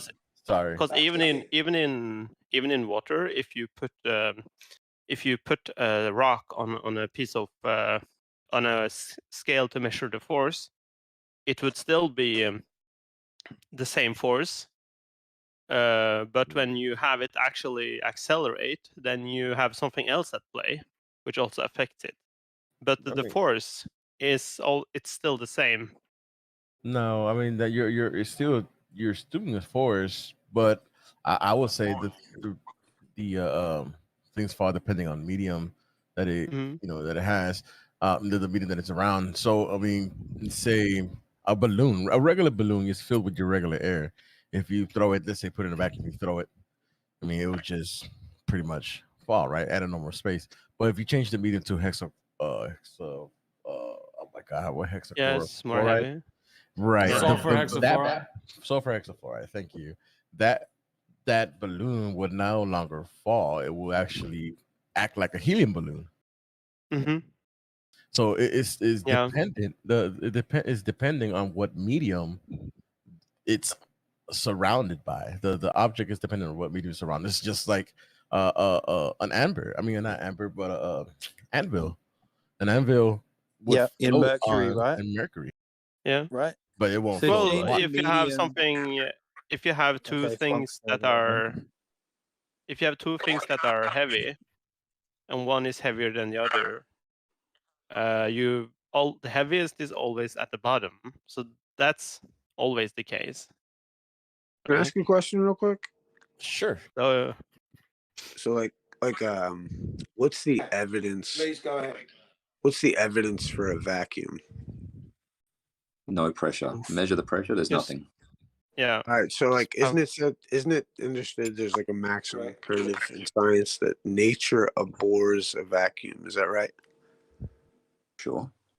Okay. So again, where in nature is the vacuum? Above our atmosphere. All right. What's your evidence? Like, what's your proof of that? I don't want to go on my rant about proof, but the evidence is that the pressure decreases as you go up, and there's nothing to stop it from going to zero, or effectively zero. Okay. Is the Have you moon? been up there to verify One that? sec. Is where does that gap? When does the pressure stop and the void begin? It's a fairly arbitrary delineation. I mean, there are some particles in what we call space, but the delineation between, like the Kármán line, right, at 100 Ks, that's a pretty arbitrary point just to call that space.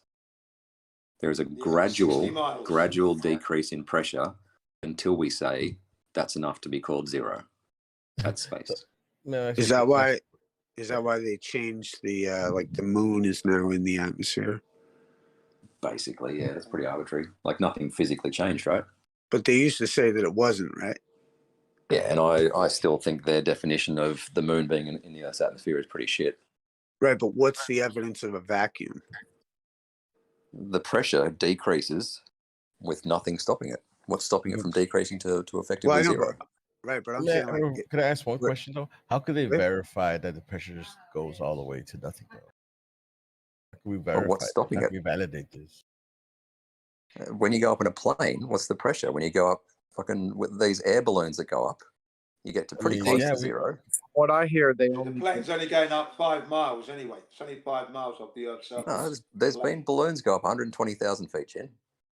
Yeah, a balloon. You know is a that different story. Yeah. that there's a You know limit that- to what hold there's a on, give me limit a to what second. is measured and to what is actually theorized or estimated that space is. Right. So yeah, let me coming actually from the bring globe, something up where we from acknowledge the NASA ISS is itself. real. Can I bring something up from NASA, which they use on Echo 2 and a lot of their satellite balloons? They use something called an aerostat, right? Which is a gas that is lighter than air.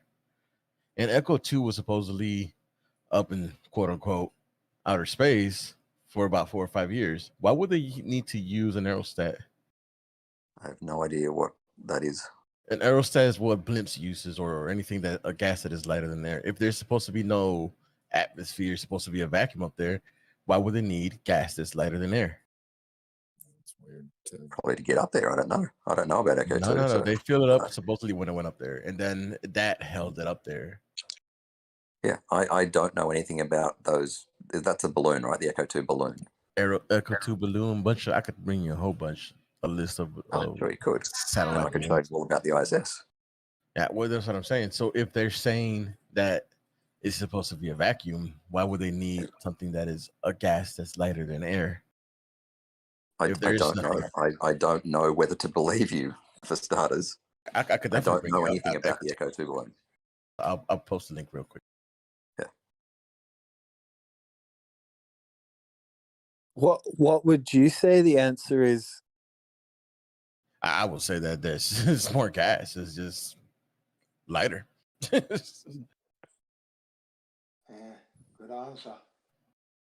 Well, but we go from And at the end of the 14.7 day, psi on the surface to like at the end of the day, 0.0. we're Right. talking But about is it this.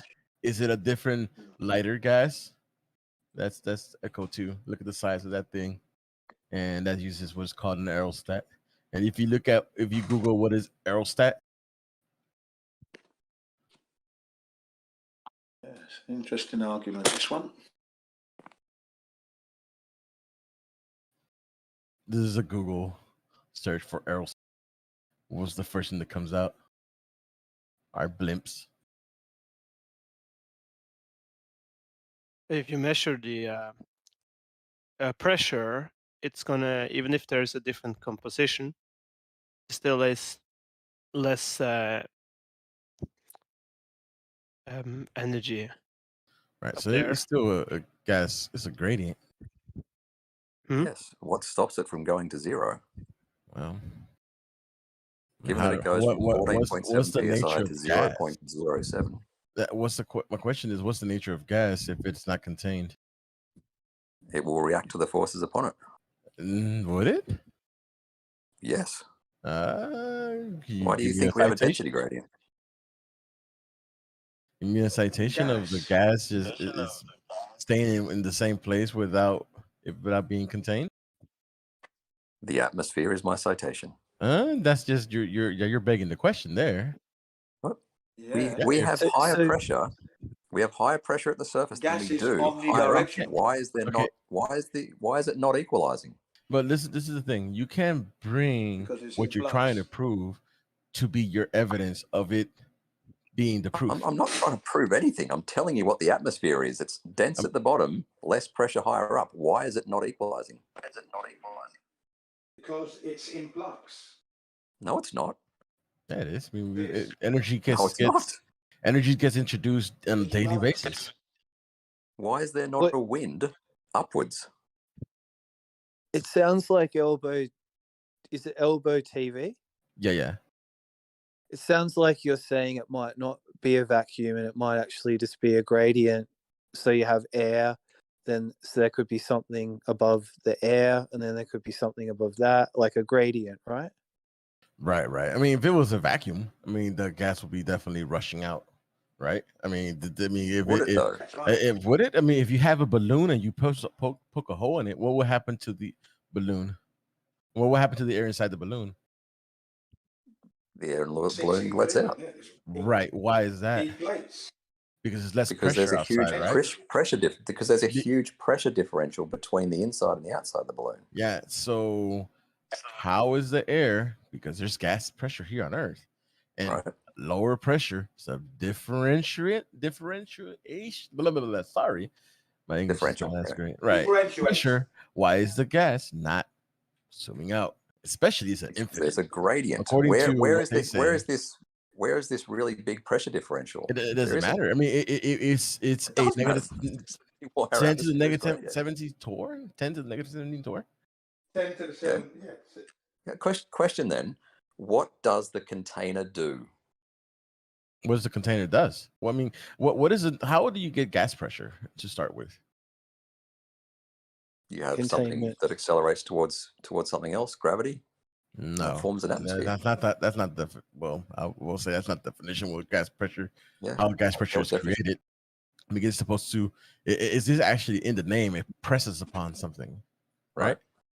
Right. So it says that it presses against the walls of its container. It's the force that the gas. I can't remember exactly the definition, but it's the force that the gas presses exerts upon on the walls of its container, right? Exerts on and the walls of its again, container. we just had a fight about definitions, right? I understand. Dictionary.com. You guys sure? Dictionary.com defines Earth as having a polar radius and an equatorial radius. It's a globe. Okay, right? so I don't give a shit this what could be definition. demonstrated. Okay, well then this could be demonstrated. Then how can you have gas pressure without a container? And you cannot say the atmosphere because we're trying to validate that there could be gas without a container. You're asking an impossible question because you cannot tell me something that's not contained. Find me some gas that's not contained. So how is it impossible? How is it impossible then? I mean, so Yeah, why tell me. would it be Find me impossible? some gas. If you think the Earth is contained, find me some gas that's not contained. You can't do it. You're let's do asking an this then. impossible question. Let's do this. Can you make? We're gonna have 2 containers, right? One with gas pressure and with a vacuum next to it. Yeah. So have the gas a gradient all the way until the vacuum, and then no gas in the vacuum. Sorry, there's a gradient that goes to 0 in the container. Right. Gradient would extend, Okay. bro. When you separated, that gradient would extend into the both pieces. Right. Yeah, it's called entropy, right? Mm-hmm. I'm not following your example. But if you Well, if open you the have- top of that, matches Yeah, the globe. If you if you have open the like, top of that say- container, nothing would happen. But if you have 2 flasks and like say 2 glass flasks and there's like a valve between them, and say you had like a gas in one and then open the valve, it'll just instantly like with entropy, it'll just Yeah, but pass that from wasn't his premise. His premise was if you have 2 flasks with the valve, but one of the flasks has a fucking gradient in it already. Let's say the gradient's heavy on towards the outside and extends into sparseness towards the middle. When you were nothing will to happen. middle part, and then you will have a vacuum on top, and then open it. Yeah, you can open the top and nothing will happen. Gas is going to go nowhere Why not? because even Because- gases accelerate at 9.8 meters per second squared. No, they don't. Yes, they do. No, it doesn't, because if you actually have a vacuum and you put helium, the helium will fill the space. It would not go down. It will No, fill the entire gases space, have. even if you have Listen, it put in the bottom. gases have initial velocity, right? Some of these particles are going every fucking direction at very high speeds, right? Right. They still experience an acceleration downwards. That's just you stating Right? it. Same as if you throw a ball up. If you throw a ball up, it's not going to go up forever. It's going to stop and come back down. Again, that's just you stating it. And it's definitely not the same. Oh, prove this, prove that. Prove your fucking I flat haven't seen Earth. proof of it, bro, but they claim that they do this with like cylinders of gas and the pressure is heavier at the bottom or higher at the bottom than at the top. I've heard this claim many times. It's a principle of instrumentation, which is using this as a basis for measuring the the height of a gas inside a volume or where the position is. Like for example, if this wasn't the case, if this principle wasn't the case, then we wouldn't be able to trust the altitude meter inside an airplane, for example. Exactly. If that was just kind of arbitrary, then you wouldn't be able to trust that instrument. I appreciate that example. Man, I appreciate speaking to y'all, man. I will have to come back tomorrow, man. Yeah, have a good night. Lovely. Good fight. Ruhif, Yeah. I have a question for you. It seemed like when you talked to some other another time, it's you seem to know a little bit about surveying Little bit, equipment. yeah. Is that correct? A little bit. A little bit. Yeah. You have like hands-on experience. Yeah. Not Okay. surveying in any sort of professional capacity. Like I've No. used the instruments. Yeah. Yeah, you have used. Okay. So And I own some. I have okay. So my example would be okay. So I have a paper here. So over 100 meters. If you use like if you use an auto level, I don't know what kind of instrument you have. Is that like an Auto levels. I got both auto levels and theodolite. okay. So an auto level, I don't know what kind of accuracy they present, but I don't know. It gives you maybe something like 1 or 2 millimeters over like a kilometer, I guess. So when they talk about the accuracy of an auto level, they're actually talking about a Mm. standard deviation. So it's not like you look out a kilometer and you can measure something with an accuracy of a millimeter. It's called what's the fucking name A of the double test? run or It's something like that. double run leveling, yeah, double run leveling test, and it's actually composed of 40 different measurements of about 30 meters each. All right, and then they standardize it to a kilometer and get the standard deviation. So it's entirely different to what most people say as the accuracy. It's nothing to do with a kilometer per se. Yeah, it's nothing like you're off by a millimeter after a kilometer. No, so it's so the that would standard mean, deviation in your measurements. So that would mean if you were to do a double run back and forth with this instrument, you would get back to the same point within like a millimeter or two. Yes, you can read it like that. Yes, yeah, going back to the same point. Okay. So my question would be, when you have the drop, if due to Earth curvature, like over 100 meters, it's a little bit 0.78 below. millimeters. Yeah, it's a little bit below a millimeter of deviation. But when you add that up, it's 1 millimeter over a kilometer. That would mean it would notice that deviation, right? Yeah, but that's the difference between that. That's why it's not standard deviation. So this 1 kilometer run, you might only do 30-meter shots. So you carry elevation from 30 meters back and 30 meters forward.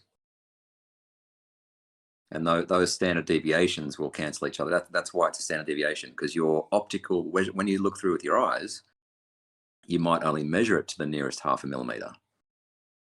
And that's just your eye looking at the rod going, oh, it's about 47.5 or something.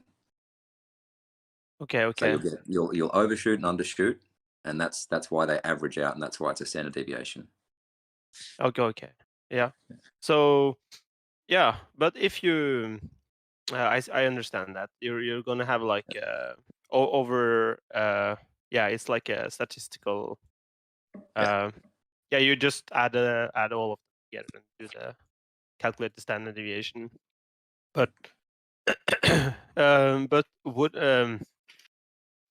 but when you have a single, like if you have a single segment, let's say 30 meters,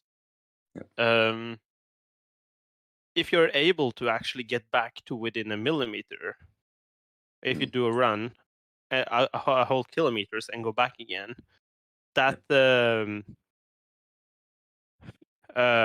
wouldn't that make you miss because that's based on like a horizontal it's based on horizontal, not Earth curvature based measurement. So Yes, you're gonna overshoot a little bit for each run. No, because when you shoot back, so there's a back sight and a foresight. All right, so if you start your starting point, you call that the back sight. You move your instrument halfway between. So you move your instrument 30 meters away and look back to it, and then you swing the rod 30 meters forward, and that's your foresight, right? So you're making 30 meters back and 30 meters forward. Both of those shots will sort of overshoot with the same amount of curvature, and it cancels each other out. That's if you sit your instrument in the middle between your back sight and your foresight, that cancels out the shape of the Earth. So there's no curvature. I need to draw that out. I didn't fully understand that. If let's say you've got 2 points, if you got 2 points 100 meters apart, right, A and B, if you stick your instrument in the middle at the 50-meter mark, and you're trying to work out the elevation change between those two, so you shoot back 50 to point A and get some reading, and then you shoot forward to point B and get some reading. Both of those measurements, because they're the same distance, have the same amount of curvature in it, and therefore it cancels out. Okay. Yeah. If you want to capture curvature with your auto level, make long shots with lots of drop in them, and make them unbalanced, so not in the middle. So one of my videos, I actually shoot 5Ks with an auto level and get a couple of meters of curvature. If I was to somehow put my auto level in the middle, then I wouldn't expose curvature. It's because the amount of curvature on both sides is the same that they cancel out. But yeah, go and draw it. So Okay. it is.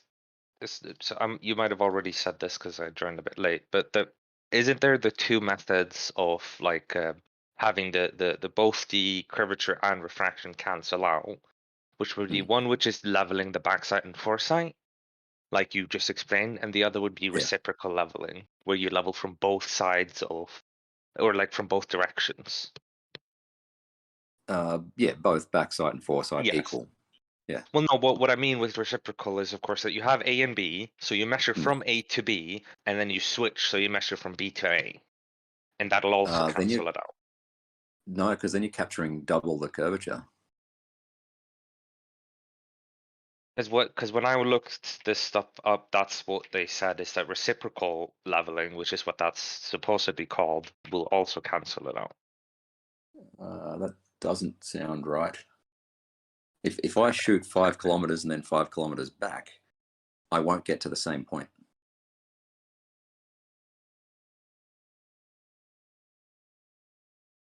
Yeah, that was my argument. If you shoot 5 kilometers away and then you shoot back again, you're not going to hit the same spot. But well, because that's why I'm confused, because when you do this kilometer back and forth, how do you get back to the same spot is what confused me, because in my head you would overshoot. Just go in a big circle. As long as each shot you do is equal, so you shoot back the same amount that you shoot forward, and you can do it like I said. That kilometer double leveling run is made up of like 40 short shots, equal shots. So it's in the middle. Key is in the middle.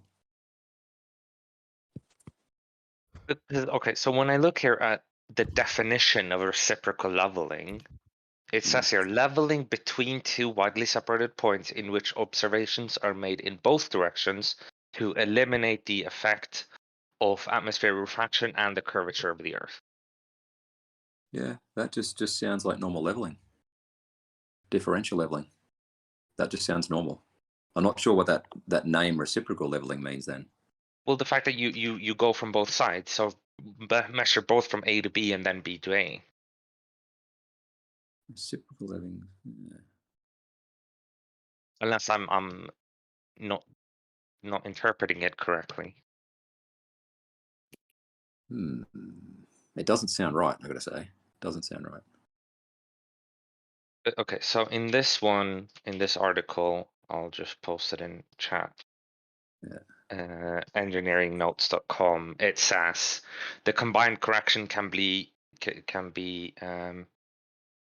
let's see, either you do by sorry, I'm butchering my words. Either by decreasing each staff Livestream 1 text.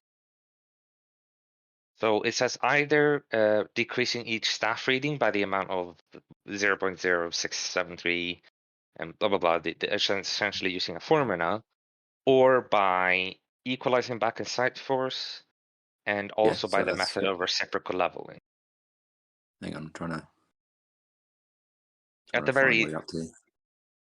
very bottom it says the combined correction can be application two ways. I assume they made application. So they're mathematically adjusting for curvature and refraction there. Yeah, but then they say there's two ways, either by doing mathematically or by doing it like methodically. And like the methodical way, it says two different things: either equalizing backside and foresight, and also by the method of reciprocal leveling. And the way I interpret reciprocal leveling is A to B and then B to A. But I might have understood reciprocal leveling incorrect. But yeah, I'll have to read that. Copy the link, the message link. Oops. Interesting. Yeah, because I get how equalizing back and foresight does it. But it's like you said, when you do reciprocal leveling, you kind of would think you'd get double, unless you like average out somehow, like make an average reading. The word reciprocal The only mention of the word reciprocal is that bit at the bottom in that article. I know, yeah. But that's why it says the method of reciprocal is which is explained in the article, which they must be referring to some other article, because yeah, it's not clear, is it? Yeah. Because I was looking up yesterday, like all the ways they adjust for curvature and refraction, and this was one of the best articles I could find. But even then, it didn't say anything about reciprocal leveling. Yeah. But differential leveling is just, sticking the instrument in the middle and then carrying the elevation. Yeah. Which, it might not be the greatest article in the world. Huh. Maybe you do that if in the example I found, it was because they were doing it over a lake, so it's maybe impractical to do like in between. That's and you have to do it this way, I guess. Yeah, exactly. If you can't be in between, then you'd have to go from both sides instead. Yeah, like it's like a valley between or something. Yeah, that would make sense, but but yeah, of course, this article is mainly just, it seems, talking about the mathematical way of accounting for it. It would probably be better to find another article for the actual methods of doing so, like reciprocal and all of this. Yeah, I'd never heard of reciprocal leveling before. Yeah. Maybe not the most common method, I guess. Perhaps. Well, I think in my mind, I think the only way is differential leveling. I can't imagine any other way working.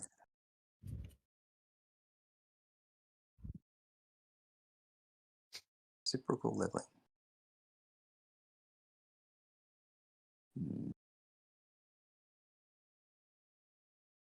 Both directions.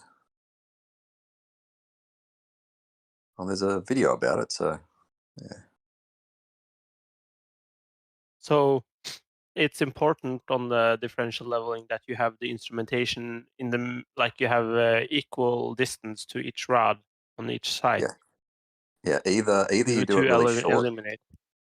Yeah, so either you do really short shots, like 30 meters where there's fuck all curvature, like where the amount of curvature is like less than your accuracy in reading the rod, or it has to go in the middle. So when you get over about 100 meters, Yeah, it's pretty because when you difficult to go over 100 meters, it might be, Yeah, it's still quite difficult to read a millimeter at 100 meters on an auto level. Interesting. So I'm just gonna make a drawing here. Also, one thing that might be like a dumb question or whatever, but like all of these tools are called levels, and yet what they do isn't level, it's horizontal, right? Well, an auto level gives you a horizontal, but a water level gives you. Yeah, water level gives you level. Yeah. Yeah. So there's naming issues there, I think. Yeah, that's one thing. Because, of course, in flat Earth world, they're identical, level and horizontal. But of course, to us, it isn't. Yeah. Depends what definition of level. Yeah.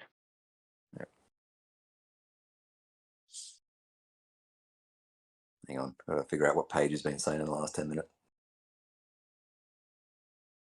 Oh, so you, when you, sorry, I have to.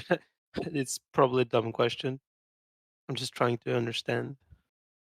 So you have, in my example, you have A, B, and C, and B is in the middle. So you have from the left to the right, A, B, and C. So you have the instrument at B in the middle, and then you have a rod at A and C, and then you take a take a reading of the, let's say, the rod at C. Yep. And then you take a reading at the rod at A. Yes. But if you take the so that's after leveling, and in my mind, it would overshoot at both A and B now. wouldn't it? It will, Yeah. but they will Yeah. cancel each other out. They cancel each other out. So the one when you shoot to C, the rod will actually read like a millimeter higher than it actually is, right? And if you point back to A, it will also shoot 1 millimeter higher. Yeah. Yeah. So the difference stays the same. That's differential leveling. Yeah. It would sort of the angle would be the same because you're having one angle tilting one way, the other way, and then the other way, the other side. Yeah. Sort of. And so then the tangent point of differential leveling is in the center then, right? Yes. Where the tool is, yeah. Yep. While if you were to do it from one side, only the horizontal would be on that side, and the other side would of course have the drop. Yeah, okay. Yeah, that's where you capture the drop. Yeah. Oops. Hang on. I'm assuming Paige can't actually come into voice.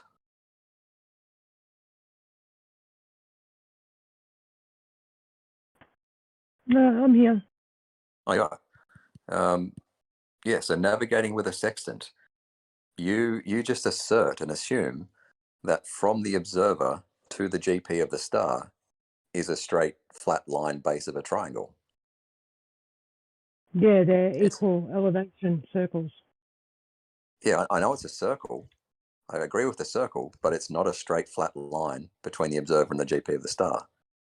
The fact that the 69 miles per degree is a linear ratio says it's not flat. Your trigonometry doesn't work. Yeah, it's the ratio between the zenith distance and the zenith or the zenith angle. Like how you convert from the angle to the distance on Earth. That is where the globe comes in. Yeah, it's not. If you had an actual triangle, your trig would fail, and it does fail. It's the same argument as Polaris, exactly the same. You guys keep drawing angles like Mitchell to various different places, different heights. Anything that has to do with an angle to a distance on the surface will always have that 69 miles per degree number, because that is, of course, the circumference divided by the 360 degrees in a circle. Yeah. That's why that number will. Yeah.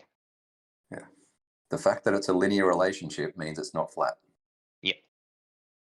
Because if it was a triangle, you'd need trigonometric functions to have the relationship. 100%. And of course, we know that trigonometric functions are non-linear. So yeah, the fact that it's linear means it's not trigonometric, and therefore not a triangle or a flat triangle. Correct. Welcome to the globe, Paige. Yeah, did you see Mitchell try and draw lines to Polaris, and his lines didn't intersect at the same point?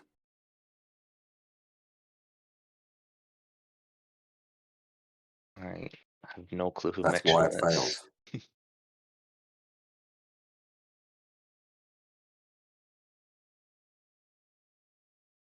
Where's my dinner? I ordered like an hour ago.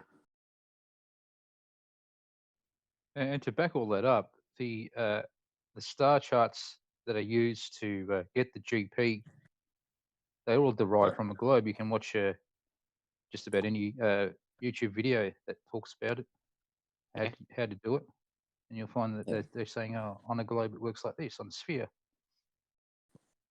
So it kind of pulls the rug out from under the feet. No one talk about stellar navigation. Yeah, I do love, someone mentioned the other day, we've been saying for years, like, look up at the stars, and the flat earthers go, oh, you can't look up to see what you're standing on. And like now they're using the sextant. Yeah. And now it's, look what sextants do. Yeah.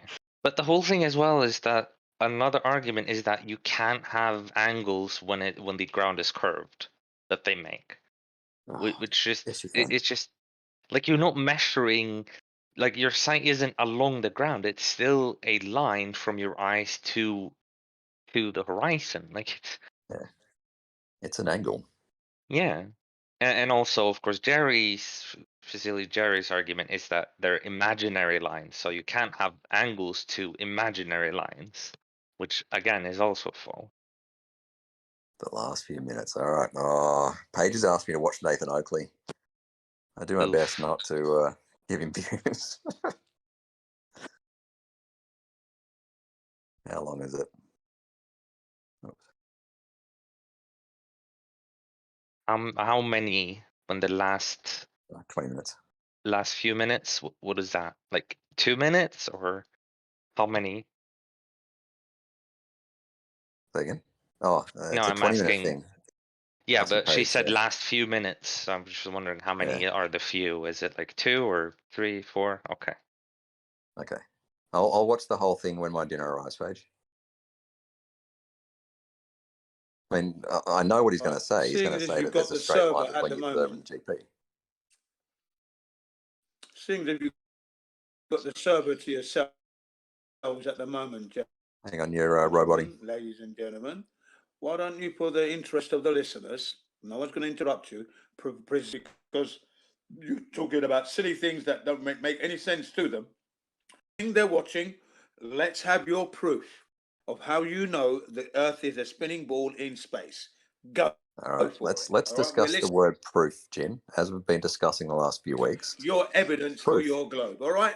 Okay, All right, I'll go use. ahead. Yep. Come on. Don't waste any time now. Yep, I'll use Canagoo as an excellent evidence of curvature, or San Jacinto. I'll use the ISS, and I'll use the angles to the sun, moon, and stars. First, let's look at Canagoo. Neil deGrasse Tyson already debunked Was that Spurs? That's me. Dawn, please bring up the Canagoo Oh, Dawn. evidence. Fuck. We can't take your word for Canagoo being Earth globe proof. Come on, we have to see it and we have to think about it. Okay, Google. Hang on, I'll give you this website. No, Jin's asked you to present. You're the smart guy who's come with his worldview, so you need to present it. You don't just tell us to Google. That's not what a teacher does. Yeah, so photos this dude has taken from eastern France, Which I think, dude? looking to Canagoo. Hey, Which dude? I'll put his website in the chat.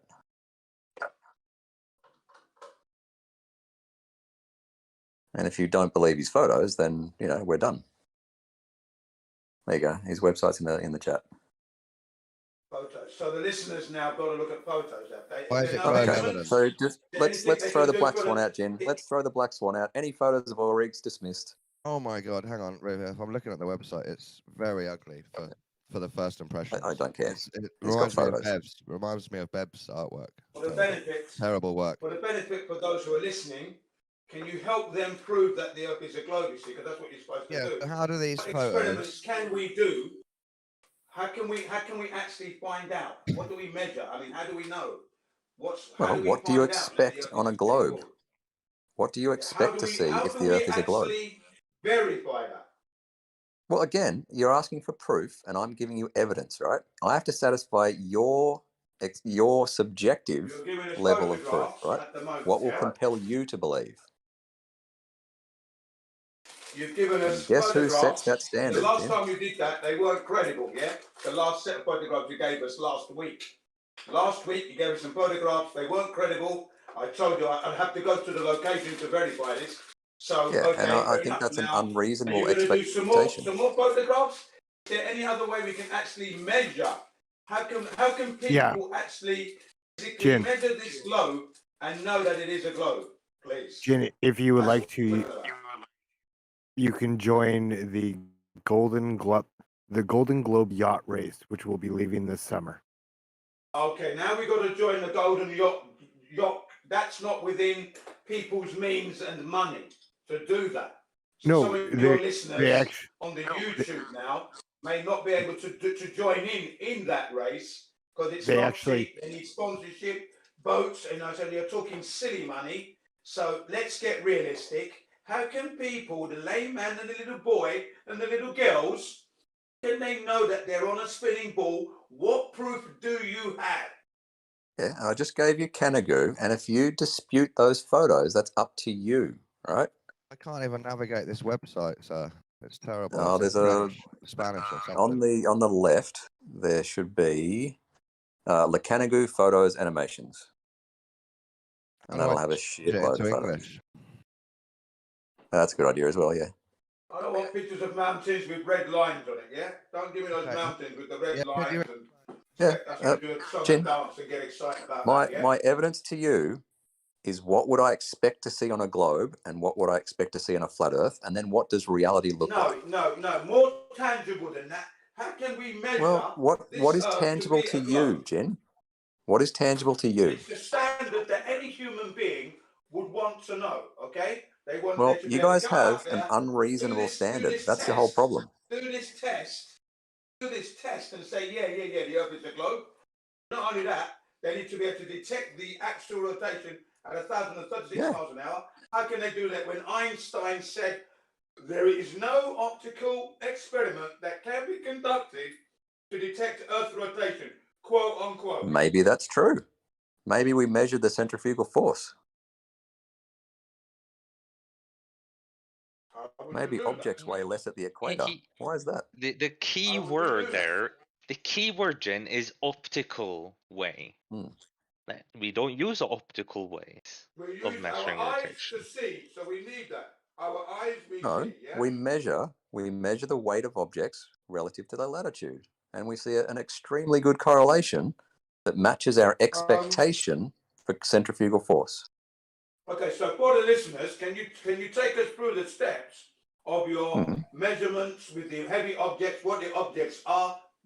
Come on, because they're listening to you. So- you haven't been presenting any evidence so far. You failed miserably for the last 5 hours so far. Not only you, all you healers said that come on in the last 5 hours have just failed dismally, and there are some of you hanging on. So let's see what you got. Come on, here we go. Right.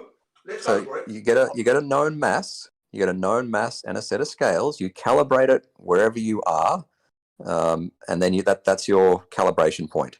You then move to different latitudes. So you go on holidays and you measure the mass at those different latitudes. All right. Then you work out your globe expectation and how much the weight should change if the Earth is rotating and is as big as we say and rotates as quickly as we say. And guess what? So what would be the end result so if it's my body weight, I am the mass. I weigh myself on a scale in my bathroom, okay? Right. At 85 kg. All right, okay. And then now what? What do I do next? You weigh a known mass, the mass that doesn't change. Well, that's Not my your mass. body. That's my mass. That's my You mass. sweat, that's your you body, sweat, and that you changes. eat. Like you'll sweat, Right. you'll eat, you'll do things in the can't- bathroom. You can't use your body as the mass, Jin. Yeah, you use a known weight Doesn't and you work. calibrate it at a certain latitude, and then you go to different latitudes and see what it weighs. And the correlation matches what we expect on a rotating globe. Body weight's not good enough. Okay, because it's subject to sweat. Of course it's not good enough for you, Going Jim. for a poo, going Of for course this. it's not good enough for you. Right, all right. Okay, You've got it, mate. You're using your own weight's not good enough. You've got it. We're learning as we go along. Right. So then, have you done that? Have you done that to demonstrate that to the public? That's what you've got to do. You've got to bring that experiment to life now. It has been done. Put out a great video not long ago. Okay. You need to do Critical that. thing. You need to do that and bring There we that go. to this server. That's what you got to do. Yeah, I'll give you a critical things video from a couple months ago. No. There you go, done. You've got to do that. No, I You don't. that No, I believe think- this Earth is the globe, so you need to bring your proof to this Yeah, globe. why? No, All right? listen. To If this Why I don't you bring do it, you Jin? You're the one mine, with the issue. if I bring you Jim. mine, then you have to do it. Because you're not going to believe me. If you don't believe critical think, you're not going to believe me. Well, we're going to see you real time on video. Maybe you could Oh, try here we with. If, okay, moving the goalposts. You Here could we try go. and be more trustworthy than critical think. Can Jin try to? Then Can if you don't Jin trust us, present? then guess who has to do the experiment, Dawn? Guess who has to do it if you don't trust us? It's not on us. It's you coming. It's you coming with Yeah. your worldview. So Again, if you don't present other just try. people, If you disbelieve what I'm saying, guess what you have to do? We have to go and do it ourselves, of course. Means you have to do it. no, I don't Yeah. have to do it. Okay. But what I'm trying Jin, to tell could you you is provide? your evidence is just anecdotes from other men, so it's not good enough for us. Yeah, That's what I'm trying I've to- actually trying done to it tell you. before as well. I've weighed things at different latitudes. I didn't make a video about it. I don't Critical believe think you then. has. I don't believe I you don't. then. Yeah. Again, if you Well, don't what's- believe what me, good is it and then you're him presenting interested in anything? knowing the truth, If you're He interested in presented knowing the him truth, weighing then it stuff is at on different- you. If he presented him weighing stuff at different places and showing us that he did it, I would believe him. But if he doesn't, Then watch I his won't. video. Watch his Oh, video. your video, dude. You're claiming it. Yeah. Then you're being a little hypocritical. I've done the experiment myself. I just didn't But bother making a I video can't about it. believe you without the proof. Sorry. Yeah, and again, if you don't believe me and you're searching for truth, it is on you to repeat it. I already have the truth. I'm just here to bring heat to you. Oh, thanks, Dawn. Yeah. So you have your truth. I have mine. I don't want to present mine. You want to present yours, but you haven't. You presented another man's. There you go. All part of the proof of the pudding sort of thing. So you need to show us that in good faith, with the highest integrity and honour. You're gonna do that experiment and bring it to the forefront. You're gonna do it. Of course you are. Of course you are. You're gonna do that to shut us up. That's the requirement. Hey, Jin, can you provide a single piece of evidence that holds up to your scrutiny? So easy, it's unbelievable. I don't even care what it's on. Just a single piece of evidence that holds up to your level of scrutiny. Well, we've got the black swan, haven't we? That's good Nope, enough, isn't it? that's a photograph. We can't trust your eyes. Your exact words. Yeah, but like was said, yeah, you can go to the location and repeat that. I've never been there. It's not real. Yeah, but you can go there. The thing is, you can go there and repeat As can that. you. As can you with weights and scale. Yeah, And right. Yeah, This fair isn't enough. this isn't another man's argument, we right, presented Jin? we Hold on, presented Jin. information you want. Jin, is this another man's argument or is this your argument with your photographs? That would hate for you to be presenting another man's argument. Good call. Okay, look, we presented the argument with a No, video. we. We've actually got video footage of this as well. Okay. Jin, there's no we. You. Just you, Jin. It's another man's anecdote. Didn't you put forward Sorry. It's actually physical proof. The place exists. It's No, real. but I just You see the disregard man- you see BMLS the man in 369. It's operation. dishonest. You see everything. I posted the video. It's all there. No, it's fake. It's fake, Jin. I don't trust him. It's fake. There's no arguing about it. There's no umming and No, it's ahhing about fake. that. You don't CGI. believe it unless That you is do it definitely yourself, mate. proof, no, without a doubt. There is no You have to doubt do it that yourself is and proof. present it, otherwise we can't believe it. Well, We're fair just enough. using your standard. Sorry, If Jen. we They're all use your using standard, my you have logic. to do it. They're using my logic now. Argue with that. Because their The logic fact didn't is, work, so now you they're haven't stolen mine. presented any evidence. Just in the showing you how last flawed five- this in the last logic five- is. In the It's last, great. Just because Jim can't present his flat Earth, I don't care. Neither of you presented last your Yes, do I. I know the But truth. no Earth has been presented. I get to win. So I get a win too because I know the truth as well. I've seen the Yeah. curvature. Yeah, going against Neil deGrasse Tyson, the world's #1 world-renowned astrophysicist, tells you that you're not able to see it from a height of altitude of 125,000 If you call out feet. Ruhif was as well, then you get to win. If I call out Ruhif, I haven't found anything to call him out on yet. 120,000 feet. Yeah, he hasn't presented his own globe proof, but he's come in like a teacher. Yeah, and I think that's fine. No, I don't. He has. His proof was the video of someone doing it. I think that's lazy and religious. Would you hang on? Would you like me to present my videos then that I've done, measurements that I've done? Yeah. Okay, I will do that, and shortly following that, my dinner will arrive, and I'll go and watch Oakley's video. So give me a sec to find a link. I'm having my. No, you my should watch something better while you're doing it. Well, as you You want to be able to digest your Ruhif. If you want to be able to digest your dinner, mate, you don't want to be watching that. I can digest, talk, and do everything all on the move, mate. And I'm well Just used to because that. Paige likes snake, that doesn't mean I you mean, need there to was watch it. seven siblings in my family. Mine is a 20-minute video though, so All right. share. Where are we? Morning, folks. Hang on. What's for dinner, mate? On the YouTube, this is the A standard Gallo's. here too. Pint of They still Gallo haven't wrap meal. proven a single thing. They All right. proved nothing So to there, the I've, proof. I've posted a video in the chat. These are my measurements in California.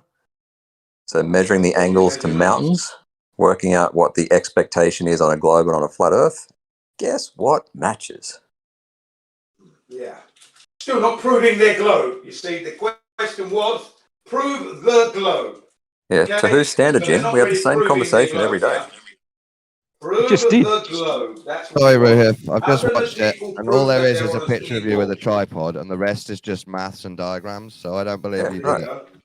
Sorry, Well, not enough there's evidence. footage of me doing it. Thanks, Dawn. No, there's no footage of you doing it. There's one picture of you standing with a Yeah, tripod. there's a reason I blocked you, Dawn. I'm afraid this is just diagrams and maths, the same as Bob the Science There Guy. you Not, go. not There's actual definite evidence. footage Not in actual there. evidence that you've done anything. Discrepancy hasn't even begun yet. There's You need to definite footage in there. Try much harder. Yeah, thanks, Dawn. Like I said, there's a reason I blocked you. There you have it, folks. No, you're lying. There's Those no that listen footage on of the you doing YouTube, this in here. There's no footage. Hang on a discrepancy second. already, they haven't even begun yet, and there's already a problem. Look at that. There you have it. Never a straight answer. NASA. Running true to form, these guys. Just like they're. You've gone straight to the Never a photos straight through your answer. telescope, through the crosshair, theodolite, whatever it is. Again, hang on. Sorry. Say again, Dawn.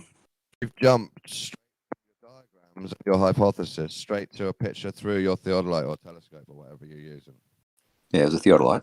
There's no footage of you using it in a certain place. There you go. We don't There you know go. that's from you. That could just be any theodolite. There we go. Thanks, Look Dawn. at that. Like I said, there's a reason I blocked you. My dinner's here. I'm going to go watch that video. There's a reason I mock you every time you're online. Say again?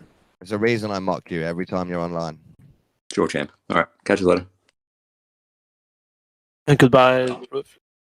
I'll consider that me running him off. I'm going to call that a win. Bon appetit. Bon appetit, yeah? Bon appetit. It's gone.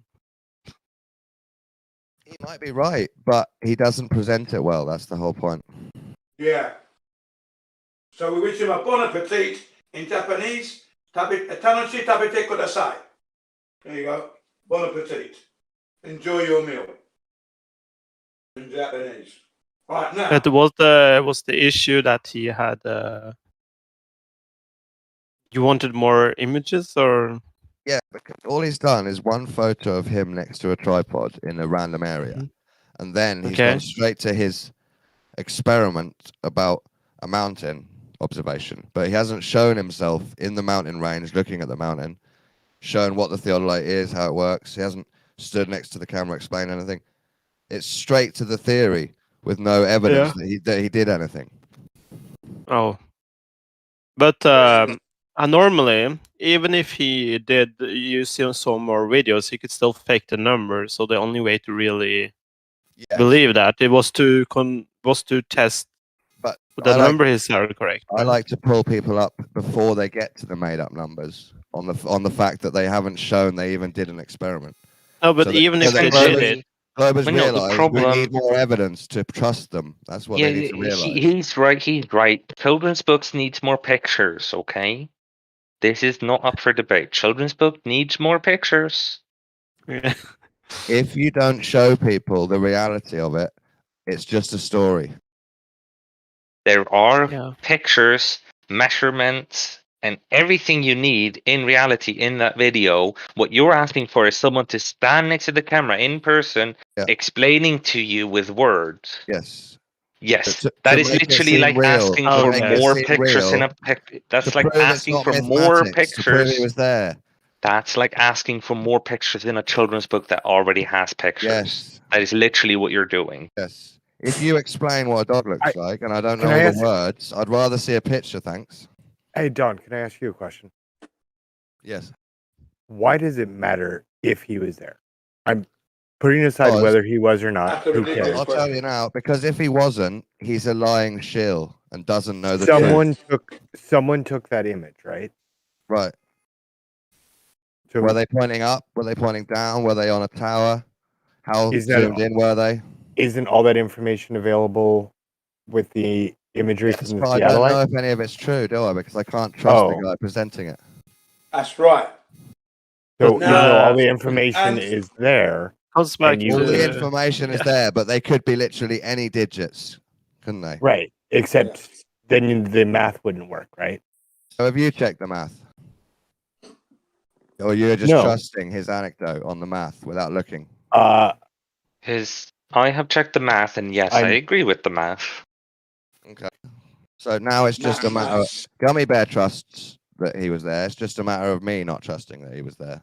I don't care if the math's correct. No, it's not a matter of trusting he was there. I trust that the math he did. Hold on, I trust that the math he did was correct because it does make sense and everything seems to add up.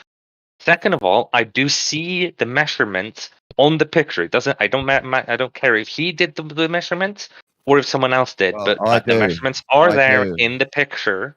I do. There are pictures of the theodolite. There are don't find pictures my of everything. reality from numbers in a YouTube video that are not personal. I need to know that the person did it so I can trust them.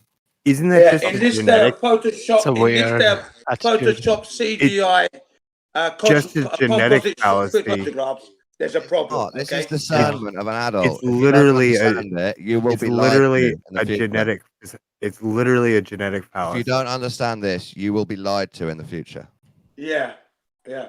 And the other thing is this: You the do only realize, reason- even if I may be allowed to get this point out, the only reason you're at this level of integrity is because of the flat earthers. We asked the question because 20 minutes ago you were both, not you, but the other two characters were sitting there talking about us rather than presenting their case. And then I came in and said, okay, since you've got time to talk amongst yourselves, why don't you prove your case to those listening on the YouTube? Yeah. But Yeah, that's why that's you're true. here. That's all true. And Jin, I also tried to directly address you, and you yelled at me and said boats, people can't get on sailboats or use navigation. So you're just an asshole. When did I say that? When did I say that? When? When I was talking about you When could. was that? When? Would you like to continue yelling, or would you like an answer? I'm asking you a straightforward question. When was The- that? The answer is when I was talking about the Golden When? Globe What date, time, and place? about 20 minutes ago, Jet. About 20 minutes ago. No, it when wasn't you were. me. Oh, it must have been that other guy who loves to shout. Thank and you. Thank you very much. There you go. the other Yeah. Japanese guy in here who loves to scream and shout. Slander. Right, that guy. Nothing but slander. We all know him, right? It was you, Jen. We all witnessed it. We were all here. No, it wasn't me. You got Well, it all wrong. then it was someone who sounded like you speaking from the account that you're on, using the exact same microphone. It's just a coincidence. It's all a conspiracy, right? There you go. There you go. All right, so Especially Jin, since nobody wait. else has joined in the last 30 Hold- minutes. Hold on. Jin, would you like to address it now? Address what? Would you like to address the fact that the sailboats, even if you can't get on the boat, will publish their navigational charts and findings as well as all of their readings, and you can follow along doing the trilateration along with the boats? And what are you trying to prove in this? What is your proof? What are you trying to prove?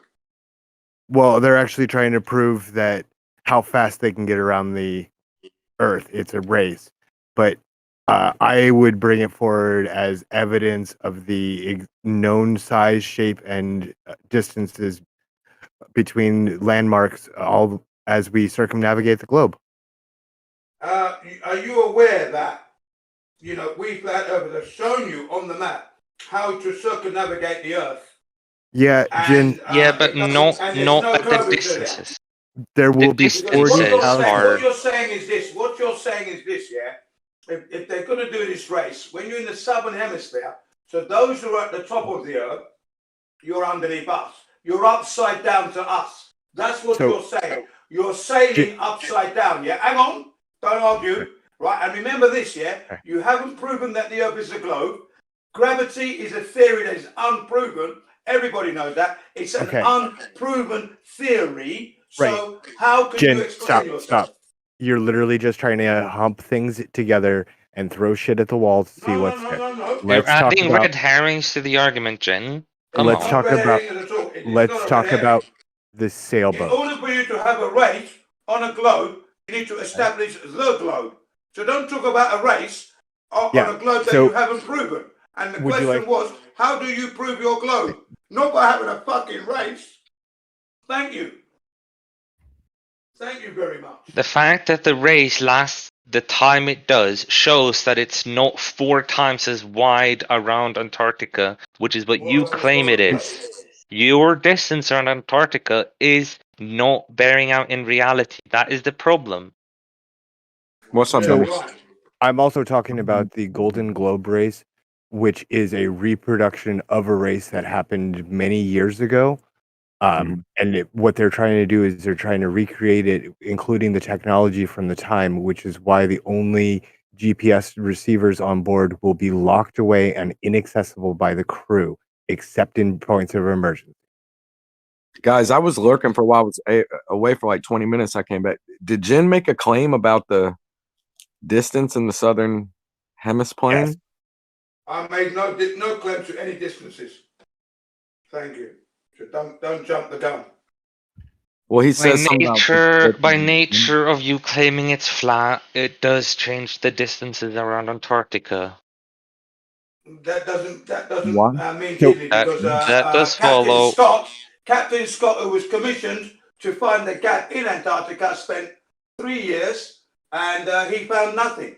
Okay, Jen, would you like to address the fact that these boats are going to be publishing their navigational charts as well as their readings, and you can follow along and do the navigation with them?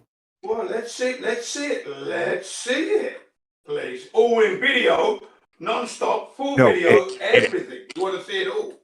Jen, it hasn't happened yet. It leaves the I 7th. know it hasn't happened yet, but I'm hoping. I'm making my request already. I want to see a video out of that. So it's going to take them over 80 days, and that would be a That's fine. really I don't fucking. mind. That would be a really. They better make sure they make a video account of that on their daily account. I want to see 80 I days. do apologize. The middle of my sentences keep interrupting yours. I will try to stop that. Now, all of these boats do have a certified or a single person on board whose primary job is media relations. They will be reaching out to the media outlets around the world to allow them as much press for their sponsors as possible. All of that's already going to happen. Media, would this be the media that never tells the truth? No. We're not going to go on a red herring. We're going to stick on. No, Jen. It is a valid question. Is this The media middle of that's my never tells sentence the cut truth? you off again. The Lies middle to of the my public. sentence cut you off, and I'm so sorry about that, Jen. Jen, if you keep talking over me, this takes. Okay, if you keep talking over me, this is going to take a long time, Jen. Please stop talking over me. Yeah, go ahead. Okay. All I care about is sailboats. I don't want to talk about anything else. Please don't bring up anything else. Will you follow along with this race and do the navigation? Well, I mean, if I have all the links, of course I will. I've already provided them in chat. Okay. I'm eating Do you know how to use the sextant, Jen? Are you going to understand what those numbers mean? Don't get me wrong. I can learn on the fly with a sextant. Yeah, So right. no is the answer. But remember You this. don't know how to Remember use this. the sextant. Remember Okay. this. Yeah. Hang on. Before you go on. Right. It's your group's race. I'm looking for visual accounts. That's all I'm looking for. I want to see it happening. Jen, no one cares what you're looking for. These Well, there you races go. are. Then. You don't care, then you don't want to know the truth. This race is being raced for the Couldn't give a shit participants about the and race for the. really, but I couldn't give 2 fucks about the race really. Hey, But Jen, please stop interrupting him in the middle of his I'm making sentence. some requests. Stop there any mods in interrupting here? him. Stop interrupting him in the middle of his sentence, Jen. You keep your mouth shut. You keep your mouth No, shut. stop interrupting him in the middle of his sentence. Let him finish I'm speaking. talking, you Wally. Shut up. Let Now, him finish speaking before you speak, I am Jen. making a request in that I want to see the daily video account of what you are doing. Oh, Don't no mention problem. sextants to me. I'm not in the fucking race. All right. Okay. Hey, Thank you. Jen, you want video updates daily? No problem. They will be. That's what I'm asking for. I want to see Okay, it happening. Jen, those that will be provided from three of the boats in English. Would you prefer it in a different language? I would like it in English because you can hear me speaking in English as I was born in Okay, England. I would recommend following the You can do team it in called. Japanese if you want. Don't mind in Okay, Japanese. do you want? Would you like it in English or Japanese? I can provide you either. I want it in English, of course. I would recommend following the team 11th Hour Racing. They're the German 11th. national. Why not the 12th or the 27th or the 13th or the 10th? The 11th, Because- yeah? Okay. Because their Alright, sponsor is 11th Hour. That's Carry the name of on, their yeah. sponsor. Yeah. I would follow them. They are the German national team, and they are probably going to win the race. German. What Yes. about the American team? Is the American team not there? There's actually going to be 3 American teams. Right, so give me one of their numbers. Give me the numbers of the American team, please. Thank you very Okay, much. the one who is a likely winner and considered up there is going to be the boat sponsored by the Manhattan Yacht Club, and it is Right. called the. There you go. Quick to drop the number 11 on there. It's the Centennial. I'm trying to remember the name of the boat, dude. Calm down. Don't worry, dude. Do that. Get on with it. It's I want all the American teams whilst you're at it. Since there's 3 teams. okay. Let's have them all whilst you're there. So David Scott I Cooper, don't know why you would offer me the German team when you Mike hang on a Smith, second, I don't know David why you Scott would offer Cooper, me and the Michael German Davies. team when there's Oh, 3 Jen. American teams Oh you my got. God. Can You've you? got 3 American He's teams. asking You're him a a bit fucking crazy. question, German Jen, team. and he's trying to find information for you and just rambling over him. I've got a bad You're being question. such an asshole in there. Why would you offer me a German team when there are Because- 3 American teams or a because they're British the- team? they're the Right? people or even a who are- Japanese team, but you offer me the German team. Yeah, I offer you the German team because they're probably going to